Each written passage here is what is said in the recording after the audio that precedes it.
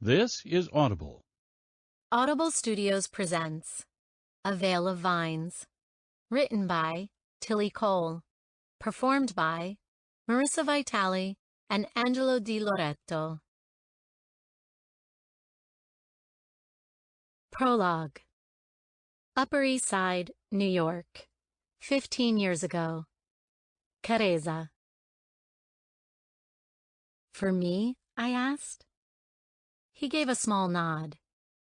Why, thank you so much, I said. His smile was so big. My prince was tall and handsome, with dark hair and tanned skin. He had the brightest blue eyes. He was Italian, just like my papa. Just like me. I rushed across my playroom to the dress-up trunk and opened the lid. I threw all of my dresses over my shoulder, looking for the one I wanted. Aha! I shouted, pulling the dress from the bottom of the trunk, along with the matching veil. My nonna gave these to me last Christmas. The dress was my favorite dress ever. I pulled on the dress, slid the comb of the veil into my hair, then turned back to look at the mirror. I stared at my reflection and laughed. I loved this dress so much. I twirled around and around, feeling the bottom of the long lace dress swirl around my legs. I grew dizzy, so I stopped and looked over to the stuffed bears and dolls sitting on either side of my pretend aisle. They were waiting for the ceremony to begin. Straightening my shoulders, I moved to the top of the aisle and clutched my invisible flowers to my chest. I waited 10 seconds, then began humming the wedding march. My feet moved forward slowly, one after the other, in time with the beat. Then I saw him. My prince stood at the end of the aisle dressed in a tuxedo. His back was toward me, but when he heard our guests get to their feet, he turned. I held my breath as his blue eyes met mine. My heart beat so fast I almost couldn't breathe. I was marrying him. I was about to become his wife. He smiled.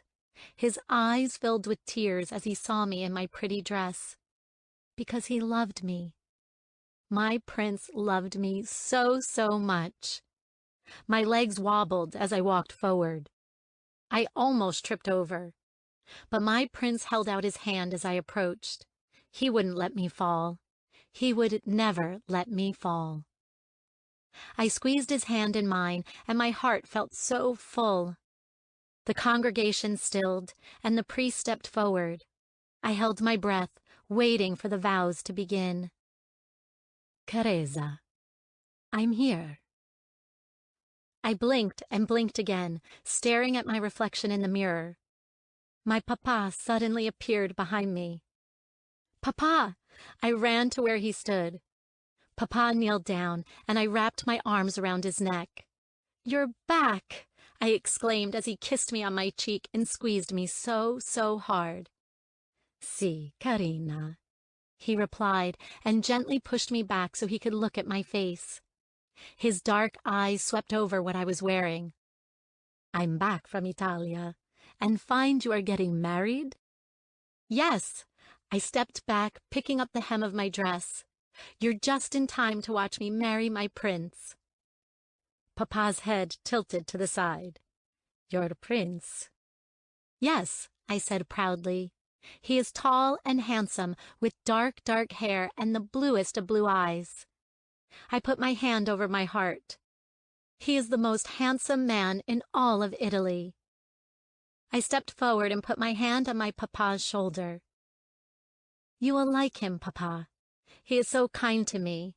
He smiles so big, and he loves me so much. I leaned in and whispered, I think he maybe even loves me more than you. Papa raised a dark eyebrow. Does he now? He screwed up his face and shook his head. No. Impossibile. No one will ever love you as much as me. I thought about what he said, then nodded. Yeah, you're probably right. I'm your little Duchessa, right, Papa? He winked playfully. Right, Carina. No one will ever be good enough for my Duchessa. We both sat down on the floor. I rested my head on my papa's shoulder. My papa gazed at the wall, lost in thought. Then he said, So you dream of marrying a prince? An Italian prince, I corrected, who loves me and I love him, and you will walk me down the aisle of a huge Duomo. My dress will be beautiful and white, and I will have a super long veil decorated with pretty silk vines, just like Mamma had at your wedding. Everyone in Italy will watch and cry and be happy. Good, my papa said quietly. He put his arm around my shoulders and pulled me close. He smelled of sky and sun and fresh air. I closed my eyes, and I pictured the wedding dress I would one day wear. I pictured the cathedral, the flowers, the veil of vines, and my dark-haired, handsome prince by my side. The one I loved with my whole heart. The one who loved me with his whole heart in return. My happily ever after. Chapter 1. Manhattan, New York, present day. Carezza. I closed my eyes as the music pounded through my body. The air was sticky from the mass of bodies on the dance floor. My body swayed to the beat, my feet ached from the 5-inch Louboutin heels I was wearing, and my skin was flushed from the copious amounts of 1990 Dom Perignon I had consumed. Carezza! My name split through the harsh sound of drums and synthesized piano notes. I rolled my eyes open and looked across our cornered-off section of the club at my best friend. Marietta was sitting on an oversized plush couch, waving a new bottle of champagne in my direction. Laughing, I followed my throbbing feet to where she sat and slumped down beside her. In seconds, a champagne flute was in my hand and the bubbly was flowing once more. Marietta sat forward, swishing her long blonde hair over her shoulder. She raised her glass as though she was going to make a toast. But instead, her bottom lip jutted out into a pathetic pout. I tipped my head to one side, silently asking her what was wrong. I was going to make a toast to the Duchessa di Parma, my very best friend. She shouted over a new but similar to the last song. To my best friend leaving me here in dull old New York to go marry a real-life God-forsaken prince in Italy. Marietta sighed and her shoulders slumped. But I don't want to, because that would mean this night is almost over, and tomorrow I lose my partner in crime. A sudden sadness bloomed in my chest at her words. Then, when her eyes filled with tears, those words became a punch in the gut. Placing my glass on the table before us, I moved forward and put my hand on her arm. Marietta, don't get upset. She put down her own drink and grabbed my hand. I just don't want to lose you. My stomach rolled. I know, I said. Then I didn't say anything else, but I could see Marietta register my unspoken words. I don't want to go either. Keeping my hand in hers, I slumped back against the couch and let my eyes drift over the busy dance floor below. I watched the throng of Upper East Siders losing themselves in the music. A pang of fear swept through me. This really would be my last night in New York. In the morning, I would fly to Italy, where I would live from that day on.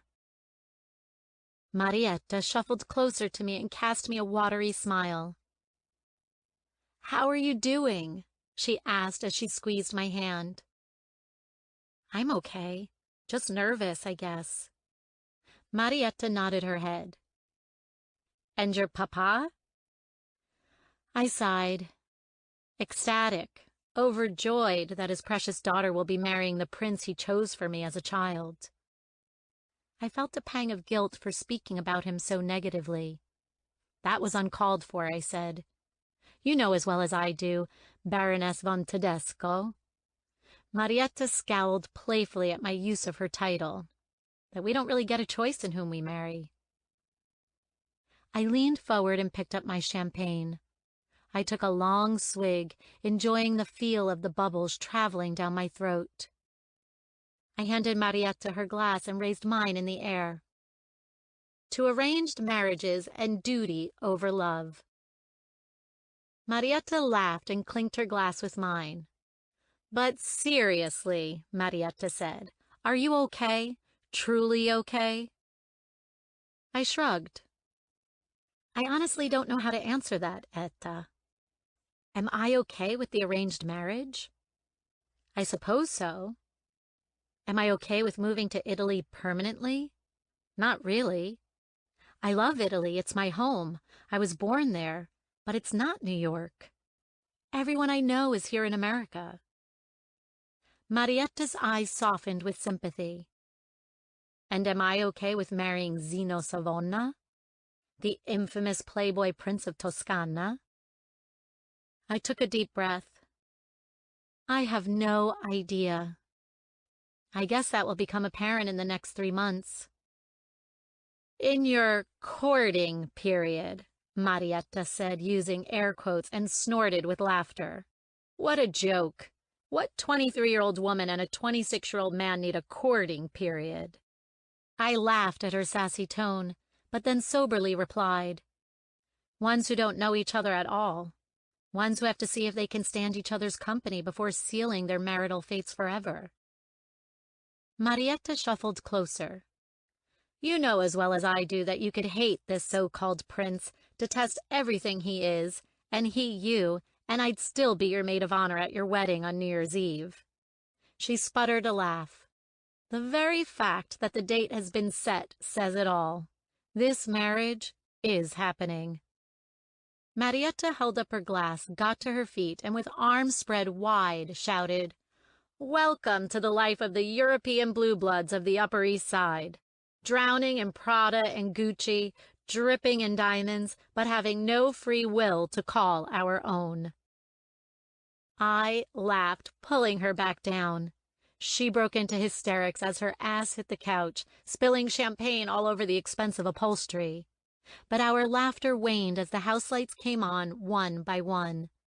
The last of the dance music drifted into silence, and the rich patrons of Manhattan's most exclusive nightclub began making their way to their limos and town cars.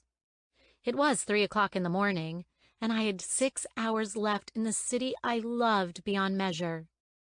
We stayed silent as the club emptied. Eventually, Marietta rolled her head on the back of the couch to face me. I am going to miss you so much, Careza. You have no idea. My heart broke as Marietta's tears fell hard and fast. Lunging forward, I hugged my best friend. In fact, I gripped onto her for dear life. When I pulled back, I said, Don't worry, Etta. I'm sure your suitor will be coming soon. Don't remind me, she said through a thick throat. My father already has a list of potential husbands for me. It makes me sick. Expect a call very soon, telling you of the pot-bellied, snobby, pompous lord or duke I've been betrothed to. I tilted my head. Well, you're kind of snobby and pompous yourself, you know, I said playfully. Marietta's mouth dropped open in outrage before she nodded in defeat and admitted, Yeah, I kinda am. I huffed out a laugh, but the humor drained from me immediately, lost to my thoughts of Italy. Marietta's head landed on my shoulder. I know you're worried, Careza, but you needn't be. I've seen your prince. As much of an arrogant, slutty tool as he is rumored to be, he's totally gorgeous to look at. Marietta tapped my leg. And he's getting you. Not only are you the sweetest, kindest person I know, but you're equally as beautiful. That dark hair, those huge dark eyes and tanned Italian skin, he's going to be smitten the minute he sees you." Yeah? I doubted that was true. I knew the rumors. Prince Zeno didn't strike me as a man who could get smitten with anyone that wasn't his own reflection. Definitely. Silence stretched until I said, "I'm going to miss you, Etta." Marietta sighed in agreement. "You never know. Maybe I'll be married off to a fellow Austrian baron and sent there. That wouldn't be so bad, because you'd be near." "No, that wouldn't be bad at all." "Come on, princess," Marietta said, getting to her feet. "Let's get you home so you can fly away bright and early to your prince's palace." I stood and linked my arm through Marietta's. Just as I was about to head outside to my waiting limo, Marietta ran back and grabbed the barely touched bottle of bubbly. She shrugged. "Or we can continue getting trashed in the back of your limo as we take one last farewell tour of Manhattan." I smiled, a sense of relief settling in my veins. That sounds perfect. An hour later, with my head through my limo's sunroof, Marietta and I drinking in the bright lights of New York, real fear began to set in. I hadn't lived in Italy since I was 6 years old. I had no idea what to expect. So I carried on sipping champagne and laughing at Marietta, and I let myself forget about the prince, about duty and tradition. At least until the sun rose again, when the next chapter of my story would begin. Chapter 2. Carezza. As my papa's G5 began its descent, I looked out of the window beside me and waited for the plane to break through the clouds. I held my breath, body tense, then suddenly the burnt orange remnants of daylight flooded the plane, bathing the interior with a soft, golden glow. I inhaled deeply. Italia. Fields and fields of green and yellow created a patchwork quilt below, rolling hills and crystal blue lakes stretching as far as the eye could see. I smiled as a sense of warmth ran through me.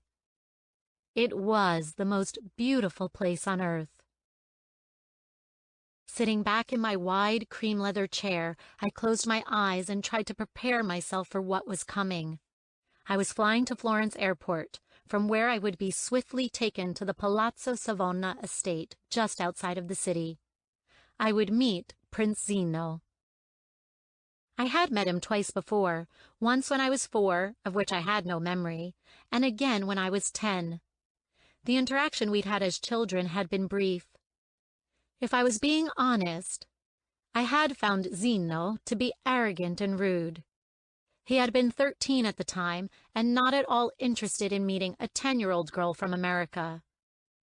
Neither of us had known at the time that our betrothal had been agreed upon 2 years prior. It turned out that the trip my papa had taken to Umbria when I was 8 was to secure a forever bond between the Savonas and the Arcardis. King Santo and my father had planned for their only children to marry. They were already joined in business. Zeno's arranged marriage to me would also strengthen both families' place in society. I thought back on my New York farewell of 9 hours ago and sighed. My parents had driven me to the private hangar and said their goodbyes. My mamma cried. Her only child was leaving her for a new life. My papa, although sad to see me go, beamed at me with the utmost pride. He had held me close and whispered, "I have never been more proud of you than I am right now, Carezza. Savona wine stock has plummeted since Santo's death. This union will reassure all the shareholders that our business is still strong, that we are still a stable company with Zeno at the helm."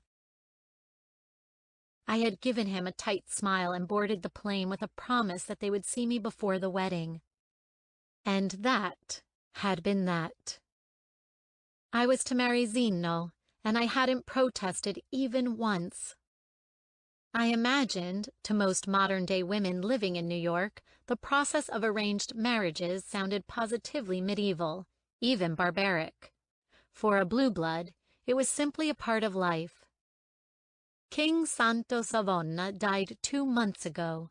The shareholders of his many Italian vineyards, the stakeholders in Savona wines, had expected his son, Zino, to immediately step up and take charge.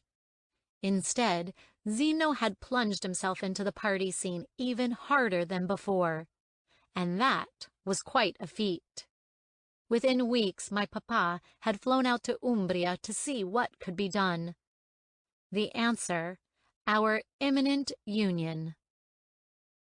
I knew I had been fortunate, for our social circle, to get to age 23 and still not be married.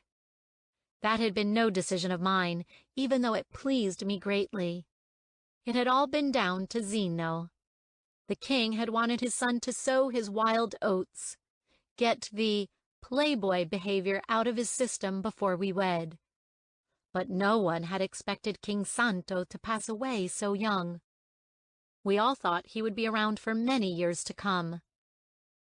It was decided, mainly by my father, Zino's uncle Roberto, and the board of Savona Wines, that Zino needed to grow up and become responsible, and quickly. The date for our marriage was immediately set. The board was satisfied. My stomach lurched as the plane dipped. I opened my eyes, trying to shed the deep unease I felt in my veins, and saw the twinkling view of the Florentine city lights below. I let my forehead fall against the window and stared, unseeing, out of the glass as the plane touched down and parked in the Savona private hangar. Antonio, the G5's air steward, opened the door of the plane and motioned for me to exit. A limo waited for me at the bottom of the stairs. The driver greeted me kindly, and I slipped into the back seat. Before he closed the door, the driver spoke, in Italian, of course. I doubted I would speak a word of English from that day on. Duchessa Accardi, I have been instructed by the prince to take you to Bella Collina estate. My eyebrows knitted together. In Umbria? I am going to go to Umbria? The driver nodded. The prince, he wants you to stay at his most impressive estate. He will meet you there. He has arranged dinner for your arrival. He pointed at the limo's lit-up bar. The prince has organized refreshments for your journey. At this time of night, we should make it to the estate within a couple of hours. But he wanted you to relax and get comfortable. He anticipated that you would be tired from the journey. I forced a smile and thanked him. He closed the door, got into the car, and pulled away. Bella Collina? I had assumed I would spend all of my time in the Tuscan palazzo. I'd imagined my days to be filled with nothing but lunches, charitable dinners, and meeting the crème de la crème of Italian high society. I shook my head and pushed my confusion aside. I made myself comfortable on the long black seat and rubbed my fingers along my forehead. I was still feeling the effects of last night. Marietta had made sure that I was sent off with a bang. I smiled to myself, remembering her passed out in the back seat of the car after our spontaneous tour of Manhattan. I had let her be, relishing my last few moments amongst the hustle and bustle of New York alone. I thought of Bella Collina. I knew that in Umbria there would be absolutely no hustle and bustle. Florence was a busy city. I had been there many times. But Umbria? It was sleepy and calm, completely serene, but no less stunning than its wealthier, more popular Tuscan cousin. A true flash of excitement washed through me when I thought of the very exclusive estate in which I would reside. It was home to the famous Bella Collina Reserve, a red Merlot wine so rare that the waiting list just to acquire a single bottle was years long, even despite its eye-watering cost. The process of making this wine was never spoken of in the tight-knit wine world. The entire enterprise was shrouded in secrecy. Most sommeliers in the world would sacrifice a limb just to be a witness to Bella Collina's production. I wondered if I would be so fortunate as to see it. All Savona wines were good, of course, but they were also mass-produced. The Merlot was the shining jewel in their crown. The more I thought of where I would be staying for the coming weeks, the more my suspicions grew as to why. I was pretty sure it was because the prince didn't want his betrothed, ball and chain, cramping his style on the Florence nightclub scene. He wouldn't be able to bring his nightly conquests to the Palazzo Savona with his fidanzata stalking the halls. I sucked in my breath as I realized that I didn't even care. I didn't care about my future husband at all. 30 minutes passed and I grew thirsty. I retrieved a bottle of acqua frizzante from the bar. I had just taken a couple of mouthfuls when I noticed a bottle of red wine that had been left to breathe on the shelf next to the cooler. A single crystal wineglass sat beside it. Then a flash of a familiar but very rare label grabbed my attention. "No," I whispered, lifting the bottle of red into the beam of the limo's ceiling light. A smile tugged on my lips as I read the beautiful calligraphic font spread across the center. I noted the pencil drawing of an idyllic sprawling vineyard in the background. "Bella Collina Reserve," I murmured quietly and brought the bottle to my nose. I closed my eyes. I inhaled slowly, savoring the unique notes of this exclusive Merlot. Blackberries, dark cherry, vanilla, black pepper, a gentle, subtle hint of tobacco.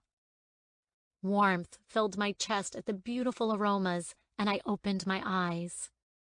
I reached for the glass and poured out a small amount of the deep red liquid. Just as I was about to lower the bottle, I caught sight of the vintage, 2008. Thought by many to be the most important year of this reserve. No one knew why this year changed the wine so much, but experts agreed that from 2008, Bella Collina Reserve went from being a fine wine to one of the world's greatest. With this vintage as a gift, Prince Zino was bringing out the big guns. I sat back and took a tentative sip. The minute it hit my tongue, I immediately felt at home. My family knew wine. It was our business. And I knew this reserve. It was my dream flavor, my favorite, a wonder to me. Over the years, my palate for wine had grown strong. I had visited hundreds of vineyards, some of the best in the world, yet nothing could compare to this. As far as wines went, it was perfect. By the time we had turned off the main thoroughfares and traveled along a winding road that led to an impressive stone entrance, I had managed to drink 2 glasses. The speaker linking me with the driver sprang to life. "Duchessa, we have arrived." I opened the window beside me and stared at the illuminated entrance. I swallowed hard and placed my empty glass on the bar. Metal groaned, breaking through the twilight as the massive black wrought-iron gates began to open. The limo slowly pulled onto the property's lane, and I drank in the thick forest that shielded the estate. I inhaled the freshness of the lush green trees. The unpolluted sky was thick with stars, not a single cloud in sight. A few minutes later, the thick woods cleared, and I gasped. Acres and acres of gold and green vineyards covered the landscape. The scents of plump grapes and damp soil permeated the warm air. I closed my eyes. It reminded me of being a child. It brought me back to the days before I was taken to New York. I could still feel the heat of the Emilia-Romagna sun on my face, the deep smell of olives, grapes, and flowers drifting in the breeze as I ran around our Parma estate. I smiled a nostalgic smile and allowed my eyes to drift open again. I rested my arms on the window and leaned my chin on them as the limo drove on. There were several small villas peppered over the landscape, their lights twinkling in the distance. They must have been the winemakers' residences. It was not only the Bella Collina Merlot that was made on this land. Other reds were too, particularly the Chianti from the region's finest Sangiovese grapes. The Bella Collina olive oil was also up there with the best, but nothing compared to the famed Merlot. The limo turned right, and my breath caught in my throat. I lifted my head and stared disbelievingly at the property ahead. Bella Collina was a veritable palace of Versailles, tucked away in the Umbrian wilderness. Mio Dio, I whispered as I took in the imposing stone structure, the sweeping steps, and the vast number of windows set in the building's walls. Large pillars of red-veined marble flanked the entrance. Cypress trees framed the estate as if it were the shining star of a fine Renaissance painting. Sculptures of famed Savona monarchs of old stood proudly on the manicured lawns, and strategically placed lighting illuminated the sheer perfection of every piece of topiary. As a child, I had been to the Palazzo Savona in Florence. It was widely regarded to be one of the finest estates in all of Italy, if not Western Europe. But this, there were no words. It was perfectly placed, as if it had always been there, as if it had grown naturally from the Umbrian earth just as sure as the vines and woods that kept this architectural treasure hidden from view.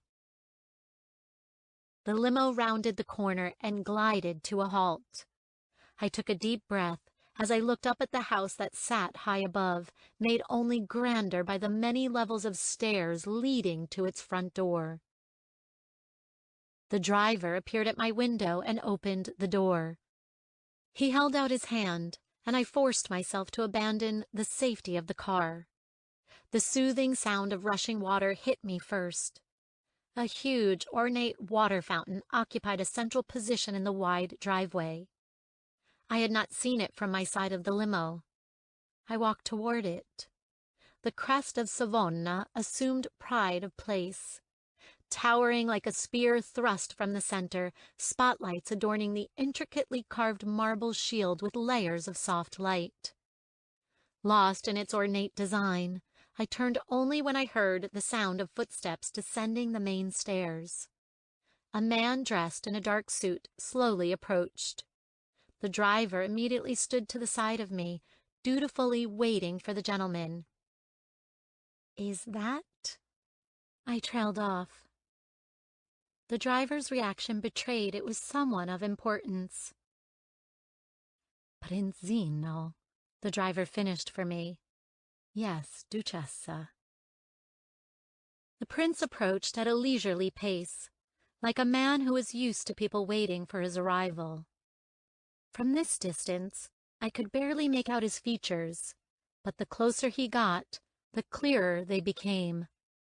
And Marietta had been right. He was extremely handsome, the epitome of Italian beauty. His black hair was thick, brushed over to the side, and styled to perfection. His skin was olive and clear, his face cleanly shaven. His tailored navy blue suit was most certainly designer, and it fit his lean, muscular body like a glove. I could see why the rumors of his handsomeness had reached the circles of the New York Italian gossip mongers. When he was but a few feet from me, his blue eyes met mine. His jaw clenched briefly, as if he was fighting discomfort, or forcing himself to be here, I thought. But then a blinding smile pulled on his lips, and a confident facade settled on his exquisite features. "Duchessa," he said warmly, bowing politely before reaching for my hand. Such was the duty of any aristocratic man. He gently brought the back of my hand to his mouth and grazed his lips across the skin. He released my hand, and I dropped into a curtsy. "Principe." When I stood, Zeno's blue eyes were watching me closely, roving down over my fitted knee-length Chanel dress and down to my Prada heels. His gaze rushed over my shoulder-length hair, which was styled straight and parted in the center. On the plane, I had applied a dusting of light makeup, finishing the look with a bold red lip. 5-carat Tiffany diamond studs sparkled in my earlobes. Classic Italian glamour. His eyes finished their journey, and I caught a slight flaring of his nostrils. A nervousness washed over me. I may not have had a long history of relations with men, but I could recognize one who liked what he saw. The knowledge should have pleased me. It surprised me to find that I was simply indifferent. Zeno's mouth hooked into a small smirk.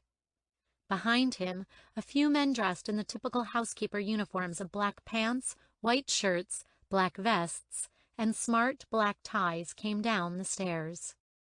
Wordlessly, they moved to the trunk of the limo and retrieved the few suitcases I had brought with me. "The belongings you had shipped arrived yesterday. They have already been put away in your room." The prince pointed to the men now carrying my bags. "These, too, will be ready for you within the hour." Prince Zeno extended his elbow, gesturing for me to thread my arm through his. "That gives us time to eat the dinner I have prepared to celebrate your arrival." I gave him a tight smile and linked his arm. We had only taken 3 steps when I said, "Oh, excuse me a moment." I rushed back to the limo, grabbed the half-full bottle of Bella Collina Merlot, and hurried back to where the prince was waiting. His eyes narrowed as he noticed what I held.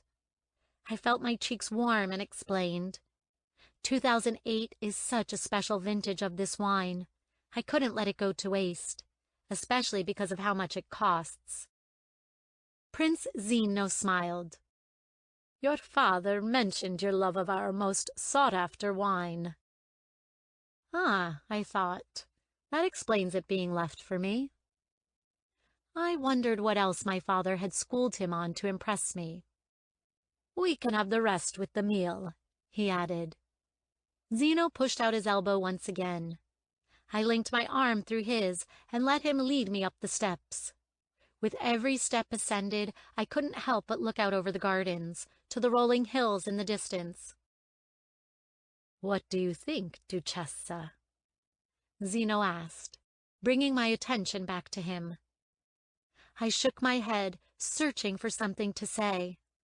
I could not quite put the beauty of this magical place into words. "It is beyond anything I could ever have imagined." "It is quite something," Zeno agreed. "How many acres do you have here?" I asked. "Bella Collina has just under 10,000. "That much?" Zeno shrugged. "A great deal of that land is woods, orchards and olive trees for the oils. And, of course, the vines. About 5,000 are used for the wines." I cast my eyes over the vast land below. "Most of our vineyards around Italy are a similar size." He paused, then said proudly, "Though none produce wine like Bella Collina. Whether it be the soil here, the weather, or a mixture of both, no other winemaker in the world can compete." I nodded in agreement. "So, you spend a lot of time here." Zeno tensed momentarily before schooling himself. "Not so much. The palazzo in Florence is my home." He cleared his throat. "My father, he spent much of his time here." At the mention of the king, I felt a rush of sympathy. Pressing my free hand to Zeno's arm, I said, "I am so sorry about your father, Zeno. It must be difficult for you right now." Zeno's blue eyes flicked down to me for a second before focusing back on the final set of steps. "Thank you. He spoke highly of you." Zeno's jaw clenched. Nothing else was said on the matter. It was obvious the subject was painful for him. Silence reigned until we reached the house. I stopped and stared up at the mansion. It is breathtaking. Zeno waited for me to stop my admiration before gesturing toward the open doors that led into the house. The minute I entered the lobby, my eyes widened. Above was a domed roof, which reminded me of the Florence Duomo, the beautiful cathedral where our wedding would take place. Rich golds and reds adorned the walls and furniture, and in the center was a grand staircase split into two. Impressive crystal chandeliers hung like diamonds from the ceiling, bathing the room in golden light. But best of all were the oil paintings of all these Savonnas of Italy. I walked to the long wall and smiled at the old monarchs who had shaped Italian history. It ended with a new painting, Prince Zeno. He stood in a proud pose, staring off to the side, the angle showcasing his strong jaw and dark features. I turned away, stopping in my tracks at the sight of the huge painting that covered most of the wall. It was of a small vineyard nestled into the side of a hill. I moved closer. The vines ran in rows, green and browns, bustling with ruby-red grapes, thick and ripe. In the distance was a small villa. No, it was better described as a gray stone cottage, like something pulled from the pages of a fairy tale, a hidden sanctuary tucked away from the busy world. An old-fashioned lamp shone above its door, welcoming anyone who approached. I didn't know why, but I couldn't tear my eyes away. I was so entranced by the serene beauty of this small piece of heaven that I didn't notice Zeno had moved beside me until he spoke. It was my father's favorite painting. He would spend hours looking at it. He shrugged. I have no idea why. It is of a shabby villa in the middle of a field, only fit for paupers. My stomach rolled at the hint of sadness in Zeno's voice. He must have felt my pity, because he immediately cleared his throat and gestured for me to follow him. He led the way through an ornate golden archway to another large room where several people in housekeeping attire stood waiting. Zeno moved to my side and placed a hand at my back. "This is the Duchessa di Parma," he said to the estate staff. "Duchessa, these are the people who keep Bella Collina in pristine condition, the men and women who will make your stay here comfortable." I nodded and made sure to look each employee in the eye. "It's very nice to meet you all." I gestured around the beautiful room we were in. "You do an excellent job of maintaining the estate. I have never seen anything like it in my life." The men bowed, and the women curtsied at my compliment. Zeno placed his hand on my back again and steered me through a set of glass doors and out onto a large patio.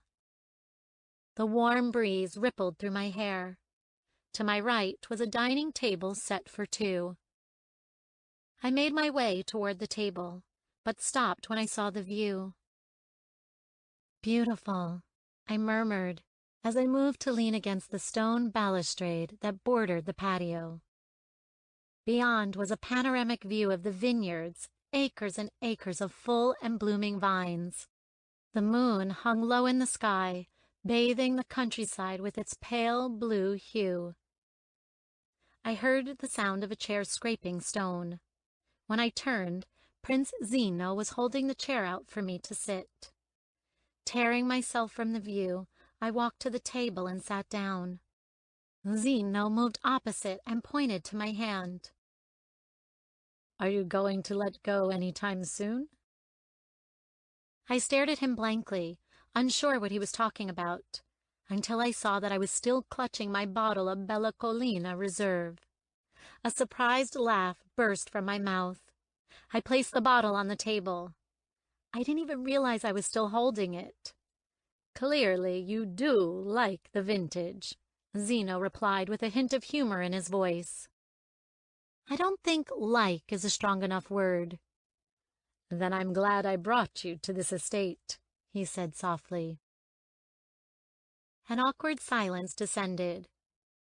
Fortunately, it was interrupted by a female server bearing water and a bottle of white wine. She made to take the Merlot, but I put my hand over hers to stop her. I shall drink this. She bowed and poured out the wine with an expert hand. The next few minutes were occupied by servers bringing bread, Bella Collina's homegrown olive oil and balsamic vinegar, and finally our appetizer of insalata caprese. The servers excused themselves. Once again, I was alone with the prince. Inhaling deeply, I scanned the grounds and the trellis climbing up the ancient stone walls. I shook my head. Something wrong? Zeno inquired. My eyes snapped to his. No, I said. This is all just so surreal. His head cocked to the side as his bright blue eyes focused on me. The marriage? He asked. His voice was tense, as if he were forcing the words. I lowered my head and played with the stem of my wineglass. Yes, but not just that. I pointed to the vineyard, the mansion, the food. Everything. Being here is testimony to the fact that the monarchy's abolition may as well never have happened. You are still the prince to these people. These magnificent grounds are worthy of a ruler. You are the Duchessa di Parma. You are not so unused to this life either.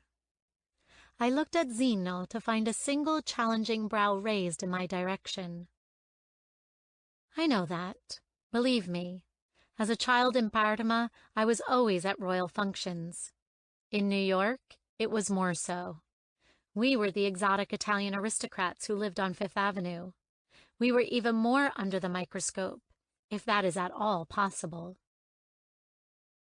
Zeno sighed and tipped his head back, eyes focused on the blanket of stars above. It is our life. The titles, the status of monarchy may have legally been revoked, but we both know we shall always be someone. You cannot erase that much history from a country in such little time. He batted his hand.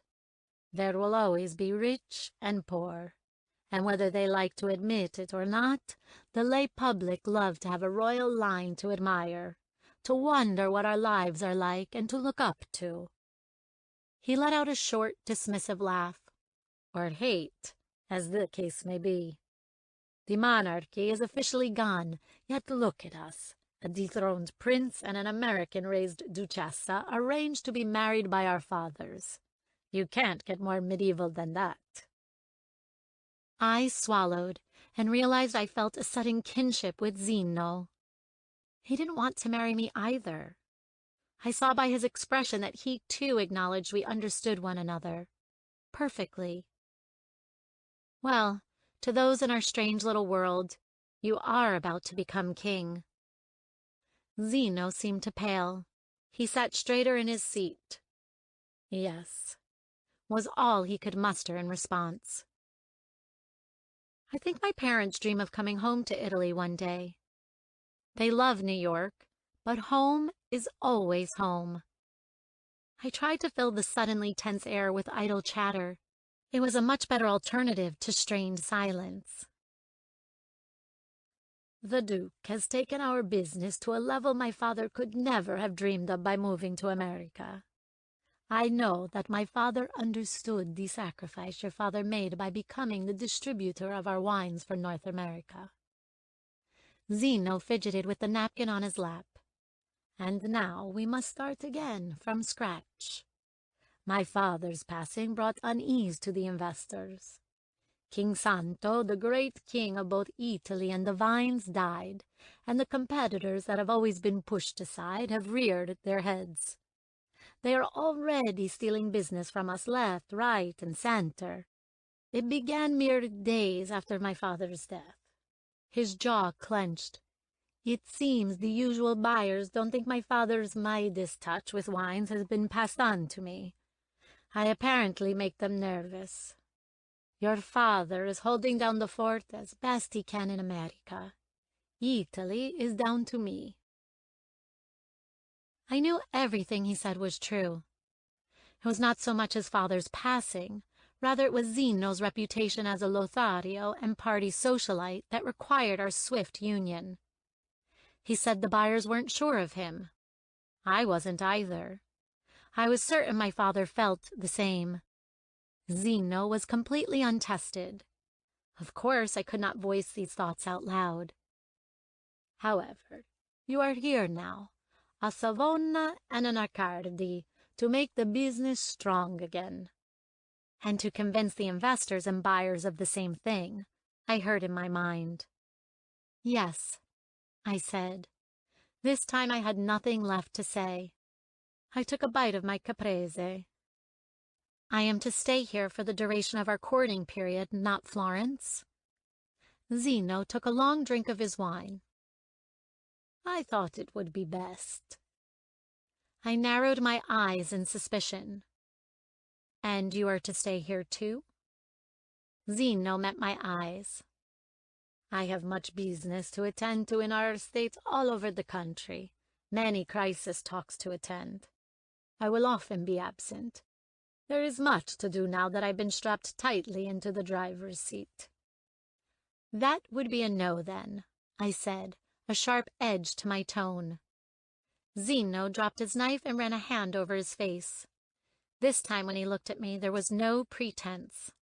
All I saw was agitation and frustration on his handsome face. Look, Carezza. He paused, gritting his teeth, then continued. We both know this whole marriage is for the business. It's nothing new in our world. Marriages have always been based on social bonds and securing family ties in Europe since the beginning of time. Nothing has changed. I'm a royal, you're a duchessa. Let's not pretend this is anything beyond what it is. A contract to ensure that stability is clearly demonstrated to our business partners, and a solid, appropriate marriage for those in our social circle. He gestured to the house. Ancestral money can only get us so far. To keep these estates thriving, we need money by modern-day means. There are no tithes or bribes bringing in the coin. We do what we must to survive and keep our lineages alive. Wine is our key. You and I joined in marriage is what will calm the stormy waters our families have found themselves in. Zeno sat forward and took my hand. I am not saying this to be cruel, but you seem like an intelligent woman. Surely you do not believe this charade is about love. I laughed. I truly laughed as I removed my hand from his. I don't, Zeno. I am very much aware of what this charade really is. I leaned forward, too, and seeing as I have just finished my master's degree in educational psychology from Columbia, I assure you, your assessment of my perceived intelligence is well-founded. A smirk pulled on Zeno's lips. Educational psychology. Yes, I bristled. Had this marriage not been arranged and I wasn't a duchessa, it is what I would have devoted my life to. Helping children, or adults, who have learning difficulties. Any problem can be overcome. We just need to find the best way for each person. I would have either worked in that field or something with horses. Zeno sat back in his chair, looking every inch the royal prince that he was. Maybe I've underestimated you, Carezza. Maybe, I retorted. He studied me closely and said in a low voice, You are extremely beautiful. I tensed. unnerved by the sudden change of topic. He observed me closely, seemingly amused by my cautious expression. "We are a good match in every way that counts," he said. "Looks, money, status. We both could have done worse." I laughed, loudly. "So you believe yourself to be very handsome?" Zeno took another sip of his wine. "There is no need for false modesties, Careza. I am very much of the opinion that we should always say exactly what we think. In private, of course. We both have reputations to protect." The server came to clear our plates, and for the next hour, the prince and I talked about trivial things. It wasn't unpleasant, yet by the end of the meal my stomach was in knots. I hadn't expected a fairy tale with this arrangement. For us to instantly fall in love the moment our eyes met. But neither had I expected things to be so clinical, so cold and matter-of-fact. When the last of the cannoli dessert had been eaten, I lowered my napkin and announced, "I am tired. I think I'll go to bed." I gave the prince a tight smile. It's been a really long day. Zeno got to his feet and offered me his arm once again. I threaded my arm through his, the warmth of his skin radiating through the fine thread of his suit. He watched me warily out of the corner of his eye. He was trying to decipher if he had genuinely hurt me. He hadn't, of course. I was just numb, immobilized by sudden waves of sadness. Zeno led me back through the house, up the steps of the left staircase and down a wide hallway. Imposing crystal chandeliers hung from the Renaissance-inspired painted ceilings. I wasn't sure how far back this home went, but it wouldn't have surprised me if those ceilings had been the work of Michelangelo himself. The red carpet was plush and soft under my feet. The air was permeated with the fragrant smell of roses. That was no surprise when every 6 feet or so a large vase of the white flowers stood proudly on a glass table. Zeno stopped at a set of gilded double doors at the end of the hallway. "These are your rooms." I inhaled deeply, forcing a smile onto my face. I looked up at him. "Thank you for dinner." He gave a curt nod and, in the gentlemanly gesture that had been instilled in him, took my hand and brought it to his lips. He laid a gentle kiss on the back of my hand. "Sleep well, Duchessa. I will not be here when you wake. I have business to attend to in Florence." "How long will you be gone?" Zeno tensed, then shrugged. "I could be gone for many days, maybe a week or 2, or more, depending on how things turn out." He sighed. "It is the wine harvest from this week, Careza. I must go to the vineyards and show my face. I must show an active interest in all our vineyards. Then there are all the meetings with buyers." I gave a tight smile of understanding. I knew the harvest was the most important time of the year for Savona wines. Of course I did. It was when my papa was busiest in the U.S., securing buyers, promoting the new vintages, attending award ceremonies, celebrations, and dinners. Zeno didn't look enthusiastic about his duties. Also, he did not ask me to accompany him. That fact had not escaped me. "Okay," I murmured, and turned to open my door. "You will have some dinners and fittings, etc., Zeno said. I looked at him over my shoulder. "The festive season is almost upon us. We have several engagements to appear at together. The annual Savona Grape-Crushing Festival, the Winter Masked Ball, and—" I wondered what he was struggling to say. Zeno rocked on his feet, then cleared his throat. "And the coronation dinner." Zeno's eyes met the floor. The coronation, his ascension to king. Of course, he was not yet the king. He was not really a prince anymore. But in our society, he was now our king, or soon would be, after the coronation. "Will that be here?" I inquired. Zeno ran his head over his forehead. "Maybe. I have not yet set a date, but it must happen soon. He took a sobering breath. "It has all happened so quickly that I have not yet had time to contemplate arrangements. Business must come first." He waved his hand theatrically in front of his face, signaling the end of the conversation. "I've kept you far too long." He began to walk away. "I will see you soon. Maria will be your personal secretary. She will inform you of all the engagements we have coming up and organize your new clothes, fittings for the ball, dinners, and, of course, our much-anticipated wedding." I gave a quick nod and went into my room, shutting the door behind me. I leaned against the coldness of the golden panel and closed my eyes. I counted to 10, then opened my eyes. The rooms before me were no less grand than the rest of the estate. I walked through the large living space, taking in the elegant white and gold walls, running my fingers over the beautiful pieces of furniture. A large doorway led to a bedroom that boasted a huge antique four-poster bed. Floor-to-ceiling French windows opened onto a balcony with a view of the vineyards.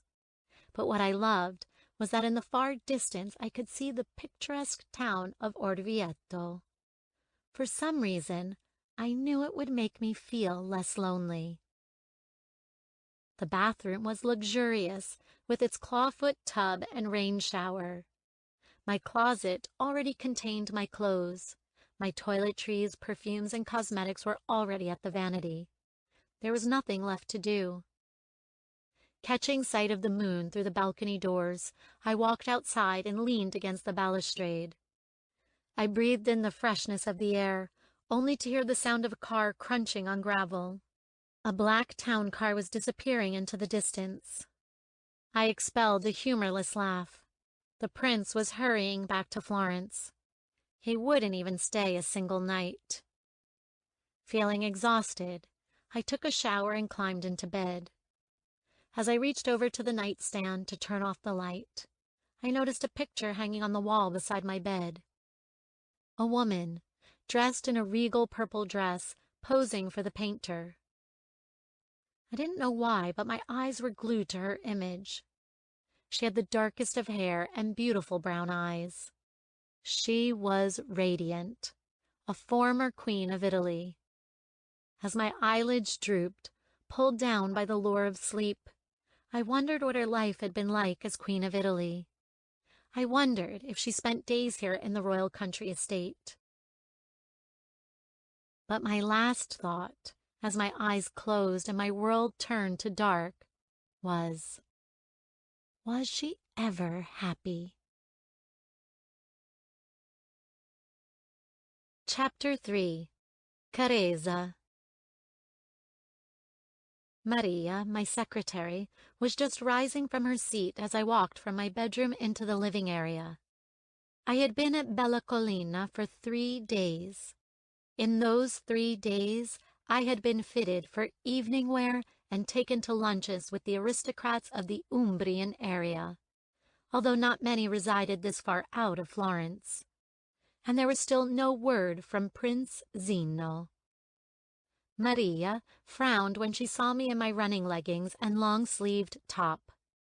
I had thrown my hair up into a high bun and wore absolutely no makeup. "I feel the need to get out of this house," I said, as I sat down to tie the laces of my sneakers. "I need a run in the fresh air." "Very well, Duchessa." Maria gathered her things. "I would keep to the garden paths if I were you. The harvest has begun and the vineyards are busy." I nodded and walked toward the door. Maria followed behind. "I'll be gone for the next several days. I am needed in Assisi." "You don't have anything pressing until your first lady's luncheon." She cast me a wide smile. "You have time to relax and get to know the estate. The grounds are beautiful, and there will be lots to see." "And the prince?" I asked, mainly because I thought I should. Maria shook her head.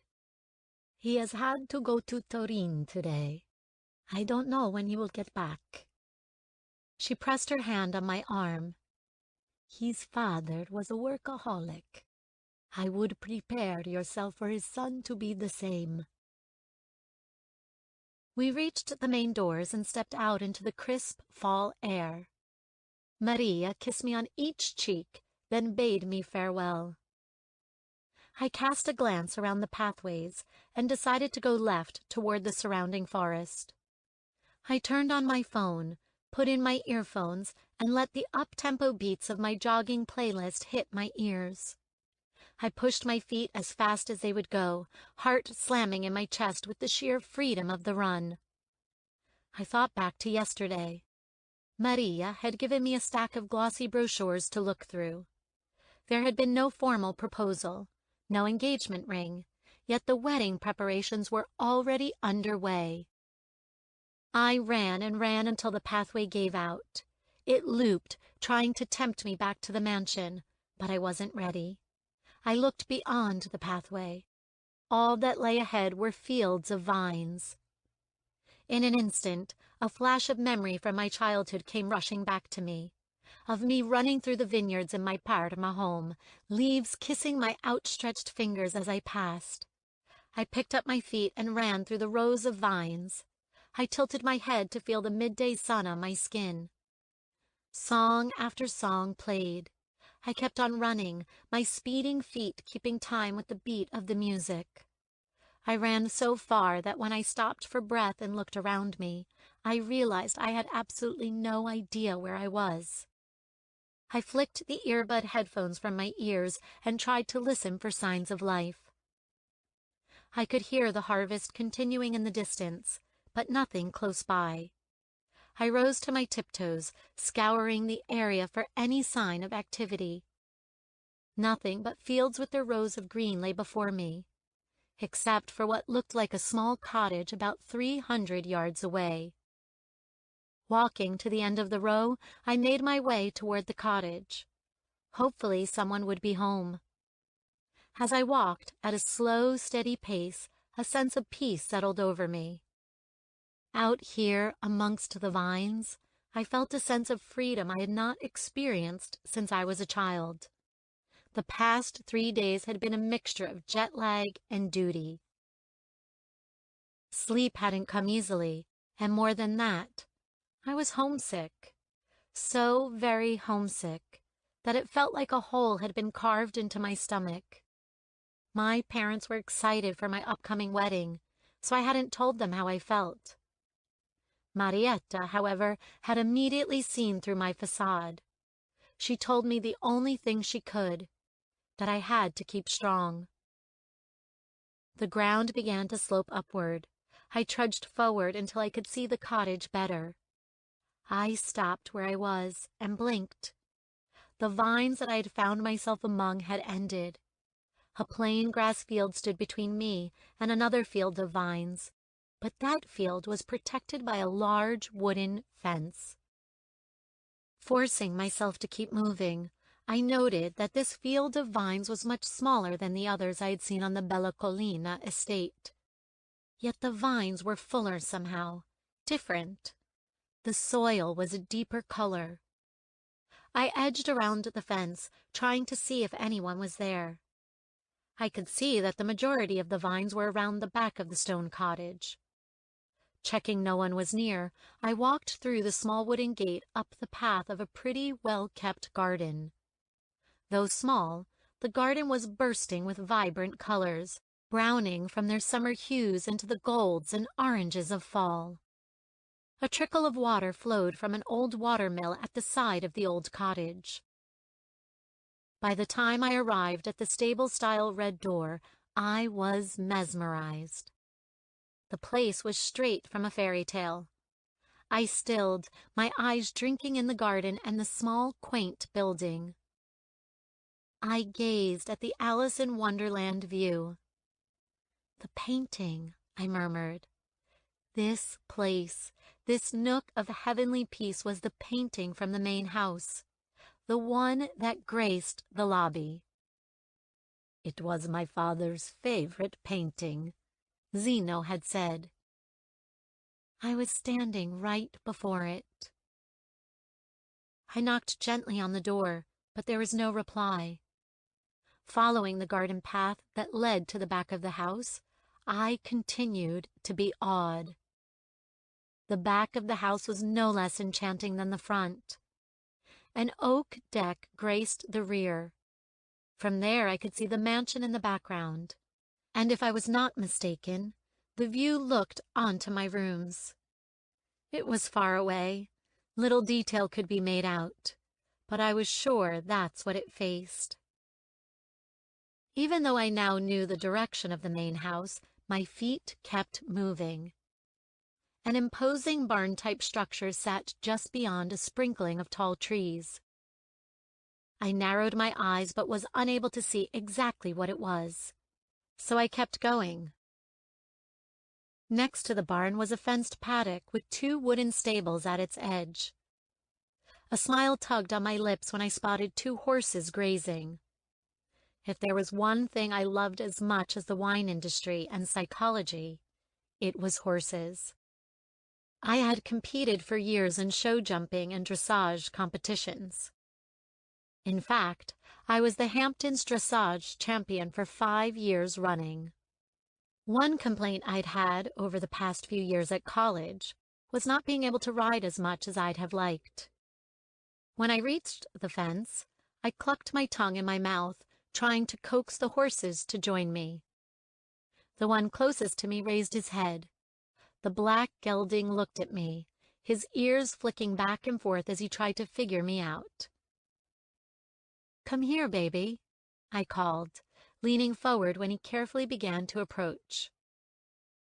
He was at least 17 hands, with long white feathers cascading down to his large round hooves. He had a thick neck and solid heavy legs. If I wasn't mistaken, he looked to be a mixture of Shire and what could be Frisian. He was absolutely beautiful. His mane was long, a deep glossy black. It had a slight wave to the strands, as did his tail. When he stood before me, I held out an open hand, allowing him to huff and sniff my skin. After a few seconds, he ducked his head and gave me permission to pat his neck and rub the center of his head. I laughed as he nuzzled my hand. The dull sound of a second set of hooves drew my attention. A slightly smaller, leaner horse drew up at the fence. My heart soared. She was an Andalusian, my favorite breed of horse. Better still, she was dapple gray. I had never seen a dapple gray Andalusian in the flesh. Years ago, I had a black Andalusian, Galileo. As a young girl, he had been my life. I had had him until he died just a few short years ago.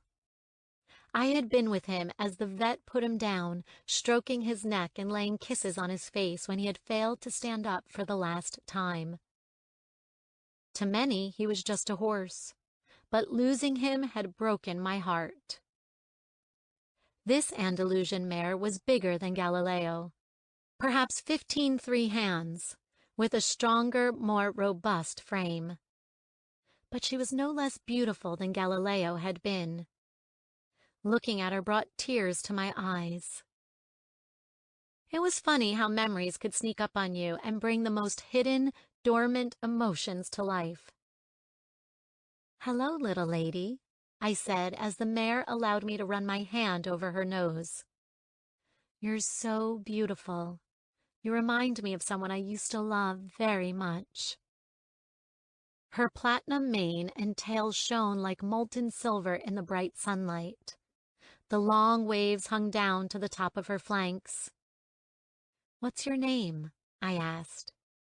Her nose searched for food in my hand. There was a stone bench beside me. On it were some already sliced carrots. I took a few in my hand and fed each of the horses with my palms stretched flat. The black gelding came further forward. I had earned his trust. I kissed him on the nose and asked, "What is this place, huh?"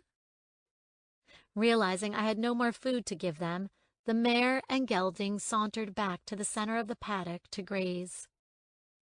I watched them for a while. Then I noticed a small but full tack room to the left of the stables. So someone rides them, I thought. These two horses were exceptional breeds, expensive too. For them not to be ridden would be a travesty. I glanced around, searching for any other kind of life, but none was present. I left the paddock to recommence my investigation, ducking under the low-hanging branches of the surrounding trees until my view of the rest of the land was unobstructed. I gasped. Rows and rows of full-to-bursting vines were spread out before me, just like the ones at the front of the villa. There were only a handful of acres, maybe 8 or 9, but the ripe grapes gave off an incredibly strong, heady, addictive musk. The fragrance of the fruit in this particular corner of the estate was much more potent than elsewhere. It was quite simply the most beautiful sight I had ever laid eyes on. A landscape worthy of the finest oil paints and canvas. I could see why the old king had been so taken by this vista. A piece of heaven tucked away from prying eyes. Pressing on, I walked along a small man-made path beside the high wall of the barn until I reached the main doors. They were locked. I exhaled, disappointed. Just as I was about to walk away, I suddenly heard the distant melody of familiar notes drifting on the gentle breeze. I turned, following the lively sound of a chorus. I was 3 rows deep into the private, cornered-off vineyard before I recognized the music that seemed to be coming from the center of the field. Verdi. I inhaled deeply as the Dies Irae from Verdi's Messa da Requiem filtered through the surrounding leaves. My heart beat faster. Being from Parma, Giuseppe Verdi's masterpieces sang in my blood. Some of my favorite memories were of me, as a child, in the Piazza Garibaldi in the center of Parma, attending the opera with my family. I followed the music until it led me to an old silver cassette player sitting alone in the middle of a row. The music was straining from the dirty, scratched speakers. I frowned in confusion as I stood beside it. Who even owned a cassette player anymore, let alone cassette tapes? Then, through the thick foliage, I saw a flicker of movement from a few rows over. Someone was moving. Presumably a worker bringing in the harvest on this comparatively small plot of land. The breeze around me chose the moment to pick up, and it grew colder, the fall chill beginning to close in. I wrapped my arms around my waist, trying to fight off the cold. I passed 1 row of vines, then 2, and when I reached the 3rd, I completely froze in my tracks. A man stood about 20 feet away. He was facing away from me, but I could see that he was tall with broad shoulders and a tapered waist. He had messy black hair and deep olive skin. He wore heavy brown work boots and a pair of worn jeans on his long, muscular legs. I stood, mesmerized, as he reached up to a high vine to his left. With meticulous concentration, he examined the bunch in his hand. He ran his fingers over each grape, feeling the weight of the bunch in his palm. Next, he leaned in and smelled the fruit. Finally, evidently happy with whatever he was testing, he brought up the set of secateurs in his hand and cut the bunch from the vine. He placed it delicately on top of the already brimming bucket at his feet. The man straightened, slowly rolling the strain from his neck. He tipped his head back and drew in a long breath, pausing to take in a lungful of the crisp, early afternoon air. A shiver ran down my spine at the sight of his slightly sweaty skin shining in the bright sunlight. Then I completely stilled when he bent down to lift the bucket and turned directly to face me. I was sure the wind was rippling gently, and that time had not completely stopped. Yet in that very moment, as my eyes gazed on a beautifully rugged face, I felt as if it had. A strong, angular jaw sporting scruffy black stubble, smooth tanned skin lying over sculpted cheeks, one showcasing a small scar, and plump pink lips. They all stole my breath. But most striking of all were his almond-shaped eyes, the brightest, bluest irises peeking from under long black lashes, eyes that I quickly realized had landed straight on me. The man had stopped in his tracks, the bucket of grapes slung over his shoulder hanging heavily down his back. His impressive biceps were tensed with the strain of the weight, and so were his almost turquoise blue eyes as they remained transfixed in surprise on me. Swallowing hard, I forced my mouth to open and words to pass my lips. "Hello," I offered weakly, my throat still rough and dry from my run. I winced at the slight shake in my voice. The man did not move. Clearing my throat, I took a step forward and pushed a smile onto my lips. The man's eyes crinkled slightly in suspicion. Unraveling my arms from around my waist, I said, "Sorry to disturb you. I found myself slightly lost and saw your house. I came to ask for directions and—" I laughed nervously.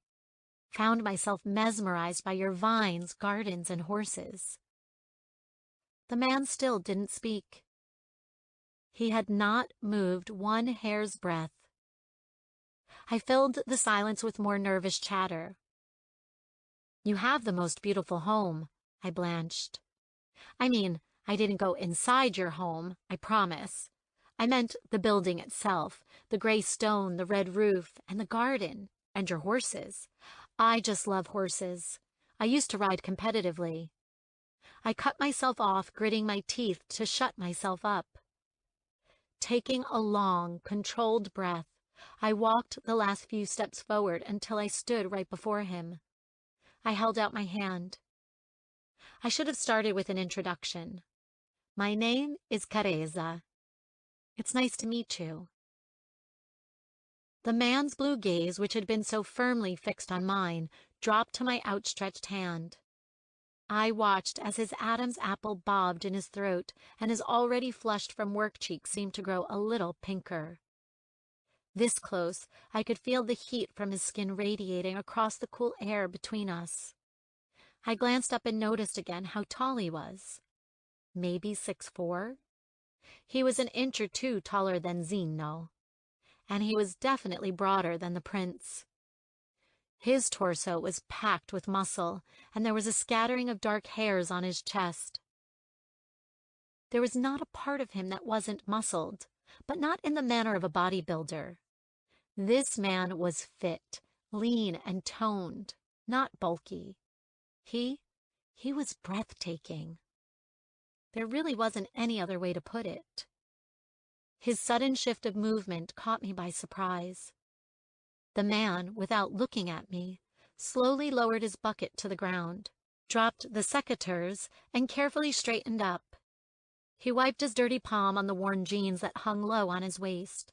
A sharp, defined V led the way to his waistband. I felt heat rise to my cheeks as I noticed it. Then his hand pushed out, and I stared at it as his warm skin met my palm.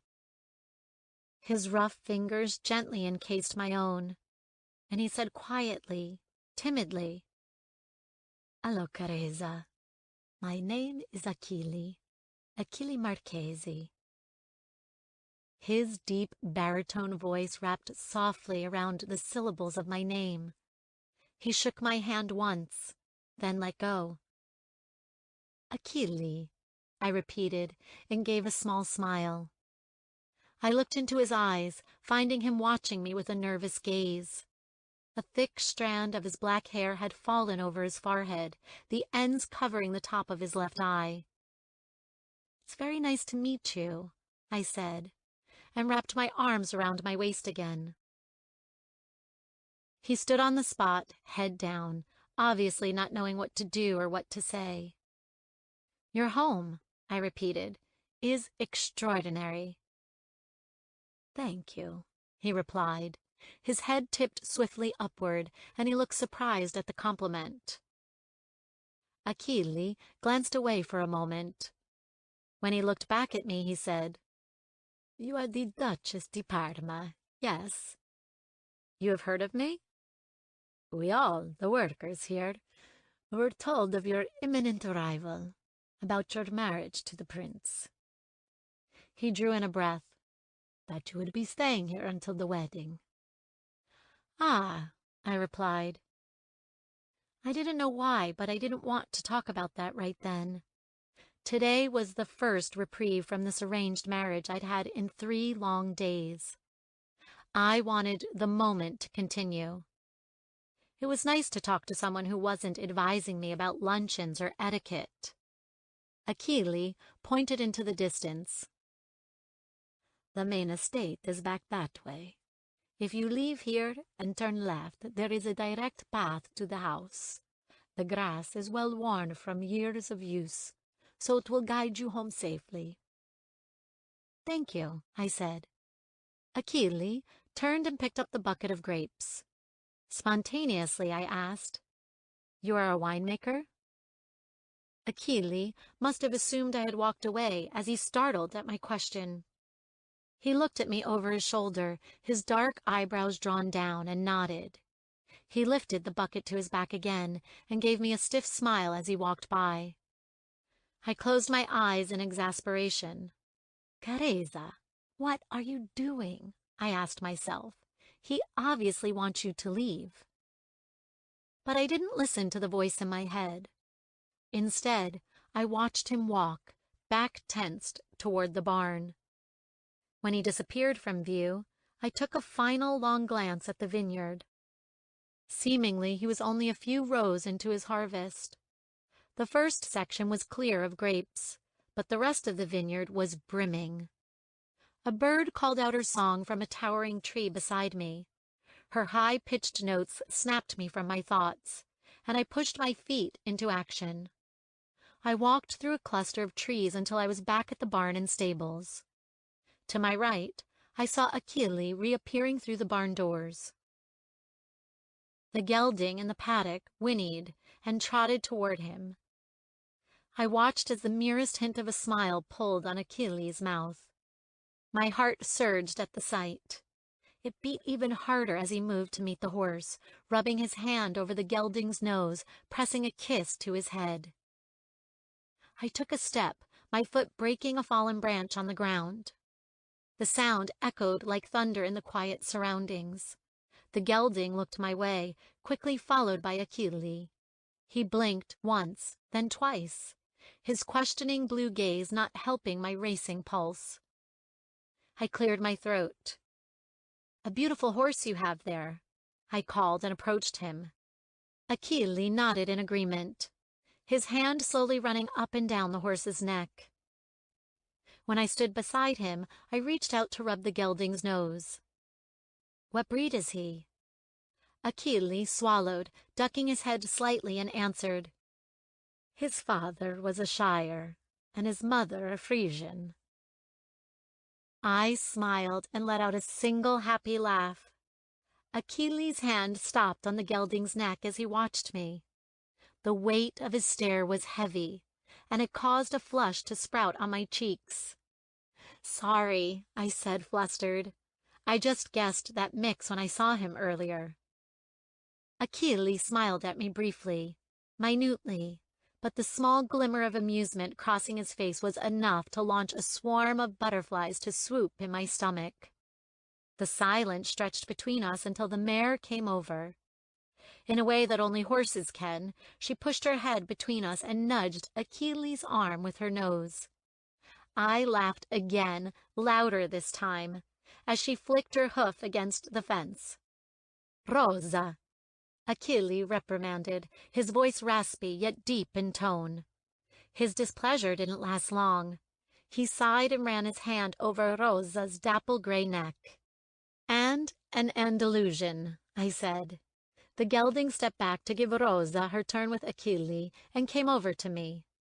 I patted his neck, the heat from his coat warming my chilled skin. Yes, purebred. I had one too, a black gelding.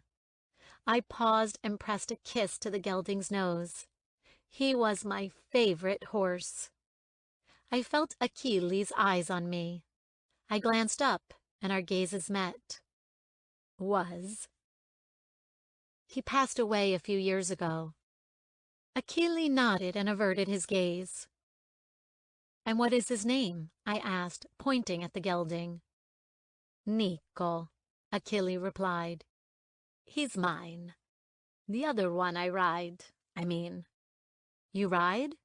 Yes, he said. Mainly to check on the vines. Cars and trucks can affect the soil, so I ride. He shrugged. I prefer it anyway. I studied him, finding myself wishing he would speak more. He was incredibly shy and timid, that was for sure.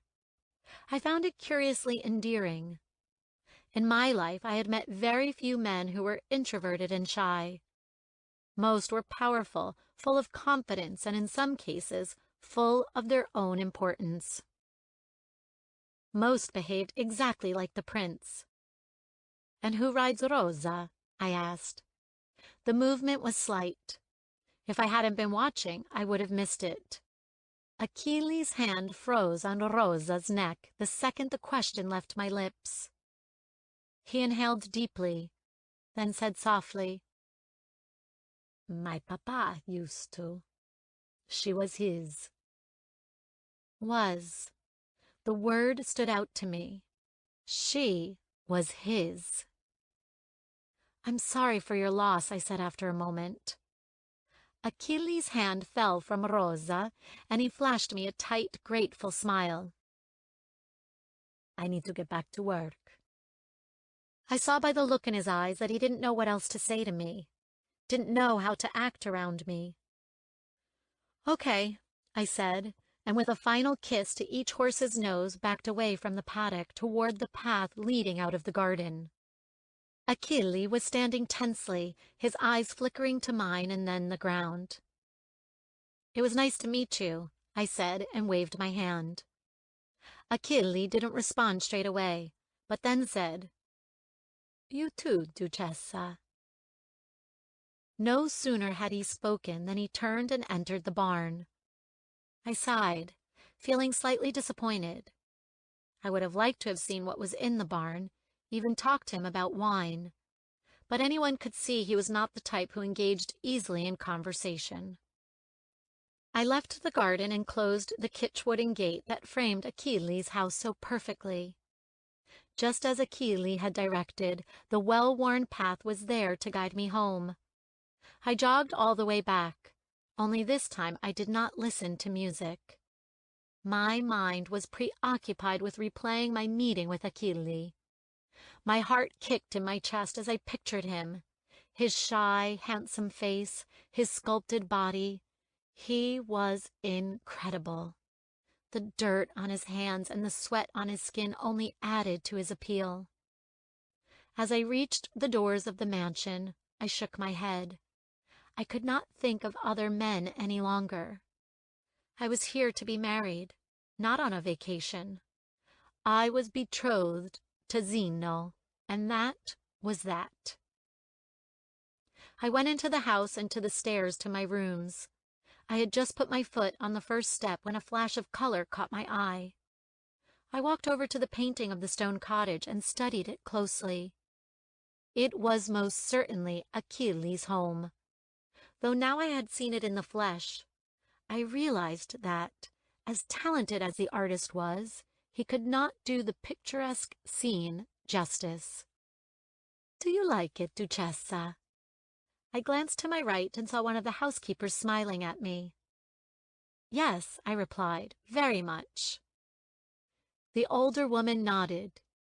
It is almost as beautiful as the wine itself, and nearly as sweet as the winemaker who lives there. As the housekeeper turned to walk away, her words sank in. What? I asked abruptly. The housekeeper turned to face me. What do you mean, as beautiful as the wine? The Merlot, Duchessa. Belloccolina Reserve. My heart fired like a cannon in my chest. The housekeeper smiled. This is the home of our famous Merlot winemaker. It has been in the same family for years.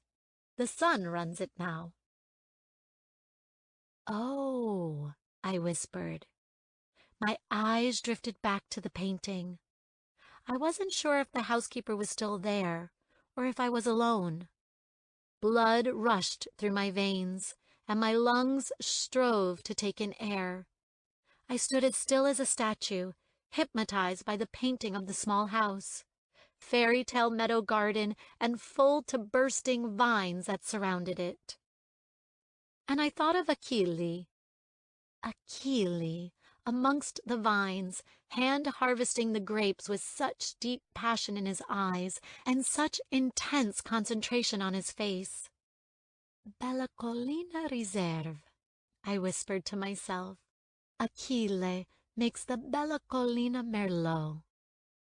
I wasn't sure how long I stood there, staring at the painting. Eventually I returned to my rooms. I ran a bath and climbed in, letting the hot water envelop me and calm me with its lavender-scented vapors. Achille was a private man, of that much I was certain. I didn't know anything else about him, but I sensed he had been uncomfortable with my presence, at my unwanted intrusion into his world. I knew he would not expect to see me again, but as I closed my eyes and envisioned that small private vineyard and the beautiful man who ran it, I resolved to return. I told myself it was to speak to the man about my favorite wine, to see and understand the process, to ask the many questions I had. As Achille's blue eyes danced through my mind, I ignored the truth in my heart, that I also wanted to speak to this man again because of him. Not just the wine, but him. I allowed myself to pretend the opposite. I was betrothed to the prince. I was marrying Zeno. This was only about the Merlot. Nothing more. Chapter 4. Achille. I stood in the center of the barn and listened carefully. She didn't move for a while, but then I heard the sound of her feet walking away. When her footsteps faded to silence, I headed out of the barn and turned right, walking through the trees until I was at the perimeter fence of my vineyard. The Duchessa cast one last look at my home, then followed the track toward the main house of the estate. She was dressed in all black, her dark hair pulled back in a bun. She started to run, and in a couple of minutes she had disappeared down the valley, only for her distant silhouette to appear again 5 minutes later as she ran up the hill toward her home. I leaned against the fence and watched until she was gone, my eyebrows pulled down. People hardly ever came to this part of the vineyard. The king had been strict with the other workers about where they could go. My small patch of the estate was strictly off-limits to most. The king was always terrified someone would discover the secret of our Merlot. So for years, it had only been my papa and me. When papa died 7 months ago, it left only me. I didn't mind my own company so much. I had never been one for friends, and what little family I had lived in Sicily. I only saw my aunt a couple of times a year. The last true friend I had stopped speaking to me when I was younger, and I had come to the conclusion that he was only my friend because he lived on this land, and there was no one else around the same age. Very few people had come by since. That was just how it was. Nico neighed from the paddock, the sound reminding me that I had to get back to work. But with every step I took, all I could do was replay the last hour. That was the Duchessa di Parma. That is who the prince is marrying. Several weeks ago, the prince's secretary had gathered the staff and told us of the upcoming marriage. I didn't know what I'd expected of the Duchessa from America, but I hadn't expected her to be so... I sighed, wiping a hand down over my face, shoveling those thoughts far from my mind. My hand fell to my side, and I went into the barn. The oak barrels that the new wine would be aged in were stacked and ready for the end of harvest. I had only just begun to collect. The weather this summer had delayed the grapes' development slightly. If there was one thing my father taught me, it was that the grapes could not be picked until they were absolutely perfect. I was a week or two behind where I expected to be, but the extra time had given me the most promising bunches of grapes I'd had in years. And considering the recent vintages were regarded as the best, I felt a heady rush of excitement swirl in my blood at the prospect of the most excellent wine this year's harvest might bring. It was the first year I would be completely alone in this endeavor, no experienced voice guiding me. It both terrified and excited me. I began tipping the buckets of grapes into the stumping barrel. By the 16th bucket, my stomach was growling. I cut off a hunk of the Parmesan cheese that was on the table beside me and drizzled aged balsamic vinegar over it. I also grabbed the last of the bread Eliza had brought me yesterday. Eliza was a housekeeper at the main house and the wife of one of the oldest winemakers on the estate. She and her husband, Sebastian, had been my father's best friends. Ever since his passing, Eliza had made sure my pantry was always stocked with food, especially during the harvest. I had little or no sleep for a few good weeks each October, and things like food came second to the winemaking process. But I loved it. I lived for this time of year. Everything led up to this point. This was when I was most content. This was when I felt most alive. I inspected the grapes again as I ate, making sure each was perfect. As the sun began to descend in the sky, I poured the rest of the grapes into the barrel, only stopping when the final bucket was empty. Kicking off my boots, I cleaned my feet, rolled up my jeans, and stepped into the barrel. The grapes immediately began to split and spill their juice. The stems were hard under my feet, but they were essential to making the darkest, deepest red wines. Many minutes passed by, and the minutes changed into hours. Once the grapes had been crushed, I felt my muscles begin to ache. They ached like this at the same time each day, when I had pushed my body to the maximum. I jumped from the barrel and cleaned my feet. For the next few hours, I pressed the wine and began the process of fermentation. I looked up out of the doors to see a sea of stars shining in the cloudless sky. The moon hung low, illuminating the water from the sprinklers as they sprayed the vines. It was a light show of silver threads, green leaves, and red fruit. Bringing my hand to the back of my head, I walked out of the barn and closed the doors tight. Nico and Rosa saw me come out and immediately headed for their stables, knowing what was to come. I jumped over the paddock's fence, grabbed their buckets of feed from the tack room, and carried them to the stables. The horses quickly ducked inside. I filled their water and put out some hay. When I came back, Rosa was standing in my way. "Hey, beautiful," I greeted her, running my hands over her ears and along her neck. Rosa stood as calm and still as ever. That was all down to my father. He had a way with horses that I never would.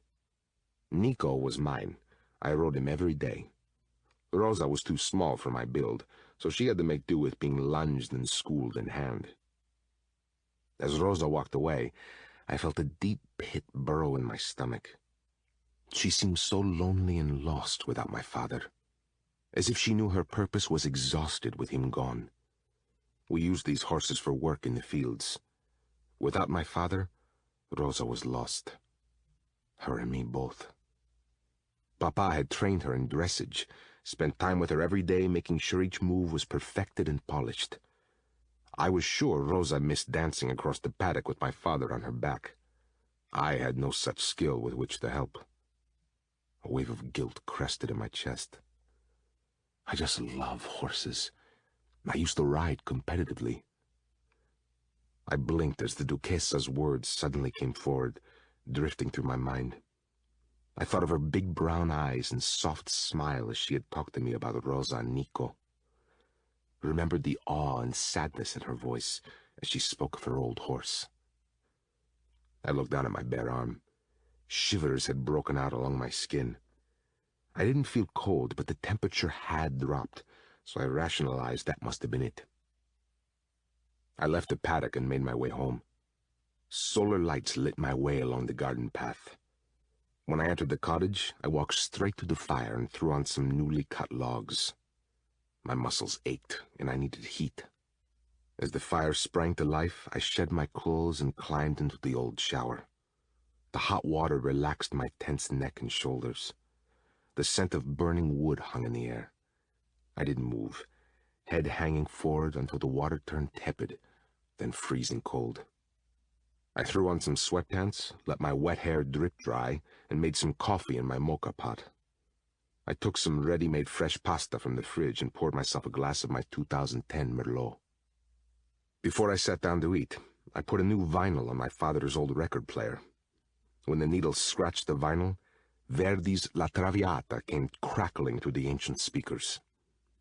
For a moment, as the opening bars filled the quiet of the room, I stared across at the single wooden chair beside the fire. Once there had been another opposite. If I closed my eyes, I could see my father sitting, reading his book, out loud to me as always, his favorite opera playing in the background. From when I was a young boy, we had sat beside that fire each night after a hard day's work, and he had read his favorite stories to me. From the classics, my favorite being the Count of Monte Cristo, his being Sherlock Holmes, right through to fantasy. My favorite was The Hobbit, and his was The Lord of the Rings. But his absolute favorite, and my absolute favorite too, was philosophy. He would talk to me of Plato and Aristotle and their philosophies on love. He would talk about my mother, who he loved beyond measure, and he would talk about how she was the other half of his soul. He would tell me how one day I would find my other half too. Since he had been gone, the old house seemed devoid of life. The single, now solitary chair beside the fire sat just as lonely as my heart. I opened my eyes and stared into the climbing red and orange flames. I blinked away the sheen of tears from my eyes, refusing to let them fall. The music reached a crescendo, and I went back into the kitchen to retrieve my food and wine. I brought them back to the front room and sat down on the seat before the fire. I ate my food quickly and washed and put away the single dish. Feeling exhausted, I turned off the lamps in my small home one by one. I made my way to my bedroom and, as I did every night, sat on the edge of my bed. With a deep breath, I pulled out the envelope from my nightstand and opened it back. As carefully as possible, I pulled out the 3-page letter. With shaking hands, I let my eyes rake over the perfect cursive writing, studying every single word. And like every night, as I scanned each page, I felt my heart break in two. A lump rose to my throat, and I felt like I couldn't breathe. I inhaled deeply and skirted my fingers over the paper before folding it back up. I put it in the envelope and placed it back in its drawer. I got under the covers and turned out the lamp. The dark sky was visible through my open shutters, and I stared up at the bright stars beyond. The sound of the horses huffing and walking around the paddock met my ears, as did the whirring of the sprinklers watering the vines. As I closed my eyes, tiredness sneaking in, I found myself picturing a pair of large, kind brown eyes, and a soft, gentle laugh catching on the breeze. Curiously, the image momentarily displaced the sinking pit feeling in my stomach that had burrowed within me 7 months ago, and made it easier for me to breathe. The sun had barely risen the next morning when I tackled the next row of vines. I had just filled 3 buckets when the sound of rustling leaves filled the 2-second pause of the cassette player as it changed songs. Noticing a flicker of movement to my left, I looked up, only for the air to freeze in my lungs. The Duchessa appeared at the end of the row, wearing similar black fitness clothes to yesterday. Her lips curved into a smile as she gave me a small wave. I got to my feet, my heart thundering in my chest. Why is she here? I thought as I dusted off my dirtied hands on the thighs of my jeans. The Duquesa approached, and the closer she got, the more I noticed a strange expression on her face. It appeared to be one of disbelief, or perhaps awe, or I wasn't sure. "Hello again," she said. She leaned in and ran her hand over the vines beside us. Her fingers patted along the leaves and grapes as though they were made of gold, as though they were the most precious things in the world. "Hello," I replied, confusion at her presence thick in my voice. The Duquesa smiled wider when she looked back at me, and I saw a faint blush light up her olive-skinned cheeks. Her brown eyes were bright, and strands of her dark brown hair had escaped her high bun. I liked it. It made her look less regal, less important. I waited nervously as she rocked on her feet, her skin-tight fitness clothes showing off her slim but curvy figure. "You're probably wondering why I'm back," she ventured. I brought my eyes back up to meet hers. Her gaze dipped under my attention, and she shook her head, a self-deprecating laugh escaping her full pink lips. It only served to confuse me even more. "Are you okay, Duquesa?" She straightened her shoulders. "It's Careza. Please, call me Careza, Achille. I hate being called Duquesa. The title hasn't truly existed for over a century anyway. Not really." I nodded, not knowing what to say. The Duquesa, no, Careza, batted her hand in front of her face and took a deep breath. "You're probably wondering why I'm back," she repeated, her eyes fixed on my face as if trying to read it. I showed no emotion. I couldn't if I wanted to. I was too busy staring at her pretty, flustered face. Her nervousness strangely brought a lightness to my chest. I wondered why. "You are lost again?" She laughed softly. "No, I admit I'm not that good with directions, but thankfully I'm not so bad that I'd forget the path home after a day." She rubbed her forehead, looking as if she was anxious about something. "Look, I'm terrible at getting my words out at times, but—" She stepped closer and searched my eyes. "You're him, aren't you?" she asked, voice barely above a whisper. "Last night, when the housekeeper told me about this place," she paused, "I didn't realize this was it, that you were him." I looked around us. I had no idea who she thought I was. I don't understand," I said, watching Careza's blush intensify. "I haven't been very clear, have I?" She covered her eyes with her hand in embarrassment. She lowered it again and said, "Achille, you are the maker of the Bella Collina Reserve Merlot, yes?" It seemed as though she already knew the answer, but there was definitely a hint of a question in her tone. I began, and then stopped speaking. The king had always asked for my father's and my discretion regarding our wine. He never wanted anyone to know about this small vineyard and the Marchesi family that produced it. But as Careza's open, expectant face froze, awaiting my response, I could not lie.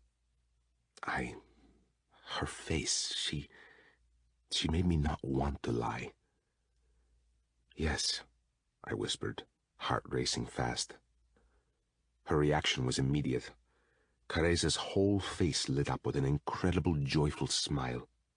For a moment, I thought I was overcome with finally telling a virtual stranger about this vineyard. But as I stared at her dark features, feeling further and further drawn in by her impossible beauty, I knew that wasn't it. It was her. She was exquisite. She was lovely. She was... I turned away abruptly, desperate to escape her attention and my wayward thoughts. My heart was stuttering simply by being beside her. I wasn't used to these feelings. I wasn't used to this kind of attention from anyone, period. "I can't believe it," Careza murmured from behind me. My shoulders stiffened. The next thing I knew, she had walked around me. I reluctantly met her eyes with my own and was taken aback by the intensity of the fascination I saw there. "Achille," she murmured. My name sounded like a prayer from her lips. I can't believe I'm actually here with you. Me? Why? She reared back, a furrow marring her brow.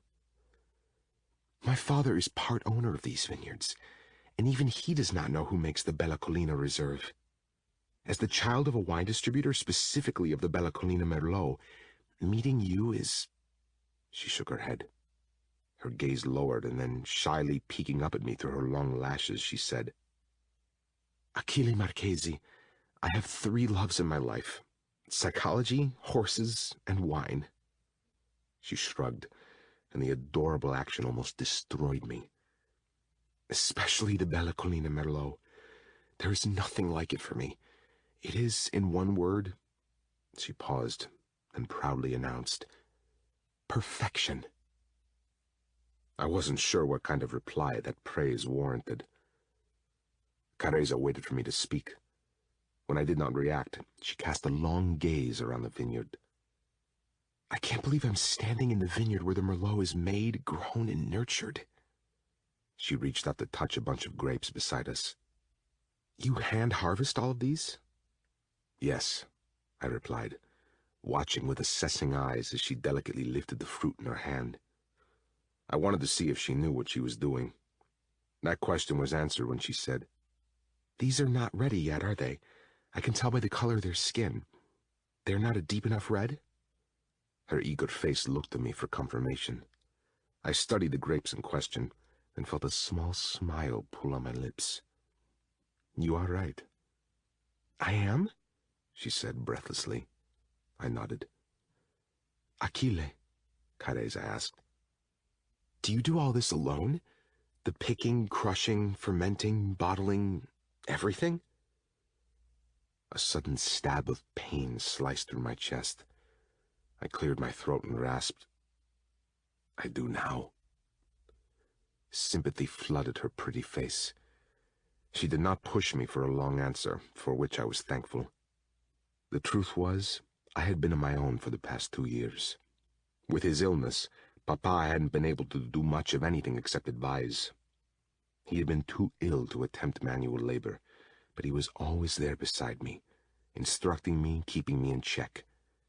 I never realized how much I had relied on his advice until he was gone. Life for me now was just so silent. How can you be sure they are ready? Careza asked, pulling me back to the here and now. The pressure to make such a sought-after wine must be so difficult to handle. I shrugged. It isn't? Her eyes were wide as she waited for my answer. Her black lashes were so long that they were like fans as she blinked, her cute nose twitching as a loose strand of hair tickled the tip. I could scarcely look away. No. I bent down and took a bunch of grapes from the bucket at my feet. I plucked off a single grape and held it out. This is ready. I know this by the shape, the weight, the color, and by the taste. How do you just know? She inquired, studying the grape in my hand as if it were the world's most unsolvable puzzle. Because these grapes are my life. My grandfather was the original winemaker of this vintage, then my father, and now me. I do not use machinery in any part of the process because everything I know is kept here. I pointed to my heart, then to my head, then to my roughened hands.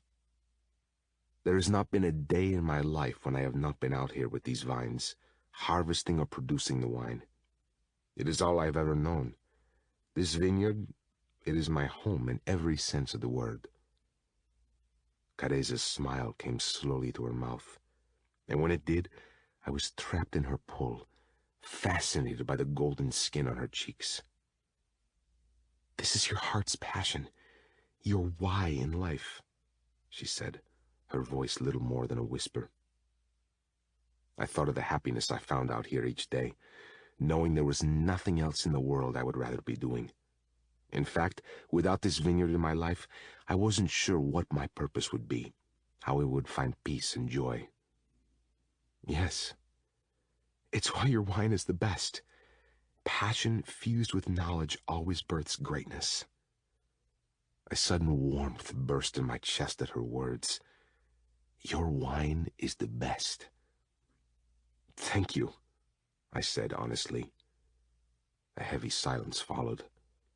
I needed to get back to work, but I did not want to be rude by walking away. As I tried to make myself speak, to explain, I realized that I didn't really want her to leave. Shock rippled through me. I lifted my hand and ran it through my hair. Aquile? I dropped my hand to my side. Careza's eyes went to the bucket of grapes at my feet, then back to me. Would it be possible if I helped? Taken aback, I clarified. You want to help harvest the grapes? Careza smiled and nodded. I have always wanted to understand your wine, how it is made, the process. She took a deep inhale. I would be honored to see you work. I glanced down at my dirty hands and my even dirtier jeans. I allowed myself to look Careza over. You will not remain clean, I warned. It is messy work, it is hard work. I know, she replied. When I lived in Parma when I was young, or when visiting for the summer, I helped in our family's vineyard. I know the effort it entails. I was surprised by the quiet, hard edge to her voice. She was the aristocracy. I did not know many people of the upper class, but the ones I had met or seen were not the type of people to spend their days in the fields, working from sun-up to sundown. Careza must have taken my silence for refusal. Her arms wrapped around her waist, and the flash of hurt on her face was almost my undoing. It's fine, really, she said, and forced a smile. I understand. It is a sacred process and a secretive one to boot. She shook her head and moved past me. I shouldn't have asked. She made her way toward the end of the row of vines, and I found myself saying, You are the Duquesa. You are the lady of the house. This will soon be your land. You may do as you wish. Careza stopped dead in her tracks. Her back tensed, her shoulders stiffened, then dropped, and she looked back at me, her bright eyes dulled. I would rather you agreed not because I am the future wife of the prince, but because I am a genuine lover of wine and utterly fascinated by you and your work. My stomach rolled at the sound of the sadness in her gentle voice. She looked so small and fragile. Then I remembered that she had not long arrived in Italy from America. Maybe she knew no one either. I had no experience with this type of situation. I had upset her, I could see that. I never wanted to make anyone sad. I averted my eyes to stare at the ground beneath my feet. Then please stay. I heard Careza's quick inhale of breath. When I looked up, she was watching me closely. I rocked on my feet. I will show you, not because of who you are, but because you want to know and love my wine. Careza didn't move for several seconds. As color filled her cheeks and a happy smile returned to her face, she walked back and stopped before me. So where do we begin?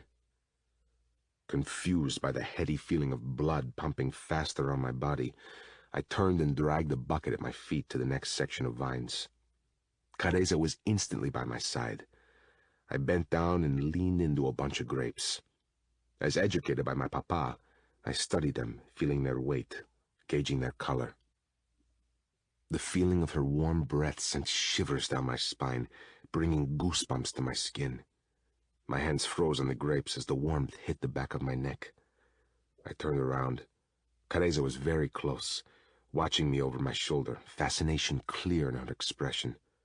At my movement, her eyes fell from my hands on the grapes and collided with mine. I didn't move, nor did she. We just stayed still, breathing in the same air. A gentle breeze skated over her hair, blowing the loose strands across her face. The wind broke whatever spell had been cast on us. Careza moved back. She pushed her hair from her eyes and, red-faced, apologized. Sorry, I was trying to see what you were doing. I cleared my throat, ignoring the pulse slamming in my neck. Checking the quality of the fruit, I explained. Shifting to allow her closer, I pointed to the grapes. Please, come closer. Careza didn't hesitate, taking only a second to crouch beside me, concentrating on my hands.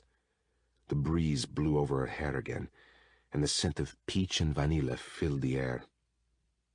"You're checking the coloring and weight?" Careza asked, unaware that I was staring at her, that my heart was beating too fast. Her skin was flawless, so soft and pure. Her hair was dark and shiny like the finest Peruvian chocolate. Careza turned to face me, and I immediately refocused on the grapes. "Yes." I lifted the bunch in my fingers. "They must be heavy. It means they are full of juice and should hold the perfect amount of sweetness. The red skin must be deep in tone, with no patches of lighter flesh."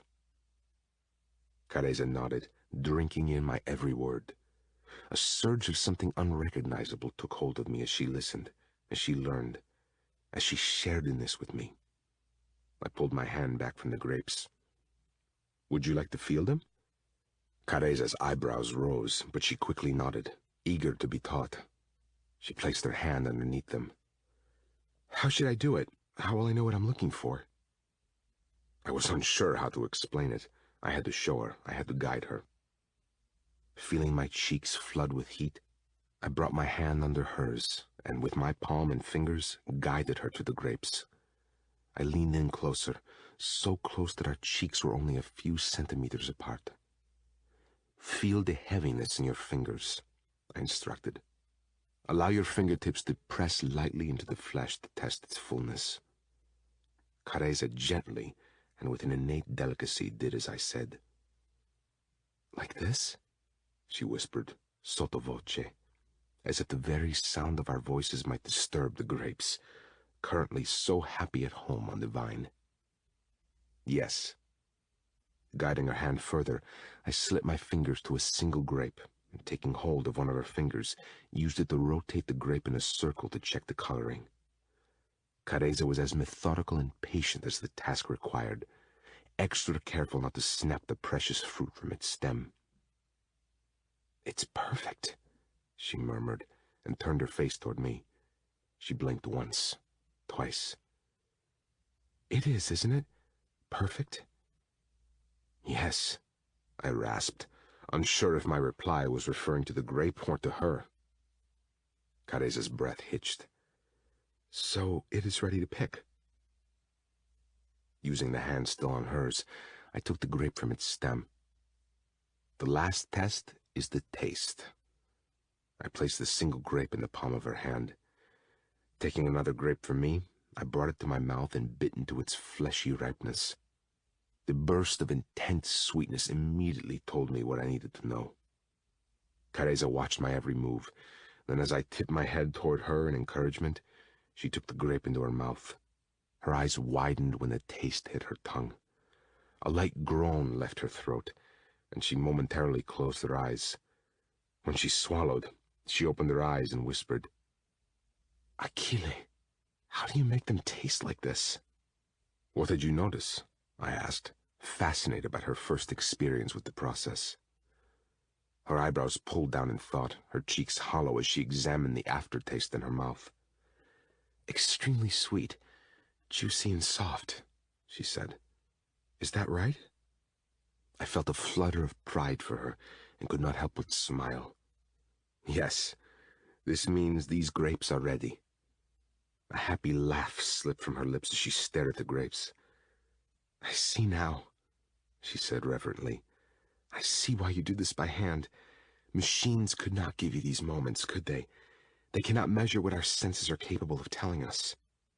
Her gaze met mine. "I truly see it, Achille." I nodded curtly, tearing my eyes from her elated face. I took the secateurs from the bucket. "Would you like to cut them?" "Yes, please," Careza said. As before, she let me guide her hand with my own. My arm brushed hers as she took the grapes from the vine. Pulling back, I dragged the bucket near to where she crouched. As carefully as she had performed everything else, she laid the grapes down on top.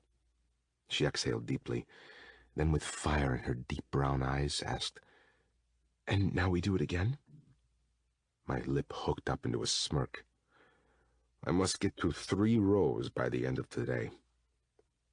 I can most certainly help with that, she said, her voice laced with excitement.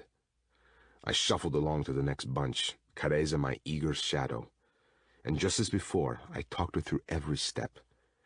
Ever the perfect student, she readily absorbed every word and every movement. As I watched her eat another grape, assessing the taste and texture, I couldn't help but think that my father would have loved her. He wasn't a complex man. He never understood why people complicated their lives. He loved me, had loved my mother, and loved what he did. But as much as that, he loved these vines.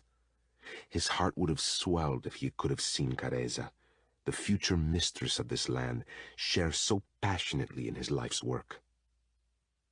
"They're ready," Careza said, pulling me from my musings. I took a grape from the same vine, just to make sure she was correct. As the intense flavor graced my palate, the sweetness levels at their peak, I turned to a silent, watching Careza. "You are right." I sat back as Careza cut down the bunch and placed it in the bucket. And for the next 3 hours, her smiles came frequently as she sorted the ripe grapes from their unripe neighbors. With Pavarotti playing in the background, courtesy of my father's ancient cassette player, we completed the 3 rows ahead of schedule. And for the first time in 7 months, I realized how much I enjoyed not doing the harvest alone. It was nice for someone to share in these moments. And I liked Careza's smiles. They were almost as sweet as the grapes.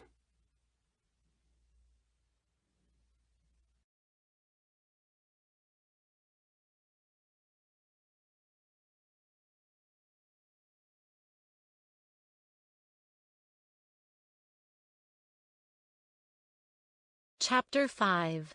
Careza. I stood up, stretching my aching muscles. My legs shook from being crouched down for so long. Yet, despite the aches and pains, I felt good. Better than I had in a long time. The sound of boots on the ground approached from behind me. When I turned, Achille was walking toward me. He had taken the last bucket of grapes to the barn. I had stayed behind to make sure no bunches of grapes on the row had been missed. They had not. I hadn't really thought Achille would have made that kind of mistake anyway. His eyes were on me, and as I looked up, our gazes clashed. Achille swiftly turned his attention to the ground and ran his hand over the back of his neck. I noticed he did that when he was nervous. Throughout the morning, Achille had mostly kept quiet. He wasn't one to waste his words. Everything he said was direct and offered with purpose. An instruction or explanation, or my favorite, praise that I had done something right. But there was no awkwardness in our lack of conversation. Words had not been needed. In the silence, he displayed his greatness. At times, I had been utterly taken aback by how much he knew about wine, how carefully and beautifully he cared for each precious step. It felt as if noise and idle chatter would have only soured the process. I didn't know his age. He didn't look much older than me, maybe 24 or 25, but what he knew about the harvest was astounding. There was no doubt that Achille was beautiful. I thought so even more now, his bare torso glistening in the bright sunshine, his dark stubble shadowing his chiseled face.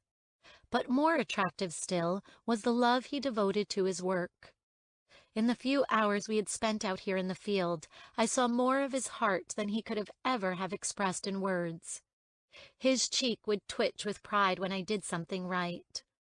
His nostrils would flare slightly, eyes drifting to a close, long lashes kissing the tops of his cheeks when he savored a perfectly flavored grape. His lips would purse slightly in concentration as he felt a bunch in his rough palm, eyes cast away so he could simply feel. His trust in his instincts showed him the way. He was simplicity incarnate, yet simultaneously so complex. I wanted to get inside the mind of this maestro of viniculture, wanted to hear his thoughts out loud. wanted to understand what true greatness felt like. Are you hungry? Achille asked, dragging me back to the present. I opened my mouth to speak, and my stomach growled. I couldn't help it. I laughed, placing my hand over my stomach. My laughter caught on the breeze and echoed around the vineyard. Achille was staring at my mouth, his lips slightly parted. The sight quickly sobered me. I schooled my expression, and Achille seemed to snap out of whatever trance he had been in. I have food. He turned on his heel, heading toward the barn. I followed, wondering why my laughter had held him so captive. As I passed through the low-hanging trees toward the barn, I noticed the horses grazing in the paddock. When I entered the barn, my eyes widened at the sight. Barrels were packed high, rows and rows stretching along the vast space. The barn seemed large from outside, but inside it was huge. To the side were a couple of fermenting vats, and beside them an old basket press. I shouldn't have been surprised to see that all his tools were made of wood. In modern-day winemaking, all tools had generally moved toward the mechanical. Presses were mostly pneumatic. This made the process quicker, easy to handle, with consistent and measurable results. Quicker production equaled more profit. Wooden equipment and hand harvesting were viewed by many as unnecessarily traditional. I had never been persuaded. To me, the old-fashioned ways showed true human skill, using one's knowledge and judgment over computers and gauges. It showed that the winemaker cared for his craft, nurturing his wine like parents nurtured their children. A poetic, revered existence in my book. A chair leg scraped on the stone floor behind me. I looked over my shoulder. Achille had dragged a rickety chair from a curtained-off corner of the room. He placed it before a small wood burner, then took out a rag and began brushing off the thick dust that had gathered on the seat. When he had finished, Achille motioned for me to sit. He took 2 dishes from a wooden countertop at the side of the room and placed them on the table beside us. My stomach groaned. "Arancini," I exclaimed. "They're my favorite." Achille brought over 2 glasses of wine. One look at the deep red color, one sniff of the oaky scent, and I knew instantly what we were about to savor. "Your wine," I murmured, and tentatively took a sip. My eyes closed as the heavenly taste burst in my mouth. When I opened them again, Achille was watching intently. His hand was rigidly gripping the stem of his wineglass. I licked my lips. It doesn't matter how much I drink it, I am still enraptured by its taste. Achille glanced away, taking a sip of his own drink. "What year is this?" 2011, Achille replied, setting down his glass. He handed me a fork. "Thank you," I groaned as I took a bite of my arancini. Shaking my head, I declared, "Why does everything just taste so much better here in Italy?" I took another bite. It tasted even better than the first. "I swear my mamma is an amazing cook. My nonna was even better. When we moved to New York, they cooked just as much as they ever did in Parma, but nothing ever tasted like it does here." "It is Italy," Achille replied. "The soil, the earth. There is just something in our land that makes everything taste superior." "Have you ever been out of Italy?" "No. But I cannot imagine anywhere is more beautiful or magical than our home. You cannot improve on perfection." His words caused my heart to melt. "No," I agreed. "I suppose you can't. I have traveled to many countries and places, lived most of my life in America, but I'm beginning to realize that nothing compares to Italy. I've been homesick since I arrived. But I think it's more for my family and friends than Manhattan skyscrapers and ever-present noise. We ate the rest of our food in silence. Achille collected the dishes and took them to a small sink.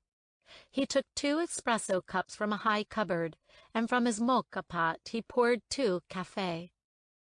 Just as he placed them on the table in between us, I saw a stack of newspapers on a workbench along the barn's wall. My stomach lurched. Staring up from the top paper was me. I quickly rose from my seat and picked up the faded newspaper. Chippings of wood had settled over the top.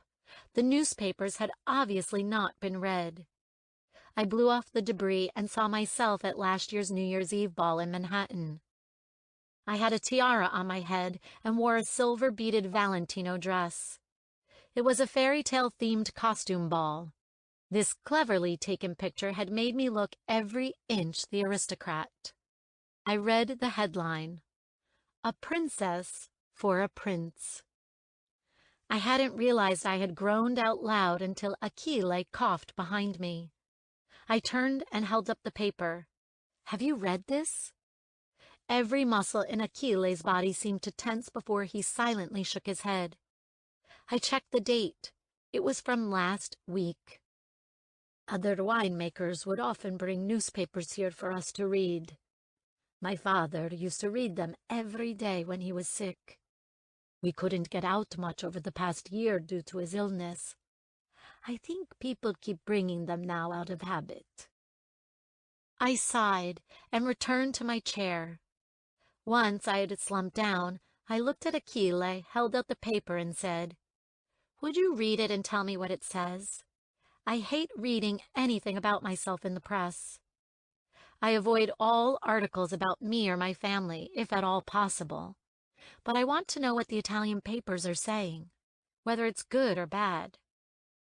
I didn't know why, but a sudden tension materialized between us until it became stifling.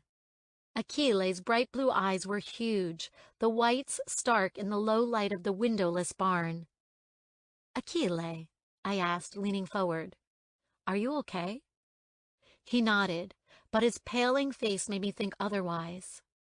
I was about to push further when he shakily took the paper from my hands and sat on the edge of his seat. I watched, concerned, as his eyes flicked over the text. His eyebrows pulled down in concentration as he began reading the long piece. I drank my coffee and waited anxiously. "Eat," Achille eventually said through a thick throat. "He just talks about the prince and how in the aristocratic circles he will now be seen as their king. It talked about how you were coming back to Italy and would be staying at this estate until the wedding." I frowned, wondering how a journalist from Florence knew that the prince had planned to bring me here, rather than the Palazzo Savona in Florence as predicted. Achille stood up abruptly, throwing the paper in a large trash can. He headed for the doors of the barn. He stopped dead, hands clenched at his sides. "I have completed my 3 rows of vines for today. I will not be crushing the grapes until tonight." All of a sudden, he was acting strangely distant. He looked at me, still sitting on the chair, and curtly dipped his head. "Thank you for your help today, Duchessa. I hope I've answered all of your questions about the wine, but I have much to do this afternoon and cannot be delayed any further." With that, he swiftly left the barn, leaving me alone and speechless. "Duchessa," I thought, hearing the faint sounds of the horses moving outside and a gate being opened and closed. He had called me Duchessa. He had addressed me as Carezza all morning, until just now.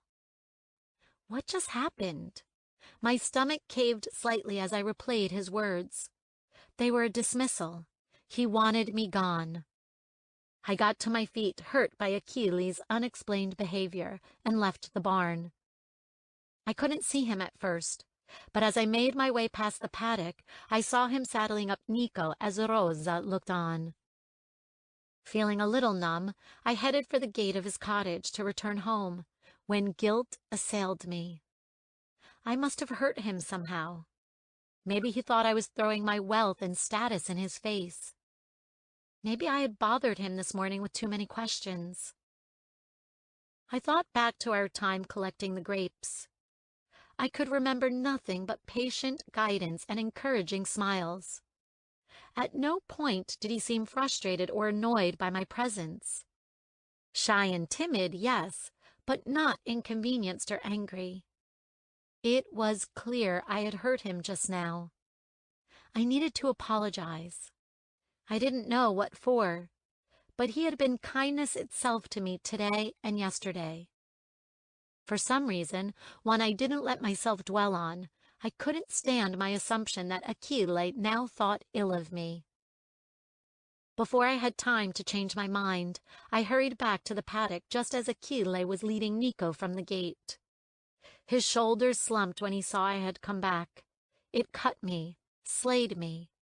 He truly didn't want me near him. A lump clogged up my throat at his sudden coldness, and my hands fidgeted at my front. I blinked away the light sheen of tears that had built across my eyes. I am sorry if I have hurt you somehow.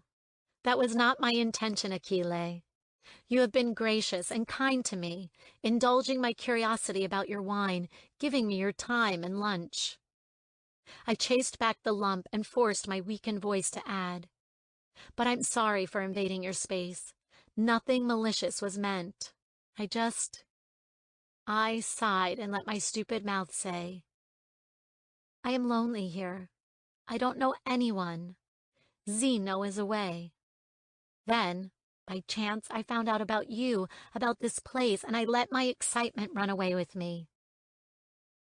I winced in embarrassment at my emotional outpouring. I ran my hand down my face. "Please, accept my apology for whatever I did wrong. I won't bother you again." I gave him a tight smile. "I wish you well with this year's harvest, though I know you don't need it. It will be faultless, as always." Ducking my head, I spun around and hurried away. I had almost reached the idyllic cottage's gray stone path when I heard Achille call nervously, Caresa?" His husky, stuttered rasp made me stop. But what had me closing my eyes, a slither of happiness settling my distress, was my name rolling from his lips. Caresa. Not Duchessa. Caresa. I drew in 3 breaths, then looked over my shoulder. Achille was gripping the end of Nico's reins. His dark hair was tousled from this morning's work, and his eyes, his beautiful, stunningly blue eyes, zeroed in on me, so open and honest, so raw and exposed. I could barely breathe at the sight. "Yes?" I whispered, the cool wind wrapping around my damp lashes. Achille ran his hand along Nico's neck to calm him, then looked back at Rosa in the paddock. The Andalusian mare had her head propped over the fence, her black eyes focused on her master as he led her companion away. If it was possible, she appeared sad. Achille exhaled heavily. Would you like to join me on a ride?"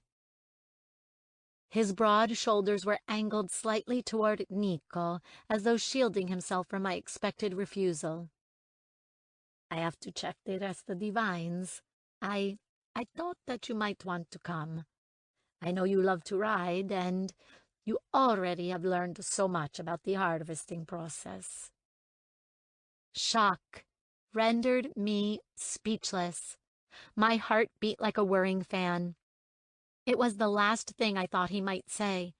I looked at my jogging leggings, sneakers, and long-sleeved shirt. I wanted to scream yes and accept his offer. Instead, I blurted, "I have no jodhpurs or riding boots to wear." I closed my eyes for a second after I had spoken.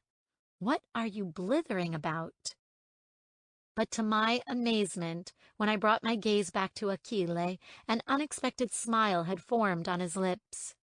and it wasn't a crooked smirk or a gentle tugging of the mouth. This smile was wide, free, and true, teeth bare and eyes bright. And there was a suggestion of a laugh, a single throaty chuckle of abandoned delight, a morsel of uncensored happiness that I felt all the way into the marrow of my bones. Achille was amused by me. His shyness was momentarily forgotten, and he was divine. Achille's laugh flew away like the brief passing of a falling leaf. Yet with happiness still etched on his striking Latin features, he murmured, "It is only a short ride through the fields. I'm sure you will be fine." There was a hint of a tease in his words. Unable to take offense at his dry wit, I laughed in return, lowering my head in defeat. I peeked up at him through my lashes. On a scale of 1 to 10, how pretentious did I just sound? I did not expect him to play or respond, so I nearly fell over from shock when he scrunched up his nose, then guessed, about 100. My mouth fell open at the mock insult, but our mutual levity broke the tension that had plagued us during the past 15 minutes. The rediscovery of our calming peace allowed my legs to function and follow Achille through to the paddock. He tied Nico's reins to a fence post and took a halter off the tack room's outside hook to catch Rosa. While he did so, I ducked into the tack room and removed the remaining saddle from its saddle mount, and the bridle hanging beside it. I was about to leave the tack room when I noticed a plethora of show rosettas pinned on a wooden wall. On closer inspection, I could see the titles. First place in some of Italy's biggest dressage competitions. Some were for show jumping. All were dated around 30 years ago. The latest I could find was one 25 years ago. First place in the National Dressage and Show Jumping Classic in Milan. I was more than impressed. They were highly competitive events with prestigious titles. I scanned the several newspaper clippings that were pinned to the wall. One was framed, showcasing a small black and white picture of a beautiful woman dressed in a smart show jacket and white jodhpurs. The camera captured her mid-jump at the Roma Regional Championships. The write-up was short, but talked of her triumphant win. Gabrielle Bandini. That was her name, and she looked young, maybe no older than me.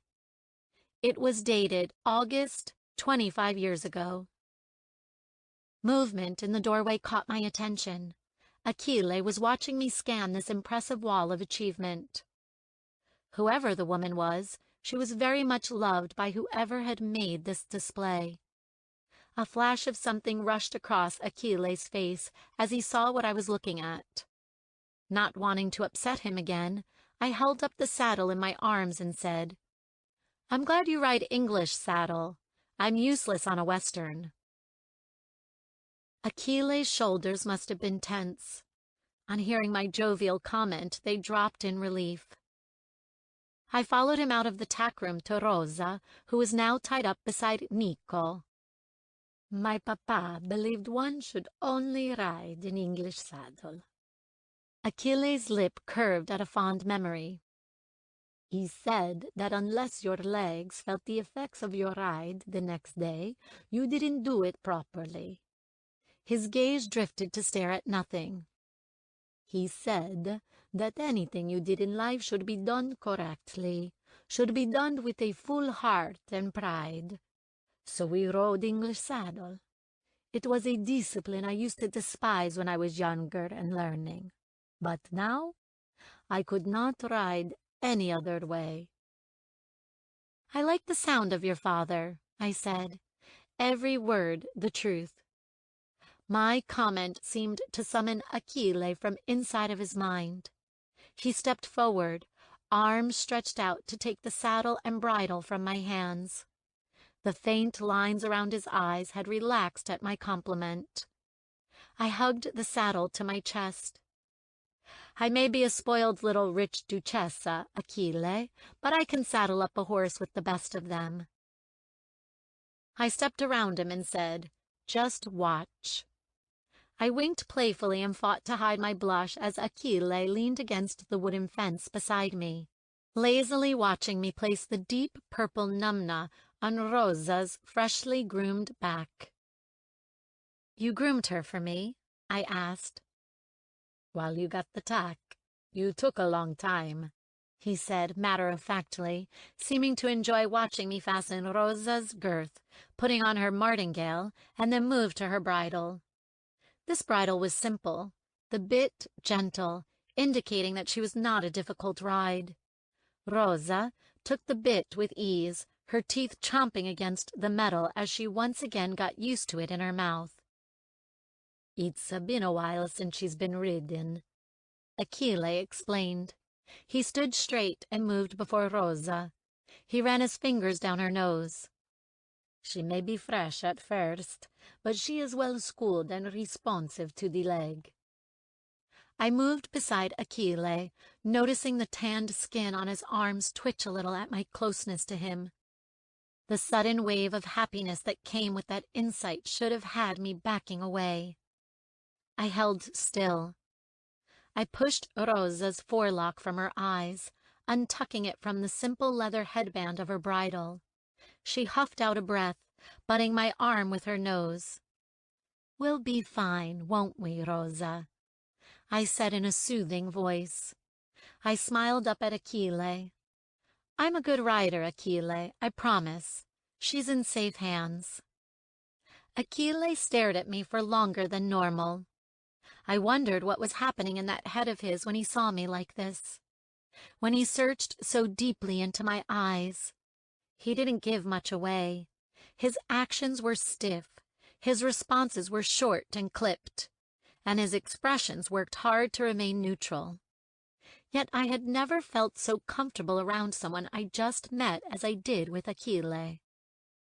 My papa always said that how a man was with his family said a lot about what made up their soul. And if they were good with animals, it proved patience and gentleness, and an understanding of what it was to be pure and kind. It was funny, really. My father had always wanted me with someone who bore those traits. I wondered if Zeno possessed them too. I wondered if my father even knew. "Are you ready?" Achille asked. I drew down Rosa's stirrups and took her reins in my right hand. I brought my foot up to the stirrup and glanced back at Achille, who was standing silently behind me. "I might need a leg up today. It's been a while since I've had to do this." Without saying a word, Achille cupped his hands together, bent down and hooked them around my foot. I used his strength to pull up onto the saddle and find my seat. Achille was tall, I noted idly. As I sat on Rosa, his head was almost in line with my waist. "Thank you," I said, and slipped my feet into the stirrups. I tightened the girth. Once I'd adjusted my hold on the reins, I looked to my left. Achille mounted Nico effortlessly, and something stirred in my stomach as he readied his position for the ride. Nico was strong and robust, and Achille's broad-muscled frame looked even more impressive atop the mixed-breed horse. Achille hadn't even noticed me staring at him, and I was glad he could not detect the sudden spike in my pulse and the shaking of my breath. They would be difficult to explain. Achille backed Nico from the fence and looked over to me. "Ready?" Impossibly, that already racing pulse increased in speed. I told myself it was the excitement of being back on a horse. This self-deception was so very easy to conceal. "Ready." The minute I felt Rosa push forward, it triggered a feeling of coming home, of belonging, of contentment. Achille led the way, his back muscles bunching with the strain of working his reins. I knew I was smiling. My cheeks ached with just how much I was smiling. My lungs were taking in long, deep breaths of air, yet my chest felt light. The breeze ruffled the loose strands of my hair, and the sun kissed my skin. I felt as if I were lost in the most beautiful of dreams as we bypassed the edge of his fairy tale cottage, the fall shrubbery sprouting their flowers, burnt oranges and deep greens, and the trees hanging low. I steadied my seat and let Rosa sense my calmness. It was hard to believe I'd only been in Italy a few short days.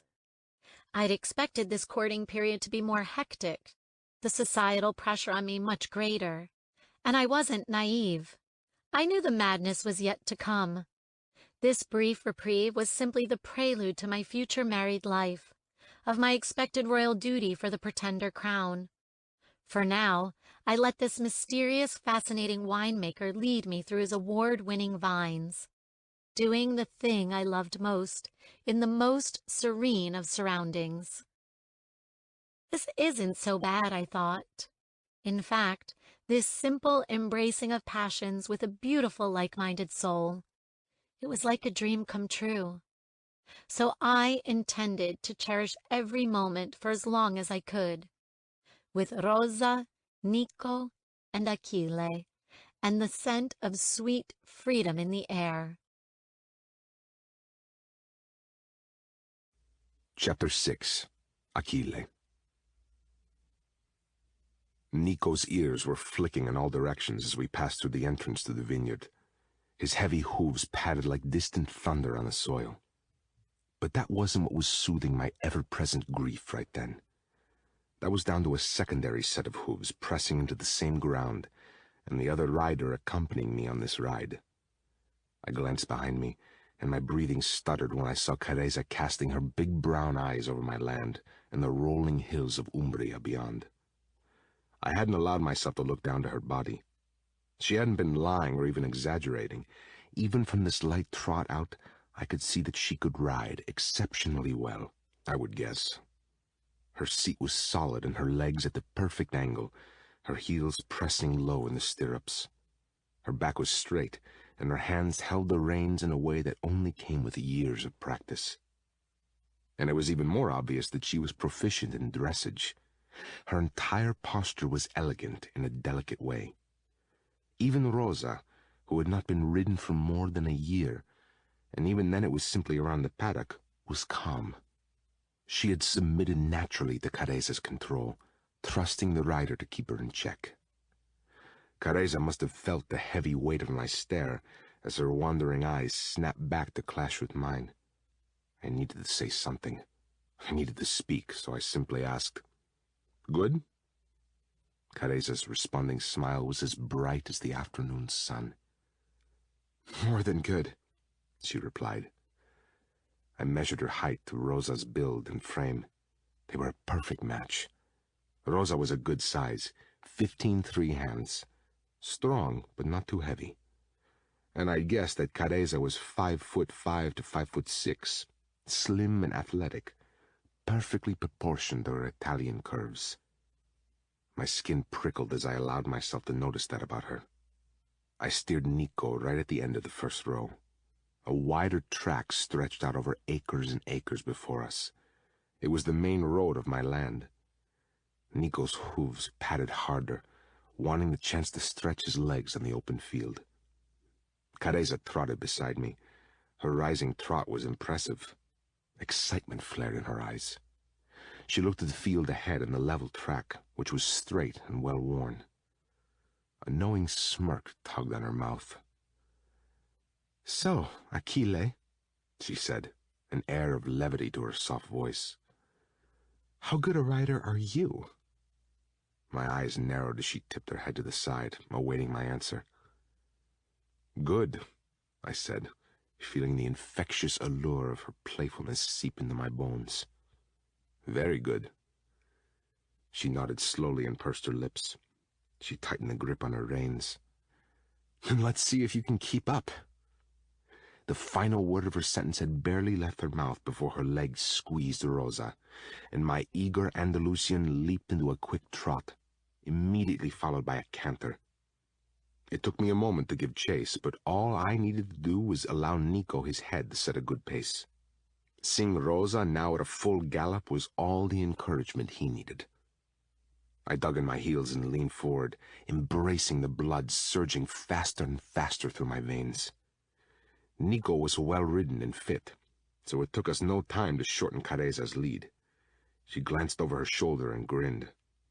In that moment, the beauty of her face caused an uncharacteristic swaying in my always perfect seat.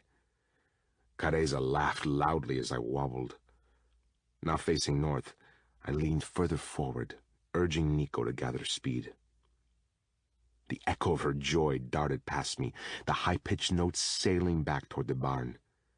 The challenge was set. Raising my veins further up to Nico's neck, I pushed him to his maximum speed, seeing the end of the track up ahead. Careza verbally spurred Rosa on. I did the same with Nico. It wasn't long before Nico's fitness and longer stride pulled us alongside Careza and Rosa. Careza looked at me, a mask of competitive determination etched on her face. We hit the end of the track at the same time, Careza pulling Rosa to a slow canter to the left, and me pulling Nico to the right. I wound Nico down to a canter and a steady trot before bringing him to a walk. He was breathing heavily, but his ears were pointing forward, his spirits raised by the hard exercise. I steered him around. Careza was bringing Rosa toward us in a slow trot. When she reached us, her giggle was loud and light. "Achille Marchesi, that was the most fun I've had in a long time." We continued on next to each other in a slow walk, allowing the horses to gather their breath. A light sheen of sweat blanketed Rosa's coat. Careza must have seen what I was looking at because she said, "When was the last time she was ridden?" "Over a year ago, but it was just on a lead rein. Her last real ride that pushed her was over 2 years ago. I tried to take her out myself, but she struggled under my weight. I lunge her out in the paddock, but you'll know that's never the same as having a rider schooling her." Careza reached down to pat Rosa's neck. When she straightened, she assessed me with narrowed eyes.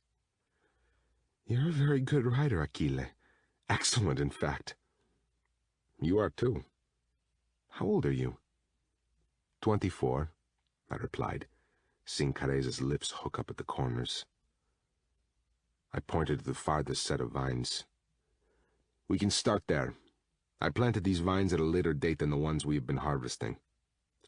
I do it days apart, or in accordance to the soil's pH, quality, and amount of sun exposure the area gets. I must time it perfectly so that when I harvest, I can collect the grapes when they are at their perfect ripeness." I shrugged. "It's not always an exact science, so if I finish the picking early some days, I ride out and make sure none of the rows need any extra attention. Or if I need to change my schedule and harvest these first." I studied a few bunches of grapes, judging by their coloring and size that my estimation of their readiness was on track. I never knew so much attention to detail was involved. I knew the traditional method was more intensive, of course, but I think I've been spoiled by seeing only mechanical tools used in the fields. She shook her head. "Your way is so much more inspiring, Achille. Truly." "Thank you." Minutes of companionable silence passed. Careza allowed me to check the row uninterrupted. As we made our way to the next, she said, "That's why you ride them?" She pointed to the soil. "So everything stays as pure as possible?" "Yes," I replied, reaching down to run my fingers through Nico's mane. A winemaker is not a good winemaker unless he respects the soil that yields his fruit. Tractors can cause too much compaction of the soil. With horses, there are no chemicals seeping into the ground or clogging the air. The Bella Collina soil is impressive, probably because of its distance from any sources of pollution. I took in a breath of the clean, fresh air I was talking about. But this path, this small acreage of mine, there's something even more special here. The soil is different somehow. It's incomparable to anything nearby. It is sacred, and, as such, deserving of a winemaker who nurtures and cherishes the gift it gives. It would be sacrilegious to reward it with the introduction of gas and oil. A horse's hoof is gentle and kind. It doesn't punish, it understands. I didn't realize Careza had drawn to a stop until I noticed that the rhythmic sound of Rosa's hooves on the ground had faded to silence. Careza? I called, concerned. I found her motionless, staring at me with an intense expression on her face. I pulled on Nico's reins and walked carefully to where she sat. Careza, are you well? Care so much, she whispered, so quietly I almost didn't catch her words. She blinked twice. All of this, what you've created, what you achieve each season, it's breathtaking. More than inspiring. Your grace and devotion is majestic. She finally settled on. You should be very proud.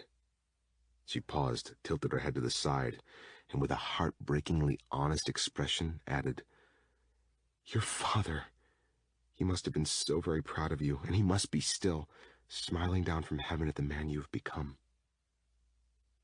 I was glad the wind chose that moment to swirl around us, because then I could blame the sudden wetness on my lashes on the breeze. I could blame the blurring of my vision on the cool waves of wind washing over my face. I just had to say that to you, Careza said. My head was turned to the side, evading her watchful gaze. I kept my focus on the smudge of dirt on the back of my hand as I gripped the reins tightly. She spoke again. My papa always told me that when someone deserved praise, they should be given it. That when something floored you so incredibly, you should explain why. She held her breath for a moment. And you deserve to hear that, Achille. That and more, much more. I couldn't let another second go by without saying it aloud.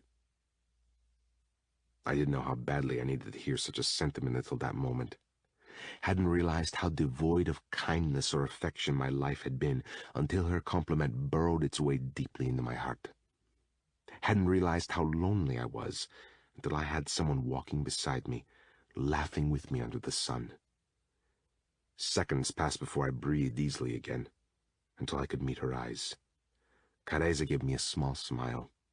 I turned to Nico and said, We must check the rest of the vines. We walked slower this time, as though the sun was not beginning to lower in the sky. I tipped my head up, noticing gray clouds moving in. The air smelled fresher, the wind blew colder. No doubt a downpour would hit within the next few hours. I didn't mind. The rain always created better-flavored grapes. Careza brought Rosa beside us. We silently searched row after row.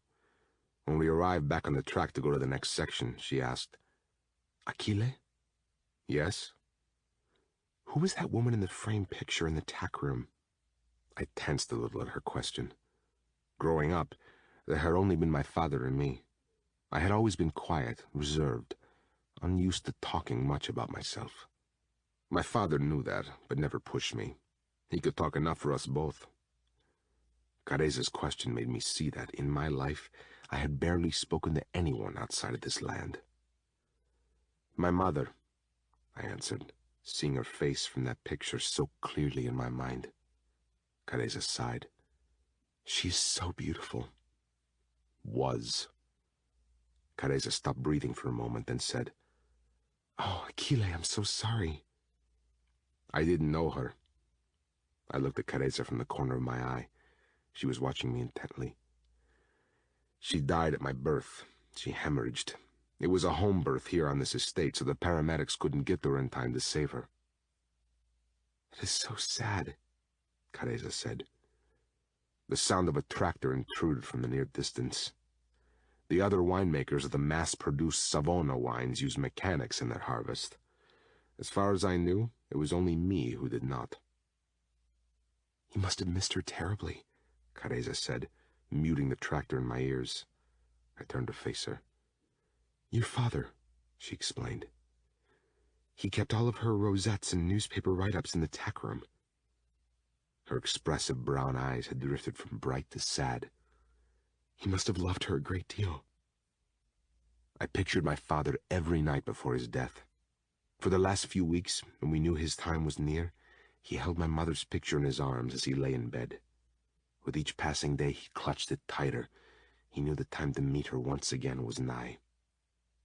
My father had no fear of death, because he would be whole again, I verbalized, not meaning to finish my thought aloud. My cheeks blazed as Careza studied me. What? I shook my head, wanting to forget it, but Careza surprised me by reaching across and laying her hand on my forearm. The moment her fingers touched my bare skin, warmth rose up my arm. Her fingers were small and slim, and I couldn't take my eyes off her nails. They were perfectly shaped and painted a light lavender color. I looked up. When I did, I felt Careza's thumb brush back and forth on my arm. It was only the once, and it was as light as a feather, but I liked this soft caress. She stilled. It had been an absent-minded action, but one that caused my skin to bump in the wake of her touch. Careza took back her hand. Clearing her throat, she asked, "Please continue. I would like to hear about your father, about whatever it was you were going to say. You said something about him being whole again?" Browning leaves from a low-hanging branch brushed my cheek as we passed. I took a deep breath. Yes. Careza waited patiently for me to continue. I shifted nervously on my saddle. Nico must have felt it. His head flicked up and he huffed out a long breath. Careza laughed gently at my gelding's quick-changing mood. I couldn't help but smile and reply. "You don't have to tell me if it makes you uncomfortable," Careza said. "You've only just met me. I shouldn't be prying." I shook my head. "No, that's not it. It's just—" I paused, trying to phrase my words correctly. "What?" I shrugged. "I don't know. It's almost silly, I guess. My father, he was a hopeless romantic. Yet he only ever truly loved my mother. He never remarried, never looked at another woman in all the years he lived after her death." I glanced out across the fields of green. He had unique beliefs about love and matters of the heart. Maybe unrealistic, and I couldn't bear. "To have his memory ridiculed?" she completed when I couldn't finish my sentence. I nodded. "He was my father. He was everything I ever had." "I would never ridicule him, Achille. It would be the last thing I would ever consider." I searched her eyes then, actually peered into their darkest depths, and all I saw was the truth shining back at me, acceptance and understanding, and maybe affection. I steered us right around the perimeter track. I could see my cottage in the distance, the autumn colors creating a masterpiece of my home, my father's home. "Have you heard of Plato?" I said. "The Greek philosopher?" "Yes." Careza looked confused, but she didn't push me. My stomach lightened. She wasn't what I thought she'd be. Well, I had never given her much thought before she turned up at my vineyard, but I had assumed she'd be like the prince, arrogant and rude to anyone but those on his level of social standing. She was not like that at all. "My father liked to read," I went on, feeling my lips turn up at the memories circling in my mind. "He read all the time, anything he could get his hands on. He used to read me Tolkien as a child. That was my favorite." Careza absently reached down to pat Rosa's neck. "He liked pretty much everything, but his favorite by far was philosophy." I released a nervous laugh. "Strange for a simple winemaker, I know." "Not at all," Careza said vehemently. Her strong response surprised me. "I see every reason to believe why he would embrace philosophy. Philosophy contemplates the world in every facet, its creation, its beauty, its flaws, its meaning. A winemaker takes the seeds from a simple fruit, uses the earth to nurture it, and gives it new life in the most beautiful way. I can see exactly why your father loved philosophy. He lived it, as do you. I don't think many people can say that about their life's work." I stared at Careza. I couldn't look away. Her words were a balm to a wound I never knew I had. She didn't regard what we did here on this land as lowly, like some. She saw its value. She saw mine. My father was obsessed with Aristotle, but his favorite was Plato. He read Plato's Symposium to me as a child. My throat grew thick at the memory. He would especially read me the parts about love. My face and neck seemed to ignite with fire. I had never talked to anyone about love before, never mind the Duquesa. Love? Careza asked. What does Plato say about love? I'm afraid my recollections of philosophy are limited. I loosened Nico's reins, allowing his head more freedom as we strolled down the long, lazy track. My father liked Plato so much because he proposed the theory of split aparts. It's how he saw my mother and himself, their life together. It's why he loved so hard for so long, even long after she was dead. She made him whole. I'm sorry, I still don't understand. What is the theory of split aparts? This is where it becomes fantasy, I think. Plato wrote that once upon a time, according to Greek mythology, humans were created as one whole being with 4 arms, 4 legs, and a shared head with 2 faces. It was written that they began to challenge the gods, who feared that humans may one day become successful and overthrow them.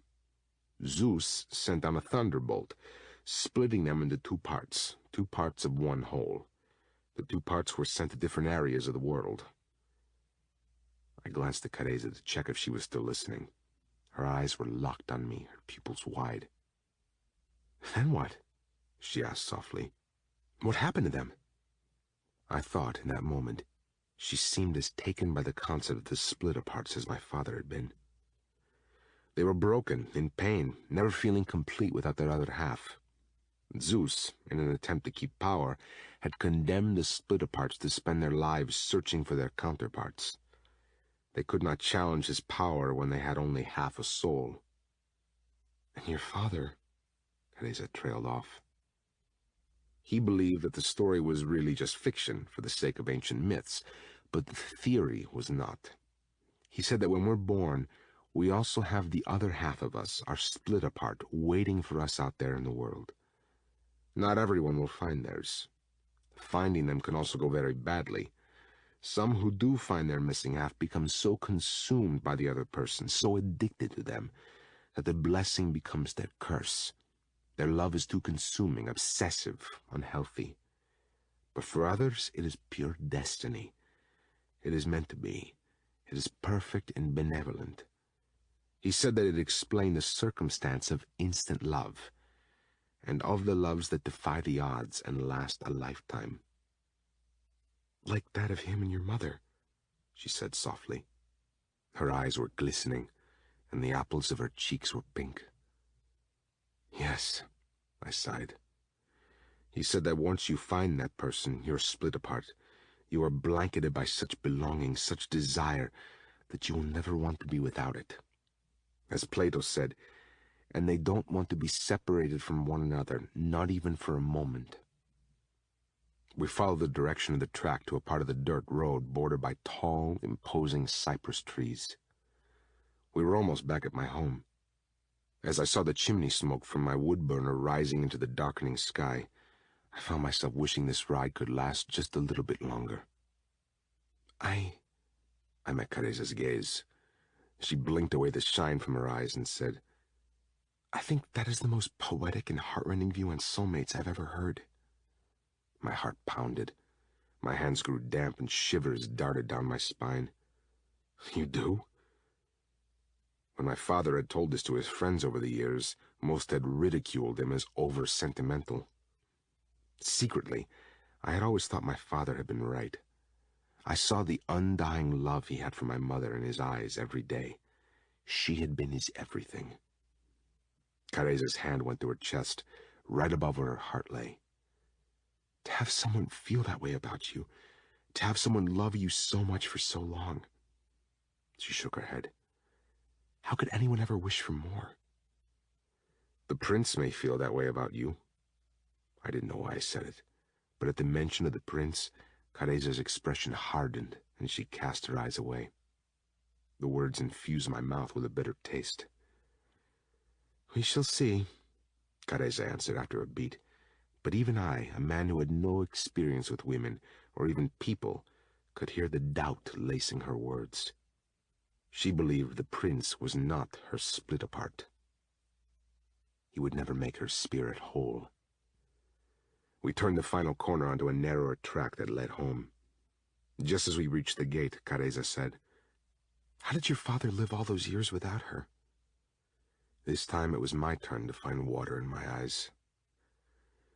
He said a part of her soul lived within me. He saw her every day through me. I looked like her and had her personality. And he knew he would meet her again in the afterlife. He said that years on earth were nothing to wait through. Not when soulmates bound eternities were promised after this life. Until then, he was content to be a devoted, loving father to me, to his vines.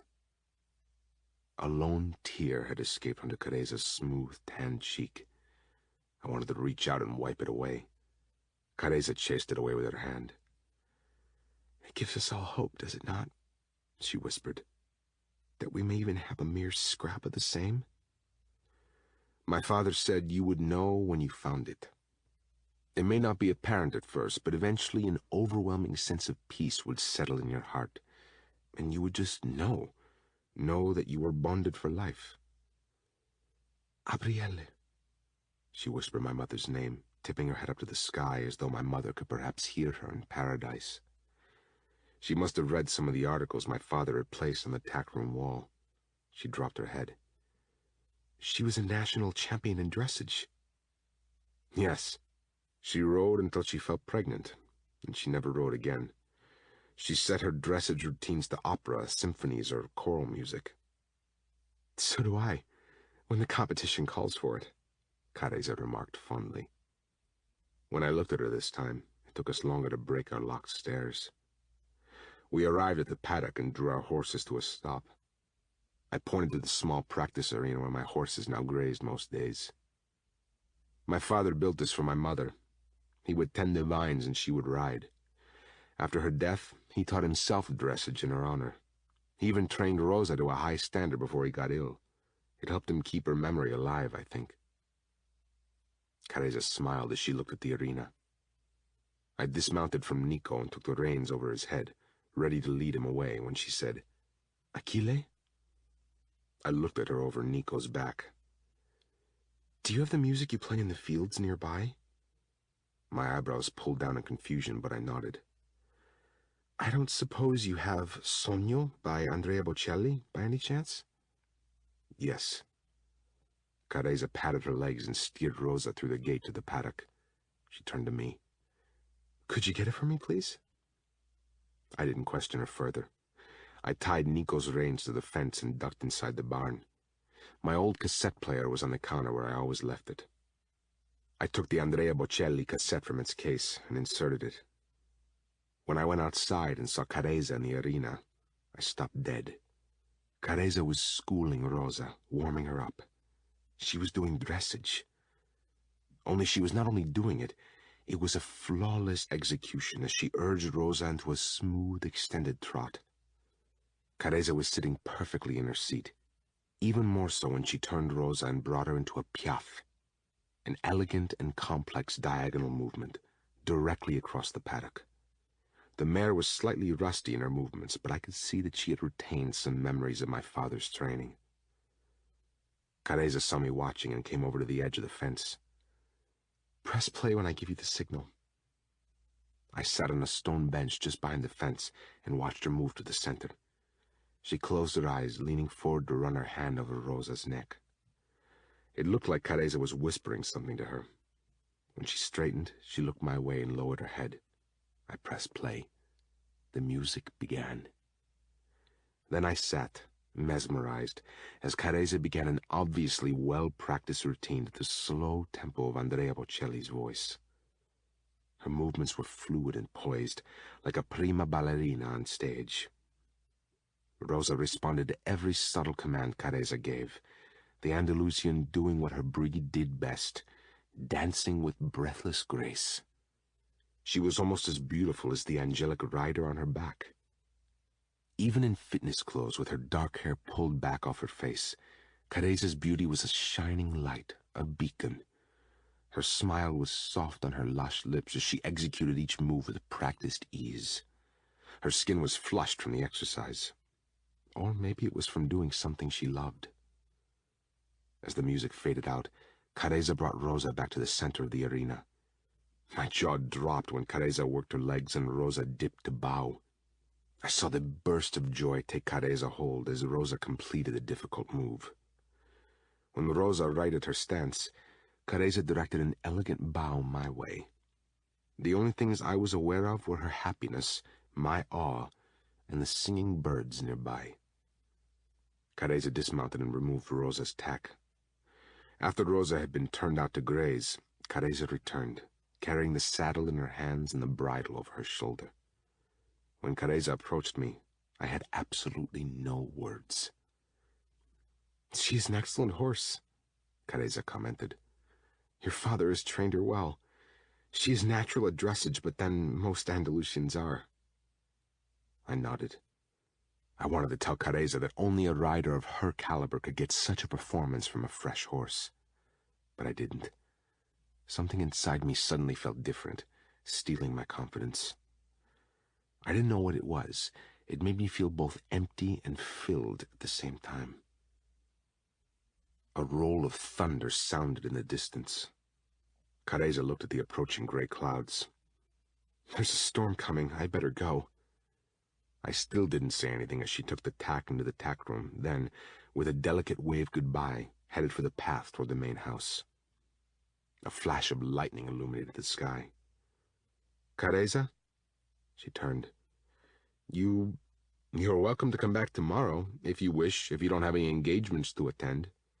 To harvest, and maybe school Rosa if you want. She has no one else to ride her." I ducked my head, unable to look her in the eye. My heart was beating incredibly hard, so hard I rubbed my hand across my chest, searching for relief. "I would like that," she replied quietly. I didn't look at her again. I didn't watch her leave. Instead, I removed Nico's tack and put the horses in their stables. I gave them fresh water and a hay net each, and then the heavens opened. Taking the cassette player, I was about to go and crush the grapes in the barn. But when I looked over at the tack room, I changed my plan. I entered the small room, walked to the locked closet at the back, and unlocked the door. A spray of dust and the distinct scent of stale leather assaulted my senses. I flicked on the light. My mother's old horse equipment suddenly revealed. I took the pieces out, one by one, assessing what I could salvage and what had perished beyond recall. Then I lit a fire and sat down beside it, saddle soap and wax at my feet. Against the climbing orange flames of the burner and the pounding rain hitting the roof above, I began the hard task of restoring the tools of a lost dream, of bringing them back to life. As the cassette player at my feet flooded the room with sogno, I thought of Plato and vines, of split-aparts and soulmates anew, and a single solitary tear rolling down flushed and flawless skin.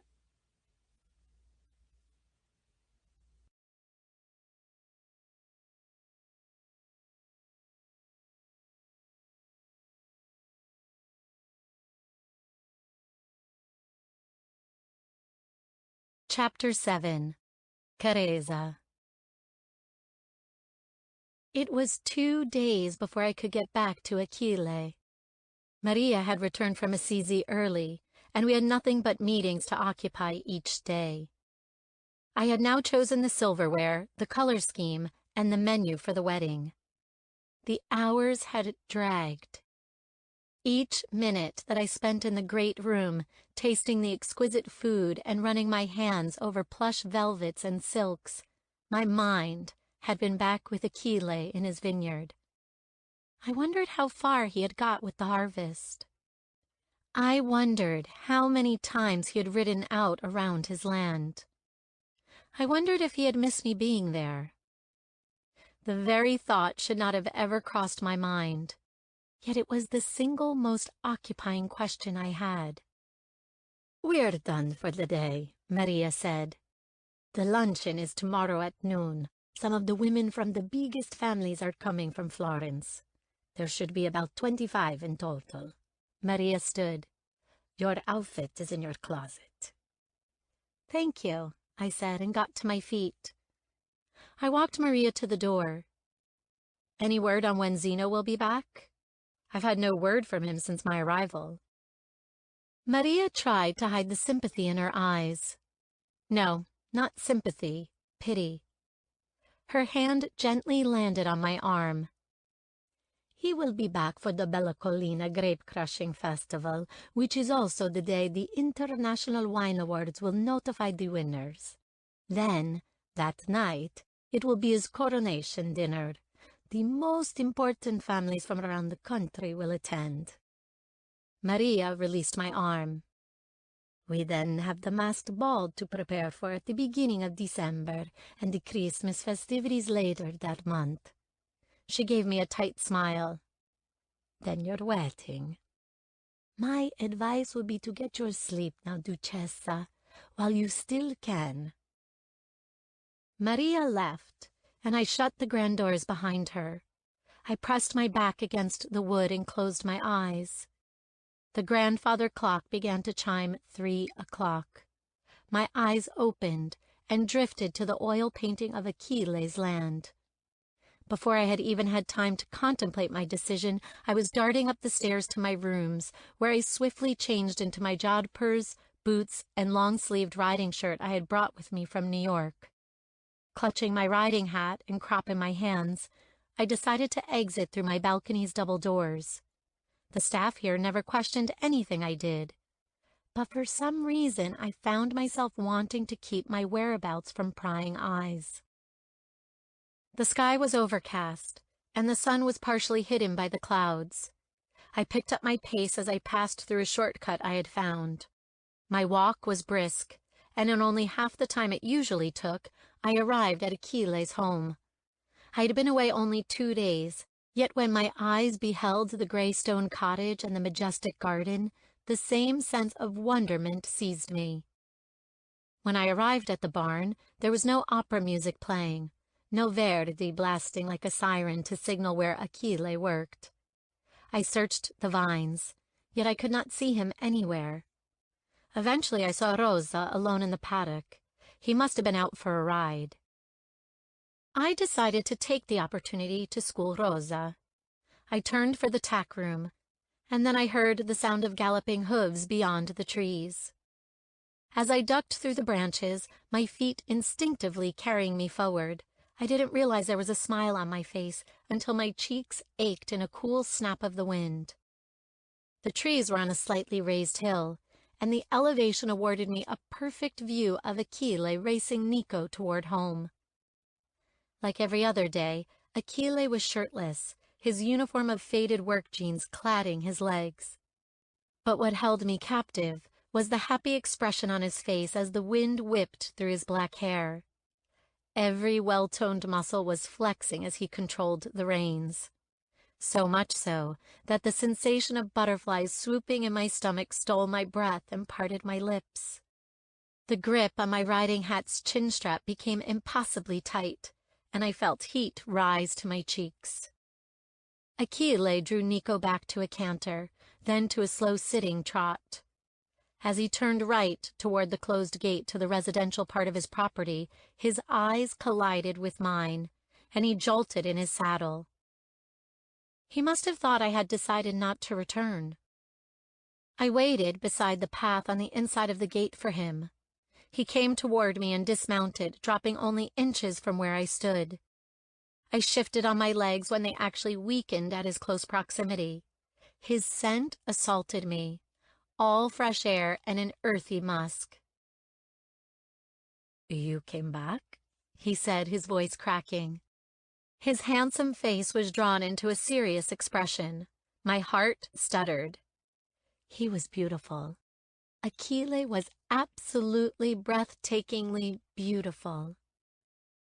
I must have been staring at him too closely or for too long, because his eyebrows rose and he began rocking awkwardly on his feet.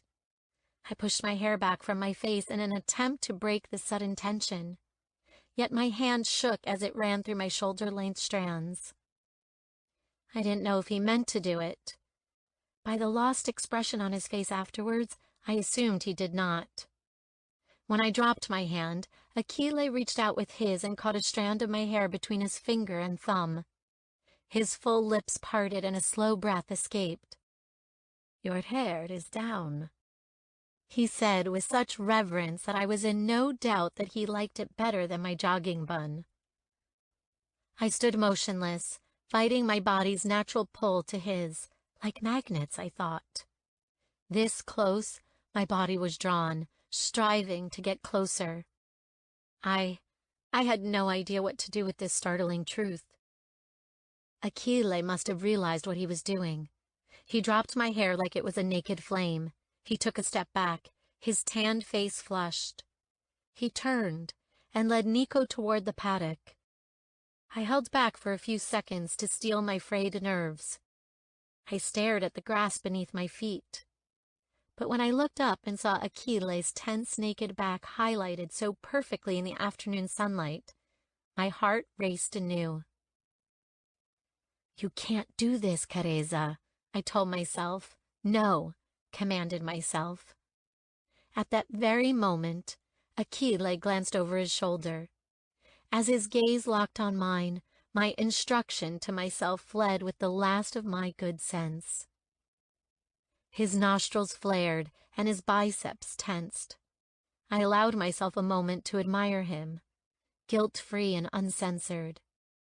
I could see he was doing exactly the same with me. It took an impatient whinny from Rosa to release us from the spell. Deciding to act like the grown-up woman I was, I pulled myself together and went to the paddock. I leaned against the fence as Achille went to release Nico. Before he did, he asked, "Did you come to ride Rosa?" "I did," I replied, "but if it's too late, I understand. I have been kept away the last couple of days with meetings. This was the first chance I got to escape." It was slight, but I saw Achille's expression soften. I realized I must have answered his unspoken question. Why had I not returned sooner? "It's not too late," he said softly, steering Nico away from the paddock's gate and toward his stable instead. He led the gelding inside, then carried his tack toward the tack room. I followed to retrieve Rosa's. I moved toward the saddle and bridle I had used on Rosa a couple of days before. Then, to the left, I saw a set I hadn't seen before. The light was dim in the dark room, so I moved closer. My hand flew to my mouth. On a wooden plinth were an exquisite dressage saddle and bridle. They were old, but their condition was immaculate. I kneeled down to examine them further and spotted the Savona royal crest embossed on the saddle's skirt. I sensed him close by. I didn't have to look around to know he was there. "Achille, these are stunning." I heard him take a deep breath. Then I felt his body heat as he came closer. It took him several long seconds to say, "They were my mother's." My heart melted at the gentle edge to his deep rasp. When he said the word "mother's," it was more pronounced than the rest, as if he was unused to saying that word aloud. I supposed he was. He had never known her. Not even a little bit. This was her championship tack? Yes. My father kept it all these years. He took care of it every week for as long as I can remember, soaping, waxing, and oiling the leather. I have not touched it since his death. But then, the other day... He stumbled over his words, and I looked up. His arms were crossed over his chest, his tense posture exuding discomfort. "It's beautiful." As I looked back at the tack, his previous words finally sank into my brain. "I have not touched it since his death. But then, the other day..." A sudden pulse of emotion swept over me like a cresting wave. My fingers trembled as they ran over the cantle of the saddle. He had not touched it in several months. Until now. Until me. I thought that if you liked dressage, you might want to use this. He shrugged one shoulder awkwardly. Or not. You don't have to if you don't want to. I'd love to, I interjected, cutting off his spiraling nervousness. Moving just inches from him, I looked straight into his bright, sea-colored eyes and laid my hand on his. I would be honored. Achille exhaled a deep, relieved sigh. We stayed that way for what felt like an eternity, simply sharing the same air, embracing our newfound peace. Then he stepped back and disappeared into a closet. When he came back out, he was carrying a pair of tall leather dressage boots. As with the tack, they had been polished to perfection. I didn't know what size you were or if you had boots already. He trailed off as we both looked at the boots on my feet. His shoulders sagged, so I blurted, I'm a European 37. Achille handed me the boots, and I tipped them upside down. The size imprint had worn off the sole. You can try them if you want. I walked to the chair, took a seat, and placed the boots beside me. I tried to pull my boots off, but couldn't get them past my heels. I was out of breath at the effort. I heard a burst of quiet laughter and lifted my eyes to see Achille watching me with unconcealed amusement on his face. His arms were crossed in front of his chest again. In a rare display of humor, he said, Do you normally have a servant to take them off for you? My mouth dropped at his quip. That only seemed to make him laugh more. My chest seized at the sight of him loosening up, and shivers trickled over my skin at his low-pitched chuckle. For your information, Signor Marchese, I usually have a boot jack. I don't suppose you have one of those lying around, do you? He shook his head. No, but I have these. Achille held his hands in the air and dropped down to his knees before me. I stared at him, unblinking. Achille raised a knee and tapped his thigh. Give me a foot. I prayed he didn't feel the slight trembling of my leg as I placed it on his thigh. The muscle was so hard and defined I could feel the ridges through the leather of my boot. Achille's hands wrapped around the toe and heel of my boot. He pulled gently. The boot slipped off, and surprising me, he cupped my foot and ran his hands over the arch. No sooner had he touched me than he placed my foot on the floor. He drew up my other foot and repeated the process. I practically melted into the seat of the chair. He had only touched my feet and over my socks at that, yet his hands on me were almost my undoing. Everything he did with such incredible intensity it was addictive. He didn't speak much, but his actions displayed the kind of man he was. Honest and pure. Achille didn't seem to have noticed my internal musings. He held up one of his mother's boots and slipped it onto my foot. The leather was butter-soft as it slid over my calf. It was tight, but Achille pushed harder until it sat perfectly around my foot. I smiled as I looked down at my calf. As with the saddle, the Royal Savona crest was embossed into the leather at the top of the boot. Achille caught my smile and awarded me one in return. When both boots were on, Achille got to his feet as I rolled my toes, testing for feel. My feet have fallen asleep.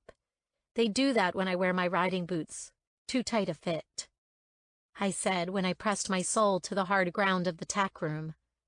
I'm not sure I can get up. One of Achille's hands was suddenly in front of my face, palm up.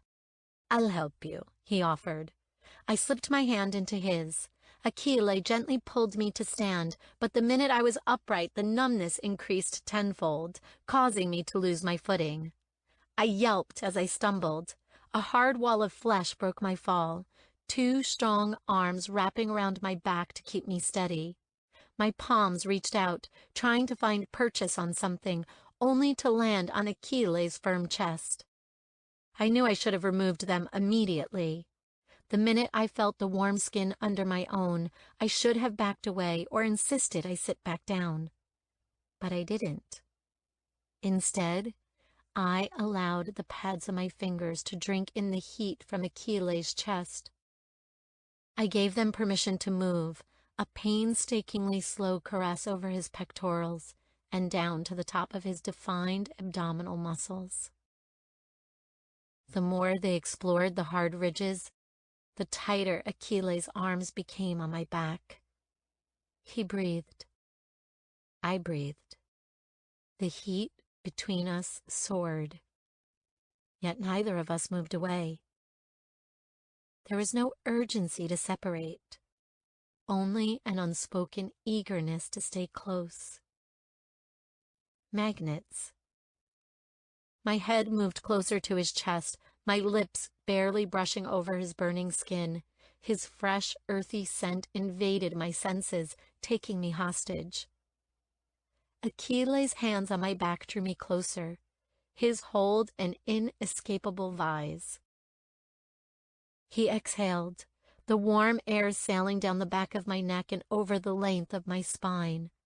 My head tipped up, as if starved of seeing Achilles' eyes.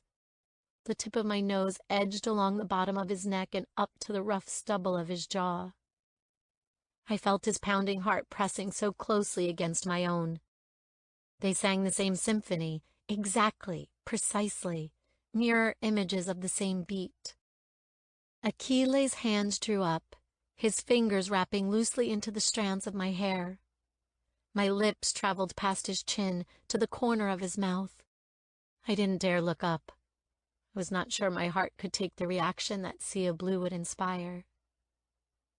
The taste of coffee and mint kissed my Cupid's bow as I skirted the edges of my lips over his.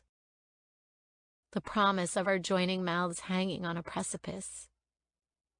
I closed my eyes, needing to feel his lips against my own more than I needed to breathe, when suddenly a voice called out loudly from outside, "Achille!"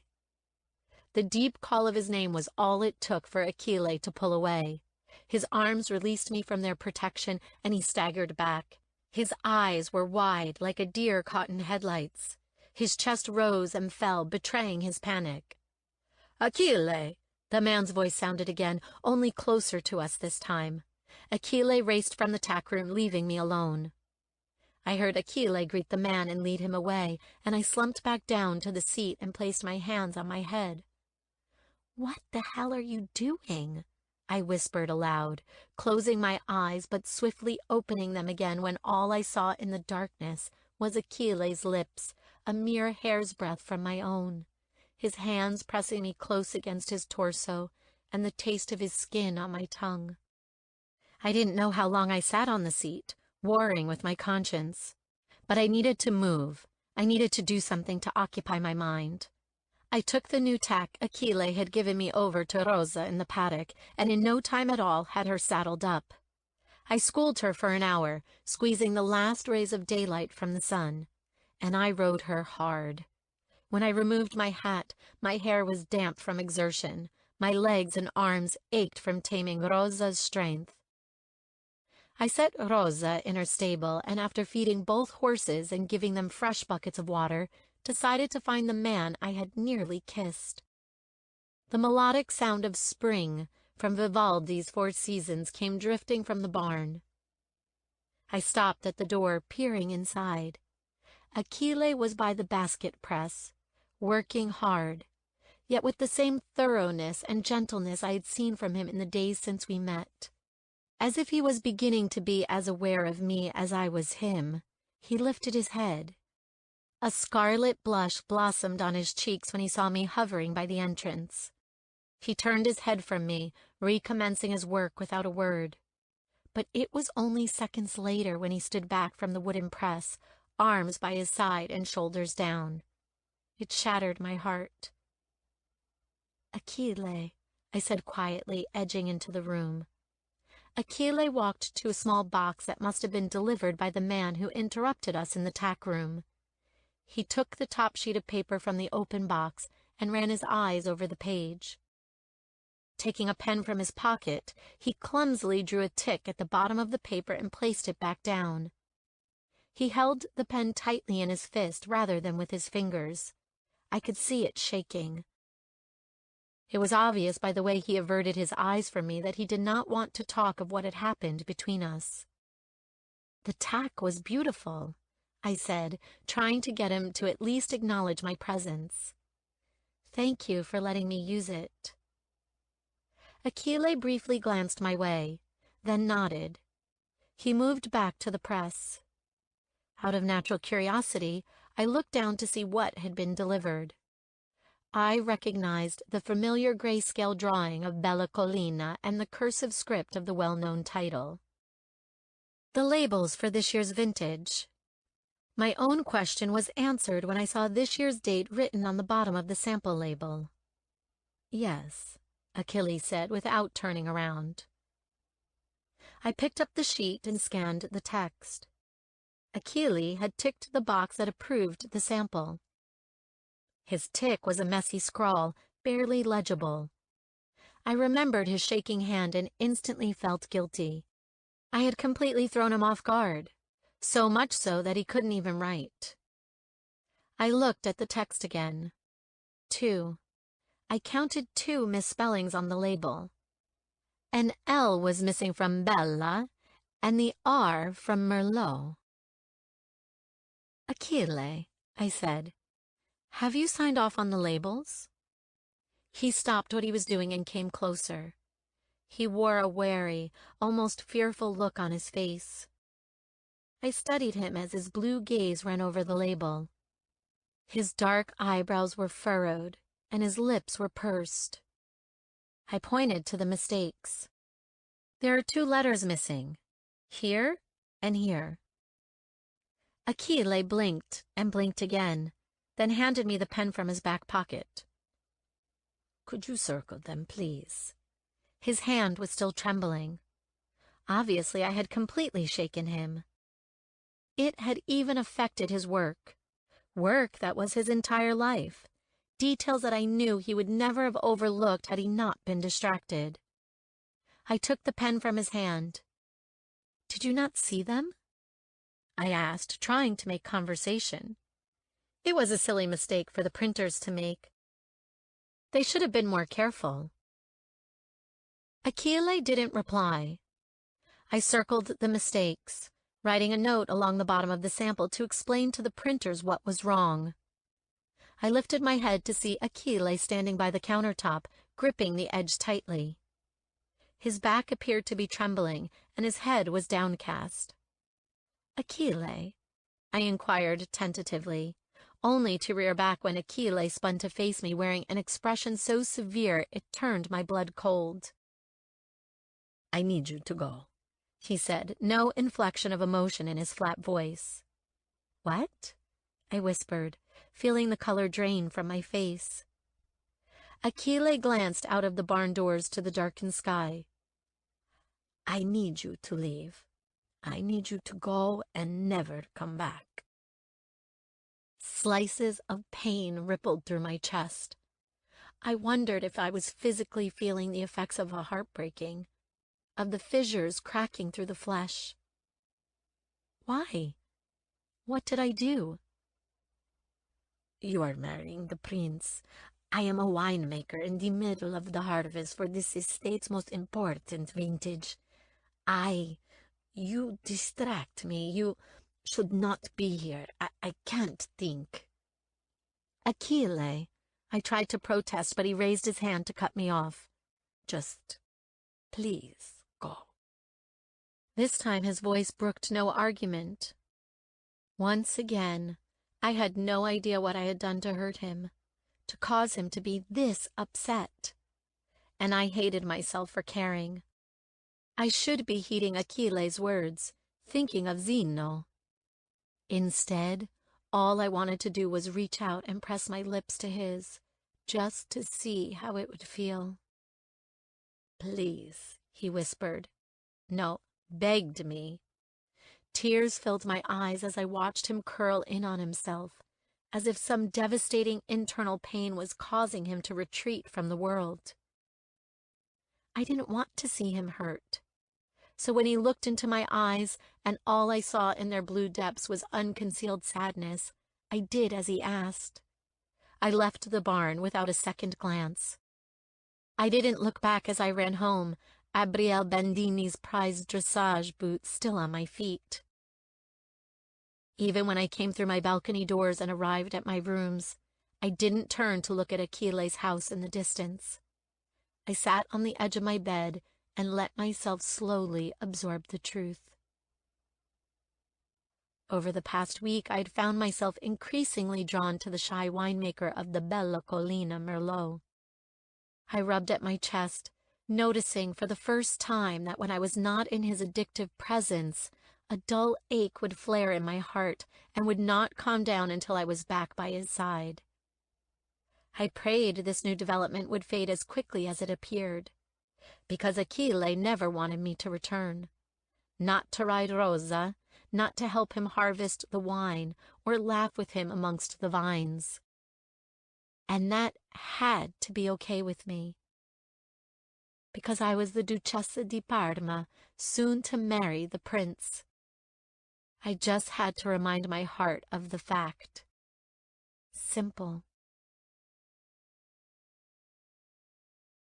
Chapter 8. Caresa. I would like to thank you all for coming here today. I met each of the society ladies' eyes as I held my glass of champagne in the air.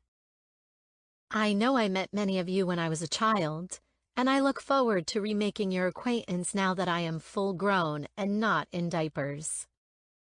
My joke was met with polite laughter. Raising my glass higher, I said, "To Italy."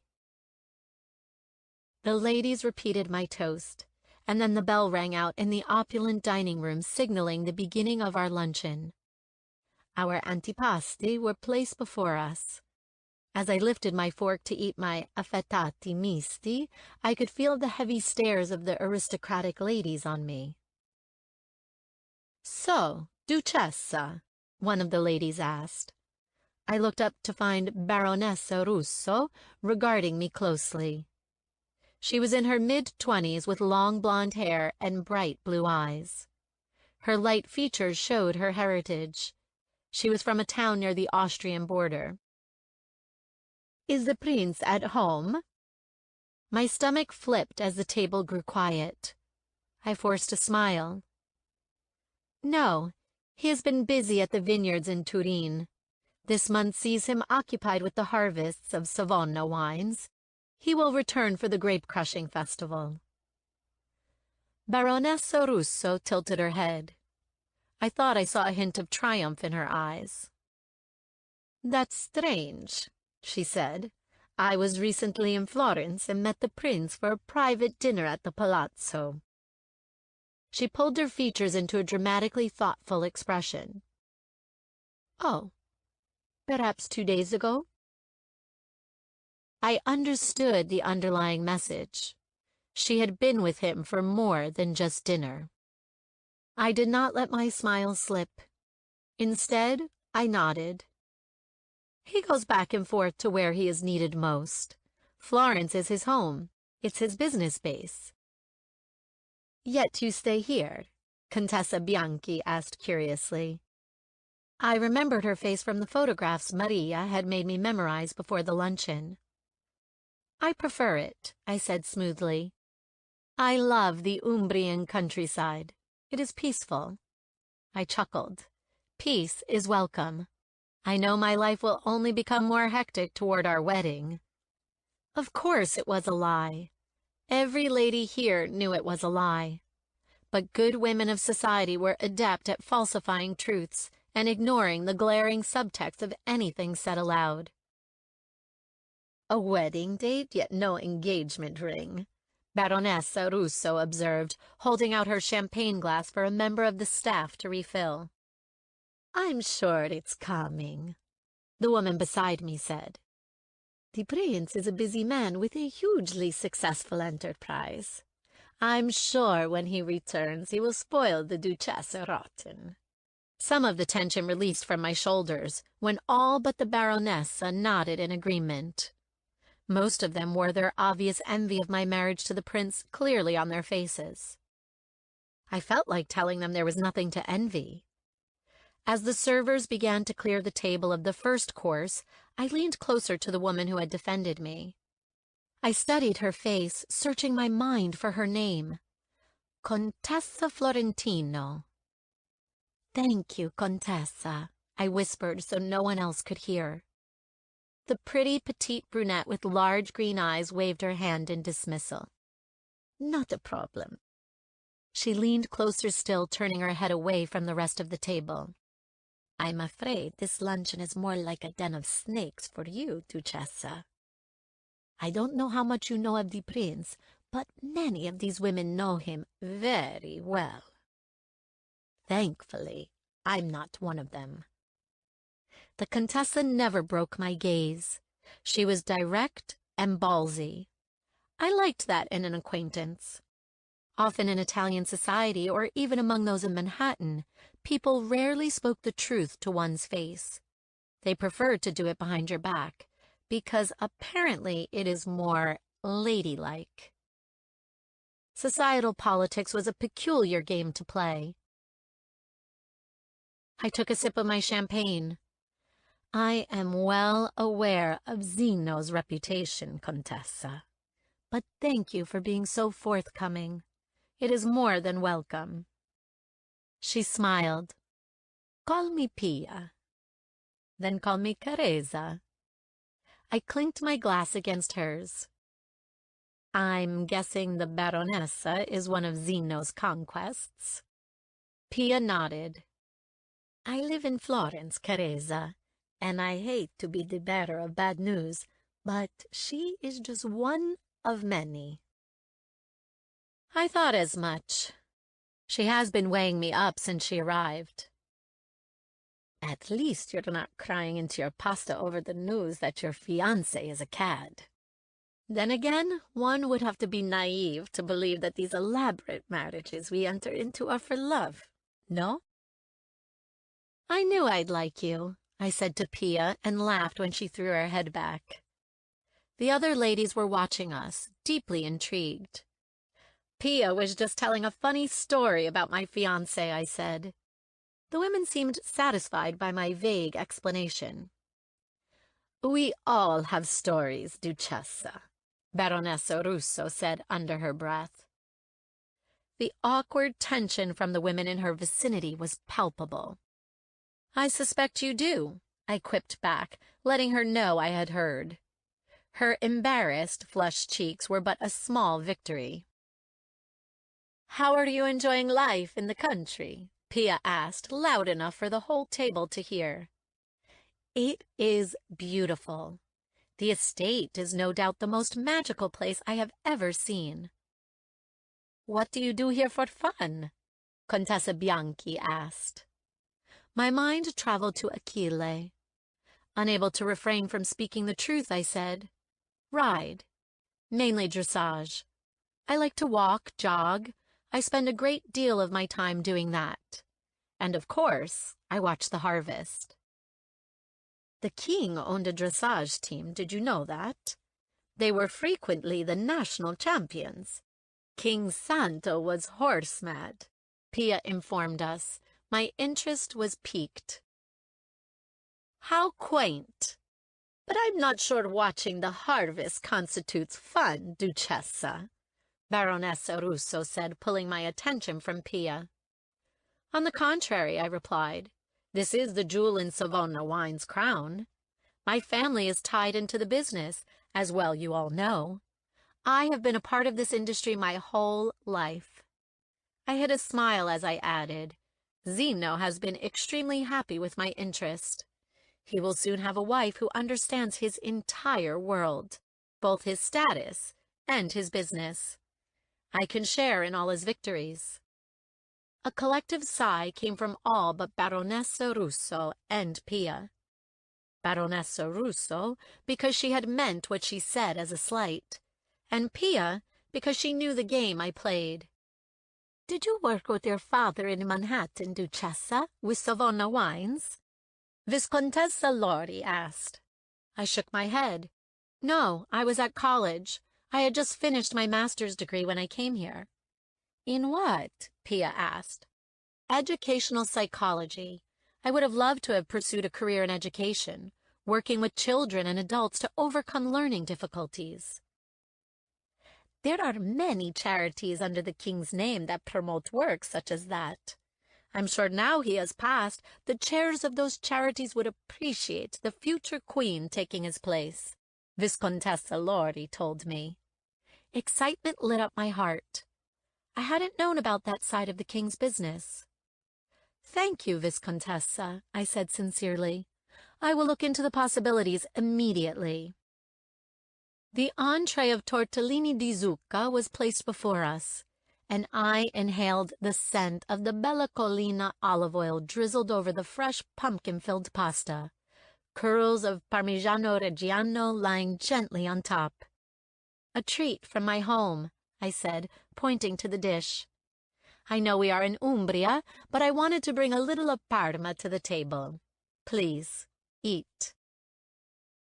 I ate my meal listening to the ladies talk about the charities they were involved in, or about their husbands and betrothed. Contessa Bianchi had the table enraptured with a tale of a commoner she had once had a fling with. "Caresa," Pia said in a low voice. "Yes?" "Do you know methods of helping those who struggle to read or write, those with learning difficulties?" Her comment took me by surprise. "Yes," I replied. "I worked for many charities and schools during my studies and assisted some of the best educational psychologists in Manhattan. I didn't get as far as I would have liked in the field, but I am proficient." Pia glanced around to check no one was listening. She looked into my eyes. "My nephew," she cleared her throat. "He doesn't always do well in school. My sister married well, and her husband is ashamed that their son struggles to read and write. I love my nephew. When I talk to him, he is bright and knowledgeable. But academically, he is weak. Very weak. He struggles with such simple tasks as holding a pen. He can barely write. And worse, he confided to my sister and me that when he reads, the words jump around the page. He can never focus enough to make out a single sentence." My heart broke for Pia and her sister. It sounds like he is dyslexic and maybe has dyspraxia. It is scary for the person at first, as they see everyone else doing these things with ease, but there are methods to help overcome the challenges. Pia's eyes filled with tears. "Really?" I nodded. "His father, he won't help. He won't have his reputation damaged by his son being regarded as slow. He is threatening to send him away to a Swiss boarding school." I covered Pia's hand. "If you want my help, Pia, it's yours. No one need know." "You would do that?" "Of course," I assured her. She squeezed my fingers in appreciation. She didn't speak for a while after that. I could see she was still teary. As the dessert of limoncello gelato was placed before us, Pia said, "It was just little things at first. He would make up the stories for the books he was assigned to read as homework for school. He would get angry when we questioned him on silly mistakes in his classwork. It wasn't until my sister gave him a book she knew by heart and asked him to read it and tell her about it that she realized he was fabricating stories about what he was supposed to be reading. He broke down after that and explained his troubles. Pia sighed. "It's been quite a challenge. But the worst part is seeing the frustration he bears. He is a kind, shy boy, but can explode with bouts of aggression when his pride is threatened." I knew Pia kept talking to me. Somewhere in the back of my mind I heard her voice telling me more of her nephew's plight. But I couldn't make out what she had said, because I was too busy feeling my face pale as a cold realization began to hit. The newspaper story, the labels, the illegible tick, the holding of the pen, the shaking, asking me to circle the mistakes, asking me to leave, the pain and fear in his beautiful eyes. He struggled to read and write. Or maybe he couldn't read or write at all. Achille, I thought, a stab of sympathy hitting me like a knife in my stomach. How did I not see it? Careza, you stupid, stupid girl. Careza? Pia's questioning voice called me from my inner turmoil. I faked a smile and, somehow for the next 2 hours, managed to make small talk as the ladies and I made our way to the grand reception room for drinks. I was sure I agreed to more dinner and charity functions than I could truly commit to, but I couldn't remember a single one. Pia was the last to leave, taking with her my promise to see her nephew very soon. The minute she left, I told Maria I needed to lie down. A sudden headache, I explained. I just needed to rest after such a long function. I didn't even bother changing from my white cap-sleeved Roland Mouret dress or my matching Prada heels. I didn't take off the Harry Winston diamond chandelier earrings that hung in my ears, or tie back my hair that had been curled into 1940s pin curls and left in flowing waves to my shoulders. Instead, the minute my bedroom door was locked, I fled through my balcony exit and hurried toward Achille's home. The pace of my furiously beating heart kept time with my rushing feet. A crack of thunder roared above, and spots of fat raindrops came sailing down from the sky. I ran into the barn to find Achille standing in the center of the floor, placing a bucket of freshly picked grapes beside the crushing barrel. He started when I came rushing in, as a curtain of torrential rain dropped from the dark clouds outside. His blue eyes were surprised at my intrusion, but then heat exploded in my stomach as Achille, completely frozen to the spot, raked his gaze over me in my dress. And there was nothing innocent or timid about the sudden flare of passion in his eyes. The need and want was there, as plain as day. The muscles on his bare torso bunched and tensed, his hands clenched at his sides. Spatters of dirt and grape juice lay on his bronzed skin, his black hair unkempt and in disarray. I imagined the picture we made. Me, a duchessa, styled and dressed to the nines, and him, a winemaker, dirtied and roughened from an honest day's work. I averted my gaze when I could no longer take the hunger in his eyes. I strived to find my composure, to find the courage to speak. But when my eyes landed on the trash can in the corner of the room, on the wrinkled newspaper that was still its only occupant, I rushed forward. I took out the paper and read the article, no longer caring if the story about me was good or bad. I just had to know. I read every word, and with every sentence my heart broke a little more. How long had he kept up this charade? How long had he kept this secret? Then my soul cracked completely. He had been without his father for months, a man who would have helped him, a man who read to him when Achille couldn't read for himself. Achille, he was so alone, so completely lost. I felt him behind me, still on the same spot across the room. I looked up. His distraught eyes were focused on the paper in my hands. Achille, I whispered, feeling tears build in my eyes. It made no mention of my staying here in Umbria, or anything about the prince, like you said. It was a piece about my life in New York, about my family and the business. Achille's skin became ashen. He looked away at the sheet of rain dancing beyond the open barn door. The labels. I dropped the newspaper on the floor. The missed mistakes, the incorrect sample. You didn't know, did you? Don't. Achille bit out when I was a mere 3 feet from him. Don't talk of things you don't know, Duchessa. Achille. I expected him to shout, to display the aggression I knew he harbored so deeply inside. The aggression he had shown me twice before. The aggression born from frustration. But instead, Achille tiredly hung his head, his body losing its will to fight. Please, don't. He took a deep breath. Not you. Not from you. My bottom lip shook at the defeat in his voice, in his stature. My soul screamed in sympathy for the torment afflicting his.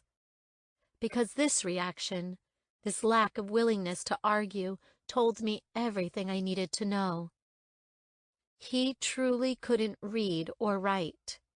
He could make the world's finest wine, could be such a kind and gentle man, yet he could not read the labels of the award-winning Merlot he had made with his talented bare hands. It was the cruelest of God's jokes. Don't pity me. My breath paused at the softly spoken request. I don't want your pity. I don't pity you, I said, my voice shaking with the tension of the moment. I am angry for you.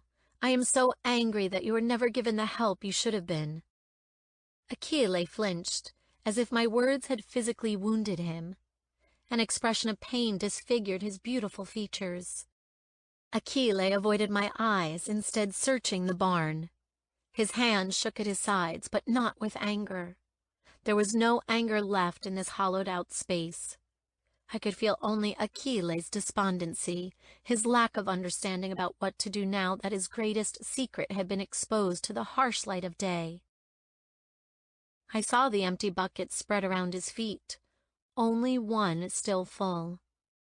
I saw the rest of the grapes in the barrel ready to be crushed. Achille's eyes shone like the most beautiful stained glass as helplessness gathered in their depths. I had never wanted to hurt him, to shame him. I only wanted to help. My pained soul wanted nothing more than to see him healed of this injustice. I needed to make him feel comfortable. I needed this lost boy found. The old cassette player was sitting on the countertop, skirting around the motionless Achille. I pressed play, and my eyes closed as a wave of emotion washed over me. The opening bars of Sogno, my dressage music, graced the humid, stormy air with their perfect sound. Achille had been listening to this music today. The old speakers of the player were still warm. He had been listening to this song, as Andrea Bocelli sang of sleep and of dreams. I turned and saw a bead of sweat travel the length of Achille's back. His skin shivered in its wake, and his muscles danced.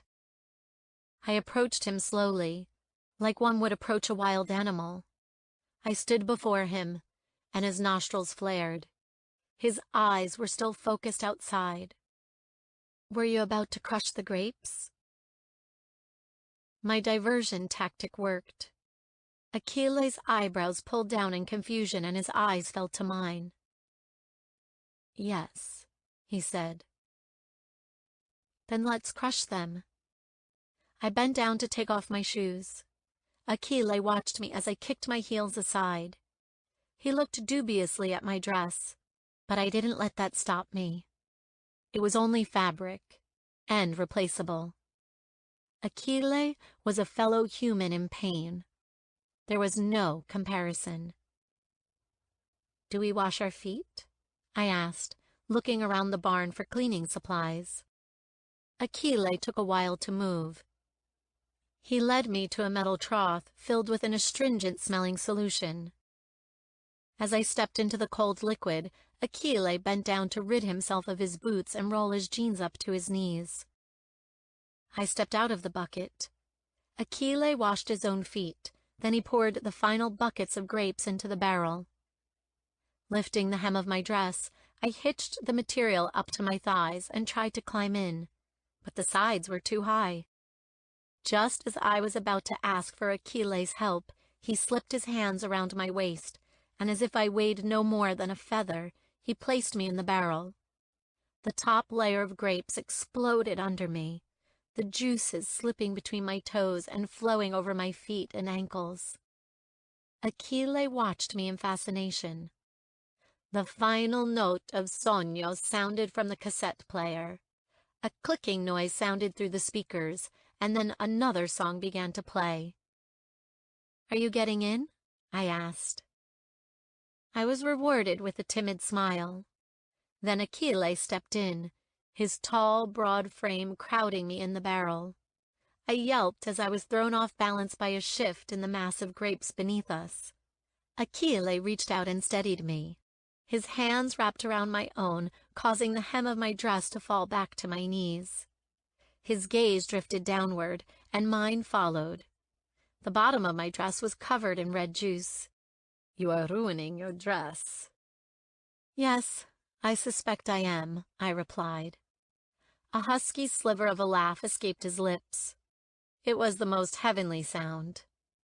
"So," I asked, ignoring his concern for my attire, "how do we do this?" "We stomp." He began lifting his feet, slowly crushing the grapes under them. Holding on to him more tightly, I copied his movements, the sticky juice flowing faster the more we stomped. "It feels bizarre," I said, looking down at the grape juice rising up the sides of the barrel. "The juice is sticky, the grape flesh soft, but the stems are hard. They keep stabbing the soles of my feet." "We leave the stems on to strengthen the tannins and deepen the color of the wine." The more Achille talked of the wine, the more his confidence returned to his voice. Wine, he knew. He could never be caught off guard when it came to his beloved Merlot. It followed a system at which he excelled, a routine that he knew as well as he knew himself. There was no threat, no feeling of inferiority. "How long do we do this?" I asked as we circled the barrel, ensuring each grape was paid equal attention. "As long as it takes," he replied. "I can be here for an hour on my own. With you, it will be less."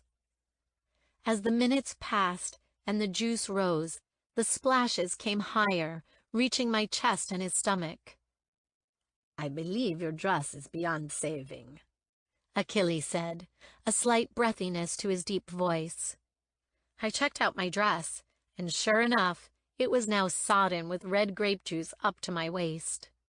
The once white material had become transparent due to the wetness of the juice.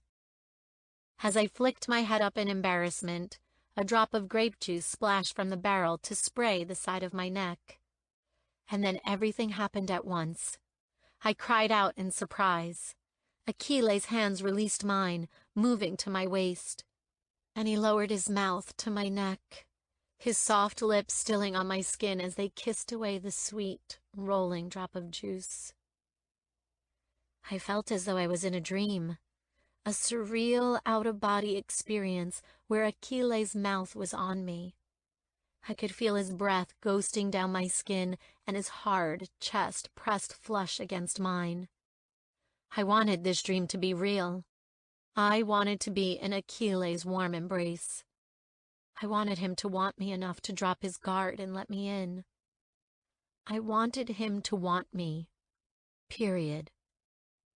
Then, when a low groan sailed into my ears, and I felt the soft swipe of a tongue lapping at the spilled juice, I knew I wasn't lost in a fantasy.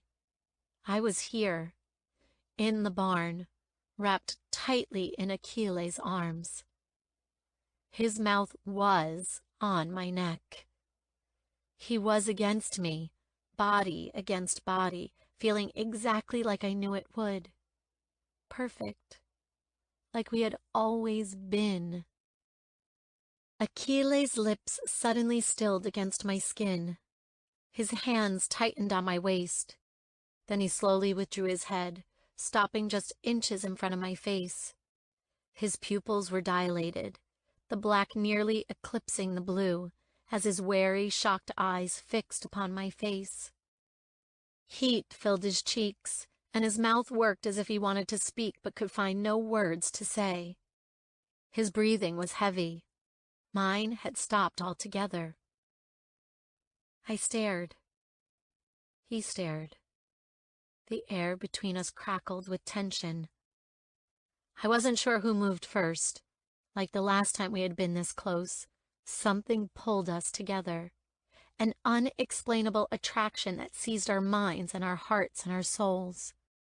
One moment I was transfixed by his eyes. The next, Achilles' mouth was fused with my own, his soft lips against mine, his large hands in my hair. My hands landed on his back, my fingers clawing at his naked skin, trying to pull him even closer. I needed him closer than he was, needed to feel him against me, within me, taking me. It was irrational and wrong, but I couldn't persuade myself to stop. My fingernails scraped along the flesh of his back, and Achille hissed into my mouth, followed by a deep groan. His hands tightened in my hair, and he plunged his tongue forward to meet mine.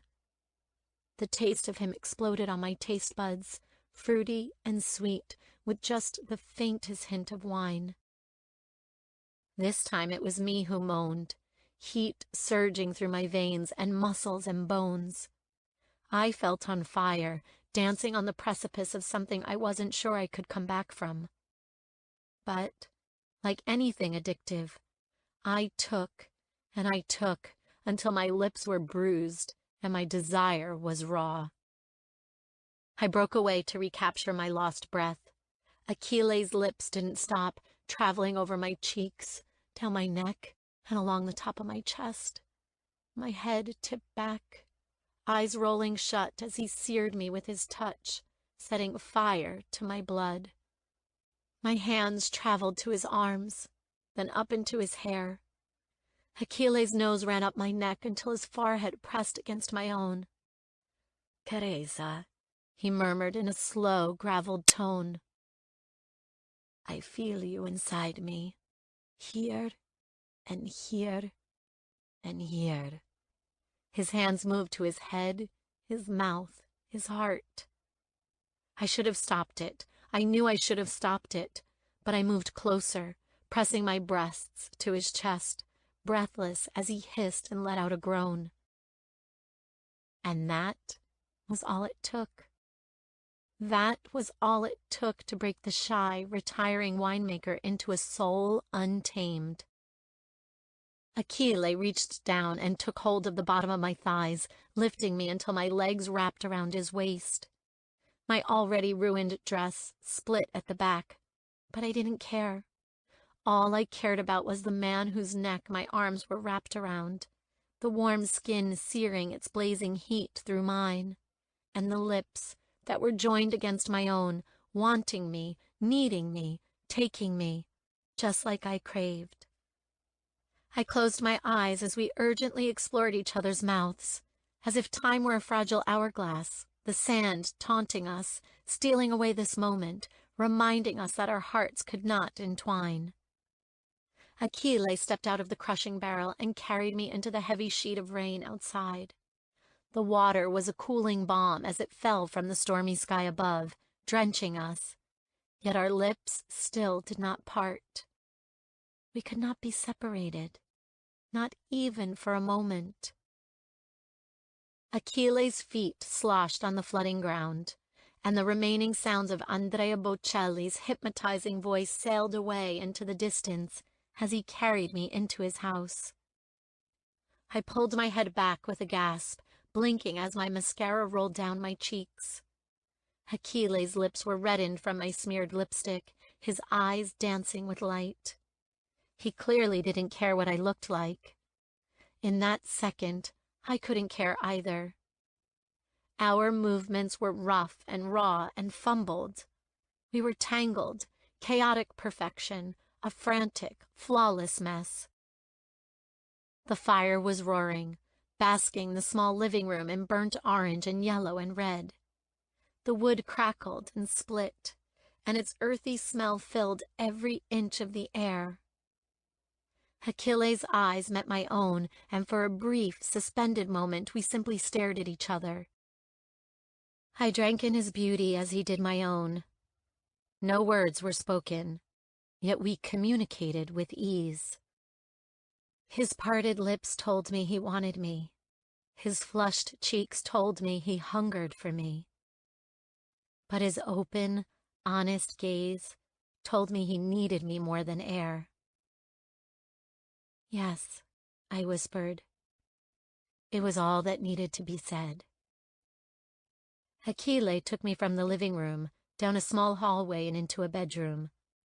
The entire time, I ran my hands through his thick, black, wet hair and over his stubbled cheeks and tensed neck. I had to touch him. I could not let him go, not even for a single second. He was a drug I could not forego.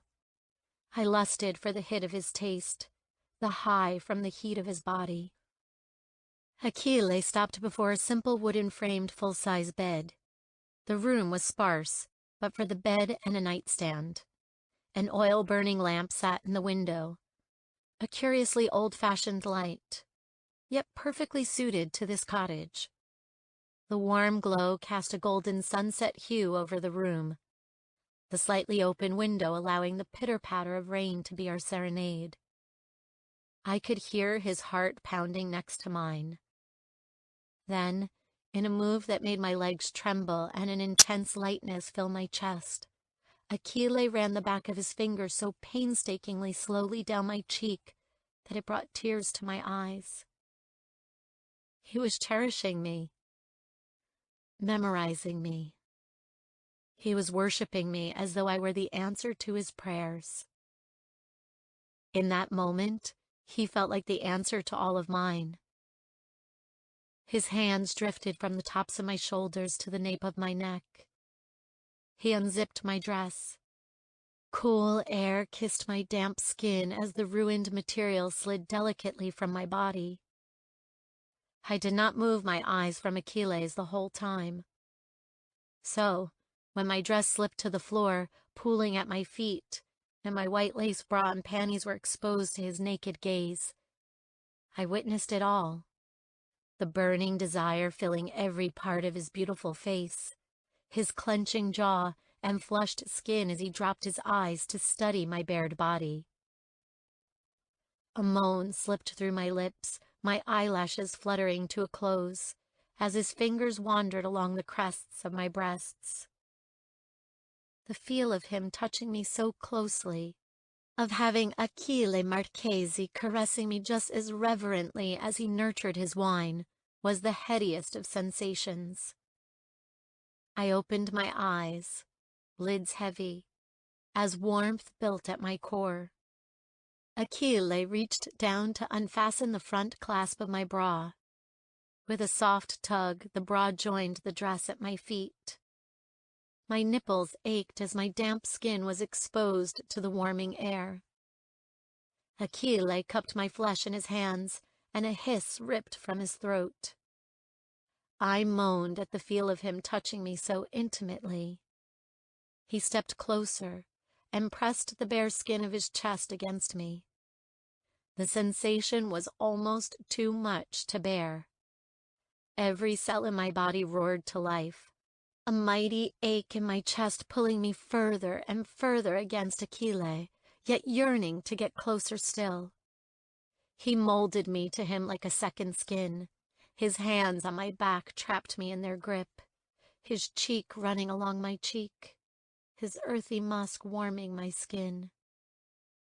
Our lips fell back together, and all the tenderness ebbed away, along with any worries I had that this act between us was wrong. His tongue slipped along mine. Our hands roved and branded, clawing at one another with a desperate urgency. No more patience remained.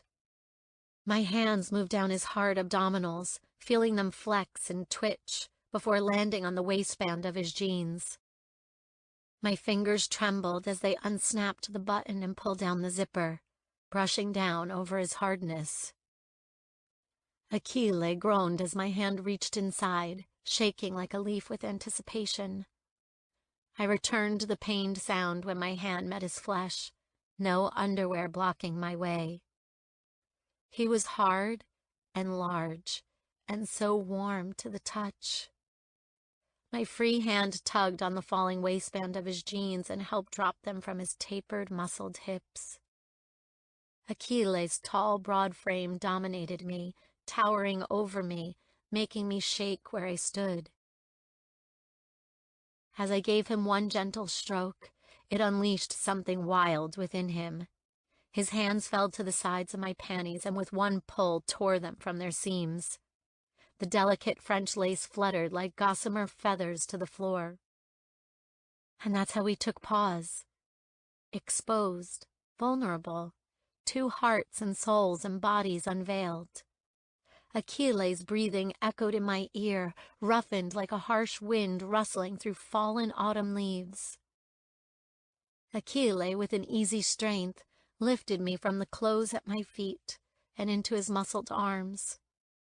I held on tightly, never wanting this feeling to end, never wanting to leave the security of his embrace, and never wanting to be parted from this man who was burrowing his goodness into my blood and my bones. He turned and lowered me down until my back landed on the soft mattress below. As the weight of my body hit the faded patchwork comforter, his scent from the fabric engulfed me. This was the bed where he slept each night, where he dreamed and despaired, resting his tired body and gentle soul. Achille moved back as he freed himself from the jeans at his ankles, standing in the oil lamp's glow.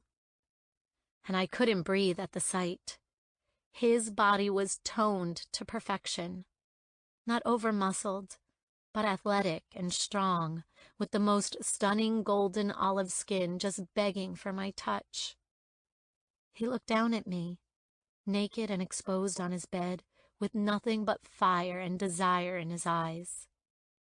For me. Only for me. Teresa, Achille murmured, edging forward. For the first time since we had given in to our lust, I saw nervousness etch across his beautiful face. He froze. Fear had robbed him of his courage. I held out my arms, guiding him to me, coaxing him near. I have to have this, I said softly, a slight tremor to my voice. I have to have you, Achille. Teresa. Achille moaned again, but this time came forward, his hands landing on either side of my body. The minute he was over me, his arms caging my head and his body covering mine, we locked eyes. Blue, searing brown. He pushed a damp curl from my face, a gentle, contented smile upon his lips. An all-encompassing emotion swept through me, a realization of peace found in another's embrace.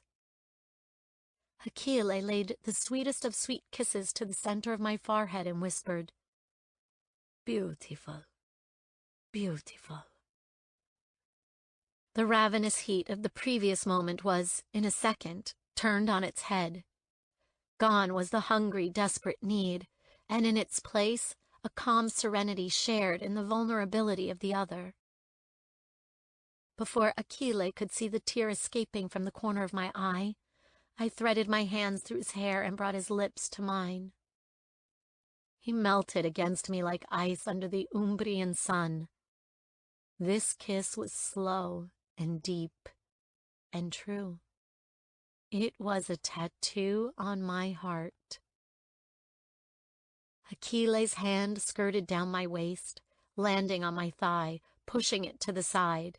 He slipped his hips between my legs, placing his body flush against mine, stomach to stomach, chest to breast, kiss to lips. I felt his hardness against my core and spilled my moan into his mouth. He rolled his hips, touching me where I needed it most. "Teresa," he rasped against my mouth, his skin scalding the palms of my roaming hands. I reached down between us as our temperatures soared, stroking him in my hand. He followed my lead, running his fingers along my most sensitive part. My back arched and my skin prickled. Achille peppered kisses along my jaw and over my cheek until I hit a sudden peak. I screamed out his name, pressing against his fingers until every last morsel of pleasure had been wrung from my body. But I wanted more. I needed more. Guiding Achille's hand away with my own, I shifted until he was moving toward my entrance, exactly where he belonged. He stared into my eyes, his jaw clenching as I took him in my hand once again. His olive skin glistened under the strain of maintaining his composure. "I want you so badly," I whispered. Achille's eyes closed and he pushed forward. My head tipped back as his length filled me until I was consumed by his scent, devoured by his touch. I could not see where he ended and I began. I felt him within me, both physically and spiritually, the connection simultaneously wondrous and terrifying. Achille tensed as he filled me to the hilt, his breathing ragged and raw. His arms tensed as he held me close. I looked up at his face and I melted. His eyes were studying me as if I were a dream, as if at any moment I could disappear, to leave him all alone once more. His lips were red and slightly open, and his soft skin was flushed and warm. I lifted my hand and pressed it against his cheek. Achille curled into my touch just as surely as a sunflower follows the warmth of the sun across the sky. His mouth found the center of my palm and pressed on it a single kiss. I wasn't sure why, but that pure, sweet gesture shattered my heart.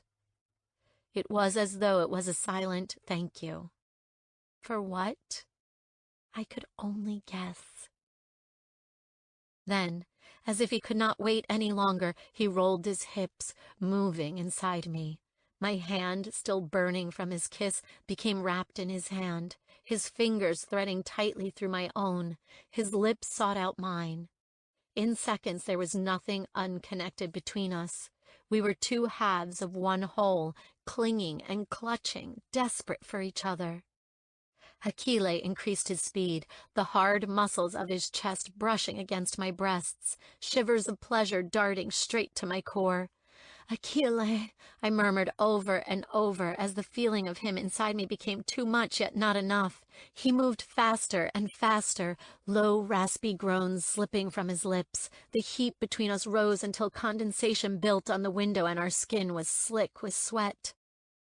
When I wasn't sure I could take any more, attention so great, so earth-shatteringly beautiful began surging at my core and flooding through my veins. "Achille!" I cried, my fingernails pressing into the flesh on his back. I knew Achille was as close as I when his movements became stronger and more jagged, his head tucked into my neck. My eyes closed and I smiled, feeling him take such comfort in me, such absolute happiness. And then it hit. Pleasure, like nothing I'd ever felt before, engulfed me like a flame, taking every part of my body hostage as it burned through all my senses, only to restore them with bliss and light and life. Achille groaned, his body stilled above me, and he filled me with his warmth. The muscles in his back bunched and jerked, then slowly calmed along with his rapidly beating heart. I ghosted my fingertips over his back, more than content to stay exactly like this, joined in every possible way, calm in the peace after the storm. Achille's warm breath dusted over my neck until he carefully lifted his head. I had thought him beautiful since the day I had first seen him working in his vineyard, torso bare with jean-clad legs. But as his sated face met mine, awe and reverence so clear in his expression, I knew I had been mistaken. Because nothing could ever beat this moment. The moment I realized this had not just been about making love, but that something bigger, deeper pulsed between us. And then my heart broke. because whatever dormant spark had just ignited within us, it must not be given chance to flourish. Tears filled my eyes. This could never be. We were from two completely different worlds. We weren't written in the stars. I know. Achille spoke in a pained and graveled voice. I turned my head and allowed myself to look into his eyes. His chest expanded as he took in a heavy breath. I know. He slid to the side and wrapped me in his arms, cradling my face into the crook of his shoulder and neck. There can never be more than this. Achille, I whispered painfully, hearing the sadness and resignation in his tone. You are not a part of this world, and I am not a part of yours. I didn't have anything else to say. It was the truth, and no frivolous sentiments or empty promises would ever change things. So I relaxed into his chest, savoring each second that we had left. Achille's hands ran lazily through my hair, and I stared through the window at the falling rain. The oil lamp flickered in the breeze, the golden reflections dancing over the white painted walls. My eyes became lost in the trance, so much so that I nearly missed Achille take a long breath, then softly say, They said I was slow. My gut clenched. I stilled, every muscle in my body going rigid. They said that I was dumb, and nothing would ever change that. I winced. My chest cracked in two at the embarrassment in his voice. I didn't speak. I didn't want to push him or say anything that would stop him from opening up. He no longer had his father, no one to share in his pain. I would be that person for him tonight. He needed this from me. I couldn't give him my heart, so this would have to be enough. When the sun rose, this would all be a distant dream. So I prayed to God and begged him to keep the darkness at bay as long as he could, to keep our stars shining and the rain crashing down, so I would have time to say goodbye. Chapter 9. Achille. Careza had become a statue in my arms. I was racked with nerves as I bared my shame. My father had always told me that I wasn't dumb, that my weakness in academics did not define me or how intelligent I was. But I was sure he had only said that to make me feel better. I wasn't like everyone else. The teachers, even the king, had made sure I knew that. He is not meant for academia, but instead for the fields, King Santo had said to my father. I always found it strange that I could use my hands to make the wine, yet the minute I tried to hold a pencil or pen, my fingers would fail. I couldn't even write my name. When I look at the words on a page, they never make sense. The lines blur and the letters jump around. My breath caught in my throat. My eyes don't see what other people see when they read. My brain doesn't function the same way as everyone else's. I laughed a humorless laugh. I talk of Plato and Tolkien's books, yet I haven't managed more than a few pages in my entire life. My eyes just get tired from trying to decipher each word, and I get so frustrated that I have to walk away. I sighed, my stomach sinking. Maybe I am just dumb after all. Maybe the teachers and King Santo were right. Academia isn't for me. Careza's head snapped up at my words. Her skin was still flushed from when we had made love, but her soft expression had changed into one so severe it took me by surprise. They were wrong, she said. They were all so wrong it incenses me. I blinked at her in surprise. Careza shuffled from under my arms, flipped onto her stomach, and rested her folded arms on my torso. Akile, you are not dumb. One only has to be in your presence for a few minutes to see that you are one of the brightest, most talented people walking this earth. She closed her eyes, calming herself down. I didn't take my eyes off her, her compliments seeping down deep into my bones. She opened her eyes. I'm not fully qualified. I have no official papers to diagnose you, but I think you are dyslexic and maybe dyspraxic. The two commonly go hand in hand. Her eyes narrowed. So let's get one thing straight. You are not dumb. Your vocabulary is extensive, your understanding of any given topic is vast and sound. You are not dumb, Akile, and you are selling yourself short by allowing that falsehood to take root. What is this slip? I shook my head, not able to remember the names. Dyslexia is when your brain struggles to make connections to words. It's not uncommon and can be aided tremendously with specialized personal programs. Dyspraxia has many forms. It is when some of your motor skills are not as strong as others. It may be why you struggle holding a pen, yet you are able to easily hold reins and make wine. There is no blueprint. Everyone is different. Some tasks you think will be difficult come easily. Other simple tasks may feel like the most impossible thing in the world. I find bottling the wine difficult, too. Nothing else, but I struggle when it comes to bottling, I admitted shyly. The small pieces that are used in the process are hard for me to control. Careza nodded, as if it made perfect sense. Nothing about this had ever made sense to me, yet she understood my problem in mere seconds. It is a case of crossed wires. Picture it as the brain's usually clear path being blocked with fallen branches. We simply have to find another route, but that route can be found no matter how hopeless it seems. She gritted her teeth, looking so adorably fierce. I will not allow you to think of yourself as unworthy or subpar. You are not. I won't accept that, and you should not accept that of yourself either. She abruptly stopped. Not even my father had fought for me that hard.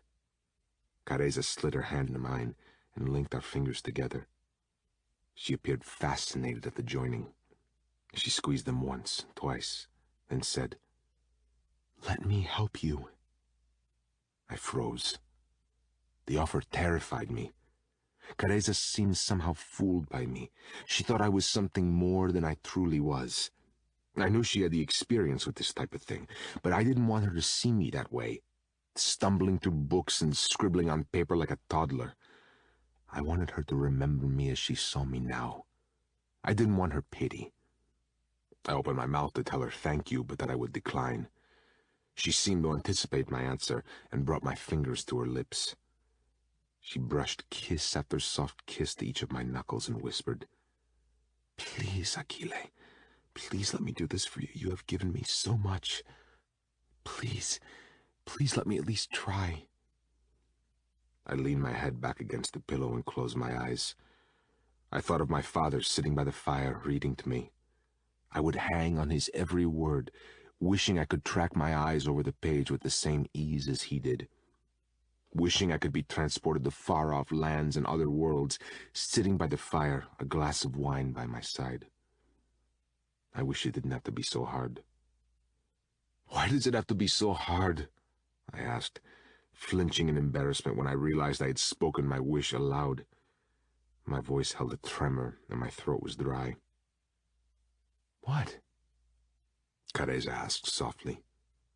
I shrugged, thinking of the last few weeks I had with my father, watching him fade before my eyes, my hero leaving me day by day. Watching him stare each night at the picture of the mother I loved but never knew. And I thought of all those nights he had tried to help me read, but grew helpless and sad when nothing he did ever worked. Until he tried no more. Until I had tried no more. "Everything," I said quietly. "Everything just always seems difficult. Nothing comes easily." My gaze drifted to Careza, bare and with me in my bed, and I immediately wanted to refute my claim. Everything with her was confusing, yet came easily at the same time. But our situation was not easy. She was marrying the prince. She had only returned to Italy to marry into House Savona, to take her place as the next queen in the so-called royal succession. Our situation was complex, yet I knew that falling in love with her would be the simplest thing in the world. "Achille," Careza murmured. She reached up and ran her hand down my cheek. "Let me try and ease some of this for you, please. I'm begging you to let me try. You can read and write. We just have to find a way through the fog." I looked out of the window, seeing the rain clouds beginning to move away. The stormy sky parted, allowing stray beams of moonlight to flood the vines. Stars started to appear in the dark heavens, flecks of silver in a velvet sea of black. "Even after tonight, you should still come and ride Rosa." I focused back on Careza. "I see the passion on your face when you practice your dressage. It lights you up and makes your heart content." A dull ache formed in my chest at the thought of walking away from her, from this night. But it was worse when I thought of her losing the joy she gained from riding my father's treasured Andalusian. Losing the smile on her beautiful face as she danced around the arena, free from worry. "Okay," she replied. I could tell by the roughness of her voice that I had taken her by surprise. It was a selfish offer, too, because I didn't know how it happened so hard, so fast, but I couldn't imagine a week going by without seeing Careza. Her finding me amongst the vines, the sound of her trotting around the arena as I crushed the grapes. As hard as it would be, I could live without touching her again. I couldn't live without occasionally bearing witness to her bright smile. "And the winemaking?" she added. My eyebrows rose in surprise. A shy expression sat on her face. "There's still a lot more of the process for me to observe. I don't know if you've noticed, but I'm rather passionate about your wine." I couldn't help it. I laughed, and as she laughed in return, my heart jolted toward her just that little bit more. "I know," I said, running my thumb over her bottom lip, trying to memorize exactly how she looked right then. "I know how much you adore my wine." "I don't just adore your wine," she whispered, and by the blush on her cheeks, I knew she hadn't meant to say that. She dropped her forehead to my stomach, then after a deep breath lifted her eyes. "You are allowing me to ride your horse, allowing me to study the process of your award-winning wine. Please, Achille, just give me a few weeks to try and help you with your reading and writing. Allow me the chance to show you that it is not a lost cause. Just for me. Please, if not for yourself, do this for me." My pulse raced with nerves and discomfort. She would see all my flaws. She would see me completely exposed. But I resolved I would do it for her. Careza waited, breath held for my response. With a defeated sigh, I nodded, giving her the answer she so badly wanted. "Thank you," she whispered. She crawled above me and pressed her lips against mine. The surprise act of affection caught me off guard, but not enough for me not to respond. My hand cupped the back of her head as the innocent kiss deepened with our escalating need. Wanting to have her again, craving another moment of being joined so closely, I rolled her onto her back, crowding the space where she lay. Careza broke from my mouth and looked into my eyes. "We can only have tonight." "I know." I turned to look out of the window at the high moon, then back to her. "But the night is not over yet. The sun is still asleep." Careza's fingers brushed through my hair. "Then kiss me again." I did as she asked, exploring more of her than before. I kissed every patch of her skin, stroked every strand of her hair. This time it was slower. We savored each second, nothing rushed, everything unhurried. But eventually sleep came calling for Careza. It didn't for me. I held her tightly to my chest, breathing in the peach and vanilla from her hair, the floral notes from her expensive perfume. I watched the unwanted sun begin to rise behind the distant green hills of Umbria and heard the birds bring their morning song. With every ray of light chasing shadows from my small bedroom, a little piece of me died. I couldn't stay here. I couldn't be here when she woke. I couldn't see the flecks of gold in her eyes that I had never known were there before, nor the freckles peppering her cheeks that had grown more and more prominent with each day she spent with me in the fields under the sun. But worse, I couldn't hear her goodbye. I would see her again, of course, when this night had passed, when I didn't have her scent on my skin and the fresh memory of what she felt like under me in my bed, cradled in my arms. As gently as I could, being careful not to rouse her from sleep, I lay her down on the mattress, pulling the comforter over her naked bronze skin to stave off the morning chill. I dressed in jeans and a red flannel shirt, then left her to sleep. I needed fresh air. I slipped on my boots and went outside. The minute the door was shut, I inhaled a much-needed deep breath. I tipped my head back, drinking in the dawn sky. Purples and pinks slashed through the fading black, the stars being forced to bed. I heard the distant sound of tractors already in the fields. The winemakers and farmers' day had already begun. I shook out my hands and began the painstaking task of buttoning up my shirt and jeans, another simple task that never came easily to me. 10 minutes later, I had tacked up Nico and made my way past the perimeter of my vineyard and out onto the mass of the estate's acres beyond. I rarely left the security of my home. I couldn't remember the last time I had been out here. I was always out here as a child, playing in the trees with my best friend, or fishing in the fully stocked man-made lake. I arrived at the edge of another vineyard. I let my eyes drift over the already harvested vines. This was one of the mass-produced reds.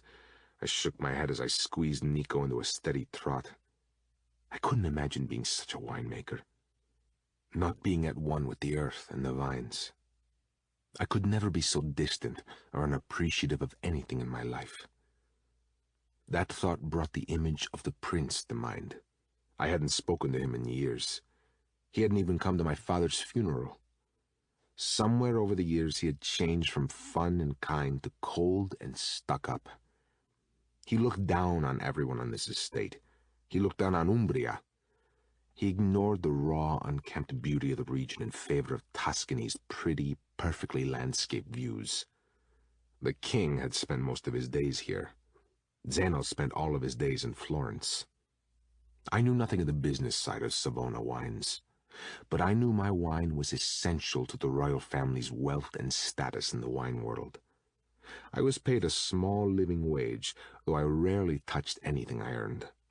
I knew it was nothing to the profits that the king and now the prince would be making from my blood, sweat, and tears. But I cherished my home, my horses, and my vines. Most of what I ate came from the land. I didn't need much else. At least the king would visit us twice a month, asking me to show him the work my father and I had been doing. He would sit with me and eat lunch while my father continued his work in the fields. He wouldn't speak much, but I didn't mind his company. He was cold in demeanor, standoffish, but not unkind. At least he cared about getting to know his employees and took an interest in the work we did on his land. Prince Zeno couldn't care less. He didn't deserve this place, knew nothing of this rare jewel he now owned. My head convinced me I was referring to these sprawling vineyards, but my heart knew I referred to someone else. Because he didn't deserve her either. I knew of his reputation. Even as a child he had been cocky and arrogant. He would never know Careza's worth. She would just be another shiny toy to add to his burgeoning pile. The thought of her being treated this way almost caused me to scream out in frustration. She deserved more. She deserved someone who would love and cherish her, who would never be parted from her side, not even for a moment. Needing to feel the rush of cool air on my face, I pushed Nico into a canter. We sped along the dirt track, kicking up the still wet mud in our wake. We pushed on until we reached the end of the long track. I slowed into a trot, and I saw we had arrived at the botanical gardens. Greenhouse after greenhouse stretched for the length of the land.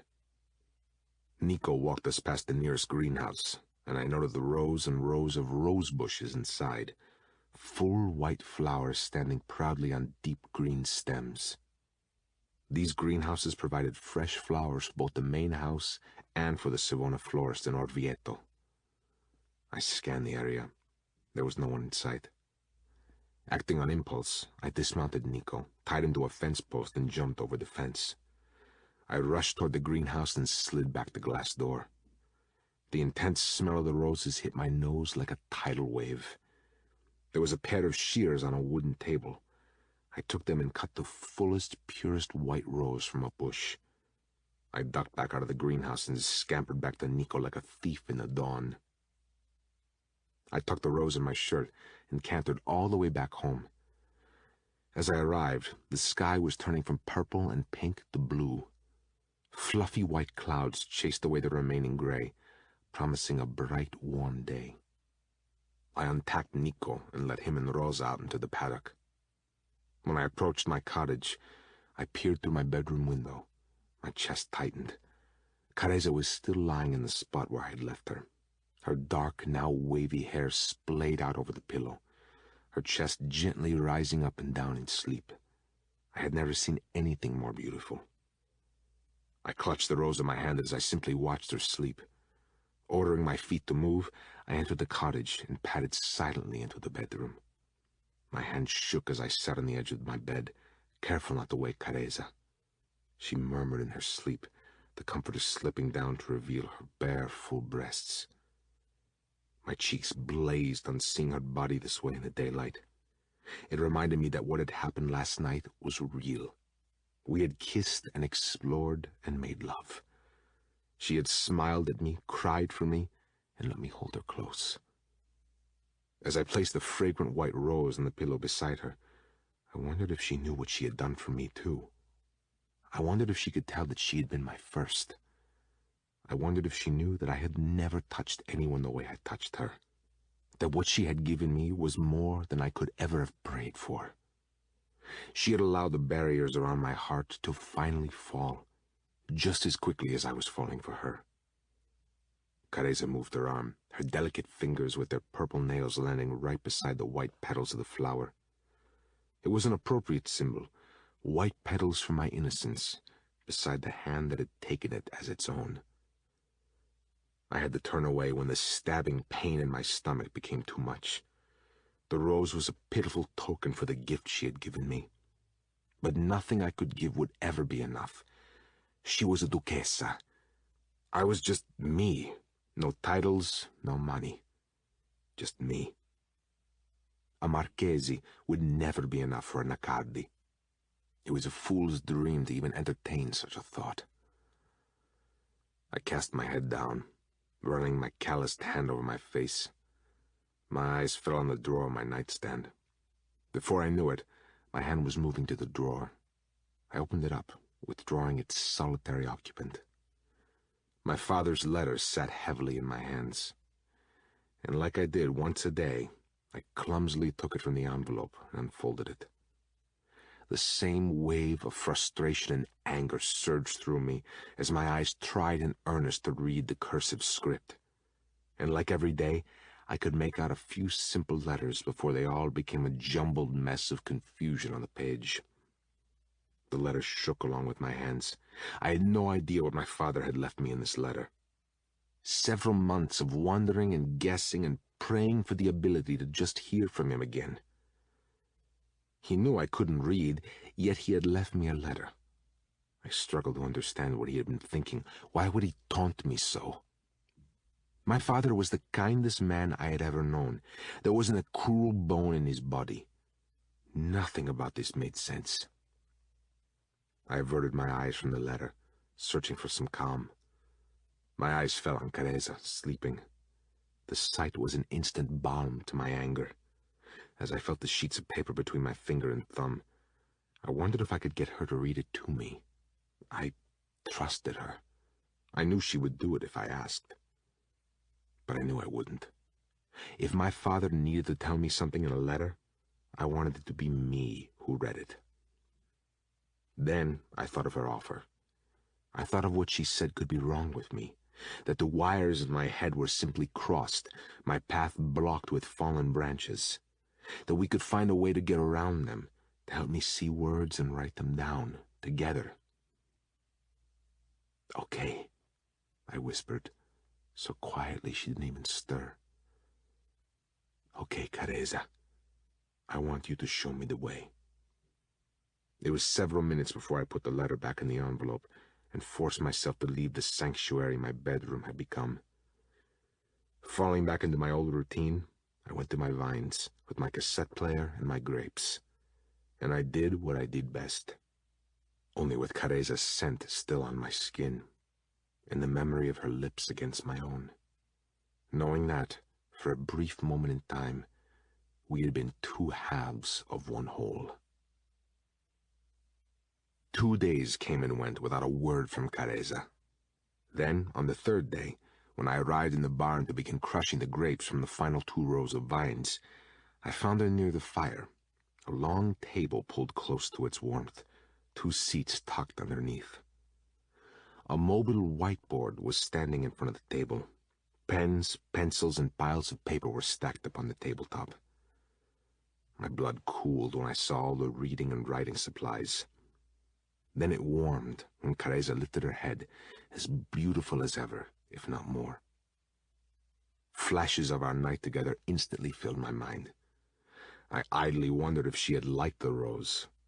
When I returned that night, Careza had gone. She had not come to say goodbye to me among the vines. But the rose was no longer on the pillow. I didn't know why, but it made me feel 10 feet tall. Achille, Careza called in greeting, her voice slightly breathless, her tanned skin rosy. She was casually dressed in jeans, brown-heeled boots, and a simple white blouse. Her hair was pulled up into a high ponytail, wisps of baby hair framing the edges of her face. It made her appear younger than 23. She must have seen me staring at her hair, because she lifted her hand and explained, "I thought today called for a power ponytail." She laughed at her own joke. I had no idea what a power ponytail was, yet I smiled at the amusement she found in herself. I placed the bucket down near the crushing barrel, needing to tear my eyes from her face. I thought this moment would have been easier than it currently felt.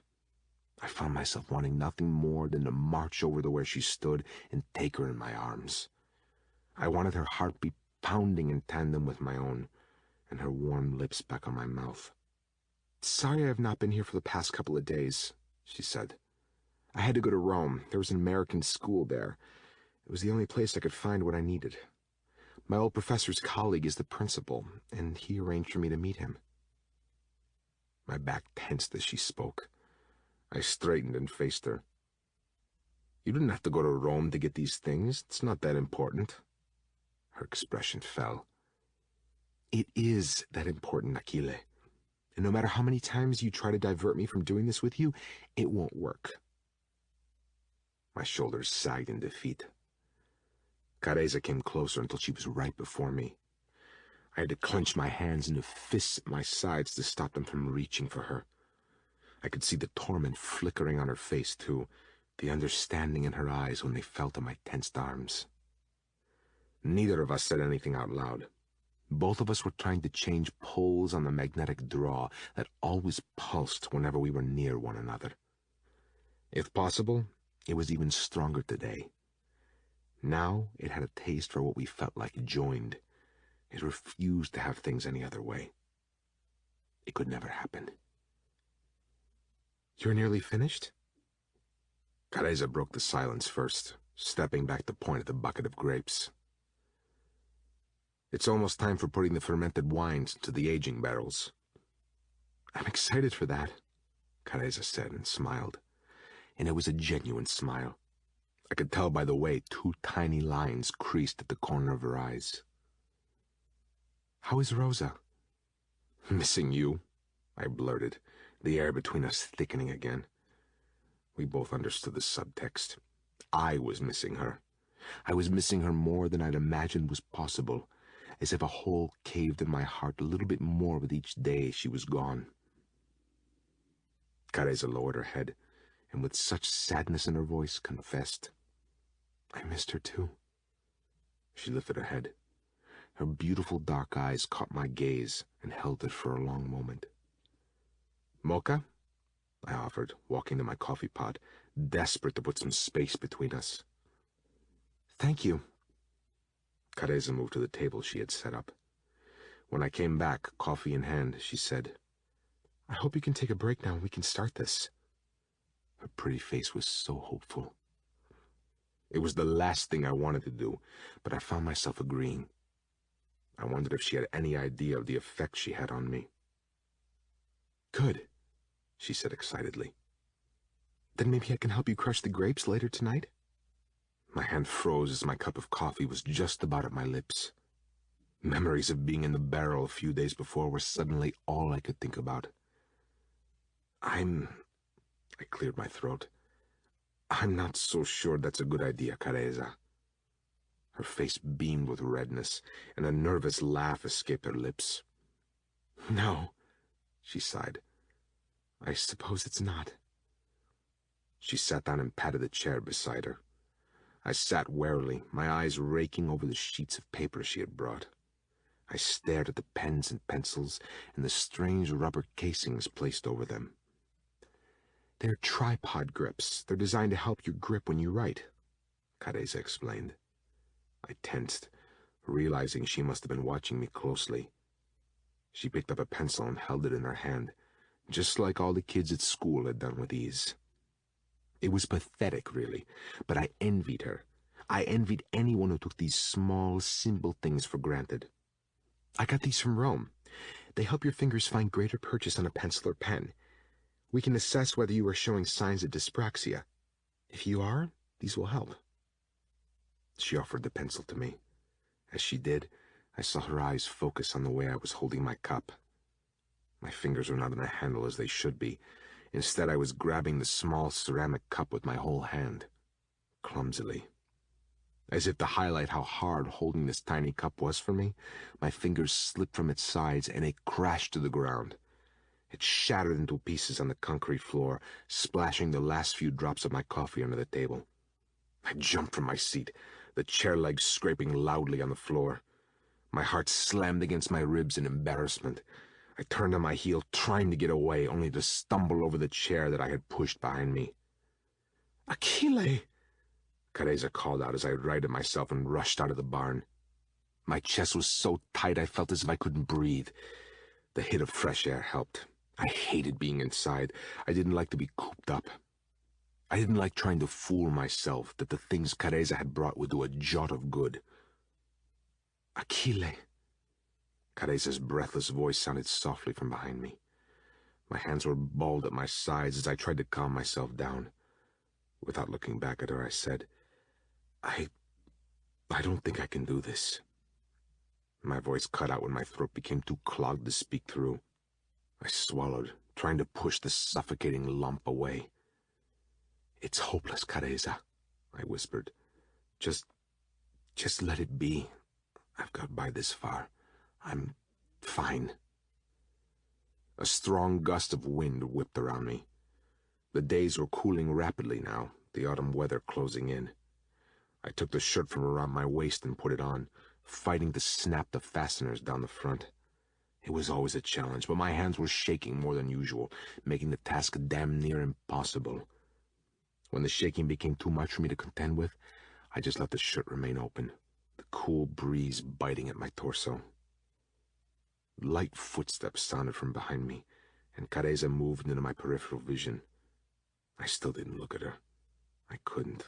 I was humiliated. But she didn't let me withdraw. She moved into my line of sight, strong and brazen. When she laid her hand on my chest, I couldn't help but look down. Her eyes were focused on the fasteners as her slim, unhurried fingers fastened them. When she had closed the last one, her long lashes fluttered, and she finally met my eyes. Her hand was still pressed against my flannel shirt, right over my heart.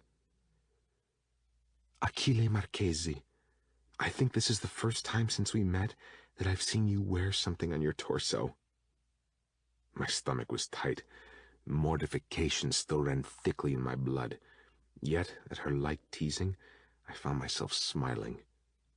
It wasn't much of a smile, but for a moment she had chased away my pain. A teasing expression played on her face before it fell as she said, "You don't wear a shirt much because of the buttons, do you?"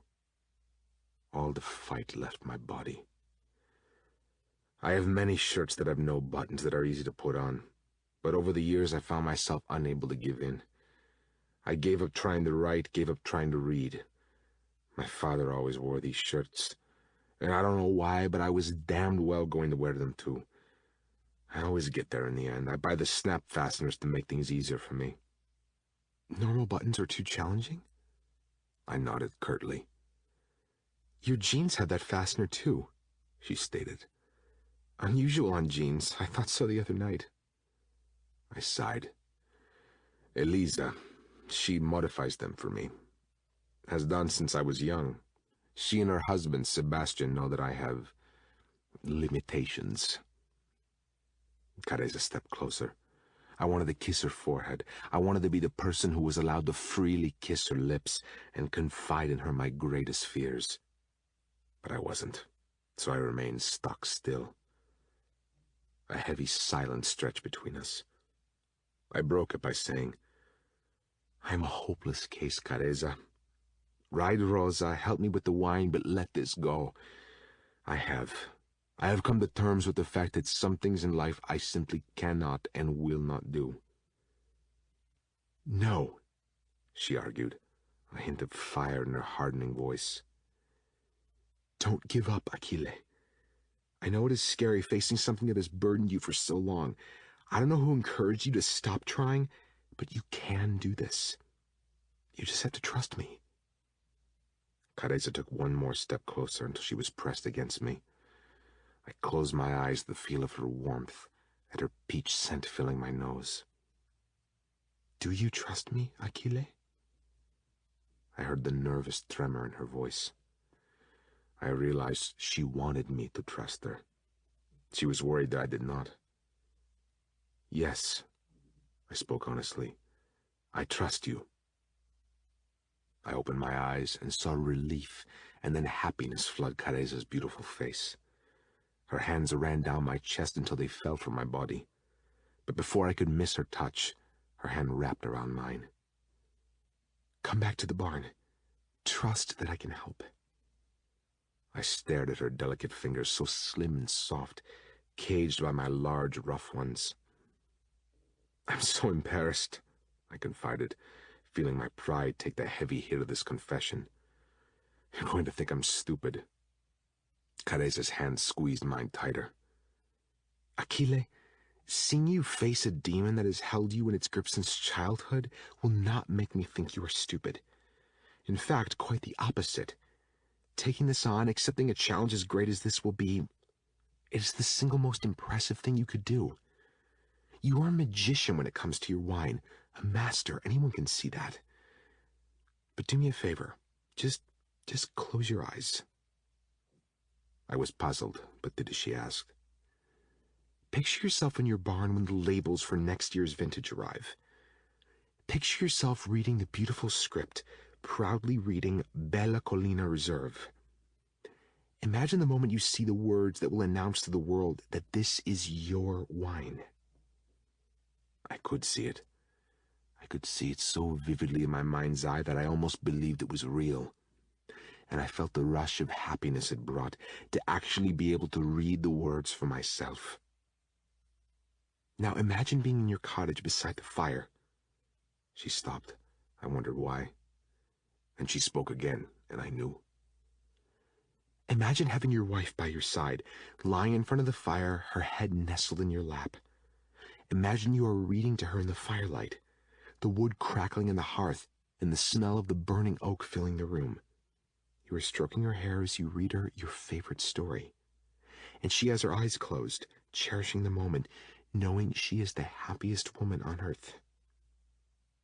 Plato, I said, my voice graveled and torn. I am reading from Plato's Symposium about split aparts and completed souls. Careza was silent, completely silent, yet my mind was alive with thought, because in my vision, the one she was painting so perfectly, There could only be one woman listening to me speak. She had dark hair and dark eyes, and the kindest, purest soul. It was her, Careza, as my wife, lying with me by the crackling fire, listening to Plato, my hand running through her hair. My missing half. Careza's breathing hitched. Just as I went to open my eyes, she instructed, "Then imagine your child, a little boy, just like you. You are reading him Tolkien, as your father had done with you. Imagine how full with life and pride and joy you feel, because you've overcome your reading challenges for him and for her, whomever she may be." Careza's voice cut out. I opened my eyes, and her eyes were glassy. "I see it so clearly," I said. "I see them both so clearly." I left out that it was her I could see, and the boy made by us. "Good," she said in a faltering voice. "Then hold on to that image. When you feel like giving up, let the image of this future give you the strength to keep going. Because it is possible, Achille. Everyone deserves the chance to read and write, especially you." My head fell forward. I couldn't take looking at her any longer. I was afraid that I might kiss her lips if I did. "Come back inside," Careza said. "Let me assess where we are, then let me begin to help." I blew out a long breath of air, but nodded, allowing Careza to lead me back into the barn. She did not let go of my hand until we were seated at the table. She picked up the pen again and held it out for me to take. With my heart beating wildly and sweat coating my palm, I took it in my hand. I concentrated on holding it correctly. Careza shifted my fingers until they were in the correct position. A jolt of surprise ran through me when the pen didn't slip. When, helped by the rubber casing Careza had put on, the pen stayed in my hand. It didn't exactly feel right, but it didn't exactly feel wrong either. "Does that help?" she asked cautiously. I blinked. My vision had suddenly become blurry. "Yes," I said, moving my wrist, feeling the added grip of the pen between my fingers. "Good!" Careza exclaimed. She took the pen from my hand and placed it on the table. Next, she placed a piece of paper in front of me. I could see the words written on it. Careza inched closer. "Try and read the first word for me." I glanced away, hating that the written word made me feel this way. A warm, comforting hand covered mine, chasing away some of my nerves. I pulled myself together and turned back to the page. I ran my eyes over the first word. I could see the first letter was a V, but I struggled with the second. Within moments, my eyes were straining. I sat back from the table and ran my hand down my face. "I can see the letters, but I don't understand how the word sounds. I can't hear it in my head. Without hearing it, I don't understand it." I looked at Careza, who was listening attentively. "Does that make any sense?" "Completely," she said. "But we can help with that. We can use the multi-sensory approach." She edged closer. "People with dyslexia often obtain a greater grasp of the words by using 3 things. Careza lifted her hand, and I swallowed when she touched her index finger to my eyelid. "Seeing the word." She moved her hand to my mouth, and my blood rushed faster through my veins. "Saying the word aloud." Finally, she brushed her hand past my ear, and shivers broke out across my skin. "And hearing the word repeated back." She drew back her hand and took different colored pens to the page. She ran a red pen over 2 letters. "We can also color code the vowels and the letters that give the word its sound. We can help you phonetically. We can help you identify the syllables. You will eventually understand the words by sounding them out in your head." "Really?" I asked doubtfully. Careza pushed the paper back before me. I ran my eyes over the letters. V-I-N-O. I didn't quite know what it said, but the different colors helped me make out the different letters. "Can you decipher the letters?" Careza asked. I told her what they were, using my fingers as a guide on the paper.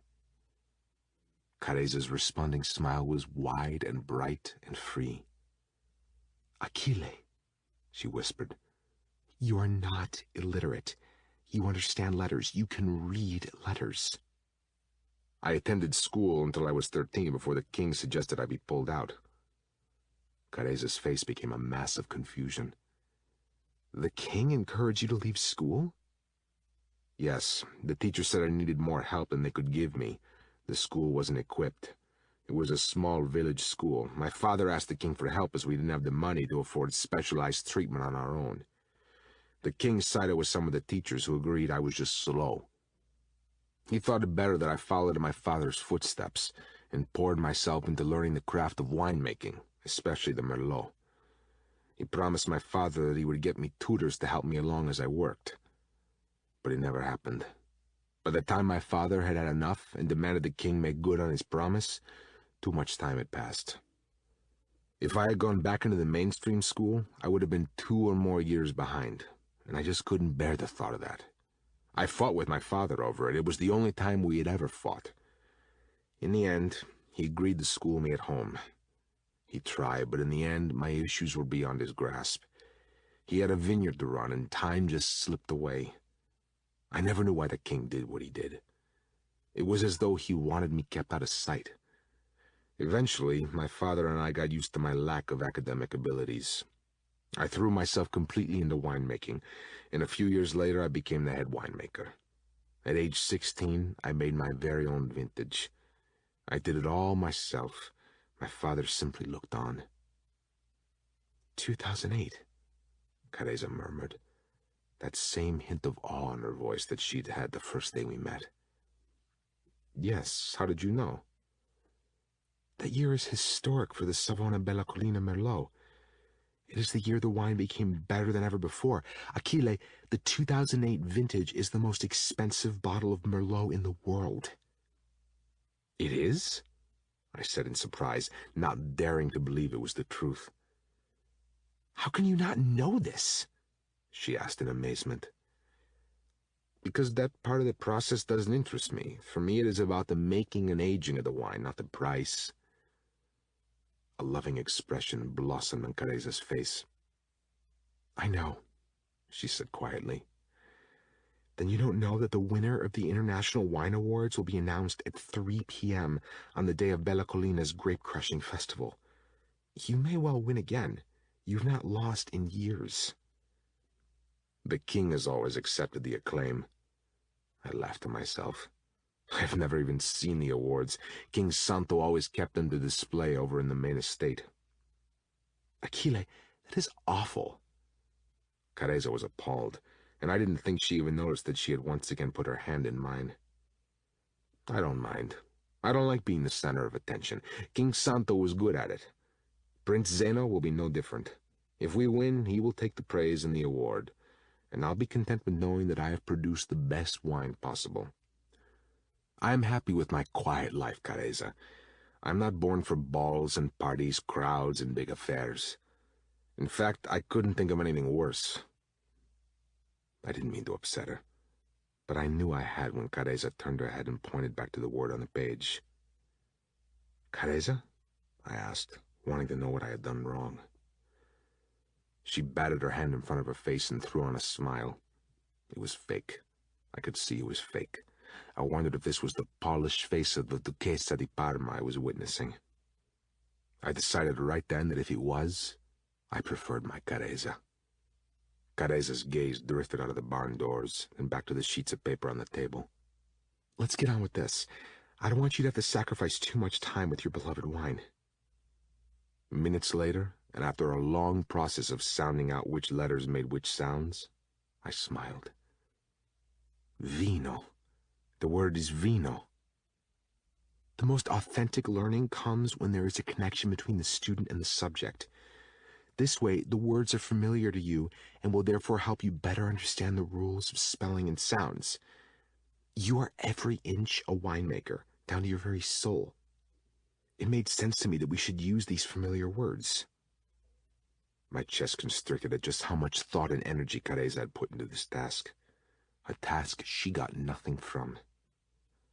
Thank you, I said.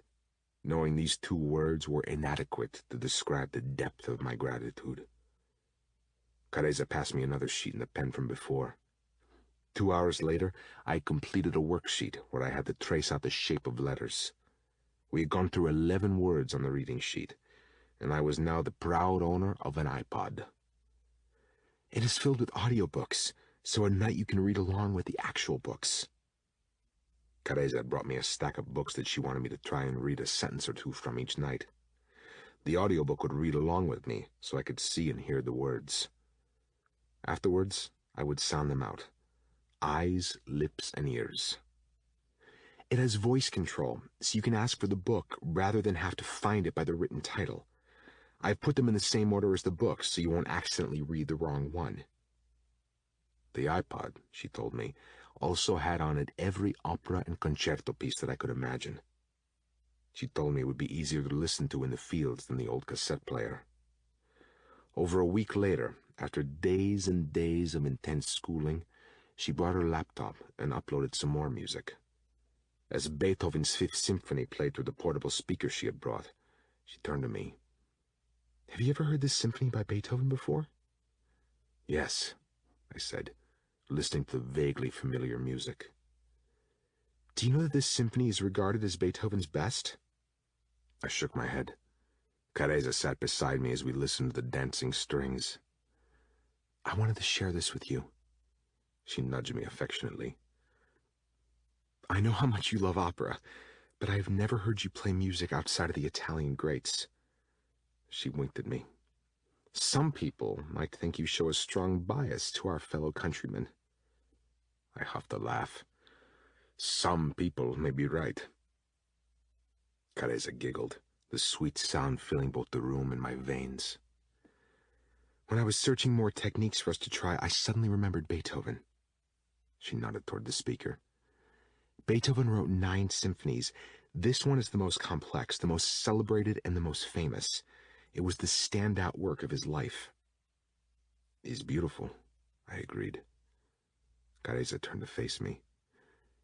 "Beethoven lost his hearing, Achille. One of the world's greatest composers lost his hearing. A composer, a man who wrote music, listened to music, lived for music, lost the very sense essential to his work." "That's awful," I said, shaking my head in sympathy. "No," Careza said forcefully. "In the end, it was arguably his greatest blessing. Achille, he wrote this symphony when he was deaf. His greatest masterpiece was produced without the ability to hear sound. Don't you see?" I waited with bated breath for her to continue. "What challenges us, what should break us, can, in the end, be our greatest blessing. Because our failures can make us great. Our most basic of human adversities can inspire within us an almost superhuman strength. Our weaknesses are simply our untested wings waiting to be flown." In the week that followed, with every new sentence learned and new word written down, I listened to the symphony, allowing Careza's words to circle my mind. One night, as I tried to read by the fire, with Beethoven playing in the background, I realized that what and how Careza was teaching me was working. I let myself imagine the future Careza had helped me to visualize that day outside the barn. And I knew that she was right. My wings were simply untested, but each and every day they were readying themselves for flight just that little bit more. To fly toward Careza, the woman who was rapidly becoming my sun. To Careza, the woman who was lighting my way from the dark.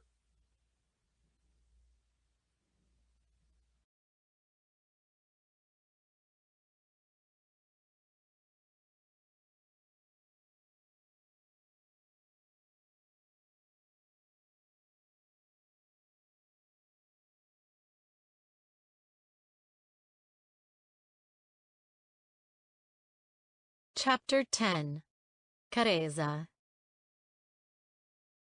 It will be long-sleeved, as all royal dresses should be, yes? Lace sleeves and a V neckline and a silk skirt. I stood on a raised plinth as Giulietta, my wedding dress designer, took my measurements. She whipped around me like a cyclone as she measured my legs, my waist, my chest, and finally my arms. When she was done, she linked my arm and brought me to the table and chairs in my living room. She turned to another page of the sketchbook lying on the tabletop. Her flawless design for the dress of my dreams had been on page 1. Her ideas for my hair and makeup were on page 2. And when she turned to the 3rd page, I felt the tears immediately fill my eyes. "Your dream well, no?" Giulietta asked in English. Since she had arrived, she had insisted that she speak English. She had said she needed the practice. I had only spoken Italian in weeks. Only over the phone to Marietta did I use English. It was nice to feel my tongue wrap around such familiar-sounding words. My finger ran along the design, sketched out in charcoal pencil, except for the silken vines that were drawn in shimmering silver. It was floor-length with a long train, exactly like I had always dreamed. It had Spanish lace around the front, perfectly suited to a Catholic Duomo ceremony. It was everything I had ever wanted. "Well," Giulietta said, "is it good?" I nodded, my throat struggling to push out any words. But it was not because I was left speechless by the design, even though it was as if she had taken the picture straight from my mind, but because of the heavy ache I felt in my heart as I stared down at the veil I had envisioned wearing since I was a little girl. The veil I would wear when I married my prince. It was all coming true. I was getting the veil. I had the prince, but I knew the reason for the ache in my heart. I wasn't marrying the right prince. The truth was, I didn't even want a prince at all.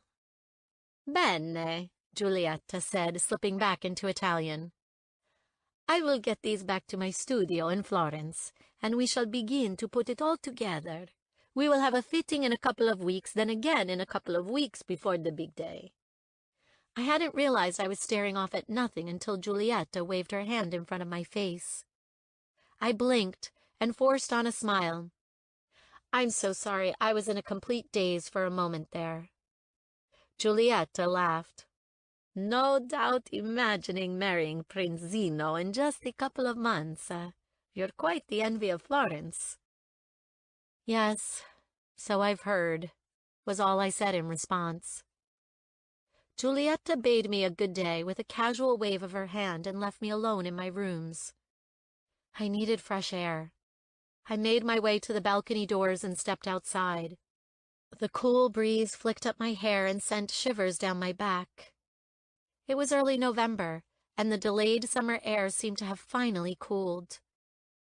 I walked to the edge of the balcony, and like I did each time I came out this way, I let my gaze drift out to Aquile's small vineyard, tucked away in the valley in the distance. And like every day, I felt an urge to run down the steps and along the fields until I got there. I could even smell the burning oak from his fire and hear the opera serenading him in his barn. It amazed me that even though I had only known him for 4 weeks, it felt strange not seeing him every day. Those first couple of weeks spent by his side, harvesting, riding, and crushing the grapes, were some of the best and most cherished of my life. And that night, the night we had made love. A symphony of hustle and bustle sounded from around the estate, pulling me from that heated memory. It made me wonder what Achille was up to right then. It made me wonder if he had managed to read last night. I was so proud of him. I didn't think I had ever been more proud of anyone in my life. Every time we worked on his reading, he struggled. Sometimes the words were so frustrating for him that my heart wept. I knew he came close to giving up at times, but time and time again, he would prove to me just how strong he was when he refocused, took a deep breath, and tried again. And I hated that I couldn't be there more. I missed him. Felt as though I could barely breathe without him being close by. I should have decided to stay away long ago. I should have cut all ties from that second day when he had showed me how he had hand-harvested the vines. But like the fool that I was, I kept going back, over and over. I had tried to fool myself that I returned simply to help him read and write. But both God and I knew that was a lie. I was sure Achille knew it too. I jumped at the sound of a plate crashing to the ground. The mansion was in chaos. It had been in chaos for the past 8 days, as the staff outside readied for the grape-crushing festival, and the staff inside prepared the great hall for Zeno's coronation banquet. The banquet was tonight. The festival was today. Zeno had yet to return. Today was also the day that the judges of each category of the International Wine Awards would, at 3 p.m., call the winner to award them the prestigious prize. As Achille had predicted, the call would come to Zeno, and Zeno would publicly reap the reward. But I knew if Bella Collina's famed Merlot won today, that honor went to one person, and one person only. And I knew he wouldn't come. Achille never really left his home, apart from when he had to get a few groceries from Orvieto. He barely even left the vineyard but for the occasional ride outside the perimeters of his land. I knew from his expression and tone when we had discussed the awards that he would not be here today. I wrapped my white cashmere cardigan tighter around my body to stave off the cold. A knock sounded on my door. I guessed it would be Maria, here to order me to get dressed for the festival or prep me on all the important names and faces that would be attending Zeno's coronation dinner. I opened the door and my mouth fell open in surprise. Zeno stood before me, as handsome as ever, styled and groomed to perfection. He wore a navy blue designer suit, white shirt, and red tie, and in his hands were a dozen blood-red roses. My immediate thought was that they were not white, that these 12 expensive roses didn't hold a candle to the single white one Achille had left on my pillow the morning after we made love.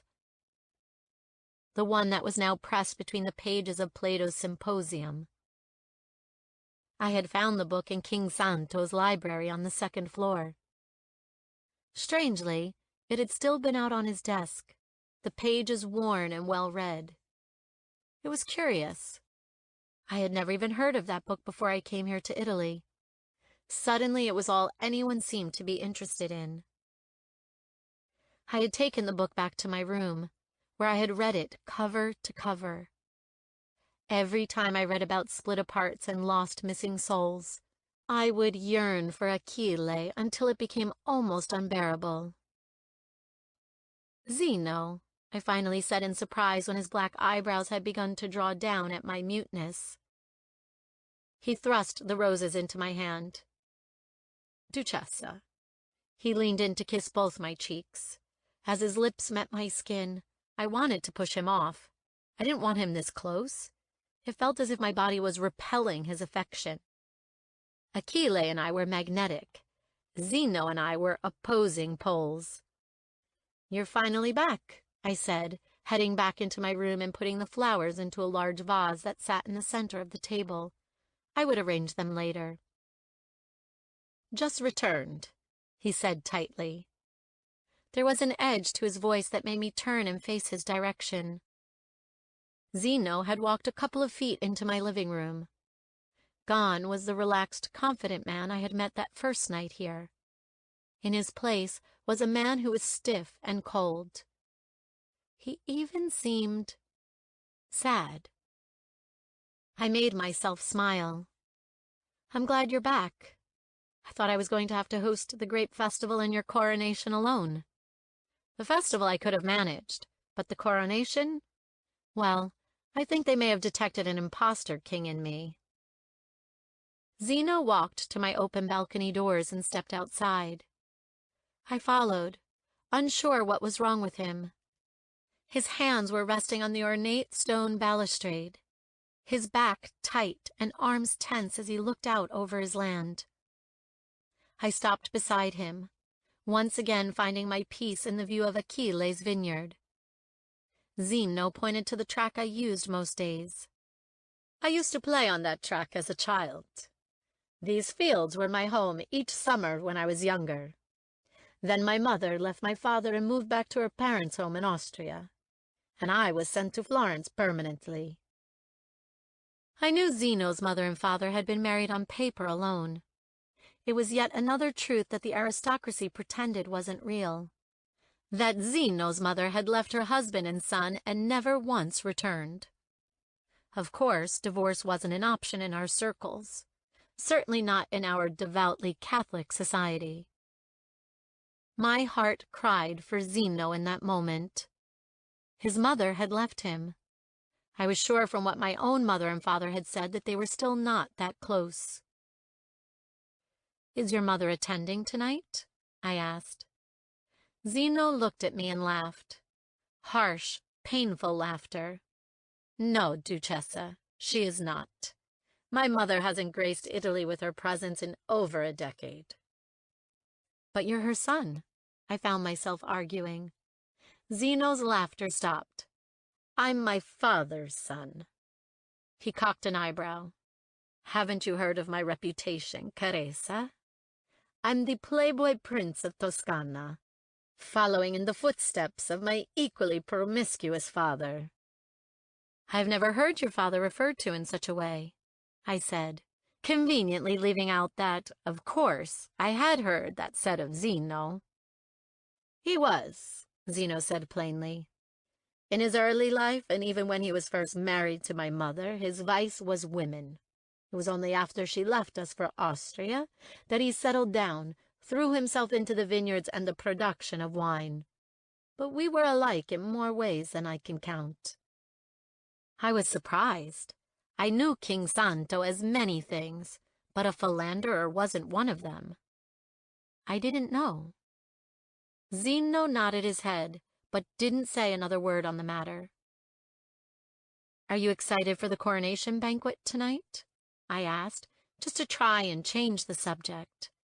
The topic of his parents' marriage was clearly a sore point. "Ecstatic," he droned sarcastically. Zeno loosened his tie from his neck and turned to lean his back against the railing. He looked at me, arms folded. "What have you been doing since I've been gone? The staff seem to think you are a little wild in your ways, preferring to traipse through the vineyards for hours at a time rather than hold lunches and dinners." Panic surged through me. I didn't want him to know where I had been and what I had been doing. But then I thought of Rosa and the fact that many of the staff had seen me ride her daily. "I do prefer being outdoors," I said with a nonchalant shrug. "And one of the winemakers has a horse that I ride, an Andalusian. They have allowed me to school her in dressage. I met them in my first few days, and we agreed I could ride their horse as it needed the training."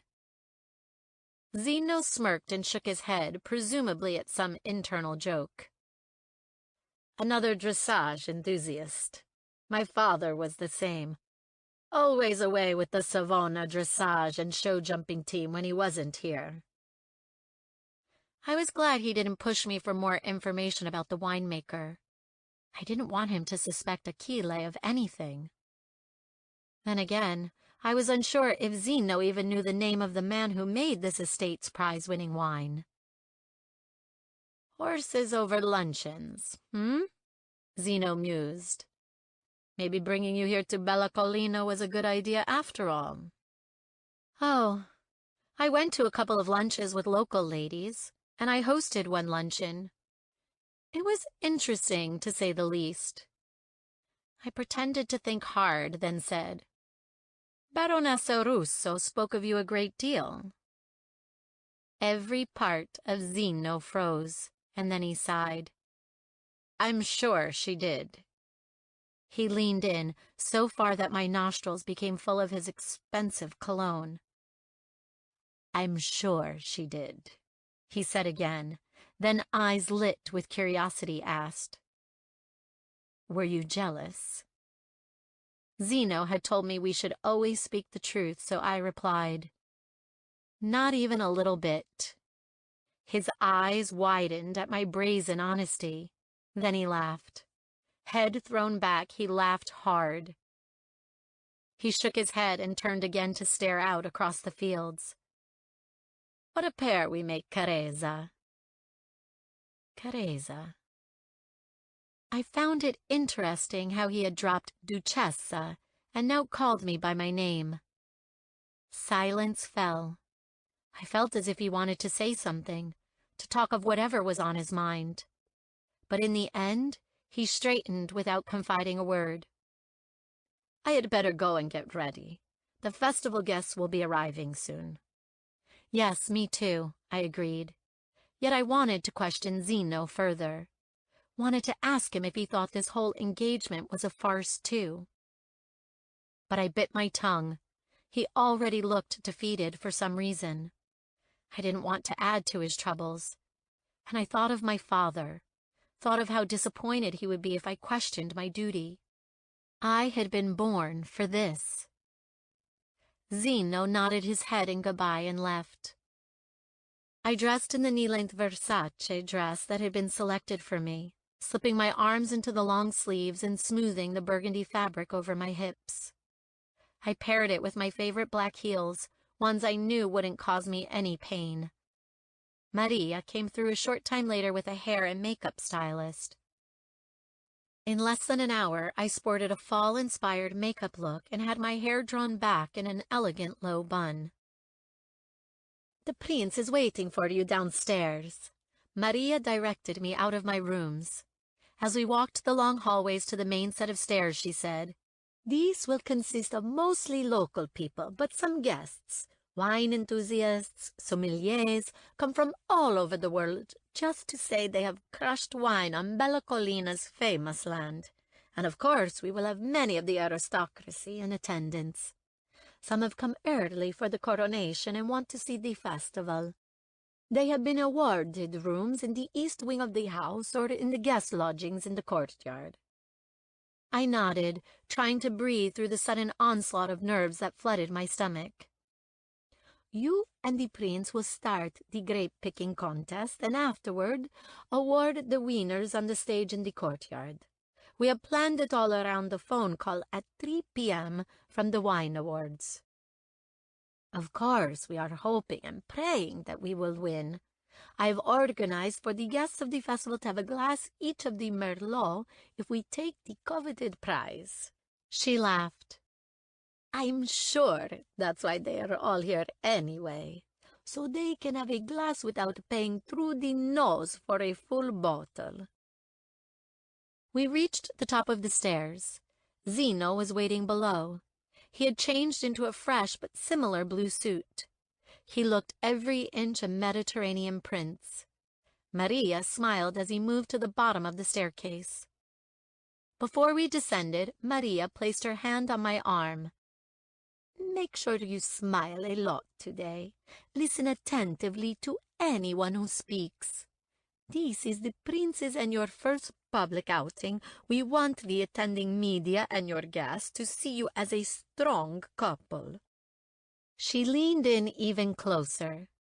"It will also help ease the buyer's worries to see an Accardi on Zeno's arm. Believe me, we need all the help we can get right now." I frowned, about to ask her what she meant, but Maria had pulled back and greeted Zeno before I could.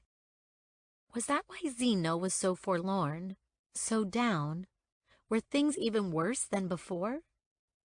As I reached the bottom step, Zeno offered me his arm.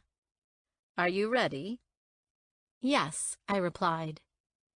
We walked through the large house until we reached the exit to the courtyard.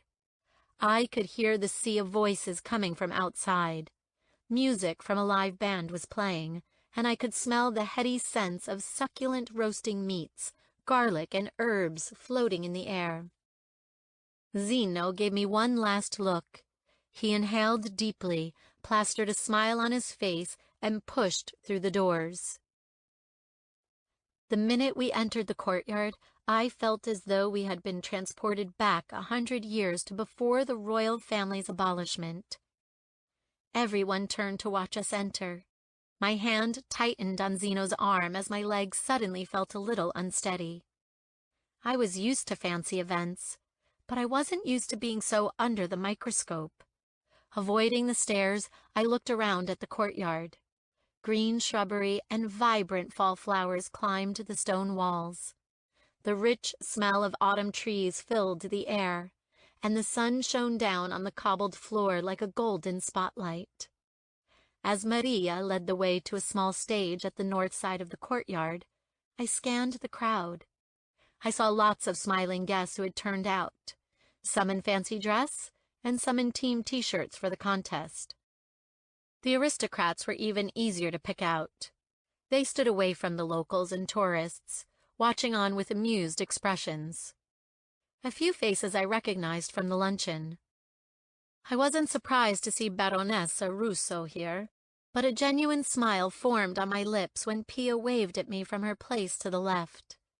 Her sister, Alice, was with her, as was Gianmarco, her nephew.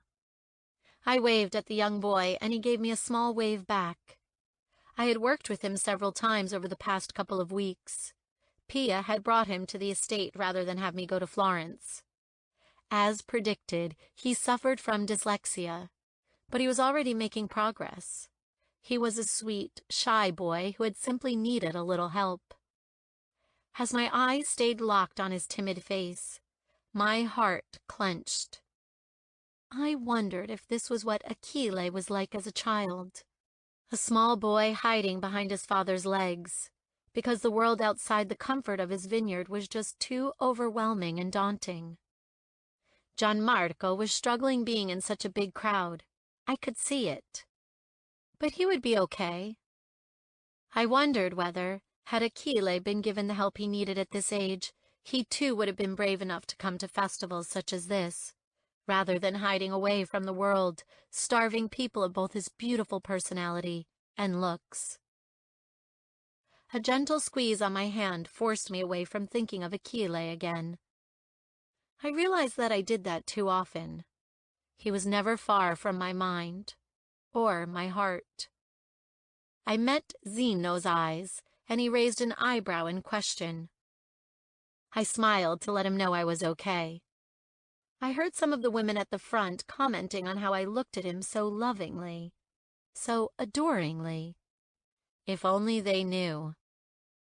Zeno walked to the microphone at the front of the stage. The guests quieted. My friends, my fiancé and I would like to thank you all for attending the annual Bella Collina Grape Crushing Festival. The guests cheered. Clearly used to years of this kind of attention, Zeno smiled a regal smile and nodded his head at the cheers and shouts.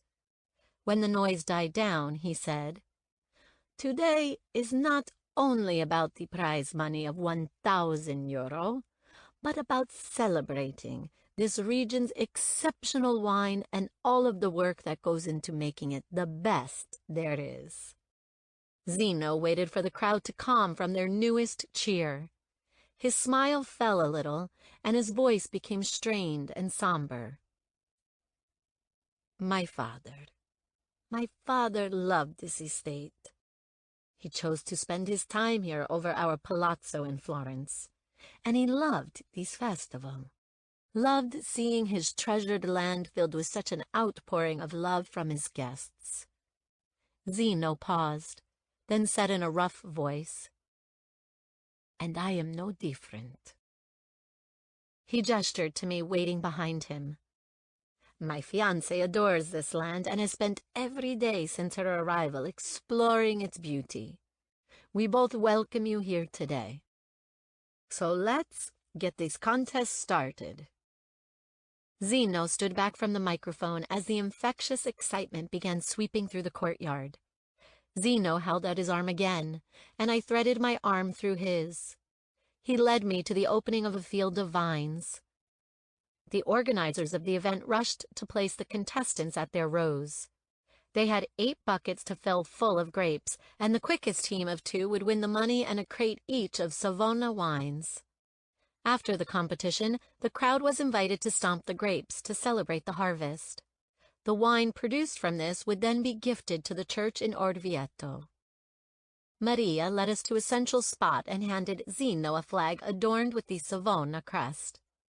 But Zeno passed the flag to me and said, Why don't you do the honors, Teresa? I felt every pair of eyes on me as I nodded and walked to the spot Maria had marked out on the grass. I lifted the flag, holding it high in the air, and then dropped it. The contestants rushed to their buckets and scrambled down the rows of vines. I laughed at the hectic melee before backing away to a corner to watch the contestants competitively harvesting the grapes. Zeno came to stand beside me. "You did well," he said, clapping his hands as a nearby group were the first to drop 2 full buckets at their starting marks.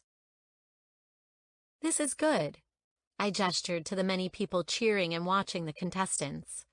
"You should encourage this type of event more. Bella Collina is loved. Of course, you should protect the more private sections of the vineyards. But this, involving both the local and world's wine communities in what we do here, would only make them more dedicated to you." "You think?" Zeno said. At first I thought he was being dry and rejecting my idea, but when I looked at his face, I could see his expression was contemplative. "You know, the monarchs of old were disliked for a good reason," I continued. "They were not one with the people. They kept themselves at bay. Maybe that is why the abolishment happened, because their great estates were national treasures, yet kept away from the public eye." Zeno flickered his gaze to me, then away again without saying a word. I wasn't sure if I had crossed some arbitrary line by suggesting that, but it was true. Plus, what Maria had said to me earlier played heavily on my mind. I knew the situation with Zeno and the buyers was tense. This rushed wedding was the result of that. But I wondered how dire things had truly become. Zeno wandered off to talk to some of the dukes and barons that had just arrived for the banquet this evening. Somebody moved beside me, and I was relieved when I saw it was Pia and Gianmarco. I kissed Pia's cheeks and smoothed back Gianmarco's hair. I bent down, melting with the timid, dark-haired boy gripped tightly to Pia's legs. "Hello, Gianmarco," I said softly. "Hello, Duchessa," he replied, his little voice strong and brave. He looked up at Pia. "Go on, give it to her," she said. Gianmarco reached into his pocket and pulled out a piece of paper. I looked down at the messy 2-word message written in blue crayon. "Thank you." Tears rushed to my eyes when they ran over the messy scrawl. Gianmarco was watching me with huge eyes. "You did this?" I said softly. He nodded his head. "Then I'll treasure it always," I whispered through a thick throat. Gianmarco's mother came over to take him back to the courtyard for gelato. As he left, Pia said, "When we told him we were coming here today, he asked if he could write you this note." Her hand fell on my upper arm. "We are extremely grateful for the help you have given him, and for Sarah." Sarah was an American educational psychologist I knew in Florence. I had arranged for her to give Gianmarco more intense tutoring than I ever could. With the approaching wedding, my time was becoming more and more limited. "You're welcome," I said, my voice finally clearing of emotion. Pia released my arm and cast her gaze to Zeno, who was talking with a tall blonde gentleman. "So, he's returned?" I sighed. He arrived back this morning for the festival and banquet, but I'm sure that he will leave again shortly after. This place makes him uneasy for some reason. "At this rate, Teresa, you might have only spent a few days in your husband's company by the time you marry." "I know," I replied. I felt numb. "How is the horse you've been riding?" Pia asked out of the blue. My head snapped up at her words, and my heart began to race. I had told Pia in confidence about Achile's vineyard and Rosa. I had not told her about Achille, anything about us, about what had happened. "She's good," I replied evasively. Pia's eyes narrowed. "And the winemaker?" I knew my face must have blanched. I could feel the warm blood draining from my cheeks. I'm not sure." I stumbled over my words. My strange response seemed to be all the confirmation Pia needed. Her eyes softened and she nodded knowingly. Will he be coming here today? I should have kept it from her. I should have denied everything, all her suspicions, but something within my heart wouldn't let me. I couldn't deny Achille. It pained me to do so. He had been pushed aside his entire life. I didn't have it within me to add to that rejection. I shook my head. I don't know how it happened, I whispered. But he somehow became embedded in my heart and connected to my soul. I don't know how it happened. Oh, Teresa, Pia said softly. You love him? I froze, completely froze, opening my mouth to most certainly deny that claim. But my mouth and my heart appeared to be in agreement that I would not deny this either. Because I loved him. Mio Dio. I loved Achille. I don't think you realized it, but every time I came here with Gianmarco, you always talked about the horse you were schooling in dressage, but more the winemaker. You said nothing obvious. I'm sure no one else suspects a thing. But I heard something different in your voice when you spoke of how he taught you about his wine, about how you would ride and talk for hours. The tone in your voice and the happiness in your eyes gave your affection for him away. You can't say anything, I said sternly. I ended it. It happened one time and we knew that was all we could be. We both agreed we had to leave that one night as a single moment in time. I wouldn't ever say a thing, Pia said just as vehemently. She sighed and, taking me by the elbow, pulled me out of sight behind a wall. I was flustered, my body consumed by an overwhelming need to protect Achille. He had no one looking out for him. I was all he had. I couldn't let society gossip hurt him. First, Pia said firmly, I considered you a friend. I may have only known you for a little while, but I like you. We shared the same views about certain things, and in our world, that is something I cherish. People like you are few and far between. I relaxed a little, my hand shaking just a little less than before. And secondly, I feel for you. You have found someone your heart calls for, yet you are stuck in this farce of an engagement. That is heartbreaking by anyone's standards. I have no choice. I dropped my head in defeat. I think that Savona Wines is in worse condition than I knew. It is our family's livelihood. This marriage needs to happen. If the business is worse than you thought, then I am not so sure your marriage will be the remedy. Zeno is at the head of Savona Wines now. It is up to him to keep that position or give it to someone who actually wants to do it. Who knows this industry and knows about the wine it produces? It would not surprise me if Zeno didn't know his Shiraz from his Chianti, even if it were poured over whichever new gold digger was vying for his attention that week. Your marriage is not the fix. He needs to be. I blinked at hearing her fight so hard for me and Achille. She looked me in the eye. I fell for a teacher 2 years ago, Teresa. I was on the Amalfi Coast for the summer, and so was he. She dropped her gaze, but not before I saw the pain in her eyes. I fell for him hard, so much so that my heart breaks now even thinking of him, like there is something missing in my soul. Split apart, I whispered. Pia furrowed her brow at my cryptic remark, but carried on. When I told my father I wanted to be with Mario, to move to his home in Modena to be with him, I was forbidden. I was told that if I married so far below my station, I would be cast from our family. She met my eyes. I adore my family, Teresa, my sister, little Gianmarco. So in the end, I chose them. I lost him and chose them. Pia, I murmured, reaching down to hold her hand. As much as I love my family, if I had to do it again, I would have left. I would have been with him. I would have chosen not to live with this pain in my chest as I do now. Breathing, existing, but not living.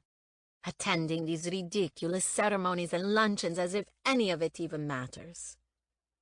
Then find him, I said. Go and find him. Be with him. He has someone else now, she said, her voice cracking. He moved on. A tear fell down her cheek. I broke his heart so badly. I killed the possibility of us when I let this pathetic title of mine stand in the way of our happiness. Now, someone else is making him happy, repairing the hole in his heart that I caused. I squeezed her hand as she looked away into the distance and dried her face of tears. People think they understand our world, Careza. They see the titles, the money, and the family histories and think we have it easy. I am not a spoiled little rich girl crying because she didn't get her way. I know people have it harder in life than we do. It would be silly to try and say otherwise. But these titles are a leash, a tight leash to our happiness. Look at the late king. He was miserable most of his life, his wife taking refuge in Austria, leaving like a hermit so she wouldn't be judged for wanting another life. Zeno looks as though he wants to bolt from this festival and is done from the minute you entered the courtyard. And you stand so rigidly next to Zeno, a false smile on your face because he is not who your heart wants. Her words were a dagger to my heart. Tell me, Pia said and moved right before me. Are your parents happy? I assume they were arranged. Does your mother look at your father with nothing but adoration? Does your father dote on your mother? I pictured my parents and immediately knew the answer. No, I stilled. They love each other, respect each other, and love me. But they are not in love. They don't even sleep in the same room. They haven't done since I was a child. Pia leaned back against the wall of the courtyard. What a tangled web. I was silent for a moment. Are you staying for the dinner tonight? I asked eventually. Pia looked at me and I saw the disappointment in her face. I could see I had let her down by not entertaining this topic any further. She released my hand. Of course. Can't miss the new king being officially crowned, can we? I stepped forward to say something to her, to tell her that my mind was a jumbled mess, torn between love and duty and panic and worry. But just as I did, a horn sounded, announcing there was a contest winner. Careza. Maria came scurrying around the corner in the constant fluster she always seemed to be in. We must get to the main stage to award the prize. She checked her watch. The phone call will be coming in soon, in about 10 minutes. Without looking back, I followed Maria to the stage, congratulating the rest of the contestants for their efforts on my way. Their faces were bright from the exertion of the competition, glasses of wine in their hands, not yet the coveted Merlot. When I got to the stage, Zeno was already there, chatting smoothly with the winning pair. He moved to the microphone and introduced the winners. I handed over the check, and we all posed for the picture that would be printed in tomorrow's newspaper. When the winners left the stage, a hush fell over the crowd. All eyes fell on the phone that sat on the small table at the front of the stage. I let my eyes drift across the assembled crowd as we waited for the clock to strike 3. Then, at the far back of the courtyard, hidden in the tunnel that led to the fields beyond, I saw a familiar figure.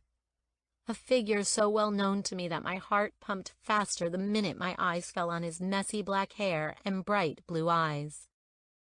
He was dressed as he always was these days, in jeans and a green flannel shirt. I wanted to run to him, to stand by his side as the call came in. I wanted every person here to know that the wine they were all here celebrating belonged to the genius of one man. Yet, I didn't move. But I saw the moment he knew I had seen him. Achille pushed off the wall and stepped further into the light. My lungs struggled to find air as his warm eyes met mine. Then my stomach fell when I saw the pain in their depths. Deep pain and sadness. I didn't understand it until I felt Zeno at my side, his hand on my back. I went to move, to pull from under his hand when the phone began to ring. In my peripheral vision, I saw Zeno answer the phone, but my gaze stayed locked on Achille, and his on me. I heard Zeno's deep voice in the background, but to my ears it sounded as if he were underwater, words muted and blurred. Then the crowd broke into loud shouts of celebration, and I knew. Achille's wine had won again. Achille blinked and cast his stunned eyes around the celebrating crowd. And I saw it. I saw the moment he realized he had won, and I saw the pride and passion flare on his handsome face. But my heart broke anew as he looked around him, as he stood alone, no one to share in his joy, no one to tell him that he deserved this, that they were proud of him for all that he had achieved, that he was worthy of all this adoration. Looking lost and so very alone, he stumbled back into the shadows. He turned and made his way down the tunnel. The crowd descended upon the servers that had appeared with small samples of the award-winning Merlot. Acting on instinct, I left the stage and rushed toward the tunnel. Pia was beside the mouth of the tunnel. I met her eyes as I passed. They narrowed at my hasty retreat toward the fields. But I didn't stop.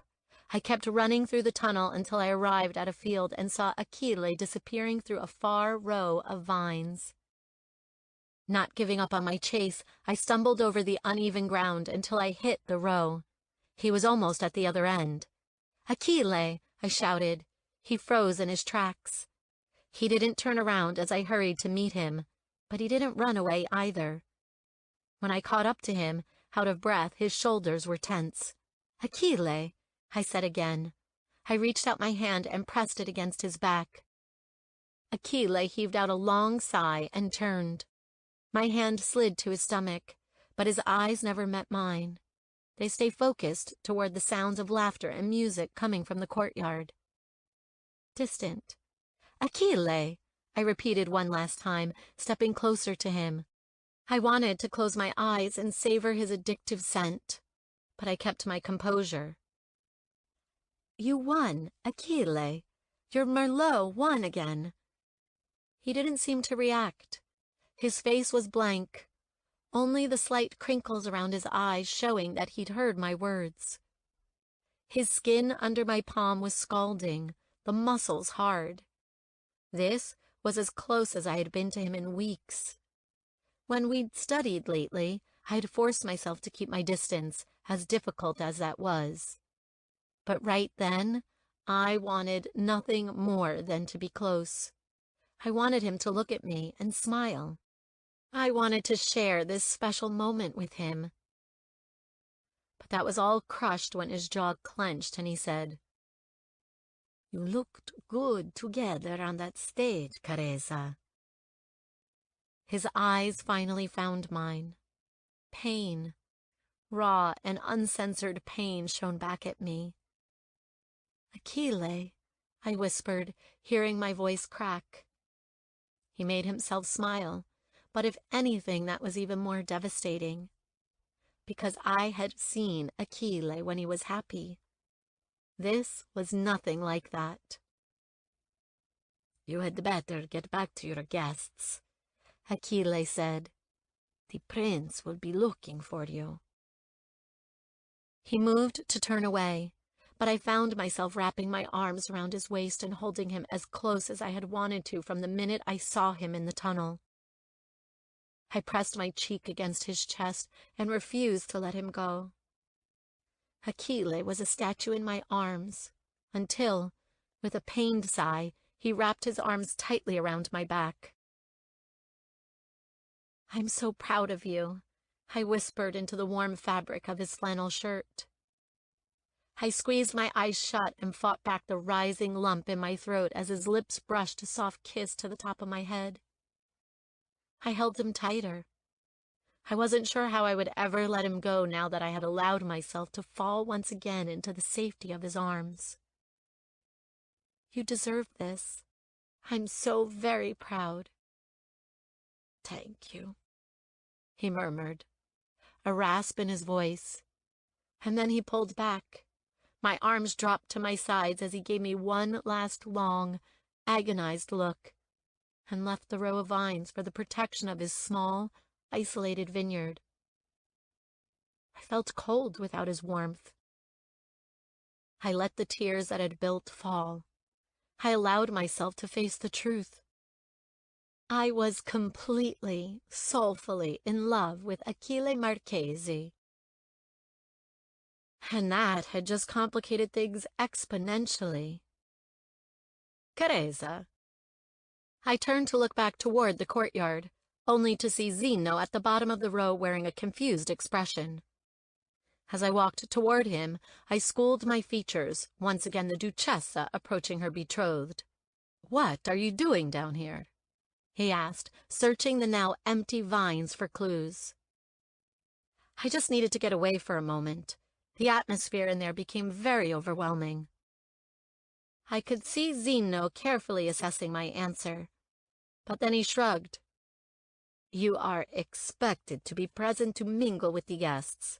Some of the ladies from the furthest points of Italy were looking to meet you. Maria said we have about an hour before we must get ready for the dinner tonight." "Of course, the coronation," I said dully as we walked back through the tunnel that, moments ago, had led me straight to Achille. Now it was guiding me back into the life of a Duchessa, the future queen. A future queen whose heart was currently trailing behind its counterpart as he trudged alone, back to his simple life, with tears in his eyes and, it seemed, a fracture in his heart. "Your father was a great king, a true leader for those of us who still regard true Italian history and heritage as a priority." I feared my face would twitch with the effort of sustaining my smile. As I glanced at Zeno beside me, I could see he was living the same lie. The lie that we were happy. Barone De Luca sat in the seat next to Zeno, holding up his glass of champagne. There were at least 50 people at our table. The decorations were grand and the courses many. The great dining room was swathed in red and gold, hung with oil paintings dating as far back as the Renaissance and before. This room had seen many monarchs. I wondered what those days had been like. Coronations back then would have been public, of course, but then the king or queen would have been brought back to celebrate quietly in estates such as these. I wondered what these oil paintings would tell us of those coronations, if they could talk. Would they speak of money and politics and crowns and elegant jewels? Would they talk of palaces being constructed, red velvet cloaks and gilded thrones? Of course, in this relatively modest gathering, there was nothing of the sort. No crown was being placed upon Zeno's head. No orb made of gold sat on Zeno's lap. No golden staff was in his hand. No ampulla and spoon anointed his head, declaring to God and country that he was the newly chosen holy king. Instead, there was a dinner, speeches that reminisced about monarchs of old. There was wine and laughter, and talk of the good old days, before the people overthrew the royal family. But it was nothing like I imagined tonight would be. I actually felt sad for Zeno, sitting at the top of the table, listening to how great his family once was, knowing he was failing in his family's business now. "Your father was a great man, Zeno, and I am sure you will be just the same." The country may have forgotten the true ways of Italy, but we in this room have not. We bow to you as our true king." The barone raised his glass. "Il re è morto. Lunga vita al re." "The king is dead. Long live the king." Every glass was raised. The toast was echoed, and we all took a cementing sip. Barone de Luca sat back down. Zeno signaled for the table to rise, and we slowly adjourned to the great room next door. Pia fell in step beside me. I knew whatever tension had arisen between us today had passed. Pia linked her arm through mine. She was dressed in an elegant white and black Chanel dress with her hair pulled back in a French roll. My long-sleeved, floor-length gown was silver and encrusted with Swarovski crystals.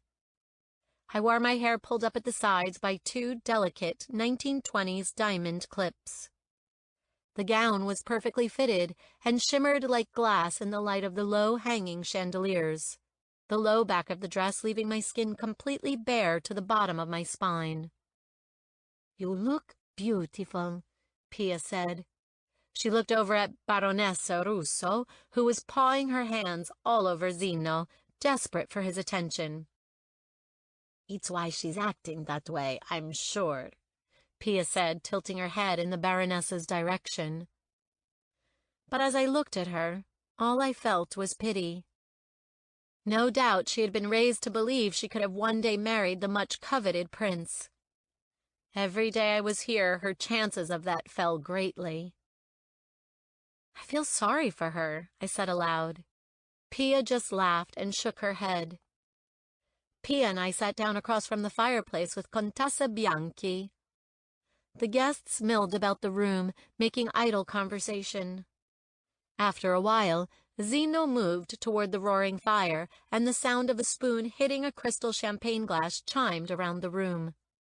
The chatter stopped, and when I looked up, I saw that Zeno had his head cast down, waiting for the room to hush. He lifted his head and looked around at his guests. "Tonight is not only a memorable night for me, but one for my fiancé, too." My muscles became blocks of ice, and a trickle of unease ran down my spine. In my peripheral vision, I saw Pia's head turn to face me in alarm, but my eyes were locked in Zeno's direction. Zeno smiled and met my eyes. "The wedding date is set, and our two houses will soon merge."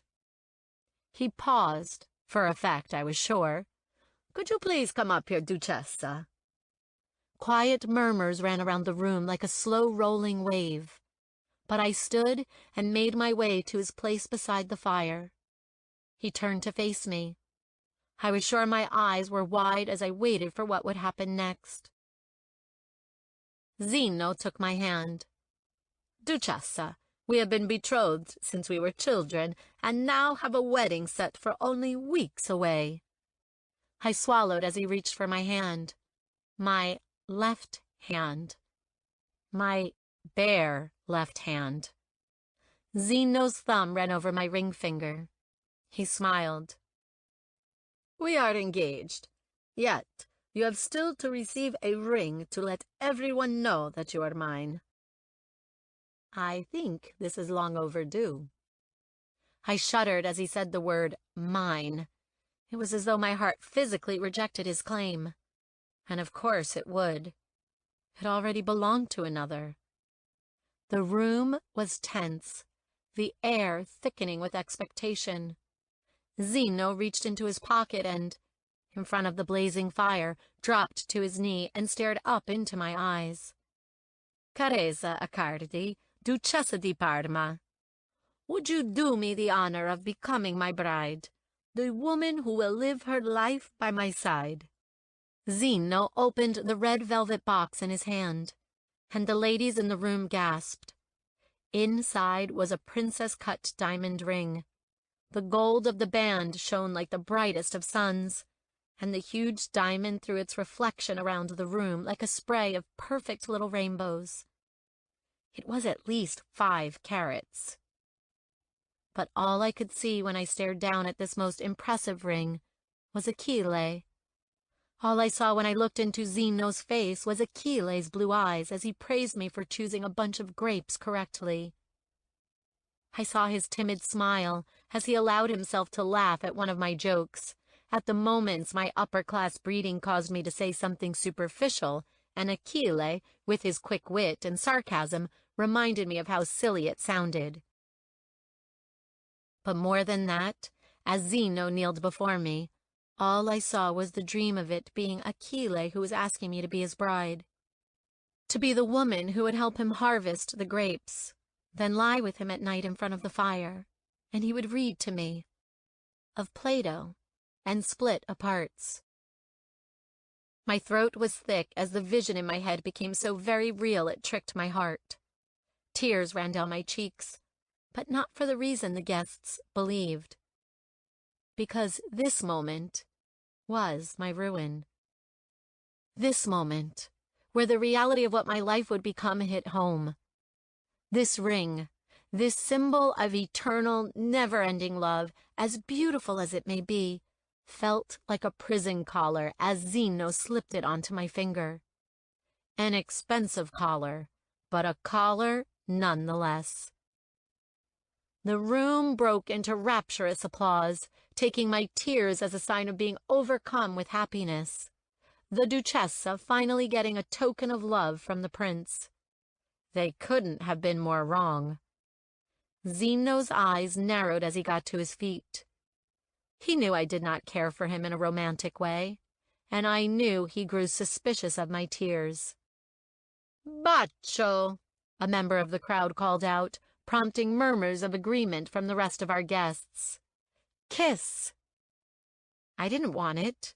I never wanted his lips to remove the taste of Achille from my mouth.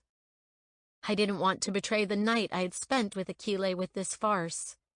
But then Zeno cupped my face and pressed his mouth to mine, abruptly eradicating Achille from my flesh, eradicating all I had left of the man I loved. And I hated it. I hated how his mouth moved against mine. I hated how his tongue swept around my lips and dipped slightly into my mouth. I hated Zeno's grip on my face. But worst, as our chests touched, I hated how his heart beat. Out of step with my own, no symphony, no in-sync rhythm, just unmatching and distant. Zeno pulled back and dropped his hands from my face. He was pale, as if the reality of our situation had just hit him too. He moved away from me as the ladies rushed around me, holding up my ring for their inspection.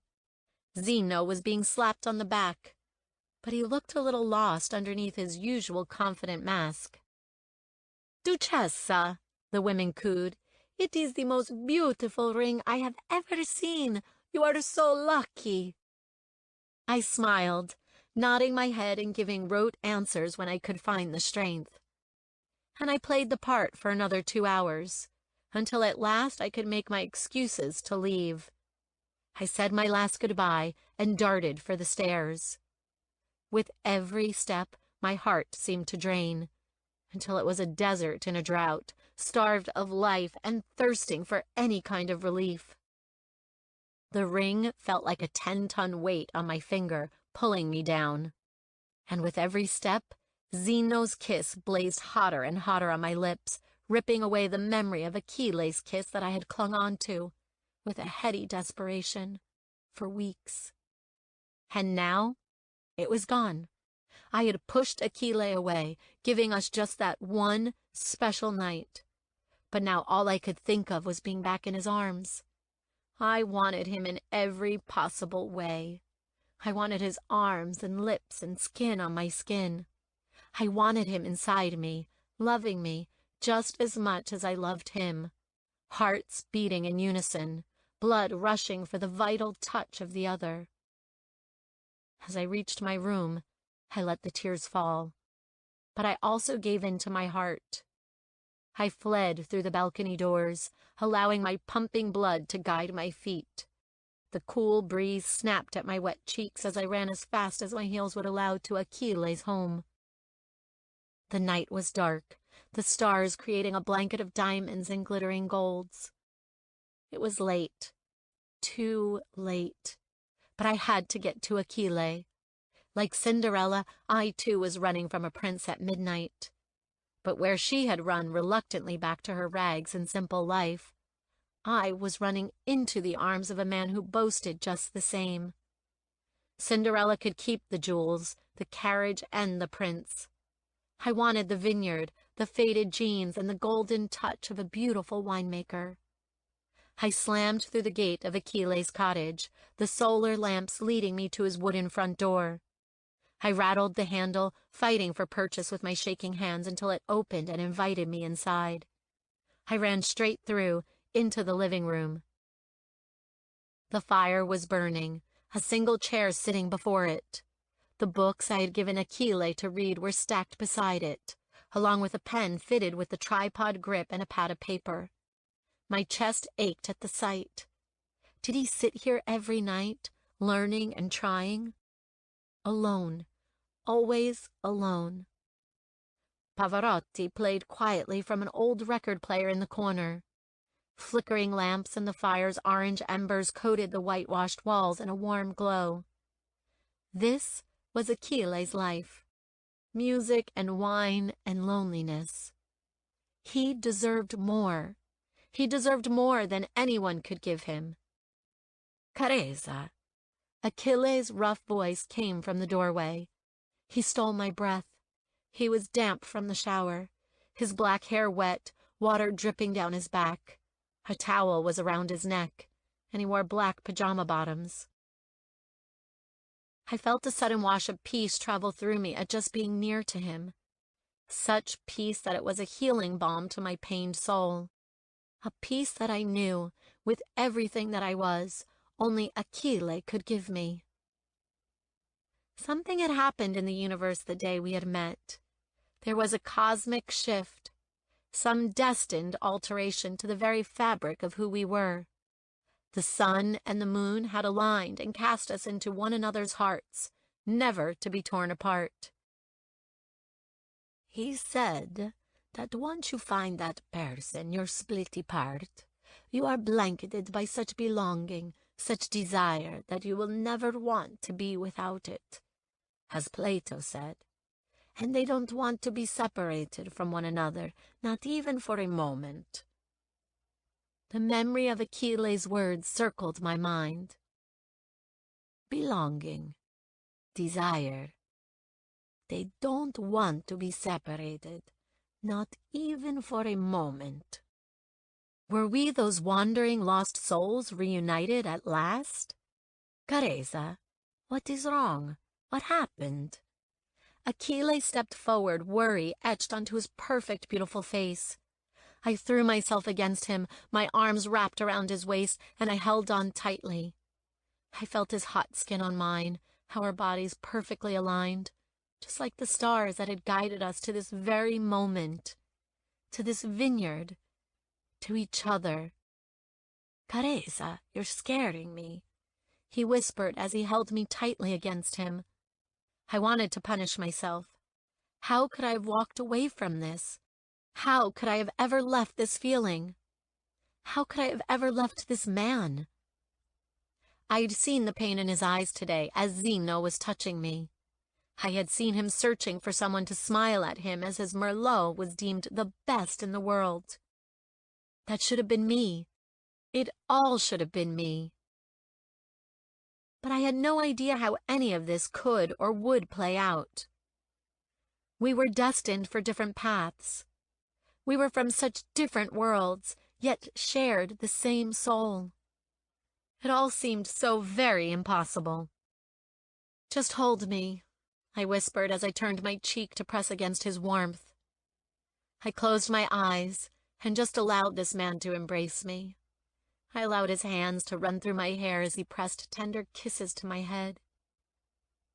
Eventually, Achille guided me back to face him and cupped my cheeks with his palms. He searched my eyes as a tear rolled down my cheek. He caught the tear with his thumb. What has caused these tears? Why are you so sad? I didn't think my actions through. I didn't think anything through at all. Instead, I rose onto my tiptoes and pressed my mouth to Achilles. Achille groaned as I brought our mouths together in prayer, my hands pressing in worship to his cheeks. I had barely tasted his lips or absorbed his warmth before he pulled away and staggered back from me. His blue eyes were wild and afraid. His arms were rigid at his sides. His nostrils flared as he drew in ragged breaths. I took a step toward him, but he held out a hand. Careza, he said, his small whisper of my name both a reverent benediction and a curse. No. He shook his head, his warring emotions flashing across his face.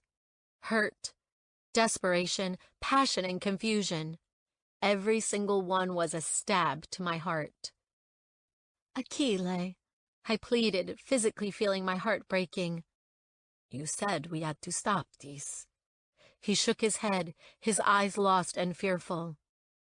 You said we could only have one night. I can't do this. My heart can't. I can't take it. He turned his back, moving out of my sight, and I found myself confessing what lay in my soul. I love you. Achille stopped dead, as if my words were tight leashes to his legs. My heart sprinted as the realization of what I had just admitted seeped into my bones. But I could not regret the words. They were the truth. Achille needed to hear them just as much as I needed to express them. Every day they were kept inside was a day filled with pain. I watched each muscle in his back cord with tension. I waited in silence for him to turn around and face me, to look into my eyes and see the truth of my words reflected back. And now those words had been released, set forth into the night air. I felt a sense of freedom, as if my soul had arrived home. Achille turned around. He blinked, and twin tears rolled in parallel down his stubbled cheeks. You do? I let out a sob at the sight of his bewildered expression, as if he couldn't believe that someone could love him. But I did. My love for him was embedded in my every cell. It inspired my every breath and heartbeat. He was me, and I was him. A true whole. Yes, I whispered, taking a step forward. Then he opened his eyes, and just as he was about to say something in return, his gaze fell to my hand. My left hand. And whatever he was about to confess was lost to the silence. Any morsel of hope I had been holding on to evaporated into the air when his pupils dilated at the sight of that ring. His pale cheeks flushed red. His feet found life and stumbled away from me. I tried to give chase, but he fled the living room, and I heard the back door open. The cool air surged inside and circled around me. The flames from the fire roared and flared with life as the fresh air invaded its space. The slam of the wooden door pushed me into action. I rushed after Achille, heart thundering in fear. Fear that I had lost him. I burst into his garden to see him disappearing toward his vines. I followed him, past Rosa and Nico in their stables. I burst through the trees he had just run through and found him on the third row of now empty vines, head tipped back as he stared up at the moon. His breath was white as it collided with the cool of the night. His damp olive skin bumped and shivered, and his toes curled into the soil beneath his bare feet. I went to speak, searching for the right words to say, to explain, but he spoke before I could. My heart can't take this anymore. His words slayed me, cut me where I stood. He still hadn't turned to face me. I wasn't sure if he could. His hurt was evident in his voice. I knew, he whispered, so softly, so roughly. I knew I saw something within you not long after we had met. Then I foolishly allowed my heart to fall too hard and too fast. I let it happen. I let it happen because it was you, and it was me. That's how I saw it in my head. These vines, the horses, and you and me. His breathing hitched, and his voice became broken and coarse. When you were beside me, I felt strong and whole. When you were gone, I was empty and sad. There was a hollowness in my chest, and I found it hard to breathe. He dropped his head, evading the moon's soothing light. Then we made love. He raised his hand, and even though I couldn't see it, I knew his finger lay over his lips. We kissed, our mouths touched, and it changed something inside me. I felt it happen. I felt it like I feel the hot sun on my face each day, like I feel the vines in my hands and know they are ripe. You asked me once how I knew when the grapes were ready for harvesting, and I told you I just knew. He turned to face me. He lifted his fingers to his head, his heart, and finally held out his hands toward me. I know, because I know it in my head. I feel it in my heart, and I touch it with my hands. I felt my lips tremble at the innocence of his explanation, the sadness in his voice. With you, it was exactly the same. I didn't see it at first, fooled myself into thinking my soul hadn't discovered you as its own, but when we made love, when I held you in my arms, in my bed, skin against skin, I knew. I was changed. I knew it in my head, I felt it in my heart, and I knew it by our touch. It was destined. Achille, I cried. I wanted to move to him, to touch him like he had just described. But he shook his head slightly, begging me not to approach. That night, I knew that would be all we ever had. Even before you spoke those words and they met my ears, I knew. He dropped his eyes, and the defeat in his beautiful body broke my heart. We are made of the same soul, but not of the same life. I knew that we were one of the lost causes my father told me about. Not the all-consuming, not those who find their forever peace in the other, but those whose circumstances don't align. The unfortunates that in an alternate universe would be the happiest of hearts, but are forever broken and lost in this. He finally met my eyes. So, I can't hear this from your mouth, Careza. I can't do this anymore. It hurts. He laid his hand over his heart. It hurts so much that I can't bear it. He pointed at my engagement ring. You are not meant for me after all. You are marrying the prince. I have let myself pretend that it isn't happening, but soon you will marry the prince. You will become his under God's eyes, never mine. No! I ripped the ring from my hand. Achille watched me with wide eyes as I held it up in front of him. He gave me this tonight. I gestured to my dress. He gave me this to impress his guests. It is an empty promise not given through love. I don't care for this ring or this damn marriage. I threw the ring to the ground. Achille was rooted to the spot. But in the light of the moon, I could see his face reddening, his hands fisting at his sides. He raised one fist and pressed it against his forehead in frustration. Achille!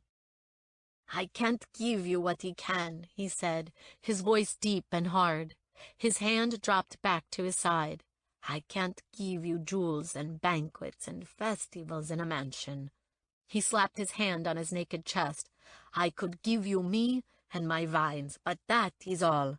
I have little money. I know nothing of the world you have traveled. I know Umbria and Italy, and I know my small house and horses. His face screwed up in pain, and he gasped. I can't even read or write. I am not what you should have. You're enough, I whispered, my softly spoken words seemingly daggers to his heart. Because they didn't fall on accepting ears. They were fuel to an already sparking flame. Achille reached for a vine beside him and ripped it from its branch. He marched toward me and took my left hand. He wrapped the brown vine around my ring finger 3 times and knotted it. He knotted it. The hands that he so struggled to use for smaller movements had tied a ring to my finger. There, he said harshly. That is what I could offer. A ring of vines and earth, not diamonds and gold. Is that enough for you, Duchessa? Is this simple life enough? I wanted to shout back. I wanted to hit his chest and release my frustration at his cutting tone. But I looked into his eyes and saw nothing but embarrassment and agony. And I knew this was just like when I discovered the secret of his reading. This anger was his shield, his way of coping with a truth that hurt him deeply, irreparably. It was how he planned to push me away. Achille watched me, nose flaring, waiting for me to go, to leave him alone. But instead, I reached out and ripped off another tendril of vine. I lifted his rough left hand in my own and wrapped the brown thread around his finger. His finger that was shaking so hard. Achille held his breath as I tied the knot, securing the vine in place. Even when I was done, I didn't let go of his hand. I stroked my fingers over his knuckles, then guided his hand up to my lips and grazed the delicate vine ring with my kiss. An exhale escaped his lips at my touch, its warmth ghosting over my face.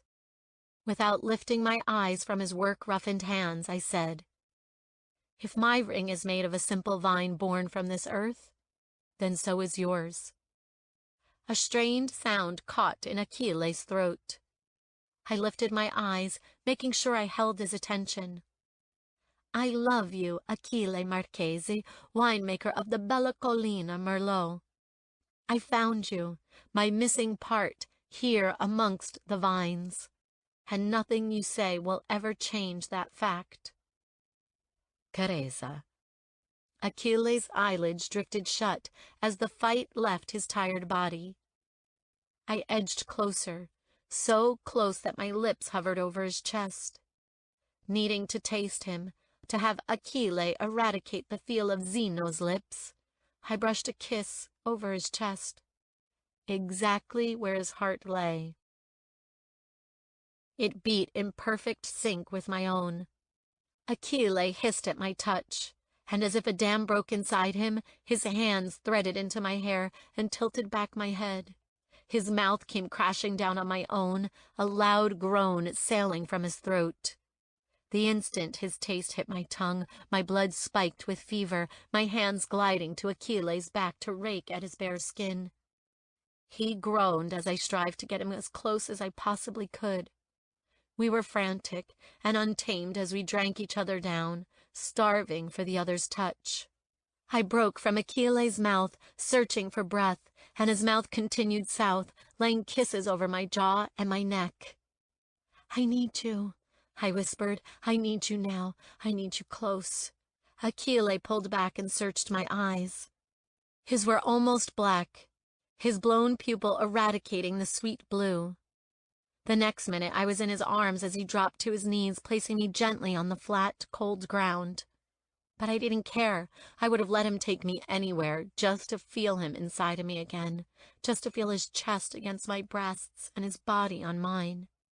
Achille crawled over me, his warm skin seeping through the material of my dress. The crystals on my expensive gown sparkled in the moonlight. jewels on a bed of earth. Achille stilled as he stared down at me. I shifted, feeling nervous at the way he studied me, as if I was everything in his world. I was in his head, his heart, and his hands. Achille lifted his hand and stroked it down my cheek. He pressed his forehead to mine. "Did you know that you were my first?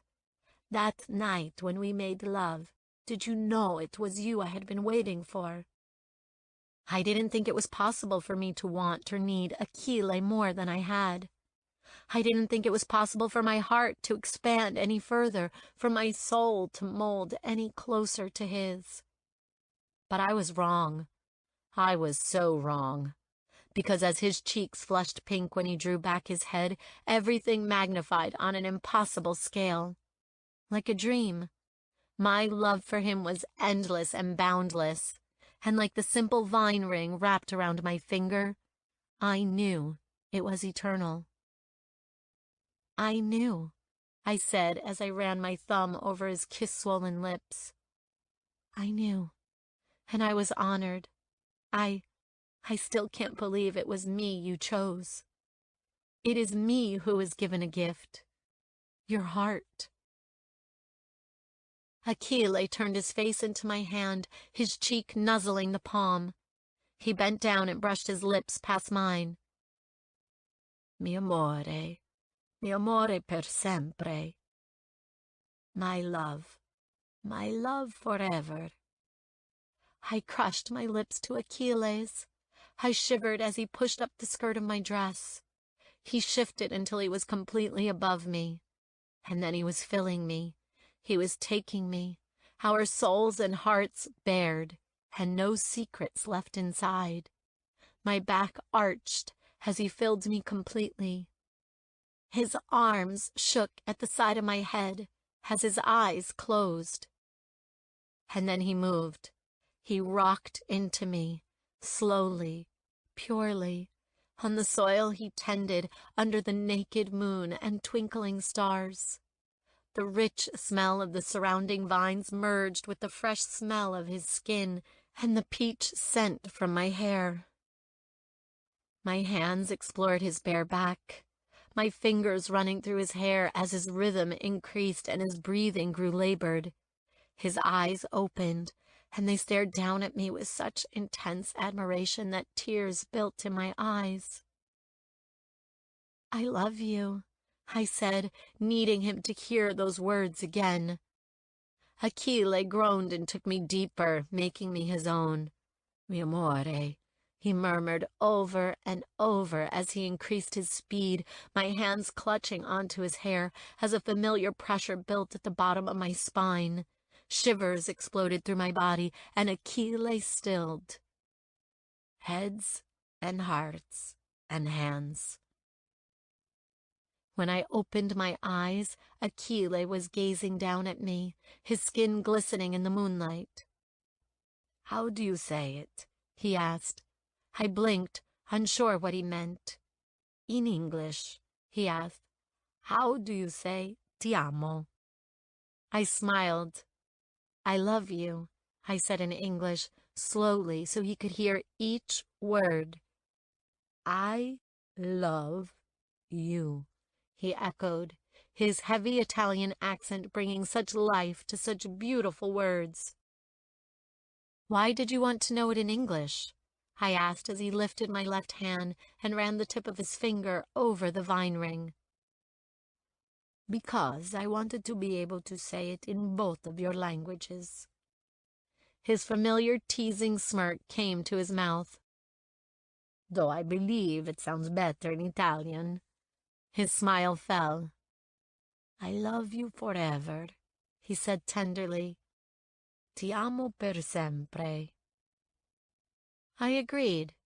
It sounded better in Italian. "I love you too." I wanted him left in no doubt of how I felt, but I could see the disbelief in every part of his face. I could see the slither of doubt in his eyes. I vowed to make it so I never saw it again. He brushed back my hair. I want to take you in front of the fire in my home. I nodded. Achille got to his feet, then lifted me into his arms. Can't have the Duchess's feet getting dirty, he teased. I laughed, deciding this playful side of Achille was my favorite, for it was as rare as a shooting star, but no less memorable. I think they already are. Achille shrugged as he carried me with ease toward his house.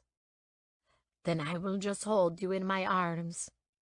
You look right there. You feel right there, too. I let my head fall against his shoulder, and my arms wrap around his neck as we entered his pretty garden. He didn't put me back down until we were in front of the fire. My feet landed on the soft sheepskin rug that sat before the hearth. Achille disappeared into his bedroom and returned with his comforter and 2 pillows. He placed them down before the fire. I went to sit down, but he took hold of my hand and drew me to where he stood. Silently, he pushed the sleeves of my dress off my shoulders, the delicate fabric falling to the floor. I hadn't worn underwear. The dresses fit not designed for anything to be worn underneath. Achille's eyes flared as his gaze rose over my naked body. He brought his thumbs into the waistband of his pants and stripped himself of them. We were both bared, in both body and soul, before each other and the climbing fire. It was perfect. I kicked my dress to the side. Achille sat on the floor in front of the fire and held out his hand. I went to him in an instant, letting him draw me down until my back lay against his chest. He brought the comforter over us both and piled the pillows behind his back. Blanketed by the fire, Achille and his warmth, I stared into the flames and watched as they danced, swirls of oranges, yellows, and reds. I wasn't sure how long we sat there in silence, but it could have been eternity. I had never been more content than to simply sit in contemplative silence. Achille's hand drifted to my stomach. I stilled. It resembled how an expectant father would hold the stomach of his pregnant wife. Carezza. Don't worry, I am on birth control. Achille exhaled a long breath.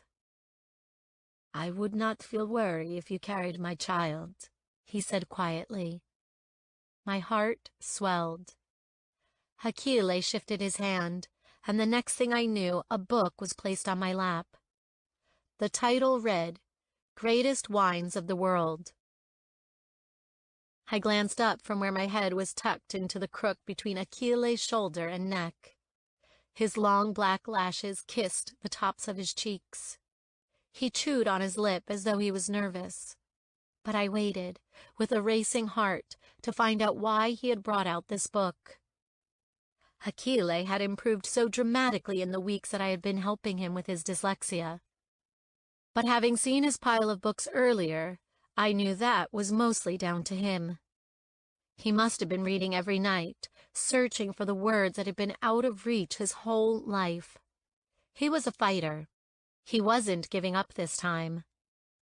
Achille cleared his throat, and with careful concentration, opened the book to a bookmarked page. Achille lifted the book, placing his finger on the chosen sentence so he could track the words. I felt him swallow deeply, then take a deep breath. With my breath held and my eyes wide, I listened as he read. It is argued. He paused and collected his thoughts. That the best Merlot in the world does not come from France, but from Umbria, Italy. I didn't move as he gathered his composure again and continued. The most sought-after wine hails from Savona Wines, Bella Collina Estate.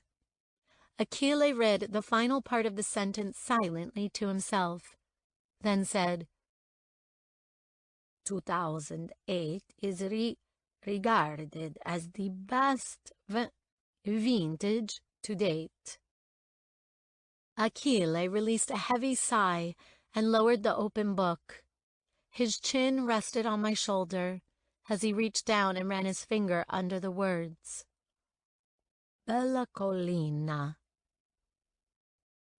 Bella Collina, he said proudly, earning every ounce of that pride in his voice. Bella Collina, my home. I can read the name of my home. This time there was no hiding the tears in my eyes, nor the thick emotion in my voice. I turned in Achille's arms and got to my knees, hearing the book thud to the floor. I pressed my hands to his cheeks and watched as he searched my eyes. I love you, I whispered, then brought my lips to his. I am so proud of you, Achille, so proud I can barely even breathe. Achille kissed me back, and we made long, sweet love before the fire, the flames warming our bodies as they joined on the sheepskin rug. We slept in each other's arms, a new-found peace settling in our hearts. I woke to Achille's sweet lips pressing kisses to my neck. I murmured, arching my neck so he could caress me more. Mi amore, he whispered, his minty breath filling my nose. Come with me. I struggled to open my eyes, wanting nothing more than to make this morning last just a few hours more. I didn't want to leave this fire, nor this rug, nor his arms. Please, he begged softly, moving his lips to the edges of my mouth. Where are we going? I asked, wiping the sleep from my eyes. I want to show you something. I sat up. Achille was already dressed in his jeans and a shirt. He held out some old black jodhpurs and one of his familiar red flannel shirts. A pair of leather ankle riding boots lay beside me. They were my mother's. The shirt is mine. I didn't think you would be able to ride in your gown. I playfully stuck out my tongue at Achille and was rewarded with a laugh and a wide smile. I was fully awake now. Achille handed me the clothes. He had even included socks and a pair of his boxer shorts for me to wear. He chuckled to himself as I put them on. The jodhpurs fit well enough, as did the ankle boots, but Achille's shirt hung low, and the sleeves drowned my hands. I rolled them up to my wrists. I stood before Achille and held out my arms. Do I still look like a duchessa to you? I was teasing. He knew I was teasing, but when he moved forward and kissed my lips, he still said, You will always be a duchessa, but now you are my duchessa, and that I can live with. He held out his hand. Come, I've already tacked up the horses. Achille led me outside. Nico and Rosa were waiting for us beside the paddock. I glanced up at the sky. Achille, it's still dark, I said. What time is it? Early. He helped me mount Rosa and then swung himself onto Nico's back. But I want you to see something. I wanted to share a moment with you. Okay, I replied at the hopeful expression on his face. Together, we walked the horses out of his vineyard and onto the track outside. The birds were beginning to wake from the trees around us, but the rest of the world was still asleep. There was me, Achille, the horses and his vines. All he claimed he could offer, yet in that moment I needed nothing more. We walked side by side until we turned right and began climbing a hill. We climbed and we climbed at a leisurely pace until the horses were breathless, and we made it to the very top. Before I had the chance to see the view, Achille had jumped off Nico and tied him to a nearby tree, slipping his bit from his mouth so he could graze on the grass. He came over to me and Rosa and flicked his head. Come on. I smiled at the excitement on his face and waited for him as he tied up Rosa up beside Nico. He placed his hands over my eyes. "Let me show you why this estate got its name." I laughed, pulse racing, as Achille led me forward. "Keep your eyes closed until I say so," he said as he guided me down to sit. He sat down behind me and wrapped me in his arms. "Can I open my eyes yet?" I asked as I melted against his warmth. The flannel shirt smelled so much of him that he was all I could feel in all of my senses. I had never been so happy in my life. "Not yet. Just wait," he said, as though he were waiting impatiently for something. So I waited, eyes closed, as he tucked me closer, keeping me safe. "Okay, mi amore," he whispered. "Open your eyes." I opened my eyes and blinked in utter amazement. We were up on the highest of hills, Achille leaning against a thick tree. We had a perfect panoramic view of the Umbrian countryside around us. Vast, seemingly unending, rolling hills stretched for miles into the distance, the valleys painted with Mother Nature's autumn browns and deep forest greens. "Bella Collina," I whispered. "It was why it was named Bella Collina, because of this view, because of this spot right here. Beautiful hill." "It is perfect," I said, quietly, so I didn't disturb the tranquil peace of the dawn. Achille pointed over a far hill, and I gasped when I saw the golden brow of the sun rising to bring in the break of day. The horizon shimmered as the sun cast out its red and orange rays, not yet yellow, as it too roused from sleep.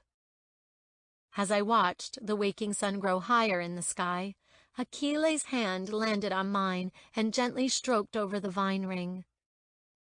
He was so worried that he couldn't give me what Zeno could, that he didn't have money and status and a mansion. But not even the greatest riches in the world could give me this. Only Achille could give me this moment. Brought here on the back of my dream horse, being held tightly in his arms, being roused from sleep after a long night of making love to the other half of my soul in front of his fire. Money, titles, and mansions had absolutely no place in my happiness at all. Even if I could only have this, I would still be the richest woman to grace the earth. We stayed that way until the sun was in perfect view, a golden orb hovering in the blue sky. "I need to have this," I said aloud. Achille tensed behind me. I turned my head to face him. His jaw was clenched as he watched the sun, as he avoided my gaze. "Why are you marrying the prince?" he asked, still without meeting my eyes.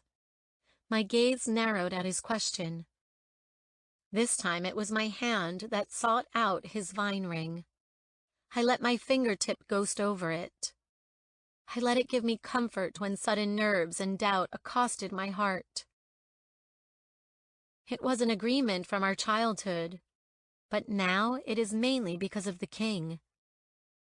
I inhaled, feeling the intrusion of the rest of the world raise its head. Savona Wines has not been doing well since Santo's death. My father can only do so much from America to help. My marriage to Zeno will help strengthen and stabilize the business here in Italy. But it's also just what we do in our circle, Achille. Status marries status. So, it is mostly to help your family. I guess, I said quietly. Achille leaned his head back against the tree. I scrambled to sit up and face him. This time he had no choice but to meet my eyes. "Achille, amore," I murmured, echoing his endearment back at him. His eyes softened as he heard it. I want you. Yesterday, last night, the ring, the banquet, the festival, they all made me realize that I don't want this. None of this. I want you, and only you. I gripped his left hand and brought it to my lips. Zeno doesn't love me, and I certainly do not love him. When he still didn't speak or even react, I pressed. Tell me. You're scaring me. Why aren't you speaking to me? What about my wine, my home, my horses, my vines? He seemed so lost as his blue eyes searched mine for answers. I sat back, casting my eyes to the horses grazing beyond the peak of the hill. I don't know. I don't know what will happen when I tell my parents, tell Zeno, but I won't deny you. A loving expression engulfed his face, swiftly followed by an expression so fearful my heart dropped. The Marchese family has made wine on that land for decades. It was my father's home. It is my home. That land is in my blood. He winced. I would not know what to do with my life if I did not make the Merlot.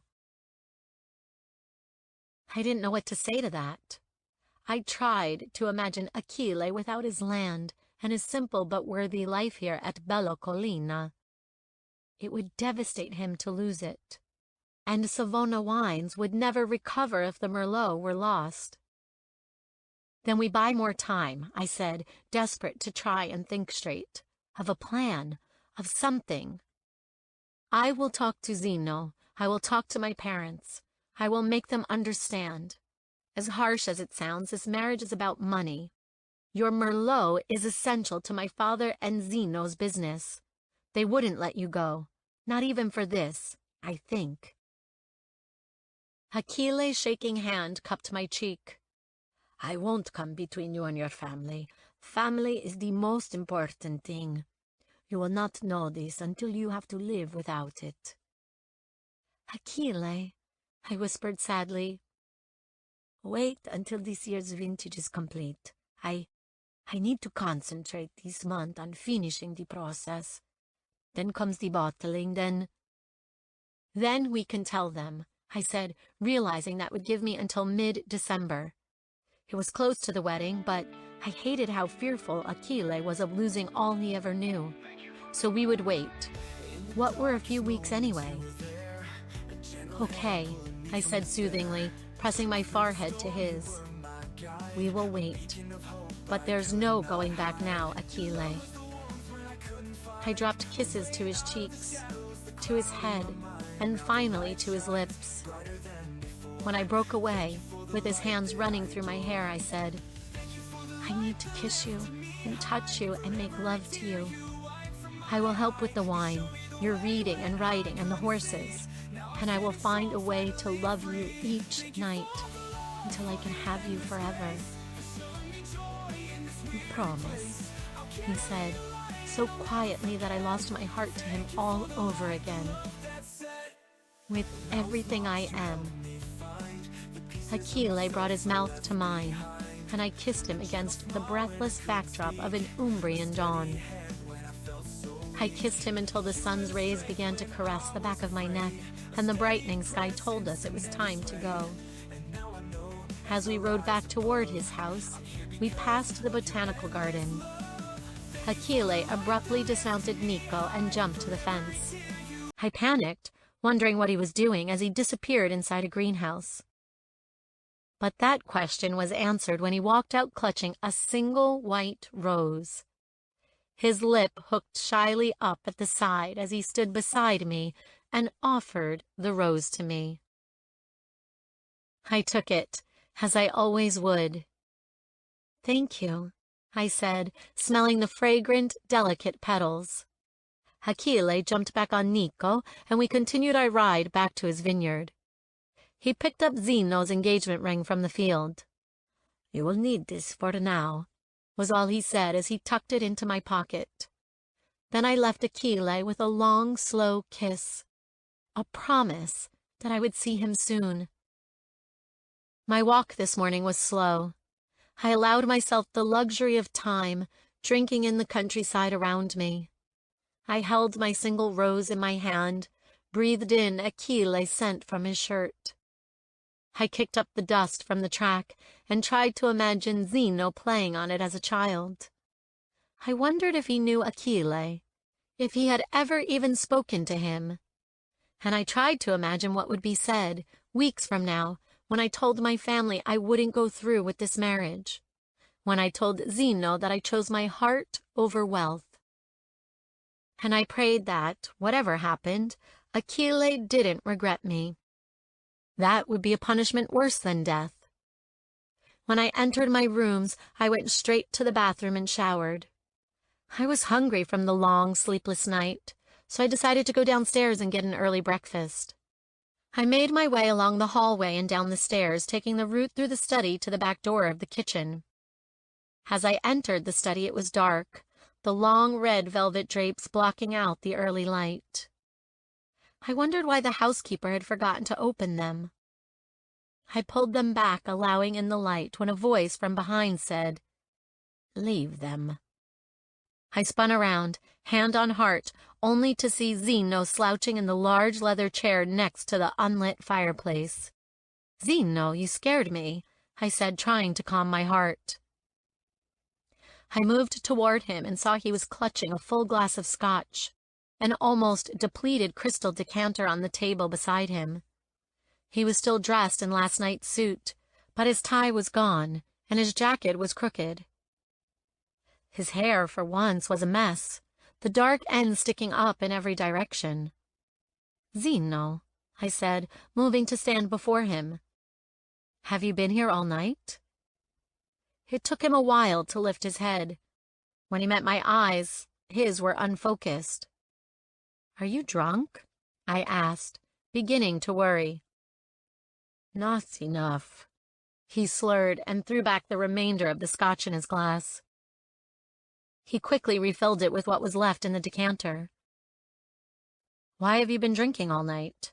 I folded my arms over my chest. Zeno raised an eyebrow at me with a cocky smirk. "Why, Duchessa?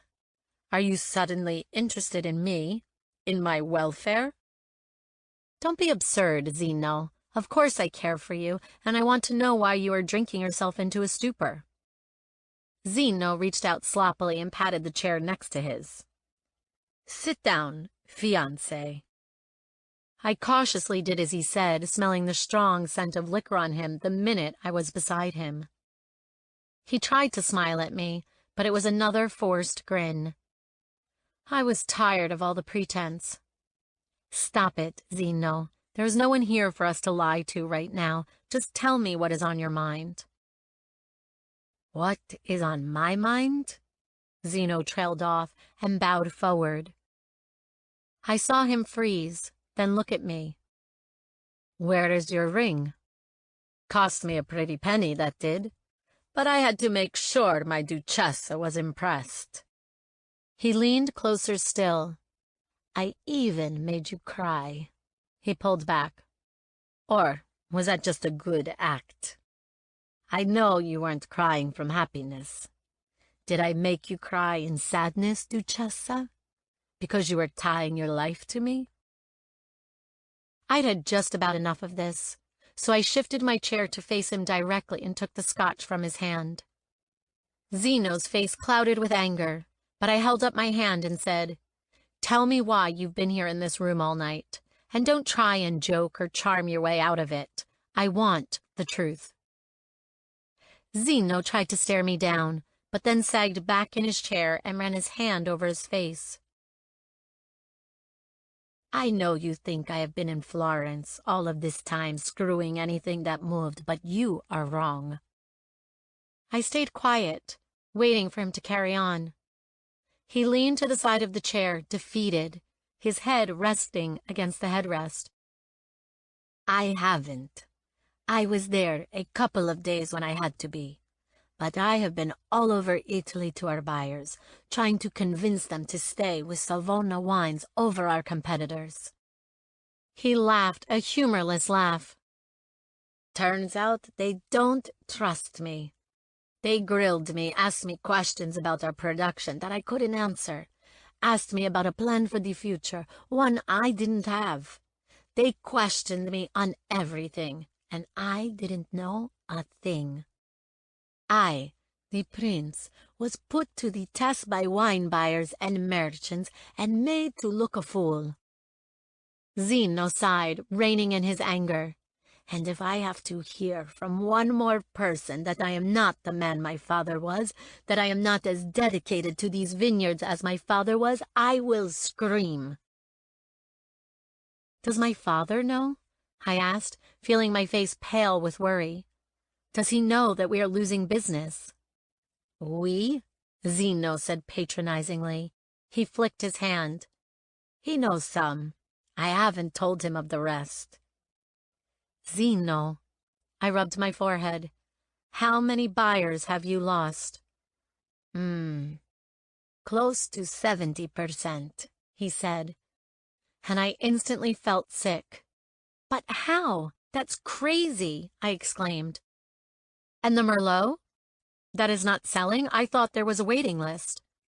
"The Merlot is fine," Zeno said, staring into the unlit fire.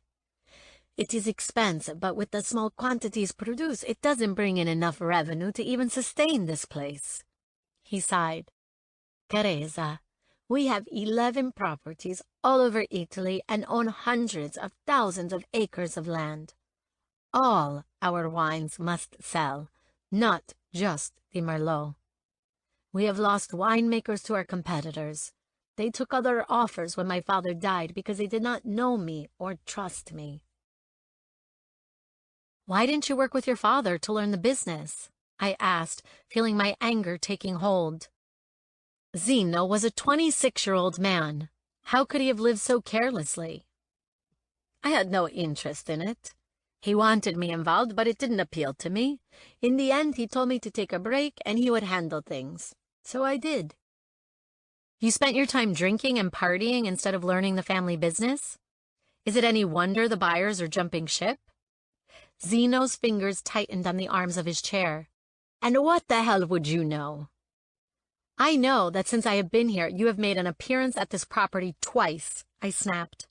"I know that on those days you have never once walked through your land, getting to know the people that put their blood, sweat, and tears into your wines. I have been here but a short while, and I know more of the farmers and winemakers than you. Who has had this estate in your life since you were born?" I got to my feet, staring Zeno down. "You have a gift in this land, Zeno, in all of the land you own. Your winemakers are exceptional, as is the product. If the buyers are leaving, it is down to you and you alone. These wines are better than any of the competitors can provide." I was shaking with rage. "Maybe instead of traveling to the south of France with whichever baronessa has taken your fancy that week, you should have been here with your father, sharing in the business that allows you to live in such a way. My father moved, Zeno. He left his beloved Italy to expand the business he built with your father. As his daughter, I am ashamed that all he sacrificed is going up in smoke. And this sham of a marriage isn't going to fix it." "Are you finished?" he hissed, his face reddening with fury. "No, there is one more thing." I stepped toward him until I could see perfectly into his eyes. "It is time you started to care about this business before you are its ruin. Many people will suffer. Thousands will lose their very reason for being if you let this ship sink." Drawing one last fortifying breath, I pointed at him and spat. "It is time you began living for this vineyard instead of living by it. You happily reap the rewards, yet you do nothing to earn them." I dropped my hand. "So start trying." I stormed back toward my rooms, my anger chasing my hunger away. Because I was seething. I was so angry at how Zeno had been allowed to live his playboy lifestyle when Achille had worked his whole life, his lifeblood growing in this earth. and he could lose it because of Zeno's lack of responsibility. I thought back to Achille this morning, to the devastation on his face at the thought of losing his small vineyard, his home and land. So I had admonished Zeno for him, because Achille's happiness was now my own, and his vineyard was the key. I couldn't imagine him taken from his land, no longer listening to his opera music in the fields as he hand-harvested the grapes. Before Achille, I never knew there could be such beauty in the simple act of picking grape from vine. It was art in living color, grace so pure and true. Through him, I saw such flawless divinity in the most understated acts. The way his hand lay so softly on mine, causing my heart to stop in my chest. His lips brushing a kiss against my lips, stealing every last drop of air from my lungs. And the way his warm breath ghosted across my skin in reverence, lighting my body like embers in a fire. Achille thought himself inferior to the likes of Zeno, but I knew differently. He was a better man, period. I closed the door to my rooms and slumped on my bed. I had no idea what to do. Achille wanted me to wait to call off this engagement. And now the business was failing. Zeno crumbling, falling apart. What a mess. It was all such a mess. I didn't know what I could do to help, but I had to try and do something. I had to learn more, study Achille's work in greater depth, because he couldn't lose this, whether through Zeno or me. As my finger ran over the simple vine ring lying on my nightstand, Zeno's expensive diamond still in my pocket, I knew I had to find a way. There had to be a way we could all rise from these dark shadows, because I wanted that forever with Achille by my side. And that's how I fell asleep, hearing Achille's soft voice echoing through my mind. Mi amore, per sempre. Chapter 11. Achille. I ripped the unneeded vines from their stems and discarded them in the buckets at my feet. All the wine was now aging in its barrels. I would leave it there until December, when it had to be bottled. The clouds above were gray, the rain threatening as I finished pruning, readying the land for the planting of the next crops. Careza had come to my cottage again last night. She had an appointment in town today with her friend, so she couldn't be here to help. And I missed her. She'd only been out of my sight now for about 6 hours, but I felt her absence seep into my heart. As the bucket filled, my thoughts drifted to next year's harvest. I froze, my eyes staring blankly at the soil beneath my boots, as I wondered what next year looked like, what next month would look like. What would happen when Careza told her family about us? I lifted my eyes and ran them over to the now bare vines. I couldn't imagine not having this, not waking each day to the rich smell of the bustling leaves or the sun rising over the distant hills. But I also couldn't imagine my life without Careza. I didn't understand why this all had to be so hard. I loved her and she loved me. That should be enough. It had been 5 days since the night Careza had come back to me. And every night she had come to me and I had read to her by the fire. We had drank wine and cooked food and made love all night long. My stomach fell, because I hadn't realized until this week just how much of life I had been missing. I hadn't realized how lonely I'd been. Hadn't realized why my father had sat staring at my mother's picture each night when I was growing up. He was only half a heart without her. And although he had me, I now understood how much pain he must have been in. Careza and I had only been truly together for a little less than a week. It had brought agony to my heart to think of losing her. But I let in the light again when I thought of how she had left me this morning, with a soft kiss and a promise to return. Beethoven played through my headphones while I worked. I lifted the bucket to take it to the heap of dead vines I would later burn, and when I turned, I stopped dead. A man stood at the end of the row. He was dressed in a suit and looking my way. He waved and indicated to me to take out my headphones. I dropped a bucket of vines and did as he asked. The prince, I suppose technically he was the king now, but I couldn't get my head to accept that fact, was in my vineyard. The minute Beethoven was silenced and the familiar sounds of my vineyard enveloped us, Zeno put his hands in his pockets and strolled toward me. I didn't know what to think.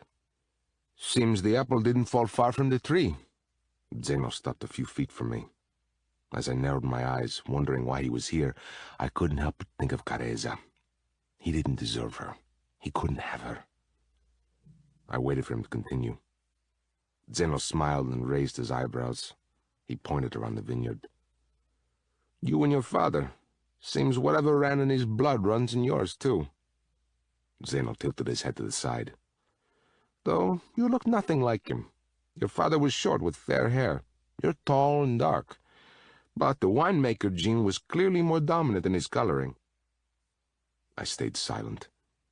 Zeno laughed and shook his head. What, Achille? No greeting for your old best friend? He gestured in the direction of the track beyond the trees. We used to play on those roads as children, yet you have nothing to say to me now? Prince, I said coolly. Zeno narrowed his eyes. It's Zeno, and you know it. You were the only one who never cared about my title when we were children. Don't start now. Why are you here? I asked, not interested in reminiscing about our childhood, or how he was my very best friend and just one day stopped coming by. Straight to the point, I see. He laughed. Well, I guess you haven't changed all that much. You have, I snapped back, then shrugged. Or at least you seem to have. I wouldn't know. I haven't seen or heard anything from you in years. I picked up the bucket and walked past him. I dumped the vines in the pile I had made over the past few days. I heard him following behind me. When I turned, he was rubbing the back of his neck as though he was nervous or uncomfortable. When he caught me looking at him, he sighed. Look, Achille, I know I haven't shown much interest or any interest in the wines or the people here in this vineyard, but I want to start now. Shock rippled through me. Zeno dropped his hand from his neck and said, How is this year's vintage coming along? Do you think it will be as strong as the last? Stronger, I replied, and headed toward the barn. Zeno followed, his expensive polished leather shoes no doubt being scuffed by the rough dirt. As we entered the barn, I pointed at the barrels stretching the length of the building. They are aging now, and they can be bottled. This year was a good year. Good, Zeno replied. I motioned to my mocha pot. Café? Zeno nodded and walked over to the two chairs that sat beside the fire. He sat down in the one that was now Careza's. I wondered if he had any idea she came here every day. I wondered if he would even care. From what Careza said, I was sure he would not. I brought the small cup toward him and sat down. It was awkward and uncomfortable. I could talk to Zeno as a child when he was my friend, but now, as adults living two very different lives, I scrambled for something, anything to say. I'm sorry about your father, I said eventually. Zeno's hand stilled as he brought his cup to his mouth. He cleared his throat. Thank you. He shifted uncomfortably on his seat. Sorry about yours, too. I nodded my head in thanks and took a sip of my own coffee. Zeno was studying the barn. You really did it, he said. He must have seen my confusion because he added, The Bella Collina Merlot. You used to talk of being its head winemaker one day, and you did it. I made my first vintage at 16, Zeno. You did? I saw the realization appear on his face. 2008, he murmured. He shook his head in disbelief. You were the difference? You're the reason why it changed for the better? That was the year I took charge, I said, though my father guided me for many years to come, until the day he died. Zeno finished his coffee and placed the cup on the floor beside his chair. My father would have loved you to have been his son. He loved wine, all wine, but especially this wine, your wine. I know. You know? I nodded. The king would come to see us frequently. This was his favorite part of the vineyard. Zeno sat back, deflated. He should have left this business to someone like you, not me. I couldn't believe what I was hearing. I can make wine. I know nothing about the sale or promotion of it. But you see, Zeno said, that is all I have been asked about since I have been meeting with the buyers. They wanted to know that I understood how everything worked. I didn't. I don't. He sat forward, elbows on his knees. It's why I'm here now. I want to know the winemakers that produce the wines. I want to understand the business. He sat up straighter. You produce our most famous wine, Achille. And I knew you once. We were best friends, so I wanted to start with you. He gave a short laugh. I have recently been told that I should start living for the business instead of by it. Let's just say that the message got through. The workers will appreciate you taking an interest. Zeno nodded and got to his feet. I'll leave you to it. He walked out of the barn and I followed behind. As Zeno walked past the paddock, Nico and Rosa trotted over. He went to them. Nico gave Zeno his attention for about a minute before walking off, but Rosa stayed close. Zeno patted her neck, then moved toward the gate. As he reached my garden, he stopped in his tracks. He glanced at me over his shoulder with a strange expression on his face. That gray horse, is she an Andalusian? Yes, I replied, wondering why he seemed so curious about her breed. I had never known Zeno to care about horses in his youth. An unreadable look flashed across his face. Is something wrong? I asked. Zeno's eyes tightened, his shoulders tense, but he placed a smile on his lips and shook his head. No, I just remembered something, that's all. Something particularly interesting.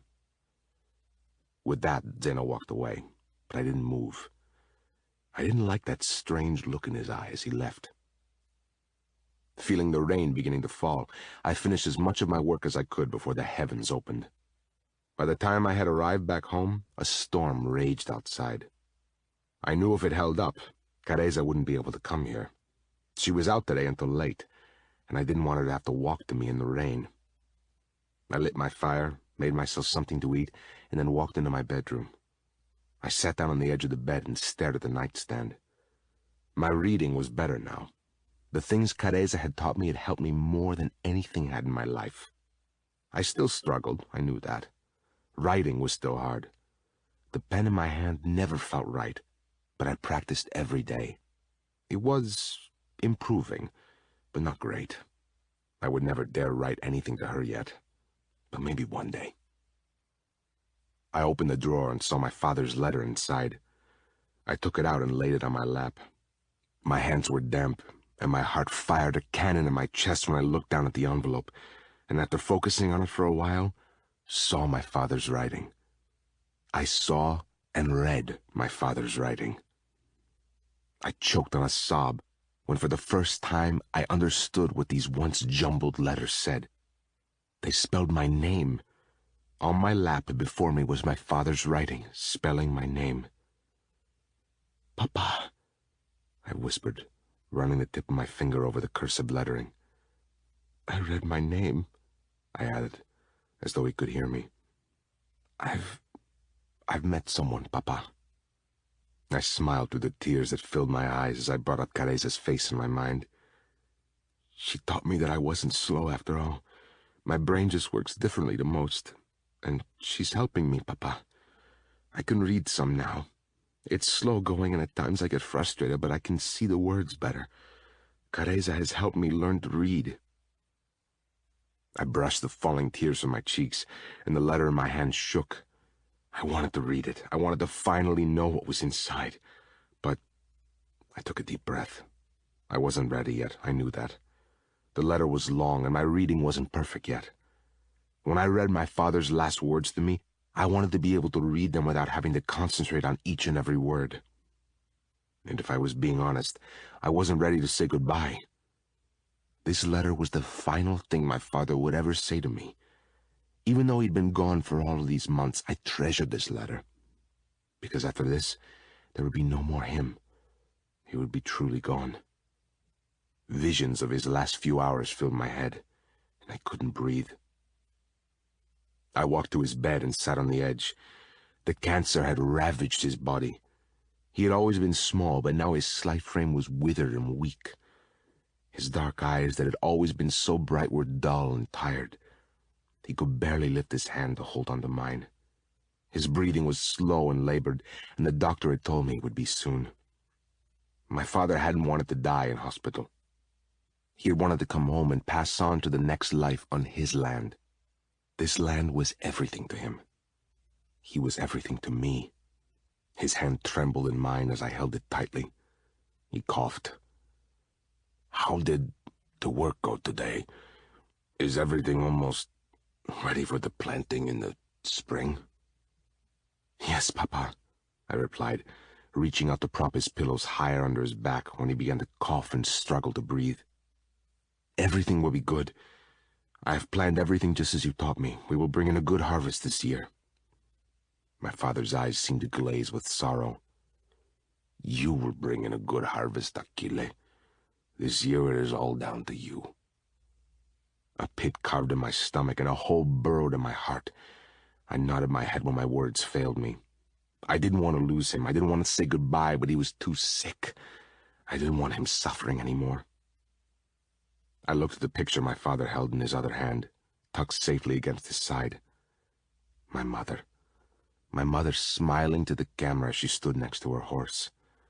She had just won a dressage championship, and anyone could see in her face that she was happy. "She will be the one to greet me," my father said, clearly seeing me staring at the picture of the woman I never knew. "There is no one else who I would have welcoming me home but her." My father smiled, tears filling his eyes. "I imagined heaven to be much like our small vineyard at Bella Collina, a place where I can still tend the vines as your mother rides in the paddock behind me, dancing her horse to the sound of Verdi." I squeezed his hand. My sorrow was too much of a barrier for my words. My father turned his face to me. "And I will tell her of her son. I will tell her of the man he became and how proud she should be of him. How proud I am of him. A good man who has a big heart. A man who is kind and caring and the best winemaker I ever knew." "Papa," I whispered sadly. "It is true, Achille. You have surpassed anything I could have taught you. You are more talented and natural at this life than any man I've ever known." My father shifted and gripped my hand as tightly as he could. His touch was nothing, proving how weak he truly was. "Achille, when I am gone, you must go out more. You are tied to this land just as surely as I am, but I also had your mother and you. This life is hard at times, and you have the ability to love so deeply. There is a woman out there for you, son. You're split apart. The woman your soul will remember, the one you will love your whole life." He tugged me closer. "Promise me, Achille. Promise me you will live." "I promise." "And learn to read and write. Challenge yourself to learn. You love literature, you love books. And I think I have sheltered you too much. I should have insisted you got the help you needed. I should have insisted the king came through on his word." My father coughed again, but this time true fear ran through me. It was worse than before, and I could see him fighting to stay conscious. But he never let go of my hand. Even as his eyes rolled fighting sleep, he said, "You live a lonely life, Achille, and that is no way to be. When you find her, be sure you fight for her. Promise me. Promise me." "I promise," I choked out, and that answer brought a smile to my father's face. As his eyes closed, for what would be the final time, he whispered, "Your mother will smile when I tell her that, son. Your mother will smile." As I came back to the present, tears were streaming down my face. A few hours later, with me sitting by his side, my father had taken his last breath and joined my mother, his missing half. I had sat with him a while after that, unable to move from his side. I knew when I moved that it would mean he was truly gone. and I wasn't sure I could face the world without him in it. I wasn't sure what our small cottage would feel like without his music, his coffee, his voice reading aloud from his precious books. Then, weeks later, my father's attorney brought me a small inheritance check from a pension I didn't even know he had, and a single handwritten letter. The letter I was still too scared to read. Taking a deep breath, I stared out at the torrential rain beyond the window. I placed the letter back in its drawer to read another day. I stood from the bed, my father's passing still so clear in my mind, and hated the silence that filled my empty cottage. Every day for the last 5 days, I would work, then Careza would come to me at night. I was no longer alone. Yet today, I felt it. The storms and rain came harder in this region during this time of year, and there was a good chance of snow toward Christmas. Careza and I had decided that on days like today, she should not come to me so late at night. As I checked the window again, seeing the rain had not yet let up, I knew she wouldn't. But I needed to see her. The memory of my father's last hours and Zeno's strange arrival at my vineyard today had set my mind racing, and I didn't want to be alone. I threw on my boots and headed to the door. A white rose lay on the side table in the living room. I had retrieved it today for when Careza came to me tonight. She wouldn't be coming, so I would take it to her. Tucking the rose into my shirt, I stepped out into the rain. Within minutes I was drenched, so I walked, not bothering to run, along the dark track toward Careza's rooms. She had told me which rooms were hers, and that a private balcony led straight to her door. I arrived at the stairs of her balcony unseen and climbed my way to her door. Through the slightly open drapes in the dull lamplight, I saw Careza, sleeping in a large 4-poster bed. She was so beautiful that I didn't even care if the rain had soaked me through. It had been worth it just to see her like this. Lifting my hand, I tapped on the glass of the door. I was quiet, so as not to draw attention, but loud enough that it would hopefully rouse Careza from sleep. Careza's dark eyes fluttered open and fell in the direction of the tapping. They fell directly on me. She blinked in confusion before a wide smile graced her lips, and she leaped from the bed. She padded over to the door and pulled back the drape. I gazed at her through the glass. She was wearing a short silk nightdress, and even with her usually perfect hair in slight disarray, she was flawless. I couldn't believe she was mine. The lock turned on the door, and Careza opened it quietly, a look of disbelief on her face. Before she could speak, I reached into my now sopping shirt and brought out the rose. It was wet, too, the petals limp. I shrugged as I handed it over. You look better before the rain. I couldn't help the small smile that pulled on my lips when Careza covered her mouth to mute her sudden laugh. She took the flower and held it to her chest. I love it, she whispered, limp or not. Reaching down with her free hand, she took hold of mine and guided me inside. I ducked into her room, and my eyes widened as I took in the size. This was just her bedroom, yet it was at least twice the size of my entire cottage. Paintings and gold frames adorned the walls, and the rich hardwood floors were covered in expensive rugs. Careza ducked her head. Aquile? I glanced down at my wet clothing. Careza tried to coax me forward, but I stayed in my place. I'm soaking, I said, backing toward the door. This room, I should go. I just wanted to see you and give you the rose. I dropped my head. I missed you tonight. Hey, Careza said and placed her hands on my face. You're not leaving. You just got here. She glanced behind us to a set of doors that I assumed must lead to yet another room. The doors are locked from inside. No one can come in. No one ever comes in anyway. We won't be caught. I fell out of place in the room, in this mansion.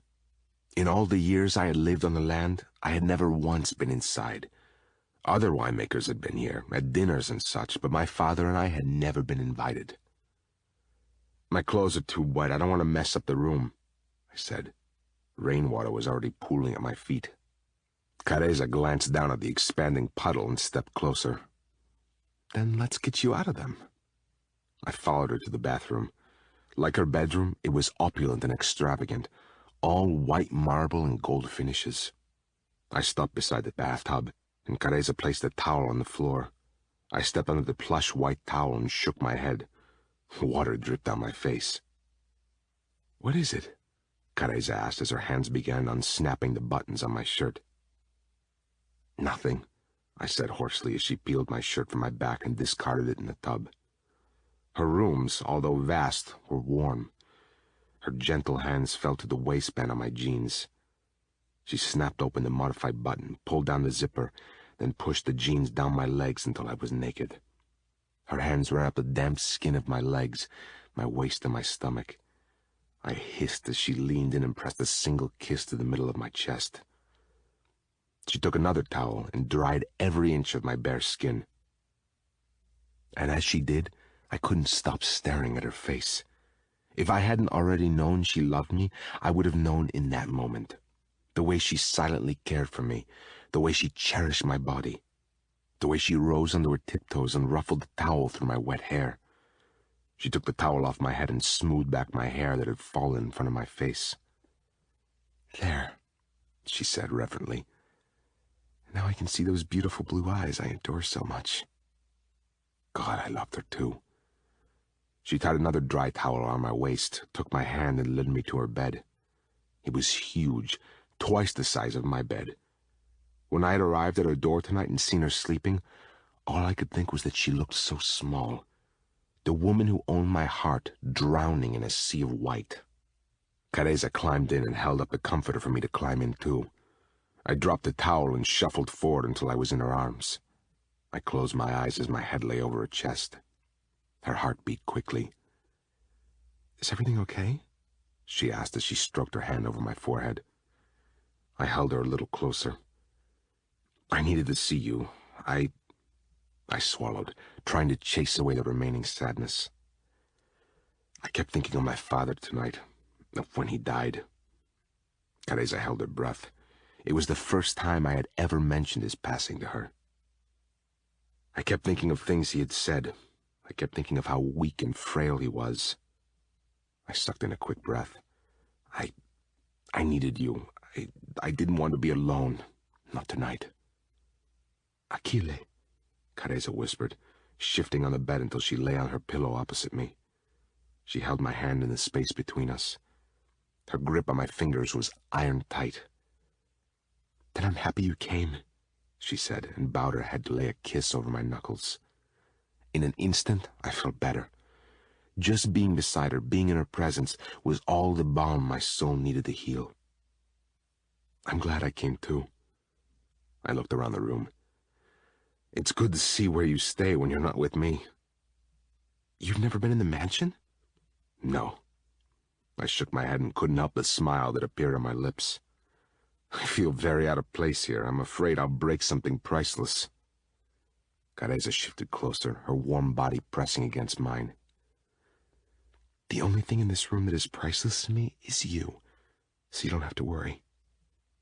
"I love you." I brought my lips against hers. "I love you," Careza said when she pulled away. We lay there in silence for a while, content to just stare at each other. "The prince came to see me today," I said. The shock was evident on Careza's face. "Zeno came to your vineyard?" I nodded. "He said he wanted to get to know the winemakers on his land more, wanted to understand the products better." I thought back to us sharing a coffee, of how awkward he was. He seemed different to when we were children. The same in some ways, but different. Careza's brow furrowed. "When you were children? You knew Zeno as a child?" Exhaling a long breath, I said, "He was my best friend. Zeno was the only friend I ever really had. He would come to Bella Collina in the summer, and we would play on the tracks and in the nearby woods. We would fish and ride bikes." I shrugged. Then one day he just stopped coming around. I asked my father if I could come to the mansion and ask where he was, why he didn't want to be my friend anymore, but my father told me to leave it be. I blinked away the memory. I never spoke to Zeno again until today. He took me by surprise. I never thought I'd ever speak to him again in my life. "You were best friends?" I could hear the disbelief in her soft voice. Yes, my only friend. Until you. Careza's eyes glossed over. Then she looked away and said, I never knew you knew Zeno, Achille. You never said. Because I don't know him anymore. We were children. He left the estate for Florence, and I never had any contact with him again, until today. I pressed my forehead to hers. But I am thankful to him. Why? Because he brought you to me. He left you here on my estate, and God made it so we would cross paths. So although I don't know him anymore, I am thankful to him. Careza's lips found mine. When we broke from the kiss, she said, I can't believe he came to see you. I'm glad. I'm glad he is trying. I guess so. I laid my head back over her chest. My arm wrapped around her waist, and just as my eyes began to close, pulled by sleep, I saw an old book on her nightstand, a book I knew very well. Plato's Symposium, I said, and felt Careza still. I've been reading it, she confessed. I caught the embarrassment in her tone, but all it did was make my heart explode. Mi amore? I asked. Read to me, I requested. She didn't move for several seconds, but then she leaned over to the table and retrieved the book. I closed my eyes as Careza's soothing voice lulled me to sleep. As I drifted off, I thought of the room she stayed in, of the expensive nightgown she wore, and wondered if I was enough. But then, as she spoke of jealous gods and drifting souls, I let all my worries float away. She was here with me now. That was all that mattered. The issues we had to face would still be here tomorrow, so for now, I let her words wash over me until I fell asleep, completely content.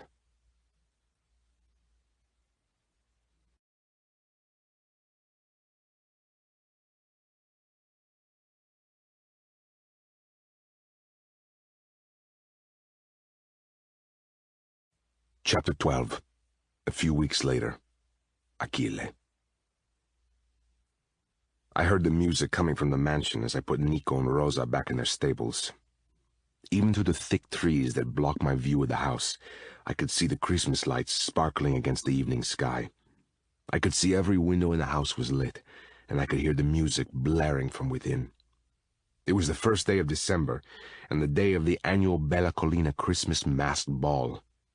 Every aristocrat from Italy had come to the prince's home for the event, a tradition that had been upheld by the Savonas for over 300 years. A night where the lords and ladies of Italy gathered in Renaissance dress and Venetian masks to dance and drink and remember that they are someone. Careza had not been able to get away for the past 4 days, so I had waited for her in her bed every night, a single white rose on her pillow. The past month had carried on much the same as normal for me. My wine was almost ready to bottle, and then I didn't know. But for Careza, things had only grown busier. Every day she had to discuss wedding plans, go to lunches, and attend dinners with Zeno. And every day she grew sadder and sadder. She clung to me every night, made love to me as though she would lose me, and it killed me. But I had to get this year's wine made, and if I was being honest, the thought of her declaring to her family and friends that she was choosing me over the prince scared me to death. I didn't want to lose this life, but I didn't want to lose her. The thought made me feel sick. As did the thought of Careza now in the mansion, dressed in a beautiful period gown on the arm of the prince. I wanted nothing more but for her to be on mine. She should have been on mine, but I had no place in a party such as that. An hour later, as I sat at home trying to read, the music and my curiosity got the better of me. Throwing on my boots and a shirt, I took a single white rose from the always stocked vase I kept at the cottage and stepped out into the path.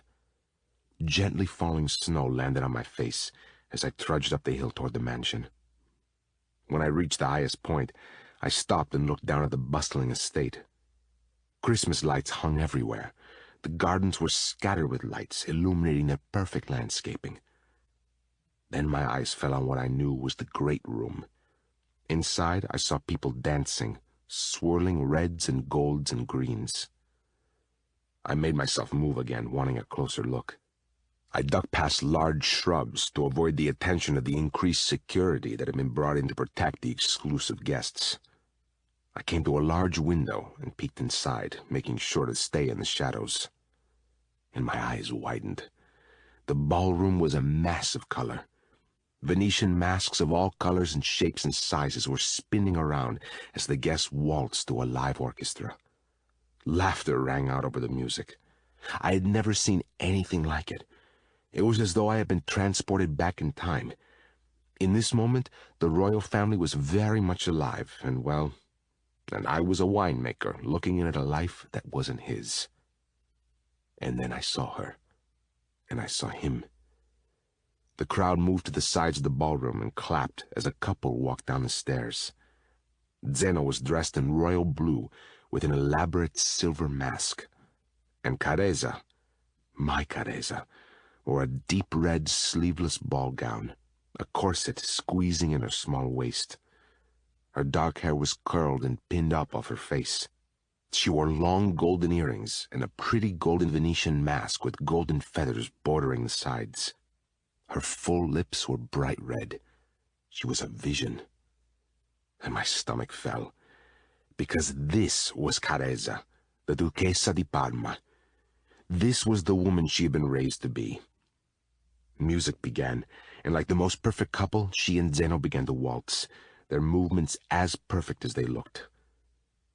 The watching crowd clapped and stood in awe of the royals as they danced, as they whirled across the floor. A part of my soul died. It had been a fantasy, all of it. Seeing Careza like this, I couldn't disgrace her, because I would. If she chose me over Zeno, she stood not only to lose her family, but her title and her honor. Careza laughed and smiled as she danced, and even though my heart was breaking, I found myself smiling slightly too. No one would ever own my heart like Careza, but that did not mean that us as a couple, were right for her. My feet backed away from the window, and I forced myself to turn from the sight of the woman I loved in another man's arms. I wandered listlessly to the stairs that led to the balcony. I climbed each step, knowing the door to her bedroom would be open. She always left it open for me now, so I could climb into her bed at night, if she didn't make it into mine. I slipped inside, and like I did the first night I was here, I drank in the room. The incredible room that suited Careza's birthright perfectly. It was almost as beautiful as her. Sitting on the side of the bed, the side where she slept, I ran my hand over the copy of Plato's Symposium on her nightstand, then the pillow on which she slept. I laid the rose on her pillow and stared at the delicate flower on the pristine pillowcase. I wasn't sure how long I sat there for, but I eventually made myself move and leave her rooms. This time, I wasn't steady in my walk back to my home. I ran, needing to feel the biting cold pinching at my face and the ice-cold wind filling my gasping lungs. The surrounding vineyards were white from the newly fallen snow, and the dark sky above was cloudless, the stars like diamonds up above. In that moment, they appeared just glittering as the masked ball. As unreachable, too far out of grasp, unattainable in their beauty. Just as far out of my world as Careza's was from mine. I ran all the way home, the heavy soles of my boots crunching on the icy mix of soil and grass. I darted into my cottage, needing its familiar comforts to calm me down, but it offered none. For months, my father's ghost had haunted these rooms, his seat by the fire, his calming voice in the night. But now, as I looked at the fire, as I thought of my bed, he had been replaced by Careza.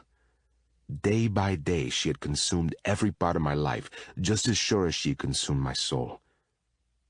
And it hurt. It hurt because no matter the plans we had made, no matter the love we shared and the needs of our hearts, it couldn't work. None of this could ever work. We had been fools to think so, struck from our senses by love. And it hurt so much I couldn't breathe. I staggered into my bedroom and slumped onto the edge of my bed. My elbows landed on my knees, and I ran my hands through my hair. As I looked up, my eyes fell to the nightstand, and the letter inside called my name. I needed my father right now. I needed to hear his voice. I needed his help. I had nowhere else to turn. My reading had improved so much over the last month, and I knew I could do this. I had to do this. My fingers trembled as I opened the drawer and took out the envelope. I took in a long, deep breath, but it took me 4 more inhales and exhales before I could open the back and pull the 4 pages from their home. A wave of emotion overwhelmed me, and I had to glance away. I closed my eyes and imagined my father's face, smiling at me as he tried to teach me to read and write, telling me that I could do it, telling me that I could do anything if I only tried. With that image in my head, I steadied my hand and let my eyes meet the page. And so I read, trying to make his memory proud. My dearest son, if you're reading this, then know one thing. I loved you. Most fathers love their children, but you have always been special to me. You were a gift I never expected to be given. But better than that, you exceeded anything I could ever dream. You may have wondered why I would write you a letter. You may have wondered why, with the challenges you face, I would be so cruel. But if you are reading this letter, I know it is because you have sought out the help you always should have been given. The help I should have moved heaven and earth to get you. And know that as your eyes read these words, I am bursting with pride. You are the best winemaker I have ever known, one of the greatest people, with your kind heart and soul, but your reading always held you back. I failed in not taking you into the world more, instead staying close to our vineyard. I know that even when you read this, what your everyday will entail. You are a man who will live a simple life. You will always get by because you always have done. You order your life in a way that you don't have to read or write. You will live off the land or rely on Elisa and Sebastian like we always did, so that your trips into town are limited, and you don't have to worry about appearing slow or strange to strangers. And I confess that I had a hand in that, not because I didn't want you to better yourself, I did, but because I was so out of my depth with your challenges. But I was also protecting you, making sure we stayed at the vineyard, just me and my son. And that was for a good reason, too. You may be wondering what that reason was, and I will get to that, Achille, I promise. But first, there are some things you do not know about your mother and me. Things that I kept from you to protect your mother's memory. Your mother was everything to me. Gabrielle was the very reason I breathed. She was the dawn and the dusk and all the hours in between. We were soulmates, split aparts, but we were not without our problems. You see, Achille, when I met your mother, we were young. The moment I laid my eyes on her, time stopped. When I met her in Orvieto, singing Christmas hymns around the tree on Christmas Eve, with the snow falling around her beautiful face, I knew I had found home. Gabrielle glanced up from her hymn book and looked across the tree, and I knew she had found her home in me, too. People like to say that love at first sight is a myth, that instant love is for the pages of a fantasy book. But it isn't. I lived it. Your mother and I were proof of that fact. We were married 2 months later, and she moved into my home at the vineyard. Your mother was a dressage champion, and she quickly became the standout rider in King Santo's dressage and show jumping team. She loved her life, played out her passion, and I loved mine. It wasn't long before we wanted a child of our own. We wanted a child to complete our family. But that wasn't meant to be. We tried, Achille. For years we tried, and despite the love we had for one another, the fact that we were not producing a child became a plague between us. The depression your mother sank into took her to a lonely and desperate place, a place to which I could not follow. We sought out help, answers to what the problem was, and the findings were straightforward. The problem was me. I couldn't have children, Achille. I, the man who loved your mother with everything that I was, could not give my soulmate the one thing she desired most. I couldn't give her you. I know you, son. I know as you read this, you will question if you have understood my words correctly. And you have. I couldn't have children, and my heart broke as I helplessly watched your mother drift further and further away from me, drowning in waves of sadness. We lost our way. We lived together, slept beside each other every night. But we weren't okay. We weren't us. We were lost in the heavy rain. And that's when your mother was taken on a championship tour with the king.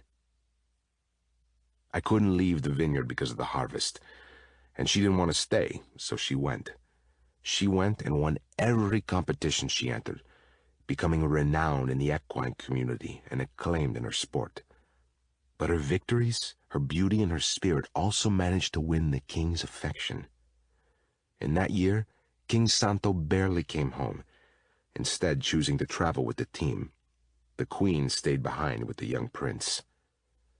King Santo never came home because of your mother, Achille. King Santo became infatuated with my Gabrielle, and it still pains me to say, she became affectionate toward him too. I do not blame your mother, Achille. She was young and sad and far from home, and although he never held her heart as I did, I knew that she loved him too. When your mother came home, she told me everything at once. Her tears were thick and full as she confessed her infidelity. It took me a while, but I forgave her. I loved her. She was my split apart, and I was hers.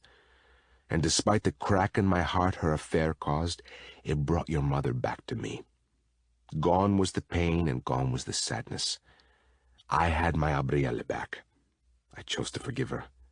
Many wouldn't, but it was my heart and my pain, and I chose the heavy route of forgiveness. She won her final championship, then came home for good. She told the king they were over, and I finally had her back.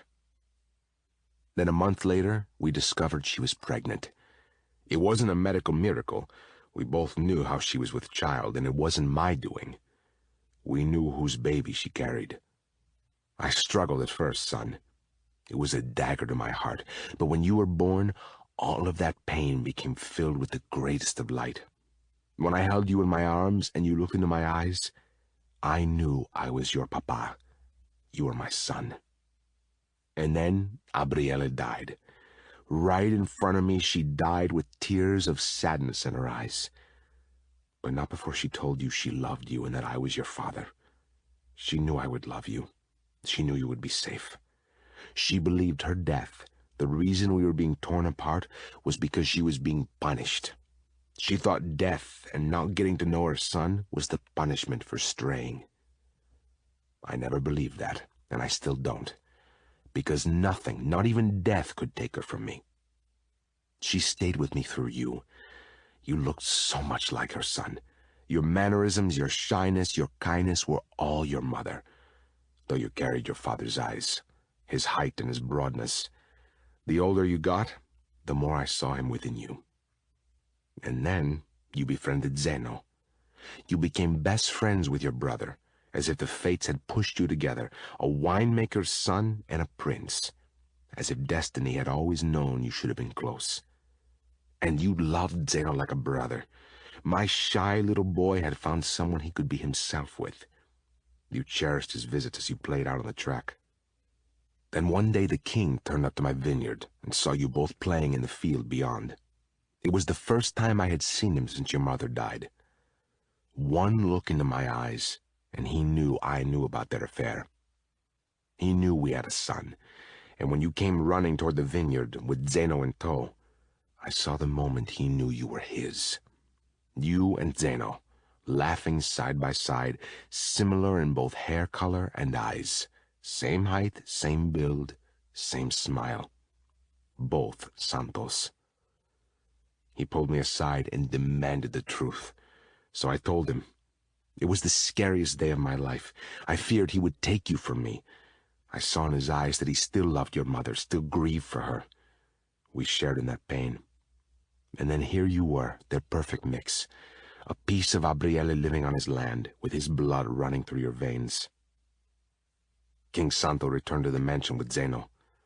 Days later, Zeno was sent back to Florence, and a week after that, the Queen returned to Austria. She never came back. Because King Santo had told her of you and how you are a rightful prince. He told his wife that he wanted to publicly declare you as his. He wanted Zeno to have his brother in his life. He was happy you were his, son. He wanted to know you. He wanted to love you. But his brother Roberto and his advisors warned him against it. His reputation would be ruined. His wife would be humiliated. I was so angry at him when he chose to listen to them and deny you. But then he never left the estate. He began to visit you frequently, and every time he came, he fell more and more in love with you. And I could see you liked him too. When your schooling became difficult for you, I asked him for his help. Rumors of how you looked like him had already begun to spread throughout the school you attended when he tried to intervene. He pulled you out, and I trusted him when he said it was because he wanted what was best for you. It quickly became clear that he was hiding you. My beautiful boy was being kept away, a secret, so his affair wouldn't be exposed. And I am ashamed that I allowed it. I know now that I gave in to your request to not return to school because I also wanted to protect your mother. But I was wrong to do so.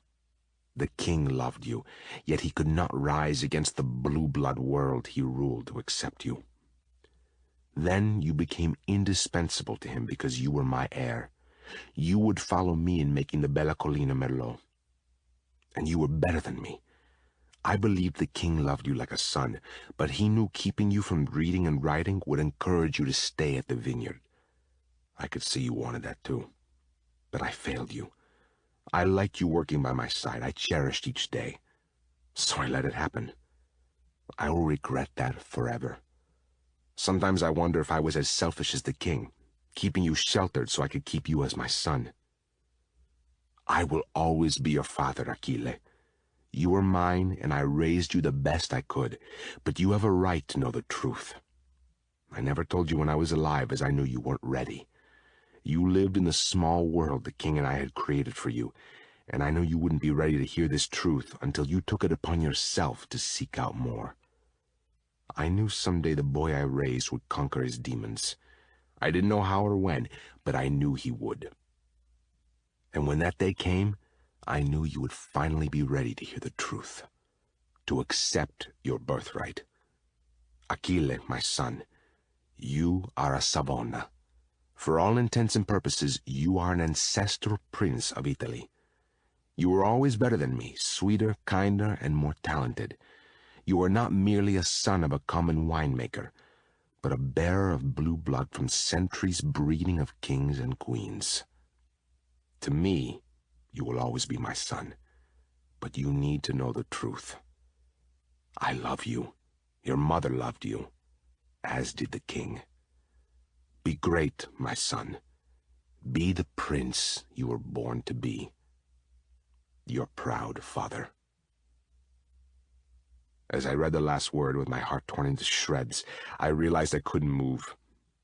So I sat there on the bed with shaking hands and tears streaming down my cheeks, because everything I had ever known was a lie.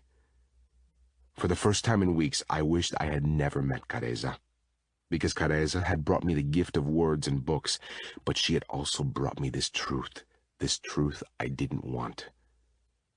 So I just sit here some more, and at some point, when I could muster the courage, I would move. And do what? I had absolutely no clue.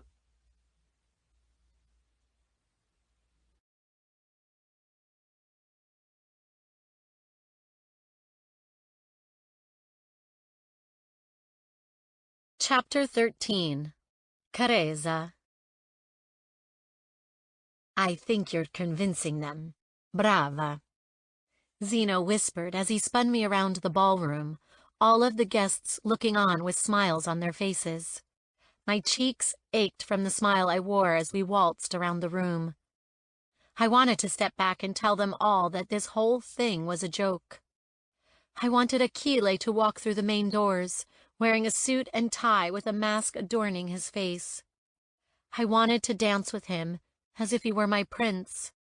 the prince I loved and adored and wanted to be betrothed to. When the song came to an end, I bowed at Zeno as the crowd clapped and flooded the floor to dance again. As the people rushed between us, all twirling in one direction, I turned and walked in the other. Zeno didn't even try and stop me as I fled for the main doors. Pia took hold of my hand as I passed her, bringing me to a stop. "Are you okay?" she asked. "I just need to go to my rooms for a moment.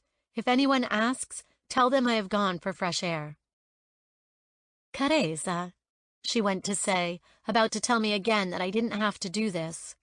But I shook my head, silently begging her to not start. She released my arm.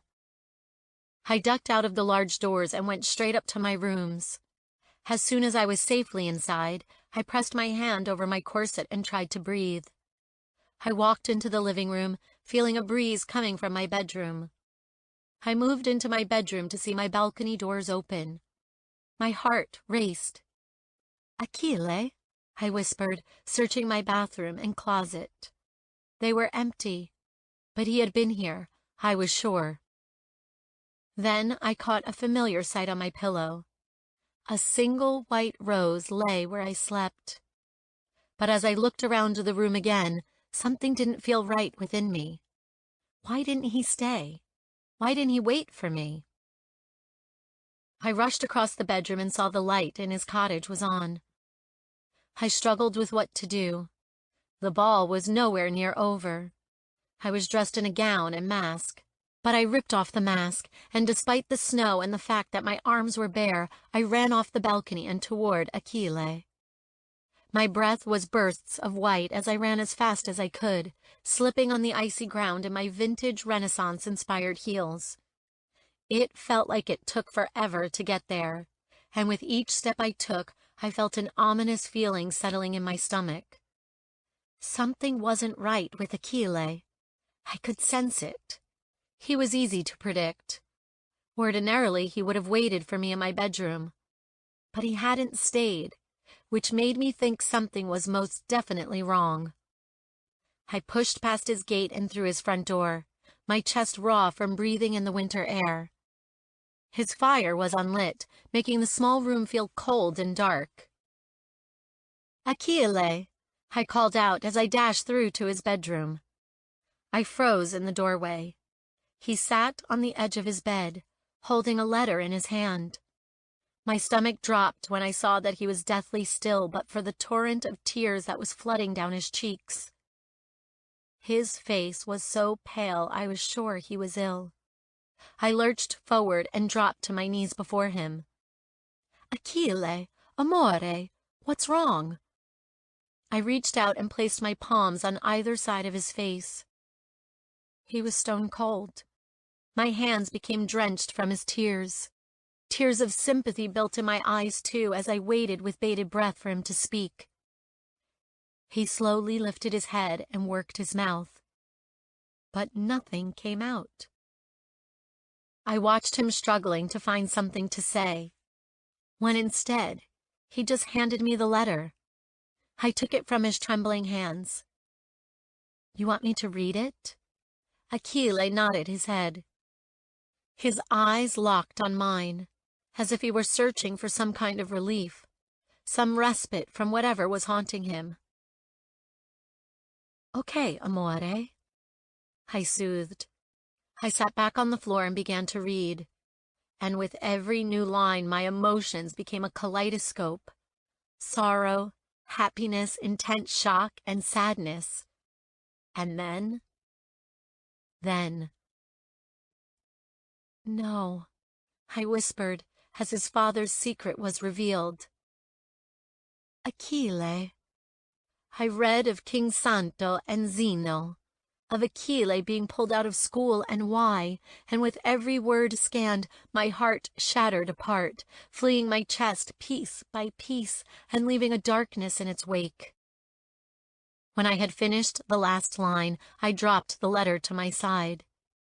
Achille was still a statue on the bed, but his eyes were on mine, desperate and hurt, and soul-shatteringly destroyed.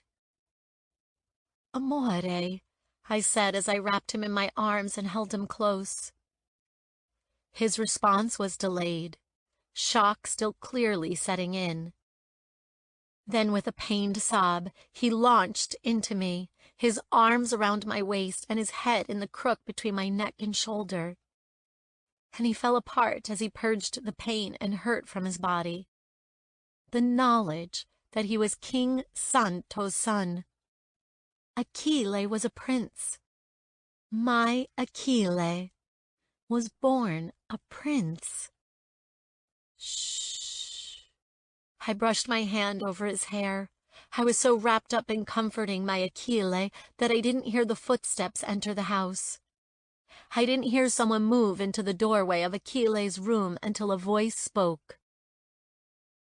Well, it's nice to know that my suspicions were correct. Achille and I froze to the spot at the sound of Zeno's deep voice. Achille sniffed and moved his head so he could sit back. I gathered my composure and got to my feet. I turned to face Zeno, who was crowding the doorway, his arms folded over his chest. Not now, I said tersely, wiping the tears from my eyes. Zeno raised a single eyebrow. You leave the masked ball not even halfway through the party to come and screw your bit on the side, and you think that's okay. Stop it, I snapped and watched a smirk form on Zeno's lips. Despite you thinking you can do whatever you wish, Careza, our guests were questioning where the future queen was. It didn't take me long to work it out when your balcony doors were open again. I felt the blood drain from my face. You think I didn't know you were sleeping with Achille? I have surveillance cameras, Careza, and not to mention you're not exactly discreet when you run over to his cottage at midnight, or he to your rooms. Zeno flicked his chin. But this ends now. We are to be married in a matter of weeks, and this has to end. You've had your fun, and I've had mine. We have the aristocrats of Italy waiting for you to come back. It is your duty. The blood that was rushing through my veins like rapids turned red hot. I am not coming back.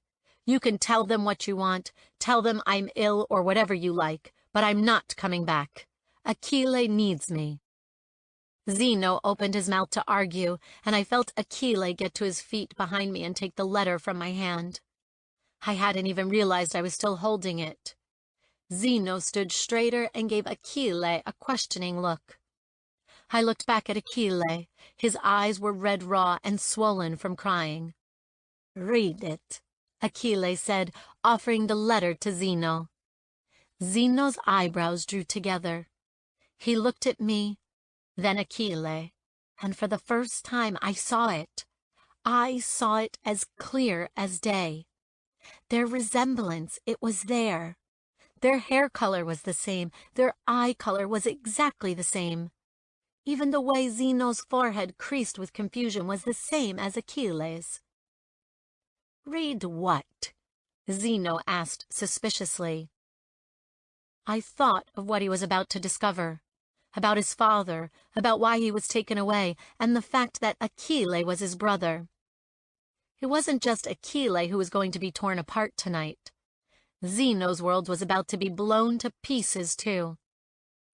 Read it, I found myself saying, after Zeno hadn't moved and the silence became too loud. I took the letter from Achille and gave it to Zeno. You need to read it. Zeno viewed me skeptically, but then edged toward the light and began to read. I moved to stand next to Achille, who was frozen beside me. But he never took his eyes off Zeno. I slipped my hand through Achilles and squeezed it tightly. I heard his breath catch, but I stayed focused on Zeno. And I saw the moment his face turned ash white. His hand shook, then he tensed, every muscle in him strained. Then he read it again. He read the whole letter twice through before lifting his head. No, he said, his voice low and laced with venom. What is this? He snapped and held up the letter. This isn't true. Zeno shook his head, and I felt Achille begin to shake. But it wasn't in fear or sorrow. It was in anger. I could feel the heat of rage radiating from him. "This is false," Zeno spat. "My father doesn't lie," Achille said through tightly clenched teeth. "He would never lie." Zeno held the letter in the air as his face reddened further. "Well, according to this, he isn't your father." "Zeno!" I shouted, moving to stand in front of Achille, who was breathing far too fast. Zeno was still glaring at Achille, and Achille at him. I looked between them. I was a fool to have never seen the resemblance before now, because they were most certainly brothers, so similar in certain ways, so alike in looks. "Zeno, look at him. You have the same eyes, the same height, build. God, Zeno, he's your brother. You have to see it." "His father didn't lie. Why would he lie?" "To get money, status for his only slow son after he died. Because he hated my father. Any of those things." "He would not," Achille said. I flinched at how low and menacing his voice sounded. He was my quiet, shy, and timid man. He never spoke in such a way. Zeno took a step forward. "You are not my goddamn brother. Your father was a malicious liar, and you're both nothing." He screwed the letter up in his hands and threw it to the floor. That was all it took to make Achille snap. As the balled-up paper hit the other side of the room, Achille ran around me and tackled Zeno to the ground. They hit the floor with a thud, and Achille plowed his fist into Zeno's face. But they were evenly matched in strength and height, and before long Zeno returned the blow. Blood spattered on the floor as they grappled and punched. "Stop! Stop!" I yelled, rushing forward to try and pull them apart. But Achille and Zeno were men possessed, raining blows on one another. "Stop!" I yelled as loudly as I could, catching Achille's arm enough to pull him slightly back, breaking them apart. Zeno scrambled to his feet and wiped the blood from his cut lip and nose. His hair was disheveled, and his suit was ripped beyond repair. His eyes were wild as he pointed at Achille and snapped, "Get your things and get the hell off my land. You are not my brother and will get no money from me. You're lucky your father is dead, or I would sue him for defamation. Now get the hell out." Zeno fled through the door, and I had to brace myself in front of Achille to stop him from running after him. He wriggled from my hold, rushed to the corner of the room, and picked up his father's letter. He placed it on the bed and tried to straighten the pages. And that's what broke me most of all. A bloodied and bruised, confused man trying desperately to hold on to the only father he had ever known. The one who had just told him he wasn't his father after all. Smears of blood began staining the pages. I rushed over and gently guided his hands from the letter. He looked at me, eyes glassy and wild. His lip was cut, and a bruise was already beginning to form on his swelling eye. "My letter," he rasped, so softly it destroyed me. "I need to save the letter." "I know," I said gently, "but you're staining it with blood." Achille drew back his hands as if the letter was suddenly a burning page. He stood in the middle of the room, looking around, completely lost. He struggled for breath as his tears continued to fall. Leaving the letter, I stood before him and cupped his cheeks. He couldn't look at me first, but then drew a breath and met my eyes. "We'll leave," I said. He gave me a blank look. "My family have a villa on the outskirts of Parma. We'll take your father's old car and leave tonight. We need to give it some time and work out what to do. We'll get away, just you and me. We'll get Sebastian and Eliza to watch the horses, okay?" Achille was breathing hard, but he nodded, curling his cheek into my palm. I melted, tears streaming down my cheeks as he sought out my comfort. I leaned forward and pressed my forehead to his. "I need to go change and grab some things. You pack a bag. I will return soon. Then we'll go, okay?" "Okay," he whispered. He drew back his head and searched my face. The sorrow in his blue gaze was heartbreaking. "We'll get through this, amore," I said. I kissed him on the non-cut side of his lips and whispered, "I love you." He kissed me back. "I love you forever. Ti amo per sempre." I forced myself to back away and ran back toward the house. I wondered what excuse Zeno had given the guests, if he had even returned at all. But I didn't care. I just kept running. Once in my room, I threw on some jeans and a sweater and packed as much as I could in a bag. I put on my coat and boots and headed back to the cottage. Thoughts of Zeno so angry and Achille so hurt swirled in my head with every step. The two of them fighting, hitting each other, spurred on by mutual pain. It was a mess. It was all such a mess. When I entered Achille's house, it was silent. "Achille!" I called out, rushing to check every room. I ran out to the barn, then the stables, searching for where he could be. And then I noticed his father's old car was missing from the garage behind the barn. I shook my head, backing toward the house. He wouldn't have left me. He wouldn't have gone without me. I burst back through his house, my heart cracking as the truth began to set in. And then I saw a piece of paper on a pillow on his bed. The pillow I slept on, beside a single white rose. My feet were leaden as I walked toward it, my personal Green Mile. With trembling hands, I reached down and turned it over, and I dropped to the floor in a confused swirl of devastation and pride. Achille had written. He had never written before, but the untidily formed words cut me in two. "My love, I'm sorry. I love you forever. Achille." A sob ripped from my throat as I was ravaged by a sadness so consuming I wasn't sure I'd survive. He had left. The other half of my soul had left, and he had taken my heart with him too. All I could think of was how much pain he must have been in as he went. And where had he gone? Who else did he have? He was so alone. I cried, and I cried until my throat was raw and my chest ached. Eventually, I lifted off the ground and walked back to the mansion. As I arrived at my balcony, Zeno was leaning against the balustrade. He took one look at me, at my crying face, and a strange expression flashed across his face. I almost believe it was one of shared sadness, and maybe regret too. But when he schooled his features back to his usual cold expression, I knew I must have been mistaken. As I walked past him, I said, "He left." I was just about through my doors when Zeno said, "Good.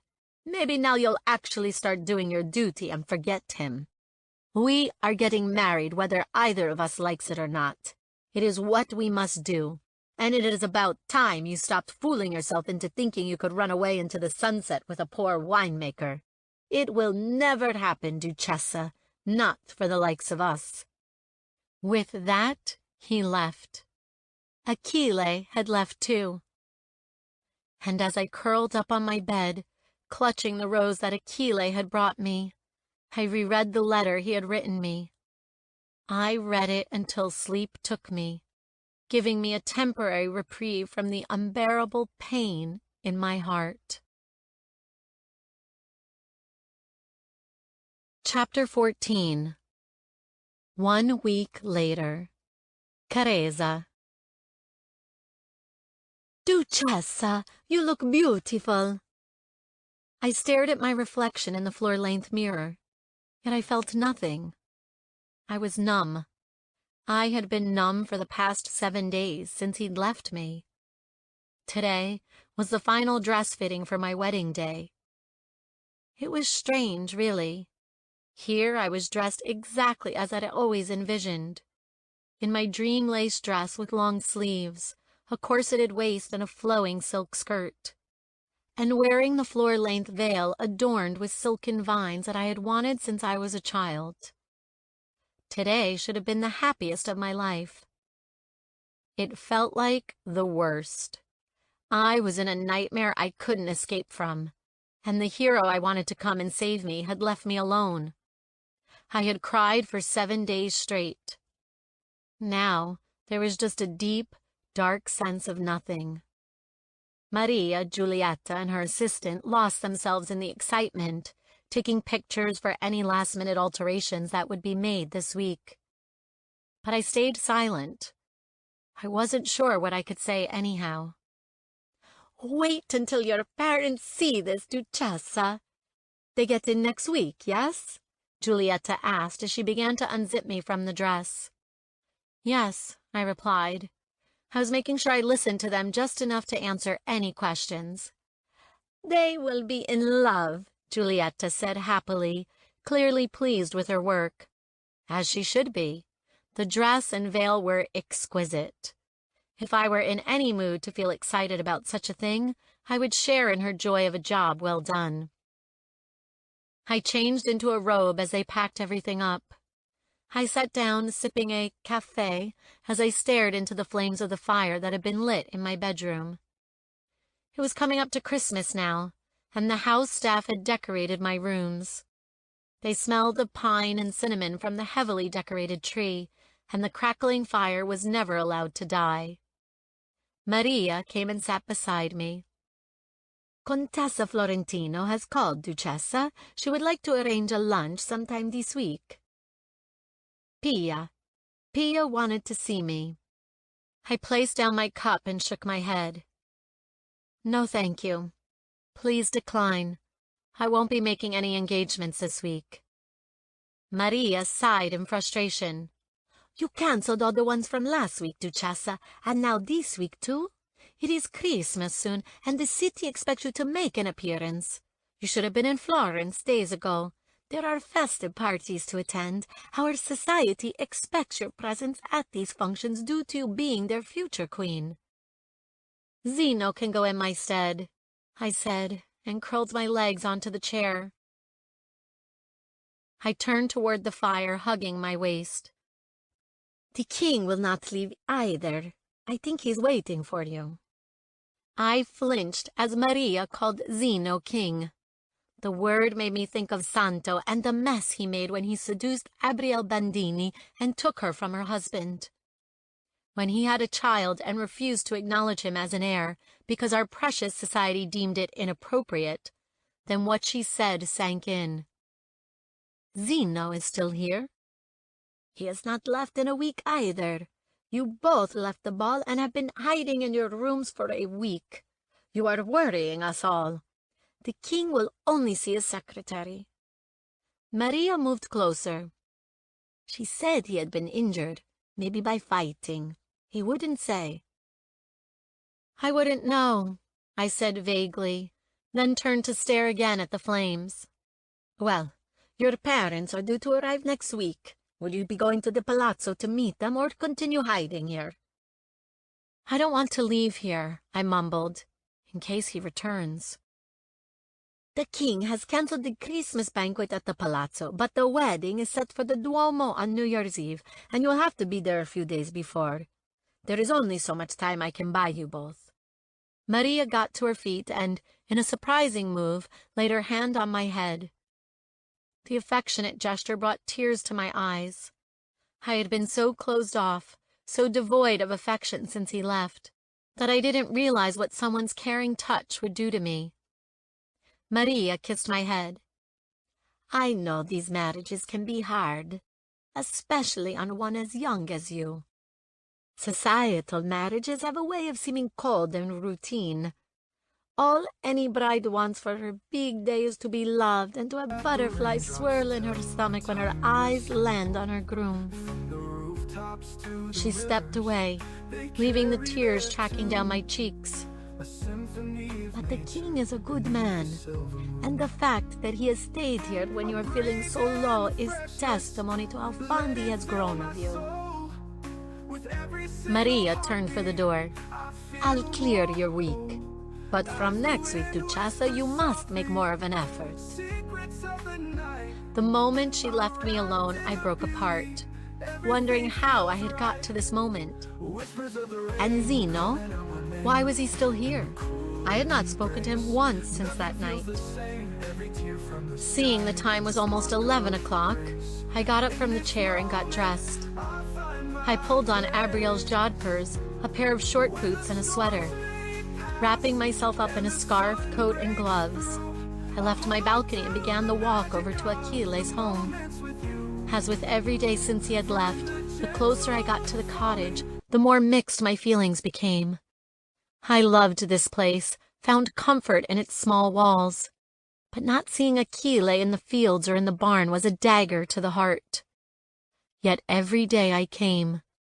Every day I lived in hope that he would return. I pushed through the gate and checked the house. It was empty, like every day this week. But it was clean and waiting for his return. I had made sure of it. Not needing to stay there, I went to the barn and unlocked the doors. I heard the eager sounds of hooves on stall floors, and the briefest of smiles came to my lips. When I arrived at the stables, Nico and Rosa had their heads over the doors. I patted each one on their necks, kissing their noses. "You ready to come out?" "Sorry I'm late today. I had an appointment I couldn't get out of." I released them into the paddock and put out some hay. The grass was hidden beneath a light layer of snow and difficult for them to eat. When the horses were happy, I went into the barn and took a deep breath. Today was the date Achille was meant to have started the bottling of the Merlot. He wasn't here, so I would have to do. He had talked me through the process weeks ago and promised that he would let me help him when the time came. This year's vintage, in Achille's estimation, would be his greatest yet. I wouldn't let all this destroy the wine. This wine was his passion, his life. It needed to be done. Right. I took off my gloves. I started the fire and tried to warm up the vast space. And then I began. I sorted the now corrected labels and gathered the empty bottles and corks that would be used. I got the sanitation fluid and siphon and began the arduous task of cleaning the wine bottles. It took me hours, but I didn't stop. I needed to keep going. As I finished cleaning the last bottle, someone coughed from the doorway. I lifted my head. Zeno walked into the barn, his hands in the pockets of his dark jeans. He was wearing a sweater, scarf, and gloves. Like this, he looked just like everybody else. No suit, no attitude, just normal. But my anger toward him was still simmering, for how he treated Achille, calling him slow, insulting his late father so brutally, for trying to ruin the letter, and for casting him from his land like he was nothing. "What do you want?" I asked tersely. Zeno stopped dead. I waited for him to hiss something back, but he bowed his head in defeat. "I didn't come here to fight with you, Careza." I didn't say anything in response. Zeno stepped forward, looking at what I had been doing, at the bottles that had been cleaned. "What are you doing?" "Bottling," I said tightly, then carried on with my task, washing away the sanitizing solution and preparing the siphon to get the aged wine from the barrels.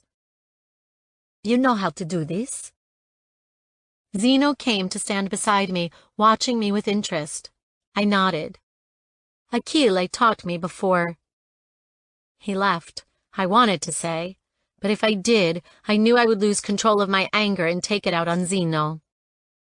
"He taught you the entire process for the Merlot?" I nodded again, then dropped the siphon I was holding. I rested my back against the counter, remembering when Achille had prepared lunch and made coffee for me in those first few days. I had to quickly rid myself of those thoughts. If I let them, they would drown me in sadness, and I had a job to do. Zeno rested his back beside me and stared out of the barn doors at the lightly falling snow.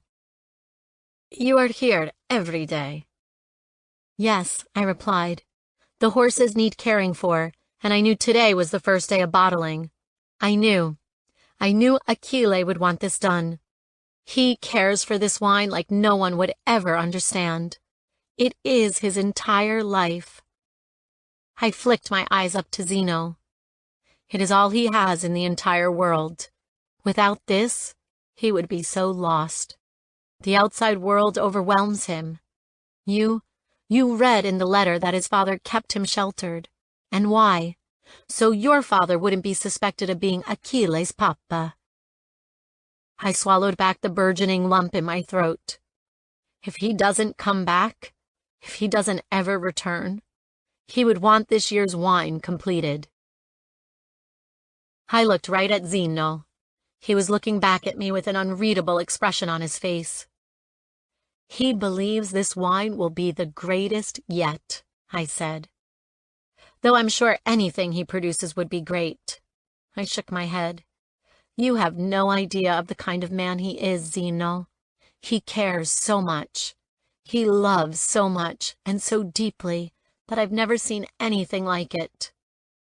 A tear fell down my cheek as I whispered, he just wants so desperately to be loved back. He deserves to be loved back. He doesn't deserve all of these blows life keeps giving him, never knowing his mother, his father dying young, and now all of this. I studied Zeno. You are not so dissimilar, you know. You have both lost your fathers, never truly got to know your mothers, and you both have had to shoulder these burdens alone. I wiped away the tear and stared at the ground. But Achille doesn't have the tools you do to cope with things. And he should, because if anyone deserves happiness and love, it's him. It'll always be him. Zeno didn't say anything for the longest time, until he ran a hand down his face and whispered, You love him, Carezza. You truly love Achille. I laughed a humorless laugh and fought not to crumble. Yes. He is my split apart. Zeno looked confused, but then said, I will be gone for a couple of days. I'm going to see my Uncle Roberto in Florence. He paused. I have to know the truth. I have thought of nothing else for the past week. How we used to be so close as children. Zeno laughed, but it was pained and short. I think he was the best friend I ever had. He cleared his throat. Turns out there might have been a reason for that. He may be my brother, my best friend, who I was told by my father and mother I could never see again, could have been the very thing I had always wished for. A brother to laugh with and share my life. His father would not have lied about this. I know that, he said sadly. I knew Signor Marchesi. He was a good man, as is Achille. And yet you sent him away, I said softly. Zeno stilled. I know that too. He pushed off the counter's edge and walked to the doors. Just as he left, I said, None of this is real, you know. Zeno stopped, and with tense shoulders turned my way. I pushed off the counter too. All this, the world we live in, it's all a mirage. We live like the aristocrats of old, talking of pride and ancestral honor. But it's all pretend. The country doesn't recognize us as anyone special anymore, just the relatives of people who used to be someone once. Our titles are by name only. The official lineage papers that we add to with each new birth are practically forged. We all pretend that we live in castles made of stone, but in reality, they are made of sand, one bluster of wind away from crumbling into the sea of the long-forgotten past. We talk of the lowly classes beneath us, as though they are no better than dirt on the bottom of our shoes. But like the gods of old to the mortals of earth, in truth, we envy them, because at least they are free. Tell me, Zeno, who lives the better life? Us, sitting on our fake thrones alone? Or them, who spend every second with their soulmates beside them, raising families and loving hard. We are fools because we see ourselves as better, when really we are all just miserable pawns in the great chess game that is our heritage. Zeno inhaled deeply. Yet you and I are still betrothed. We still do as our parents wish. The same numbness I had felt all day wrapped over me like a protective blanket, staving off the grief of Achilles' absence. And isn't that just the most curious thing? I said tiredly. The most curious thing of all, that we know all this, yet do absolutely nothing about it. It was never my intention to make you unhappy, Carezza, Zeno said softly, and I knew he meant every word. I know, I whispered back, but it was never in your power to make me happy either. That honor belonged to someone else. It was written in the stars way before we were born. Zeno bowed his head and turned to leave. As I turned my back too, I said, he would make a better prince than we would ever make a king or queen. Achille is the kind of man you would want at the helm of your family's legacy. He is the special one here, not you or me. I assumed Zeno had left when no answer immediately came. But then just as I took the siphon to bottle the first wine, I heard a whisper. I know that, Duchessa.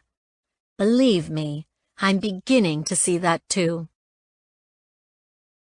Zeno's whispered words sailed on the wind and struck my heart, and in that moment I wished that the wind were stronger, because then it could drift to wherever Achille was and reach his ears, because that was the kind of sentiment he should hear.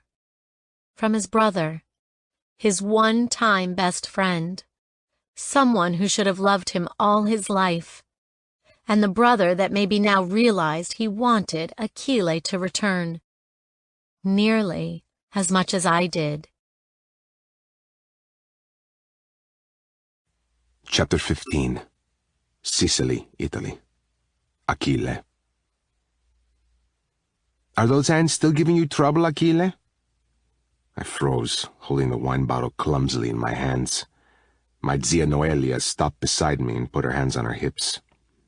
I shrugged but continued bottling, using the techniques I had adopted over the years to cope with how sometimes my hands would just not work the way they were supposed to. Zia Noelia's hand landed on my shoulder, and then she joined me in bottling her Nero d'Avola wine. When the first bottle was full, I raised it up to the light. This red wine was so much darker than my Merlot, the tannins richer and the taste bolder. It was rare, and her vineyard was small. I couldn't help thinking that this could achieve so much more. Zia Noelia was my father's sister. She too had grown up on the Bella Collina estate. She had met her husband, my zio Alberto, when he came to work on one of the other vineyards on the property. But before long, he had found employment in his hometown in western Sicily. Zio Alberto was an expert on Nero d'Avola grapes. They made a rare wine, unique to this region. He had followed his heart, and my aunt had followed him. As I lowered the bottle, my first thought was that Carezza would have loved to have seen this place. My aunt's vineyard overlooked Lake Arancio. It was beautiful, peaceful. The only place I had in the world to come to outside of Bella Collina. Zia Noelia and Zio Alberto were the only family I had left. At least on the Marchese side.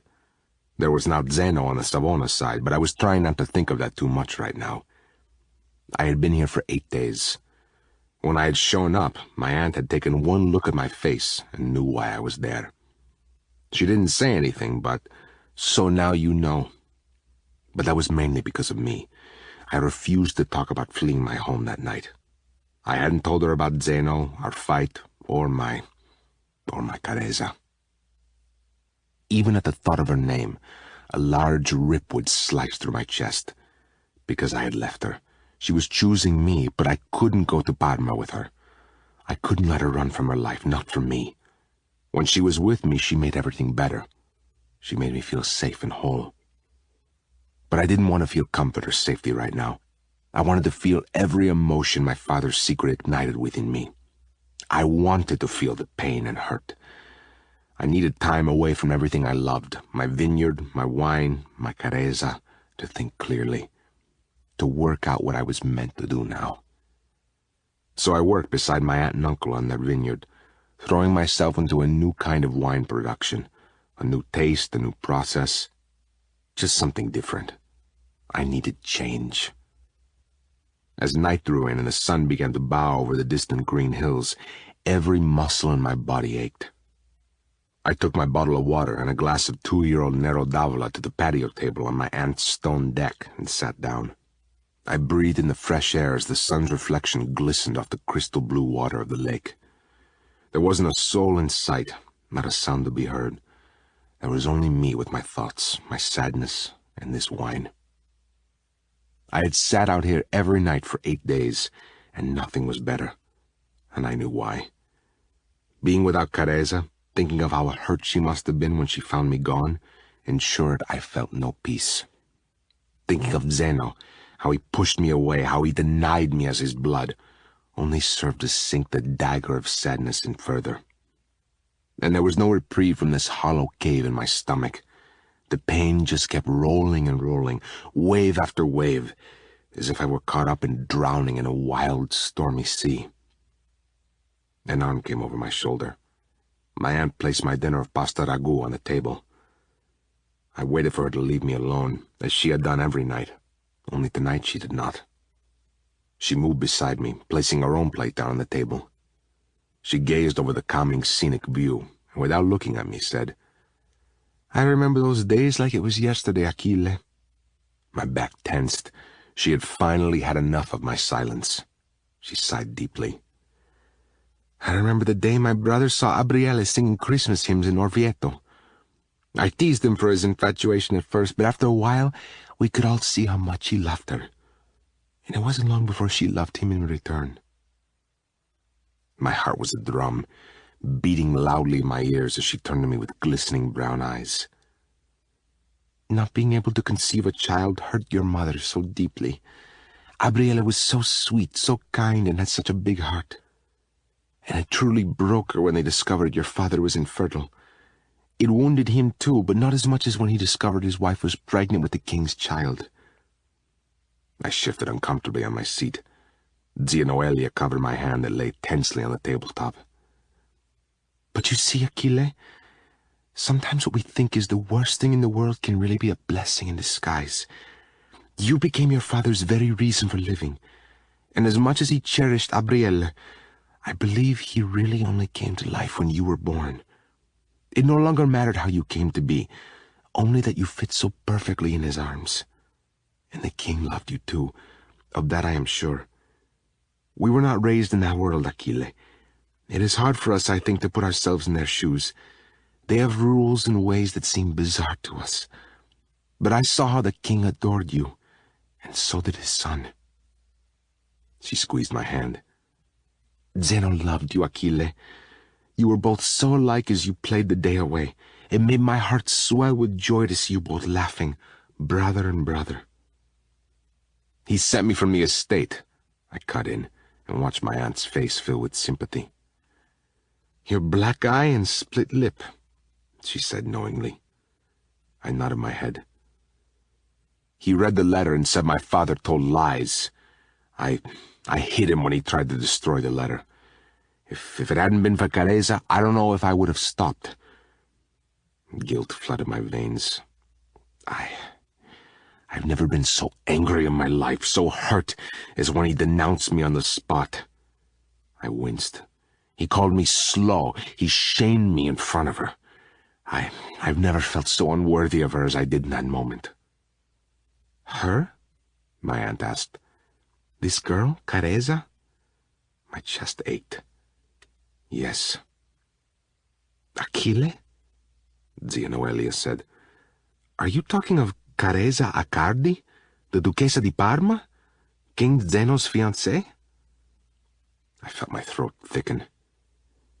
"She found me in my vineyard one day, then she came back the next. She kept coming back, and before we knew it, we had fallen for one another. It wasn't meant to happen, but—" I trailed off, and then meeting my aunt's eyes, I patted my chest and whispered, "She made me whole. I found her, Zia. My split apart. I was struck with love and there was no going back." "Oh, Achille," Zia Noelia said sadly. "And where is she now?" "At the estate. She wanted to run away with me, to get away, but I left her, Zia. I left her and came here alone. I left her with just a simple note. A note I would never have been able to write if it wasn't for her." "She's the one who has been helping you read and write?" I nodded, and my aunt sat back in her seat, shocked. "Is she still marrying Zeno?" Her question made my stomach drop to the ground. "I don't know. We had planned to tell her family about us when I finished this year's vintage. But now I don't know." I inhaled deeply. "I don't know anything anymore. But I know that each day I am not with her, it becomes harder and harder for me to breathe."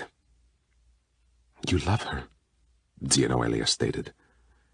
"More than life," I replied with an unhappy smile. My aunt reached over and took my glass of wine. She took a long drink and placed the now almost empty glass back on the table. I couldn't help but smile, a real smile this time, as she shook her head and said, "I needed that, carino." "What are you going to do?" she asked after a minute. "I have no idea." My aunt pulled her chair beside me and placed her hand on my arm. This close, I saw my father in her eyes. And as I studied her face, it was obvious I was not from their bloodline, but I had never seen it before.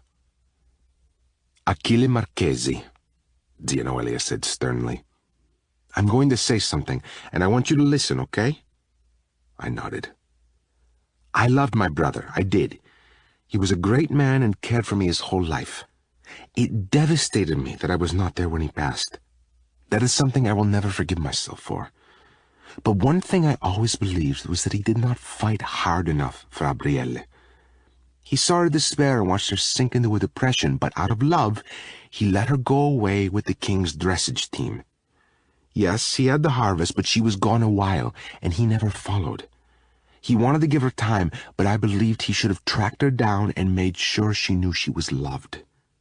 Promised her that they would find a way to have children. It was the same with you. When your schooling became challenging, he trusted the king would help. When he didn't, my brother, out of love, let it go.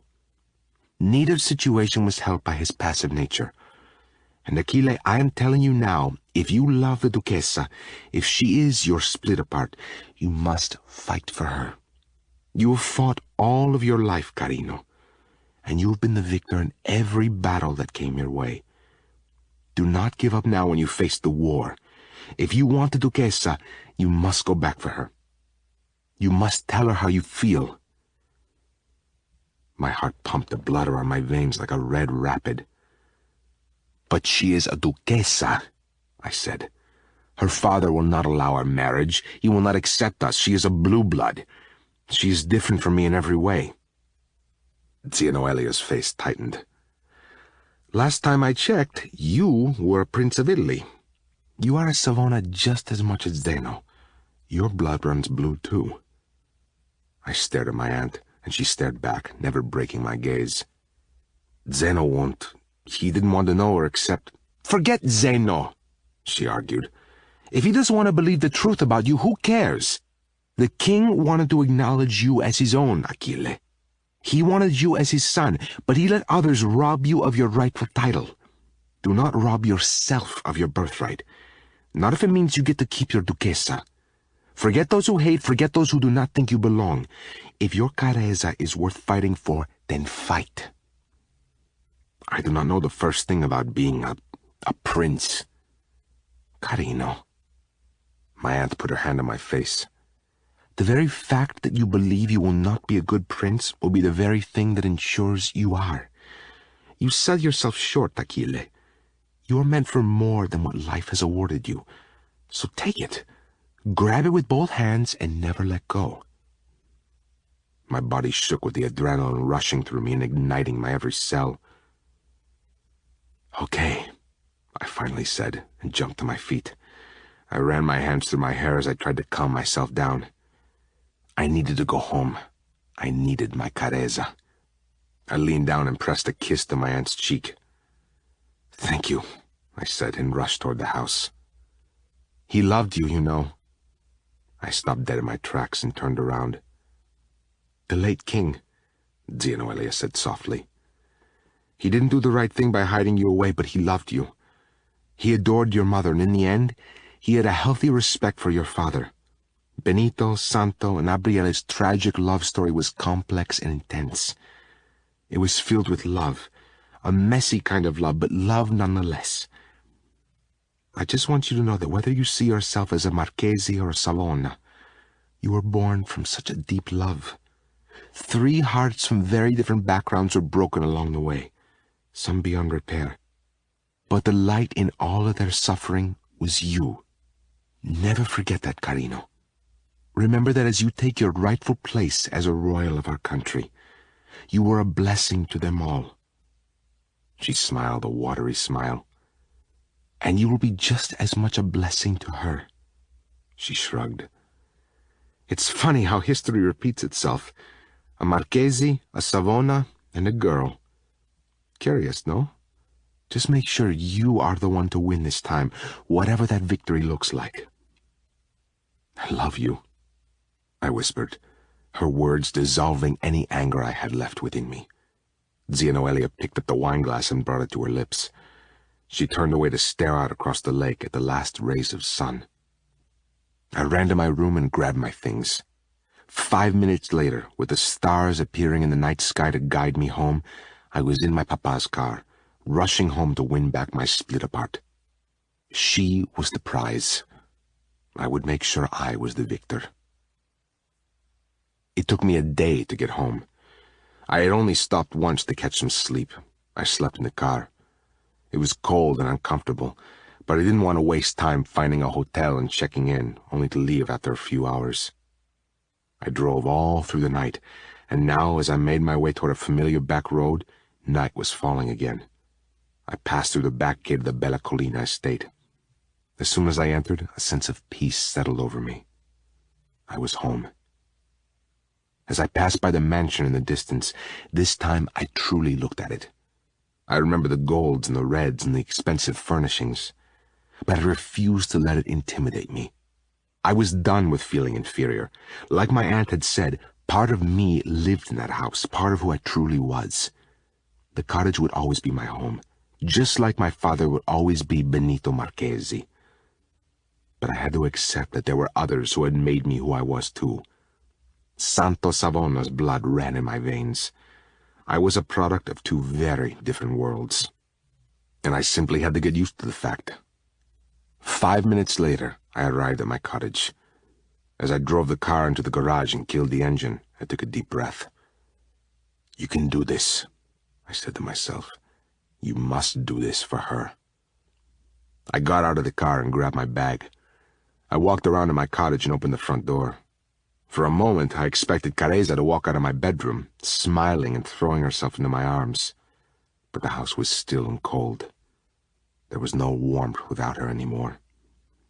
I dropped my bag on the hard floor and moved into my bedroom. My heart melted when I saw that it had been cleaned. There was no evidence that a fight had ever broken out. I sat on the bed and reached into my coat pocket. My fingers immediately found my father's letter. I pulled it out and opened the drawer of the nightstand. I slipped the letter inside, the pages still rumpled from Zeno's savage touch and stained with my blood. And then I shut the drawer, sealing it inside. I would always treasure the final words from my father, but I didn't need to read that letter anymore. I had the information he so wanted to give. It was done. I had to move on. I stayed in that spot, just gathering my composure, for several minutes. Eventually, I got to my feet, left my house, and walked toward the barn. The sound of Nico and Rosa in their stables greeted me. I went into them, both of them immediately coming to see me. I patted them both, seeing that they had been cared for in my absence. I'd hoped Sebastian would have stopped by. It looked as if he had. I had no idea how I would explain my absence to him. After staying with the horses for a while, I made my way to the barn. I had bottling to do. I was a week overdue. I threw back the doors and flicked on the light. And then I froze. Completely froze. I cast my eyes along all of the freshly sanitized barrels stacked and ready for the next harvest. To the right were shelves and shelves of bottled wine, this year's vintage. I moved closer. The labels had been placed perfectly on each bottle. They were corked and they were done. I stood back, wondering who had done this. She has been here every day since you left. My back tensed as Zeno's rough timbre met my ears. I tried to control my breathing, readying for another fight. And then I spun around to see my brother, resting against the doorframe. He was wrapped up in a long, thick coat, a scarf around his neck, and gloves on his hands. The snow fell in small flakes behind him. He looked tired. His hair was in disarray, and he was pale. Yet as I studied his expression, he didn't seem angry or upset that I had returned. In fact, if I had judged his features correctly, he appeared relieved. "Where is she?" I asked, my voice just as rough as his. Zeno stepped closer and ran a hand down his face. "She's in Parma. Her parents arrived early for the wedding, and her mother took her home to try and make things better. They know everything. When it all came out, Careza fell apart. She's—" He paused, making my heart slam in my chest. "Not doing so well." Zeno stopped in front of me. I allowed myself to truly look at him, look at his eyes, his nose, his height. And it was there, our fraternal truth that had been hiding in plain sight. I could see he was doing the same. When our eyes met again, he broke from my gaze and gestured to the seats in front of the unlit fire. "Do you mind if we sit?" "You're not throwing me off the land?" I asked, waiting for this too timid reunion to fall apart. He shook his head and laughed a humorless laugh. "No. Now, shall we?" He walked to the seats and sat down. I cautiously made my way over and took my seat beside him. I wondered if I should start the fire, but I was too worked up. I didn't know what he wanted or... "How did you know I was here?" "I had security on alert for your return. I knew you'd come through the rear private entrance," he said. "How did you know I would return?" Zeno looked me square in the eye. "Because she is here." "Yet now I find she's in Parma," I said. "She was only there a few days with her mother. Her father is here at the mansion." His face betrayed the stress he was feeling. "He is here to try and help with Savona wines, too. To see how we can gain back what buyers and business we have lost." "Is it bad?" Zeno laughed, but it was forced. "I don't know, Wine. It is my own fault, I know, but I find myself lost. It is incredibly hard doing this alone." I glanced up at Zeno and saw him already watching me. His expression made a strange feeling burst in my chest. Something akin to fondness. Something I imagined siblings shared, something reminiscent of the closeness he and I had once had, many moons ago. "It is not easy doing anything alone," I said, averting my gaze to stare into the unlit fire. "I didn't realize how alone I was until Careza came bursting into my life." I smiled, remembering the day she appeared in my vineyard, all flustered and fresh from her run. "She made me want more from my life," I sighed. "She made me want her, and only her forever."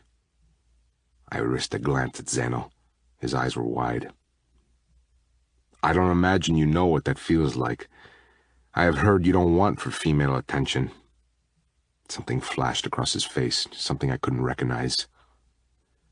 "Just because one is always surrounded, doesn't mean one is not alone. You're rich and always have people at your beck and call.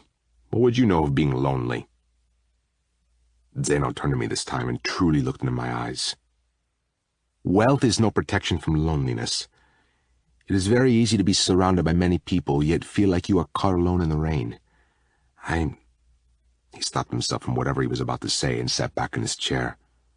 When he had composed himself, he said, "I think the only time I never felt alone in this world was when we were friends."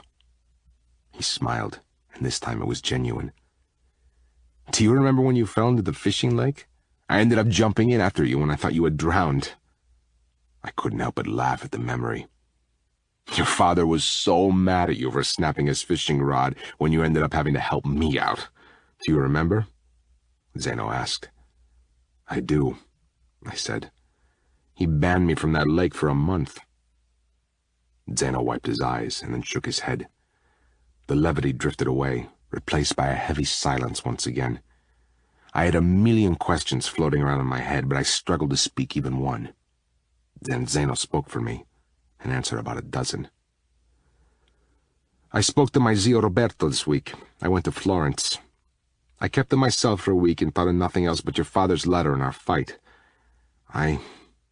He took in a deep breath. "I kept replaying that night in my head. I was so angry, I was hurt, but then—" He leaned forward and rubbed his forehead. "Zio Roberto confirmed everything. He tried to lie to me at first, but I saw through his deception." His eyes met mine. They looked sad. "It was him, Achille. Zio Roberto. He was the one who persuaded my father not to publicly acknowledge you. My father wanted you. Even when my mother left because she found out, he wanted you. But it was Roberto who told him what was at stake. Your mother was not of noble birth. He thought you a bastard and claimed you would sully the Savona name." Pain hit me with the force of a thunderbolt. "He thought you a bastard, sully the Savona name." "I hate him, too," Zeno said, and my face whipped to his. He shrugged. "I've never fought in my life, yet I hit 2 people in the space of a week." He smirked, but it quickly fell. "My father wanted you, Achille. Roberto confessed to me that my father never forgave him for persuading him otherwise, but as you grew older, he thought it was too late. He confirmed that the king would come and see you when you were a child, just so he could know you in some way. He asked your father not to tell you the truth, so the risk of gossip was squashed." Zeno sagged in his seat. "But you see, it's not even about my father's pain. He was a grown man who should have fought harder for you. It was that they kept the fact you were my brother from me. They kept it secret that my best friend shared my blood. And when they sent me away and I protested, they told me that you were not good enough to be in my life any longer. They took you away, my brother, to protect their reputations." I listened to every word he said, quietly breaking further and further apart. But the only word my head picked out was brother. Brother, brother, brother. He had called me his brother. He would have wanted me as his brother. My whisper was barely audible. "I would have liked you as a brother, too." I kept my eyes facing the ground, but I knew Zeno was staring at me. I could feel his eyes burning through me. Eventually, I lifted my head and saw the glint of happiness in his expression. He coughed to clear his throat. When neither of us rushed to speak, he eventually said, "I have never seen anyone in my life pine for someone like I saw Careza pine for you this week." At the mention of Careza, all the pain I had momentarily staved off came back with vengeance. I fought to breathe as my lungs constricted. I missed her too, more than I can explain. Zeno sighed. "You love her too?" This time there was no hesitation in my reply. "More than you could know." I squared my shoulders. "I won't be without her. I came back for her. Even if you renounce me and take away my land, I won't be leaving without her. Never again." I braced for a moment, for Zeno to tell me their marriage was set and there was nothing he could do. But instead, he nodded his head. "I know. And don't worry, Careza and I won't be walking down the aisle. Her father only had to watch her fall apart and witness my personal hurt to see that this marriage would never work. So I told him everything." "You told him about me?" I felt fear, real fear at the thought of Careza's father disliking me. I knew how much she cherished their relationship. "And so did Careza.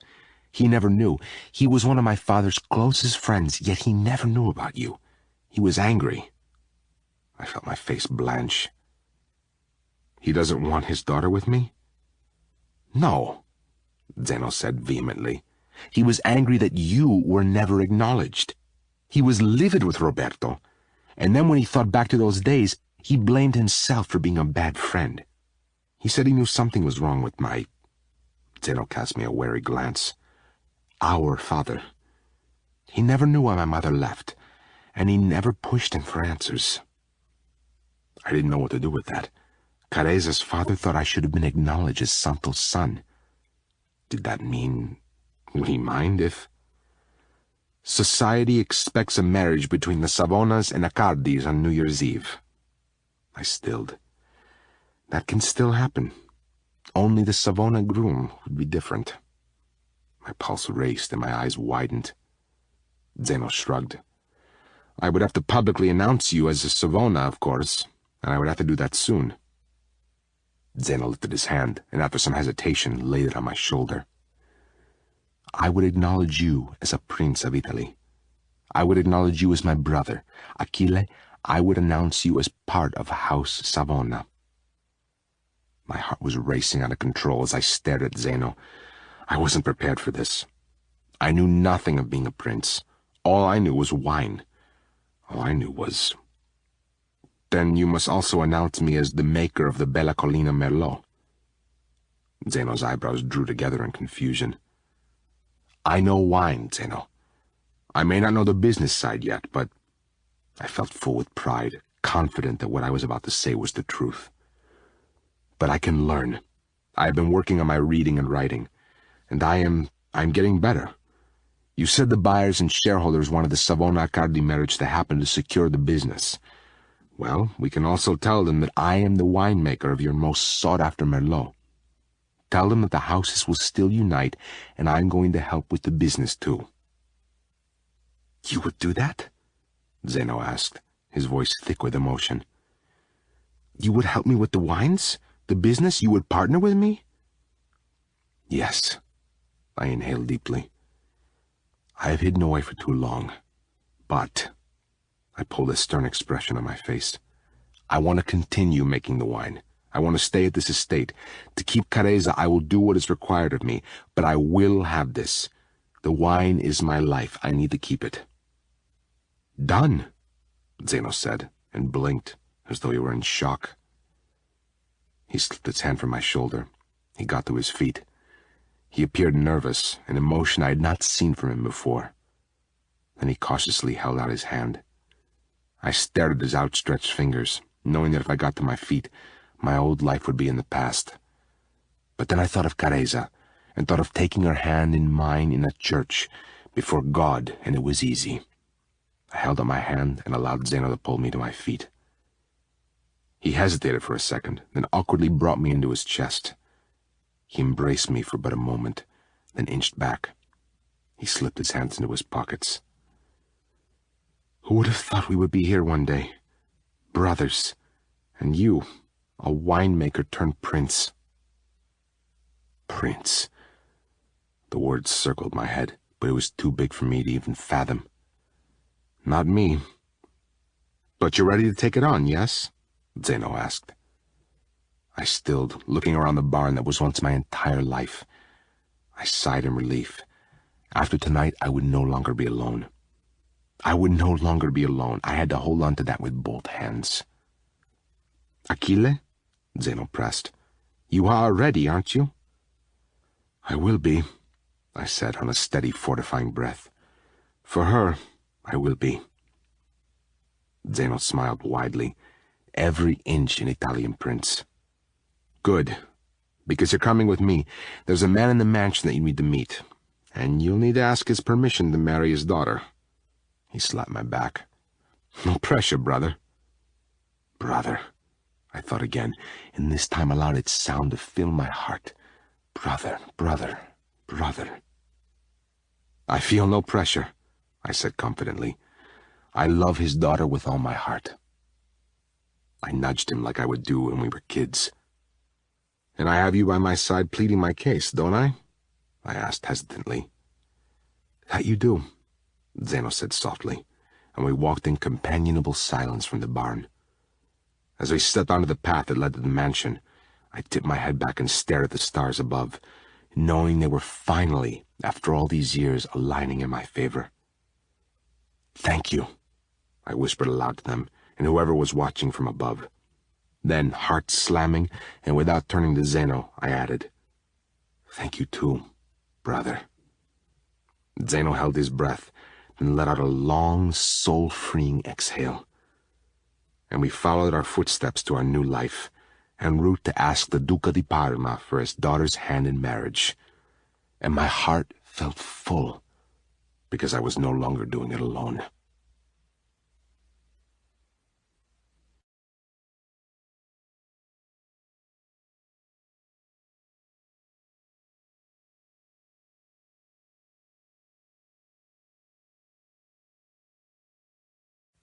Chapter 16. 3 days later. Achille. "She's back?" I whispered as I walked into Zeno's study. Signor Accardi rose from his chair and nodded his head. "Late last night." He slowly walked to the window and gazed out at the still dark sky. "Take a look for yourself." I stood beside him and squinted at the distant track. My chest tightened. I couldn't see her properly, but in the light of the fading moon, I could make out her silhouette walking down the track to my cottage. "She goes to look for me?" Signor Accardi nodded again. "When we arrived, she was not the girl I knew." He sighed. "On my second day here, I couldn't sleep. I came down to the study to catch up on some work, and that's when I saw her. I watched my daughter sneak from her room and follow that track. I had no idea what she was doing, so I followed her. I followed her all the way to your cottage, and then again as she tacked up a horse and set off into the dark. She ended up sitting on a high hill watching the sunrise with tears running down her face." He looked straight at me. It broke my heart. I closed my eyes as Careza's silhouette faded behind a set of trees. "I didn't mean to hurt her," I said hoarsely. A hand landed on my shoulder, then it gently squeezed. "No one has been saved from the hurt in that mess Santo has caused. She just wants you, son. There's no stronger truth than that." He let out a small huff of laughter. "You know, Achille, when my daughter first tried your Merlot, she was 16. We allowed her a drink with her evening meal. Our American friends disapproved, but we are Italian. The minute she tasted it, her eyes widened, and she told me it was the best wine she had ever tasted. She turned to me and said, 'Have you met him, Papa, the winemaker?' I hadn't, of course. When I told her so, she smiled and said, 'One day I should like to meet him. I need to meet the man who can create such perfection.' I had no words. 'Go.' His hand slipped from my shoulder. 'You know you have my blessing.' I rushed through the mansion to the rooms I had been staying in for the last 3 days. I retrieved my coat, pushed out of the main door of the house, and headed for the track. I slipped my hand in my pocket and ran my fingers over the smooth velvet of the box. Swallowing back my nerves, I pushed forward until I arrived at my cottage. I glanced inside the windows. Careza wasn't there, but she had lit the fire. It was like a beacon calling me home. I ran through my vineyard and jumped the perimeter fence, landing on the path that led the way to the hill. I walked slowly, seeing the sky beginning to lighten, and thought about what I would say. I didn't know if she would be angry or upset. I didn't know if I had broken her heart beyond repair. But I had to try. As I passed the botanical gardens, a small smile pulled on my lips. I climbed the fence, and as I had been doing for weeks, sneaked into one of the greenhouses and cut a single white rose from its bush. A thorn stuck into my finger, drawing blood. It was apt, I thought, a blood penance for the fact that I had broken Careza's heart. By the time I arrived at the bottom of the hill, I was wrought with nerves. I turned at the sound of a familiar huff and saw Rosa tied up to a tree. Passing the Andalusian with a gentle pat on her neck, I climbed the steep hill, taking a longer route so I would see Careza before she saw me. And then I did, and like a miracle, the constricting, hollow chasm I had felt in my heart for the past week soothed. For the first time in days, I could actually breathe. She looked so small as she sat on the cold ground. She looked paler, and she appeared to have lost weight. But it was the sadness that radiated from her huddled form that was truly my undoing. Because I knew she had been devastated by my absence, just as I had been by hers. And I knew that everything my father had done for my mother, his forgiveness of her affair, his acceptance of me, was because he felt this for her. His love was this deep. Plato had been right. Split parts did exist, and they were only whole when they found the other. A rebel ray of sun burst from behind the hill and kissed Careza's face, illuminating her beauty. Needing to feel her in my arms, I stepped forward and whispered, "Mi amore." Careza stilled. She was barely moving as it was, but now her chest froze as she held her breath. She didn't turn her eyes to me, but I saw her linked hands begin to tremble. When she didn't speak, when her eyes closed and her face contorted with pain, I moved before her and dropped to the ground. "Careza."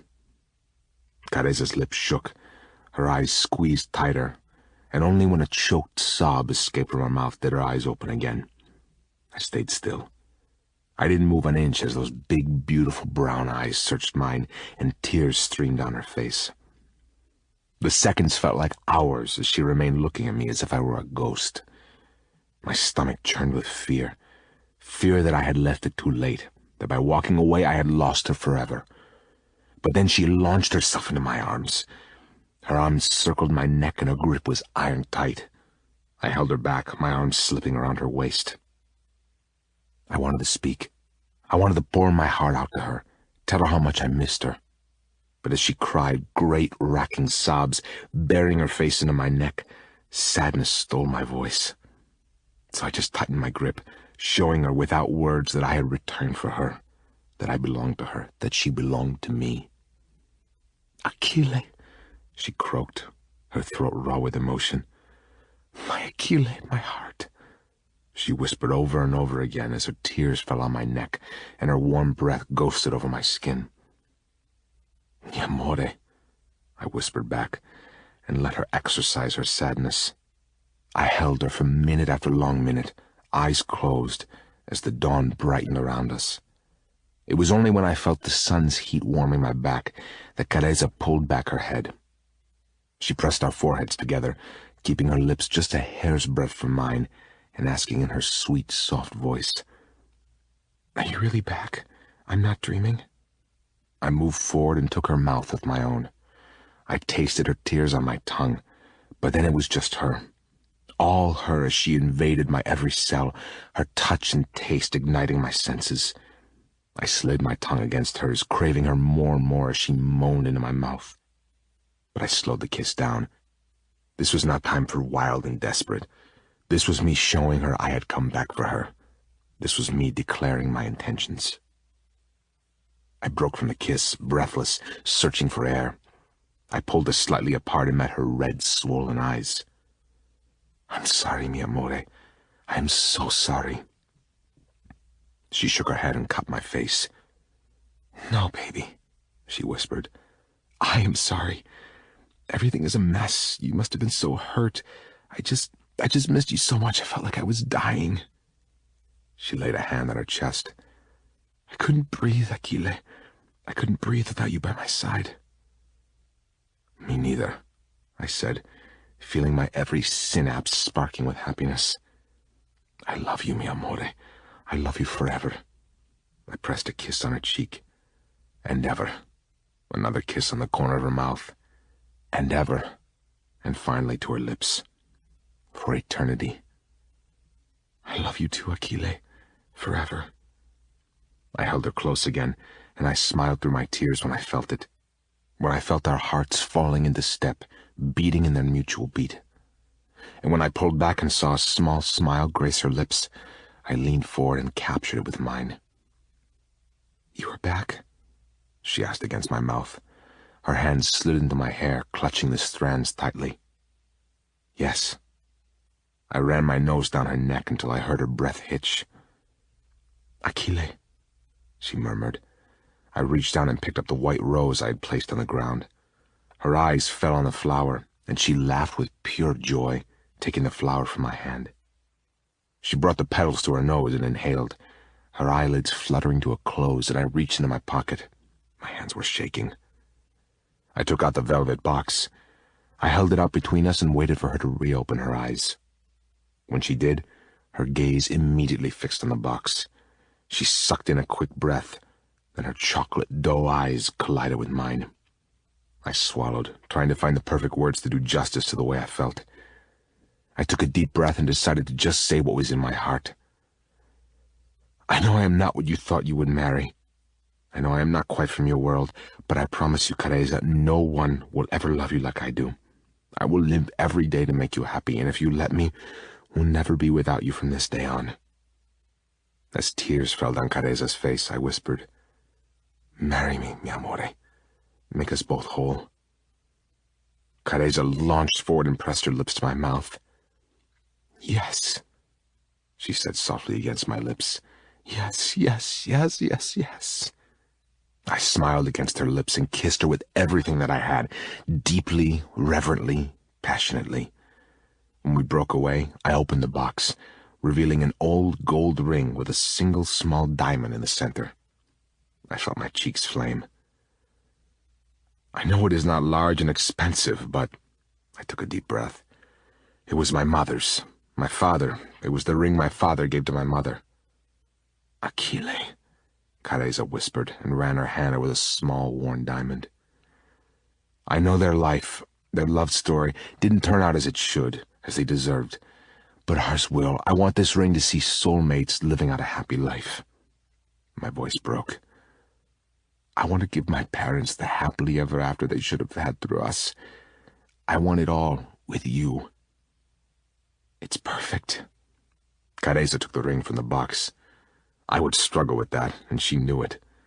I took the ring from her hand, and from once not caring about my clumsy fingers, pushed it under her ring finger on her left hand. "It's the perfect fit," she said as she stared lovingly at the simple ring. A simple ring for a simple man who loved this woman with his simple heart. She blinked, then blinked again. "I want what you said. I want this ring to see us happy. I want your mother and fathers, wherever they are, to see their devastating story turn out right." She looked into my eyes and pressed her palm against my cheek. "I want everything with you. Achille, my winemaker, my heart." "And Prince," I said and watched her eyes widen. "What?" I rested my back against the tree and brought her against me, her back to my front. I wrapped my arms around her and cast my gaze over the hill on the rising sun. As the valley danced with oranges, yellows, and pinks, I said, "I've spoken to Zeno. I've spoken to your father." Careza's head whipped around to face me, shock under every feature. I kissed the end of her nose and smiled. I couldn't believe what I was about to say, but I said it anyway. "I'm going to embrace my title. I'm going to be a brother to Zeno." I stroked back a strand of hair from her face. I smiled wider when I saw her cheeks filling again with color. My presence was healing her broken heart. "I'm going to be the man you need. I'm going to be a prince, and I am marrying my duquesa." Careza studied my face, then turned her body to face me. "I will marry you regardless. I will renounce my title, Achille. I will live each day with you in the vineyard, by your side, and I will be the happiest woman there ever was. You need not take on this title for me. I will want you anyway, rich or poor." I couldn't resist it, so I kissed her. But when I broke away, I said, "I love you more than you will ever know for saying that. But I'm going to do it. I have lived in the shadows for too long. I have hidden myself from the world, and now it's time to break free." I shook my head at how strange it all sounded to my own ears. Zeno needs me. Your father, he needs me too. And I need this. When I was away, I did nothing but think. I moved Careza to sit back against my chest and brushed a kiss against her hair. My aunt told me more of what happened, and I understood them more. I understood that they all... I tried to fight back the lump in my throat, but I was unsuccessful. "They all loved me," I croaked, and I just want to make them proud. A single tear fell down my face. "I want to make you proud." "Baby," Careza murmured, turning her head up to me. "That is impossible. I am already as proud of you as I could ever possibly be." I let her words drift over me. "Mi amore, Yes? I want to take you home. I bent down and let my mouth graze over the skin on her neck. And I want to make love to you. I want that too, Careza replied on a breathy sigh. I stood and helped her to her feet. I held her hand as we walked down the hill. Careza rode Rosa home, and I walked beside her, never letting go of her hand. Then, when we had put Rosa in the paddock, I led my fiancée home and shut us in the cottage, the only place I knew would ever be home to us. The warmth from the fire filled the room. Careza turned in my arms and shed my coat from my shoulders. She moved to my shirt and then to my jeans, and with every move she made, I watched the ring shining on her finger, the flames catching the diamond in their light. I had never felt so complete. When my clothes had been shed, it was my turn to undress Careza, and with every item of clothing dropped to the floor, I kissed a freshly bared part of her body, her shoulder, her hip, her lower neck. Careza's skin shivered with my every touch, and when she was naked, vulnerable before me, I lifted her into my arms and walked to the rug before the fire. Happiness shone from the depths of her eyes as I lowered her onto the soft sheepskin and crawled above her. Careza's hands glided along my back and stroked along my skin. I rolled my hips against her, closing my eyes as I felt her warmth beneath me. I lowered my head and joined my mouth to hers. Ti amo per sempre, I whispered. I will love you forever too, she said with a smile. I skirted my body down over hers and kissed every inch of her olive skin. I ran my tongue over her breasts, Careza arching into my touch. I continued south until I reached the apex of her thighs. Careza's back arched as I brought my mouth between her legs and kissed her most sensitive part. A cry left her mouth. The sound, her taste, and her warmth all spurred me on, my tongue lapping and lips sucking as her hands gripped onto my hair. My hands ran over her flat stomach and down over her thighs as I brought her closer and closer to the edge. I didn't want to stop. I wanted to never hear her cries of pleasure stop. With a strangled moan, Careza tipped her head back and tightened her grip on my head. I kept my tongue on her as she broke apart in pleasure, tasting her until her hands guided my head back north. Careza's brown eyes were glazed, her cheeks flushed with red. I want you, she urged as she guided me onto my back. She climbed on top of me and straddled my thighs. My hands landed on her waist as she placed me at her entrance, then slowly sank down. My eyes rolled closed as I filled her inch by inch until I was deep inside. Careza bent forward and sought out my mouth with her lips. I groaned as her tongue slipped over mine, then she moved, her hips rolling slowly and deeply. Her mouth slipped from mine, and I opened my eyes to see her face right before me. Her lips were parted and her eyes were leaden, but she whispered, I love you, Achille Marchesi, with my whole heart. I love you too, I moaned loudly as her hips increased their speed. My hands on her waist guided her movements as I felt the pressure of my release building within me. Mi amore, I whispered as her breathing stuttered and her movements jerked. Achille, Careza gasped as my hands gripped her hips like a vise. And then she stilled, crying out with pleasure, taking me over the edge with her. Light exploded behind my eyes as I groaned out my release, striving to catch my breath. Careza fell on top of my damp body, her skin hot from the fire's warmth and her hair damp from exertion. She breathed into the crook of my neck as my hands still refused to let her go. After a few minutes, I shifted her to her side, her arm lying on my shoulder. I ran my fingertips down her arm, happy in the fact that I had her back, that I had her beside me again, in my home, beside the fire that she kept lit for my return. Mi amore? I asked, my voice barely above a whisper. Careza said sleepily. You bottled for me. You weren't here, she said softly.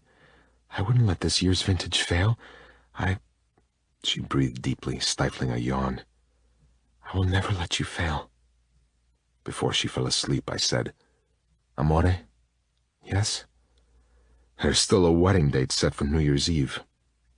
Careza's head snapped up at my words. What are you saying? She asked. I lifted her left ring finger and pressed a kiss to the diamond. I smiled. This looks better than the vine ring I gave you weeks ago. I don't know about that, she said, and ducked her gaze. I still have it, Achille. I keep it under my pillow so that you are always near. Careza, I croaked. Then I laughed.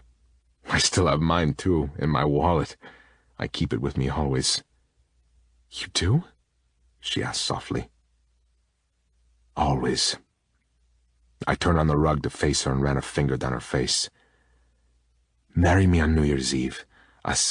Savona, I stuttered, the surname sounding peculiar from my lips. Marry me in the Duomo, a prince and a duchessa before God and all society. Marry me because I never want to be away from you again. Marry me because you're my split apart and I will never let you go. My lips curled into a small smile. Your parents are already here. The invites have been sent. And you already have the dress. Her eyes gleamed. And my veil of vines. You have vines on your veil? I asked, my heart stuttering in my chest. I always dreamed I would, she smiled. From a child, I envisioned silken vines woven into the Spanish lace veil. She breathed in deeply and laid her head back on my shoulder. Because God knew I would one day find you when I returned home amongst the vines. Just as I thought she had fallen asleep, she whispered, And yes, I will marry you on New Year's Eve. I would marry you today if we could. I no longer want to wait to be your wife. Careza couldn't see it, but I smiled widely. She couldn't feel it, but my heart exploded in my chest. And she would never know it, but she had brought me back to life. She gave me hope, she gave me grace, and better yet, she gave me her. I once asked her what I could possibly give her. She had told me she simply wanted me. And I wanted her, walking toward me in a church in a white lace dress, with her veil of vines, as she was always destined to be.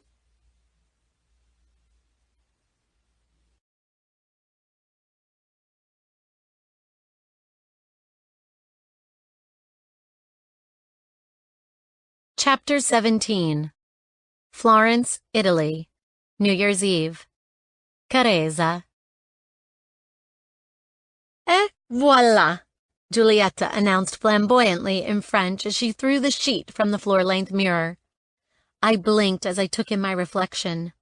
I had seen the dress many times before this day, but today it was different. Because today I was marrying Achille, a newly announced prince of Italy, the love of my life who had recently taken his place in the history books of House Savona's legacy.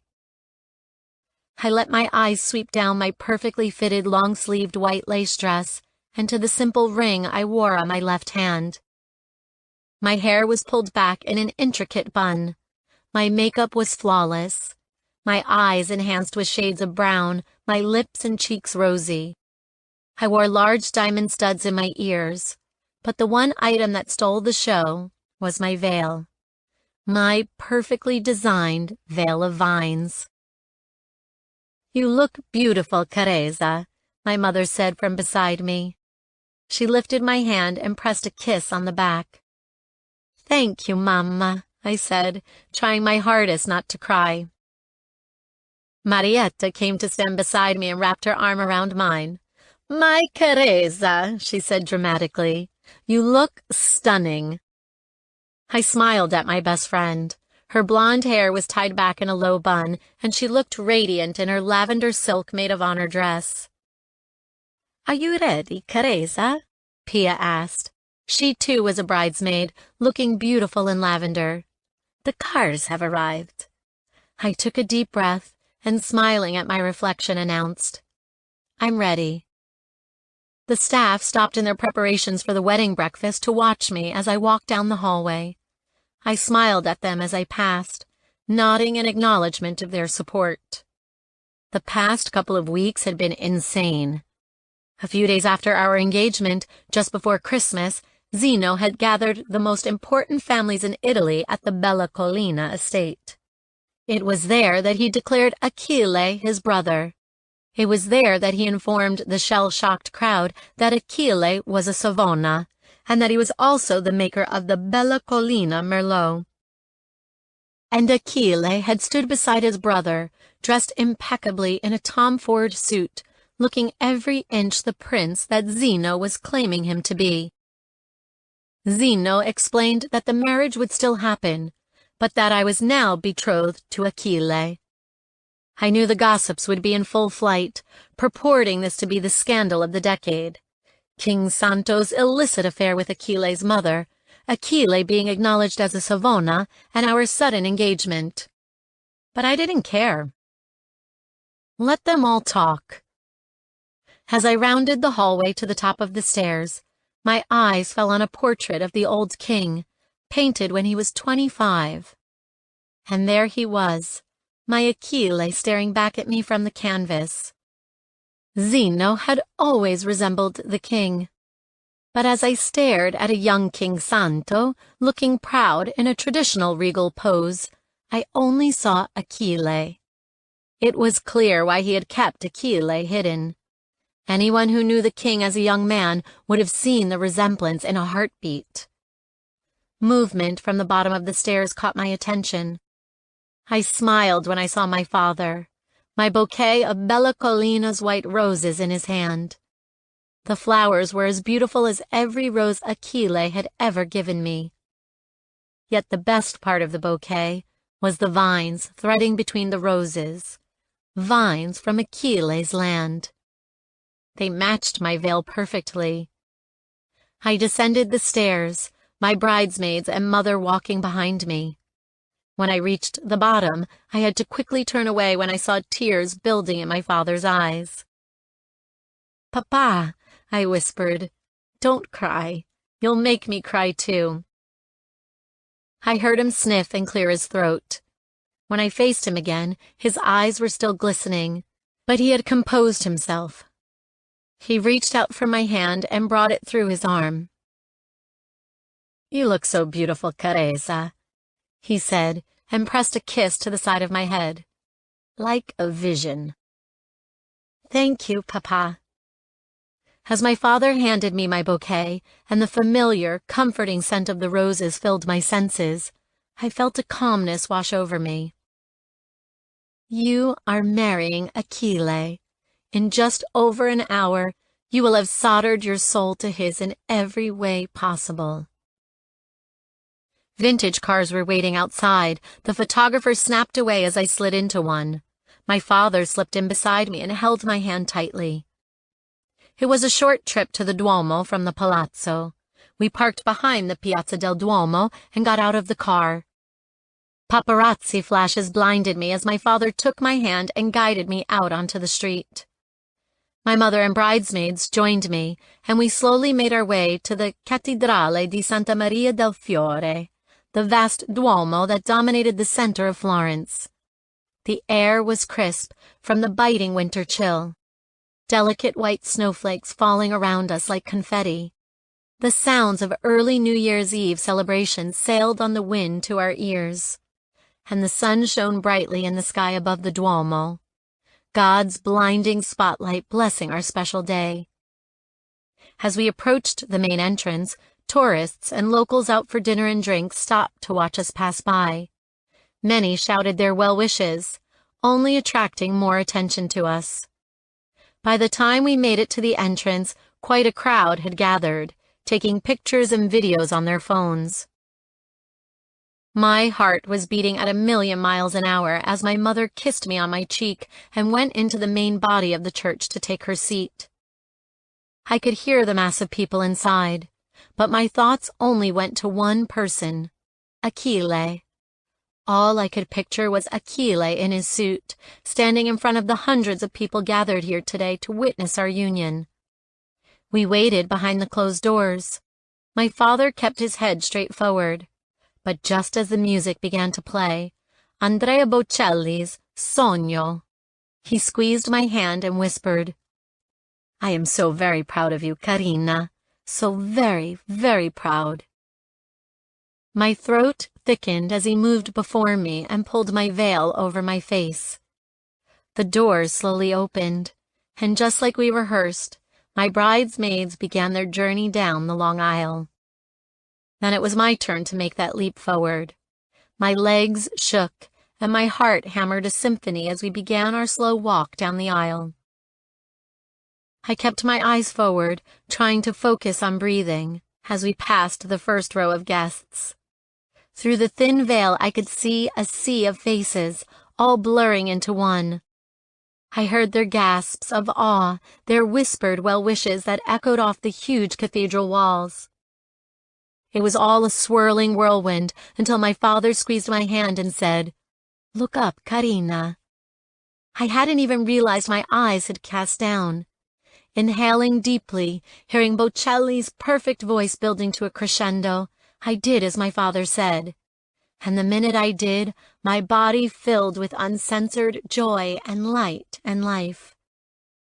Because before me, waiting for me with a small, adoring smile on his face, was Achille, and everyone else fell away. My feet felt lighter, my heart calmed in its erratic beating, and air filled my lungs. Because this was my Achille, my heart, my conscience, and my soul. We reached the end of the aisle. My father placed my hand onto Achille's waiting one, and I was home. I closed my eyes and sent a silent prayer to his two fathers and his mother for gifting me this beautiful man. All their pain, all their sufferings would now be turned into nothing but happiness and love. I promised them I would look after their boy. He would be safe in my arms. I felt him move beside me. When I opened my eyes, Achille was lifting my veil of vines, the vines I knew had always represented the other half of my soul, my sweet winemaker of the Bella Collina Merlot. He pushed the veil back from my face, and I sucked in a sharp breath. My eyes grazed down Achille's tall, broad frame. He was dressed in a designer tux, and his usually messy black hair was combed back from his face, showing the beauty of his turquoise, Mediterranean sea eyes. And when our gazes locked, I played the story of us in my mind, from the first day in the vineyard to him brushing his hand past mine, our kiss, making love, and finally being back in his arms after we were split apart. I played it all, the memories of a fingerprint on my soul. Because sometimes, just sometimes, the sun and the moon align, bringing two people to the same place at the same time. Sometimes destiny guides them to exactly where they are meant to be, and their hearts fall in a tandem beat, and their souls merge as one. Split aparts. Soulmates. Two halves, now one whole. Achille and Caresa. Per sempre. Epilogue. Bella Collina Estate, Umbria. 3 years later. Achille. "Santino, come here, carino," I said, laughing as my 2-year-old son let go of his mother's hand and ran down the long row of vines to reach me. As he stumbled his way toward me over the uneven earth, his face was bright, and his infectious laughter carried on the wind. I couldn't help but feel blessed. Santino fell into my arms, and I brought him to my chest. I stood with him in my arms and kissed his chubby cheek. I took his hand and ran them over a full bunch of grapes, warm from the sun, and asked, "Are these ready yet, carino?" Santino's little fingers ran over the skin of the grapes. "Well?" "Yes!" he shouted. I tickled his waist, and he burst into laughter. "Very good," I praised, and spun him around as he laughed harder. I looked at Caresa, who was watching us from the end of the row with a look of happiness in her eyes. Her hands were cupping her pregnant stomach as her long hair blew around her in the warm breeze. We were having a little girl, and I couldn't wait to meet her. "Shall we run to your mamma?" I asked Santino, and he clapped his hands. I set off in a steady jog as we made our way to Caresa. "Mama!" Santino shouted and held his arms out for her. She lifted him up for a moment, but then placed him back down on the ground. She pointed toward the cottage. Look who's come to see you. Santino turned at the same time I did. Zeno was standing near the trees, dressed in his usual suit and tie. He waved my way, then crouched to the ground. Santino, your favorite uncle has come to see you. Zio Zeno! Santino screamed and pushed his little legs to their maximum speed as he ran across the field and into Zeno's arms. I laughed as Zeno put him down and began to chase him around the grass. He's so good with him, Careza said affectionately. I nodded in agreement, then turned to my wife. I cupped her face with my hands and brought her in for a kiss. When I broke away, I pressed my forehead to hers. I love you forever. I love you forever, too, she murmured back, then ran her hand down my bare chest. I love this time of year, because I get to see you dressed like this every day as you bring in the harvest. Then I'll always look forward to October, I said, and kissed my wife again, because I could. I threaded my arm around her shoulders, and we walked toward Zeno and Santino. When Zeno saw us, he picked Santino up in his arms. Zeno kissed Careza on both cheeks, then hugged me. Are you staying for dinner? I asked. Of course, he replied. We all walked back to the cottage.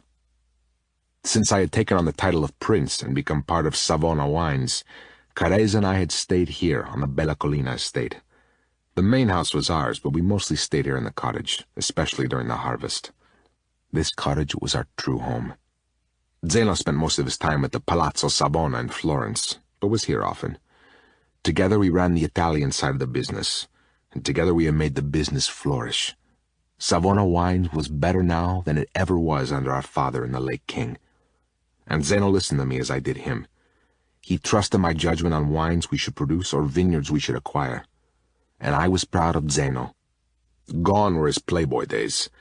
Instead, he had thrown himself into the business 100% and had become truly great at what he did.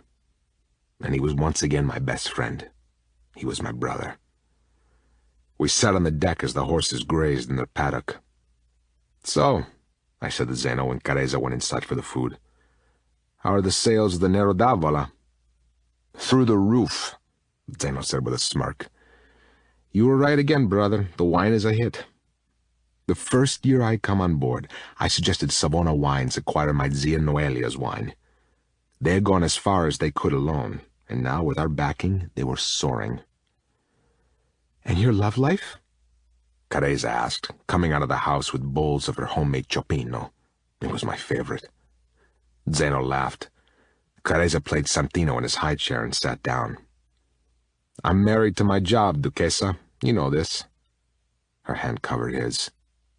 As proud as I am of you, Zeno, you need love too. Zeno shrugged. One day, maybe. But for now, He sighed contentedly. I am happy, for the first time in a long time. We ate our food and laughed long into the night. My brother and I discussed business, and when Santino's energy was depleted, Zeno left with the promise of coming back again tomorrow. He wanted to help me with the harvest, as he had done last year. Together. As we entered the house, Careza went to put Santino to bed.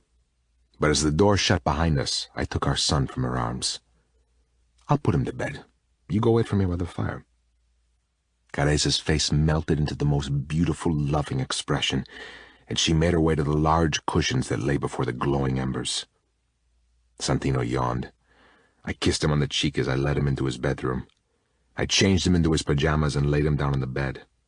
Before I had even sat down, he scrambled across his bed to his stack of books and brought one back for me to read. As I read the title, I playfully rolled my eyes. This one again? Santino laughed and settled under his comforter. Shuffling beside him, I opened the first page. As I always had to, I focused on the words and allowed them to make sense in my head. And then I read. Santino laid his head on the pillow next to me, his arm around my waist. He laughed when I made the appropriate animals noises at the right time, but when the laughter stopped and I looked down, my little boy was fast asleep. Heart melting at his slightly parted plump lips and messy dark hair, I slid from the bed and kissed him on his head, whispering, I love you forever. I placed the book back on his shelf, knowing that one day I would read him Tolkien, just like my father had done with me. I closed the door to his room and made my way back to my wife. Careza was lying by the fire, her gaze lost to the flames. She smiled. He fell asleep? Almost straight away. We didn't even make it a quarter way through the book, I said, and sat down beside her. Careza shifted until her back was against my front. As she settled back, I leaned my back against the large pillow. A second later, a book was in my hand, Plato's Symposium. I glanced down to see Careza looking up at me, her long lashes kissing her cheeks as she blinked. Read to me. My heart exploded in my chest at the amount of love in her eyes, love that only seemed to increase day by day, as impossible as that seemed. Always, I said, and opened the book to our favorite part, the part I read to her every night. Careza snuggled into my chest, and I laid my free hand over her stomach. Then I read. Against the firelight in our home, with our son in his bed, and our daughter listening in, I spoke of wandering lost souls meeting their missing parts and being struck from their senses by love. And as I glanced down at my beautiful wife, my other half, with her hand pressed over mine, I spoke of belonging to one another, knowing Plato spoke of couples like us. Because from the moment I saw her and allowed myself to fall in love, my soul recognized her as my own. And we would never want to be separated from one another. Not even for a moment. This has been an Audible Studios production of A Veil of Vines, written by Tillie Cole, performed by Marissa Vitale and Angelo Di Loretto. Executive producers, Rena Seth and Mike Charzik. Producer, Neil Bacek. Copyright, 2016, by Tillie Cole. Production copyright, 2017, by Audible Inc. Audible Studios is a division of Audible Inc.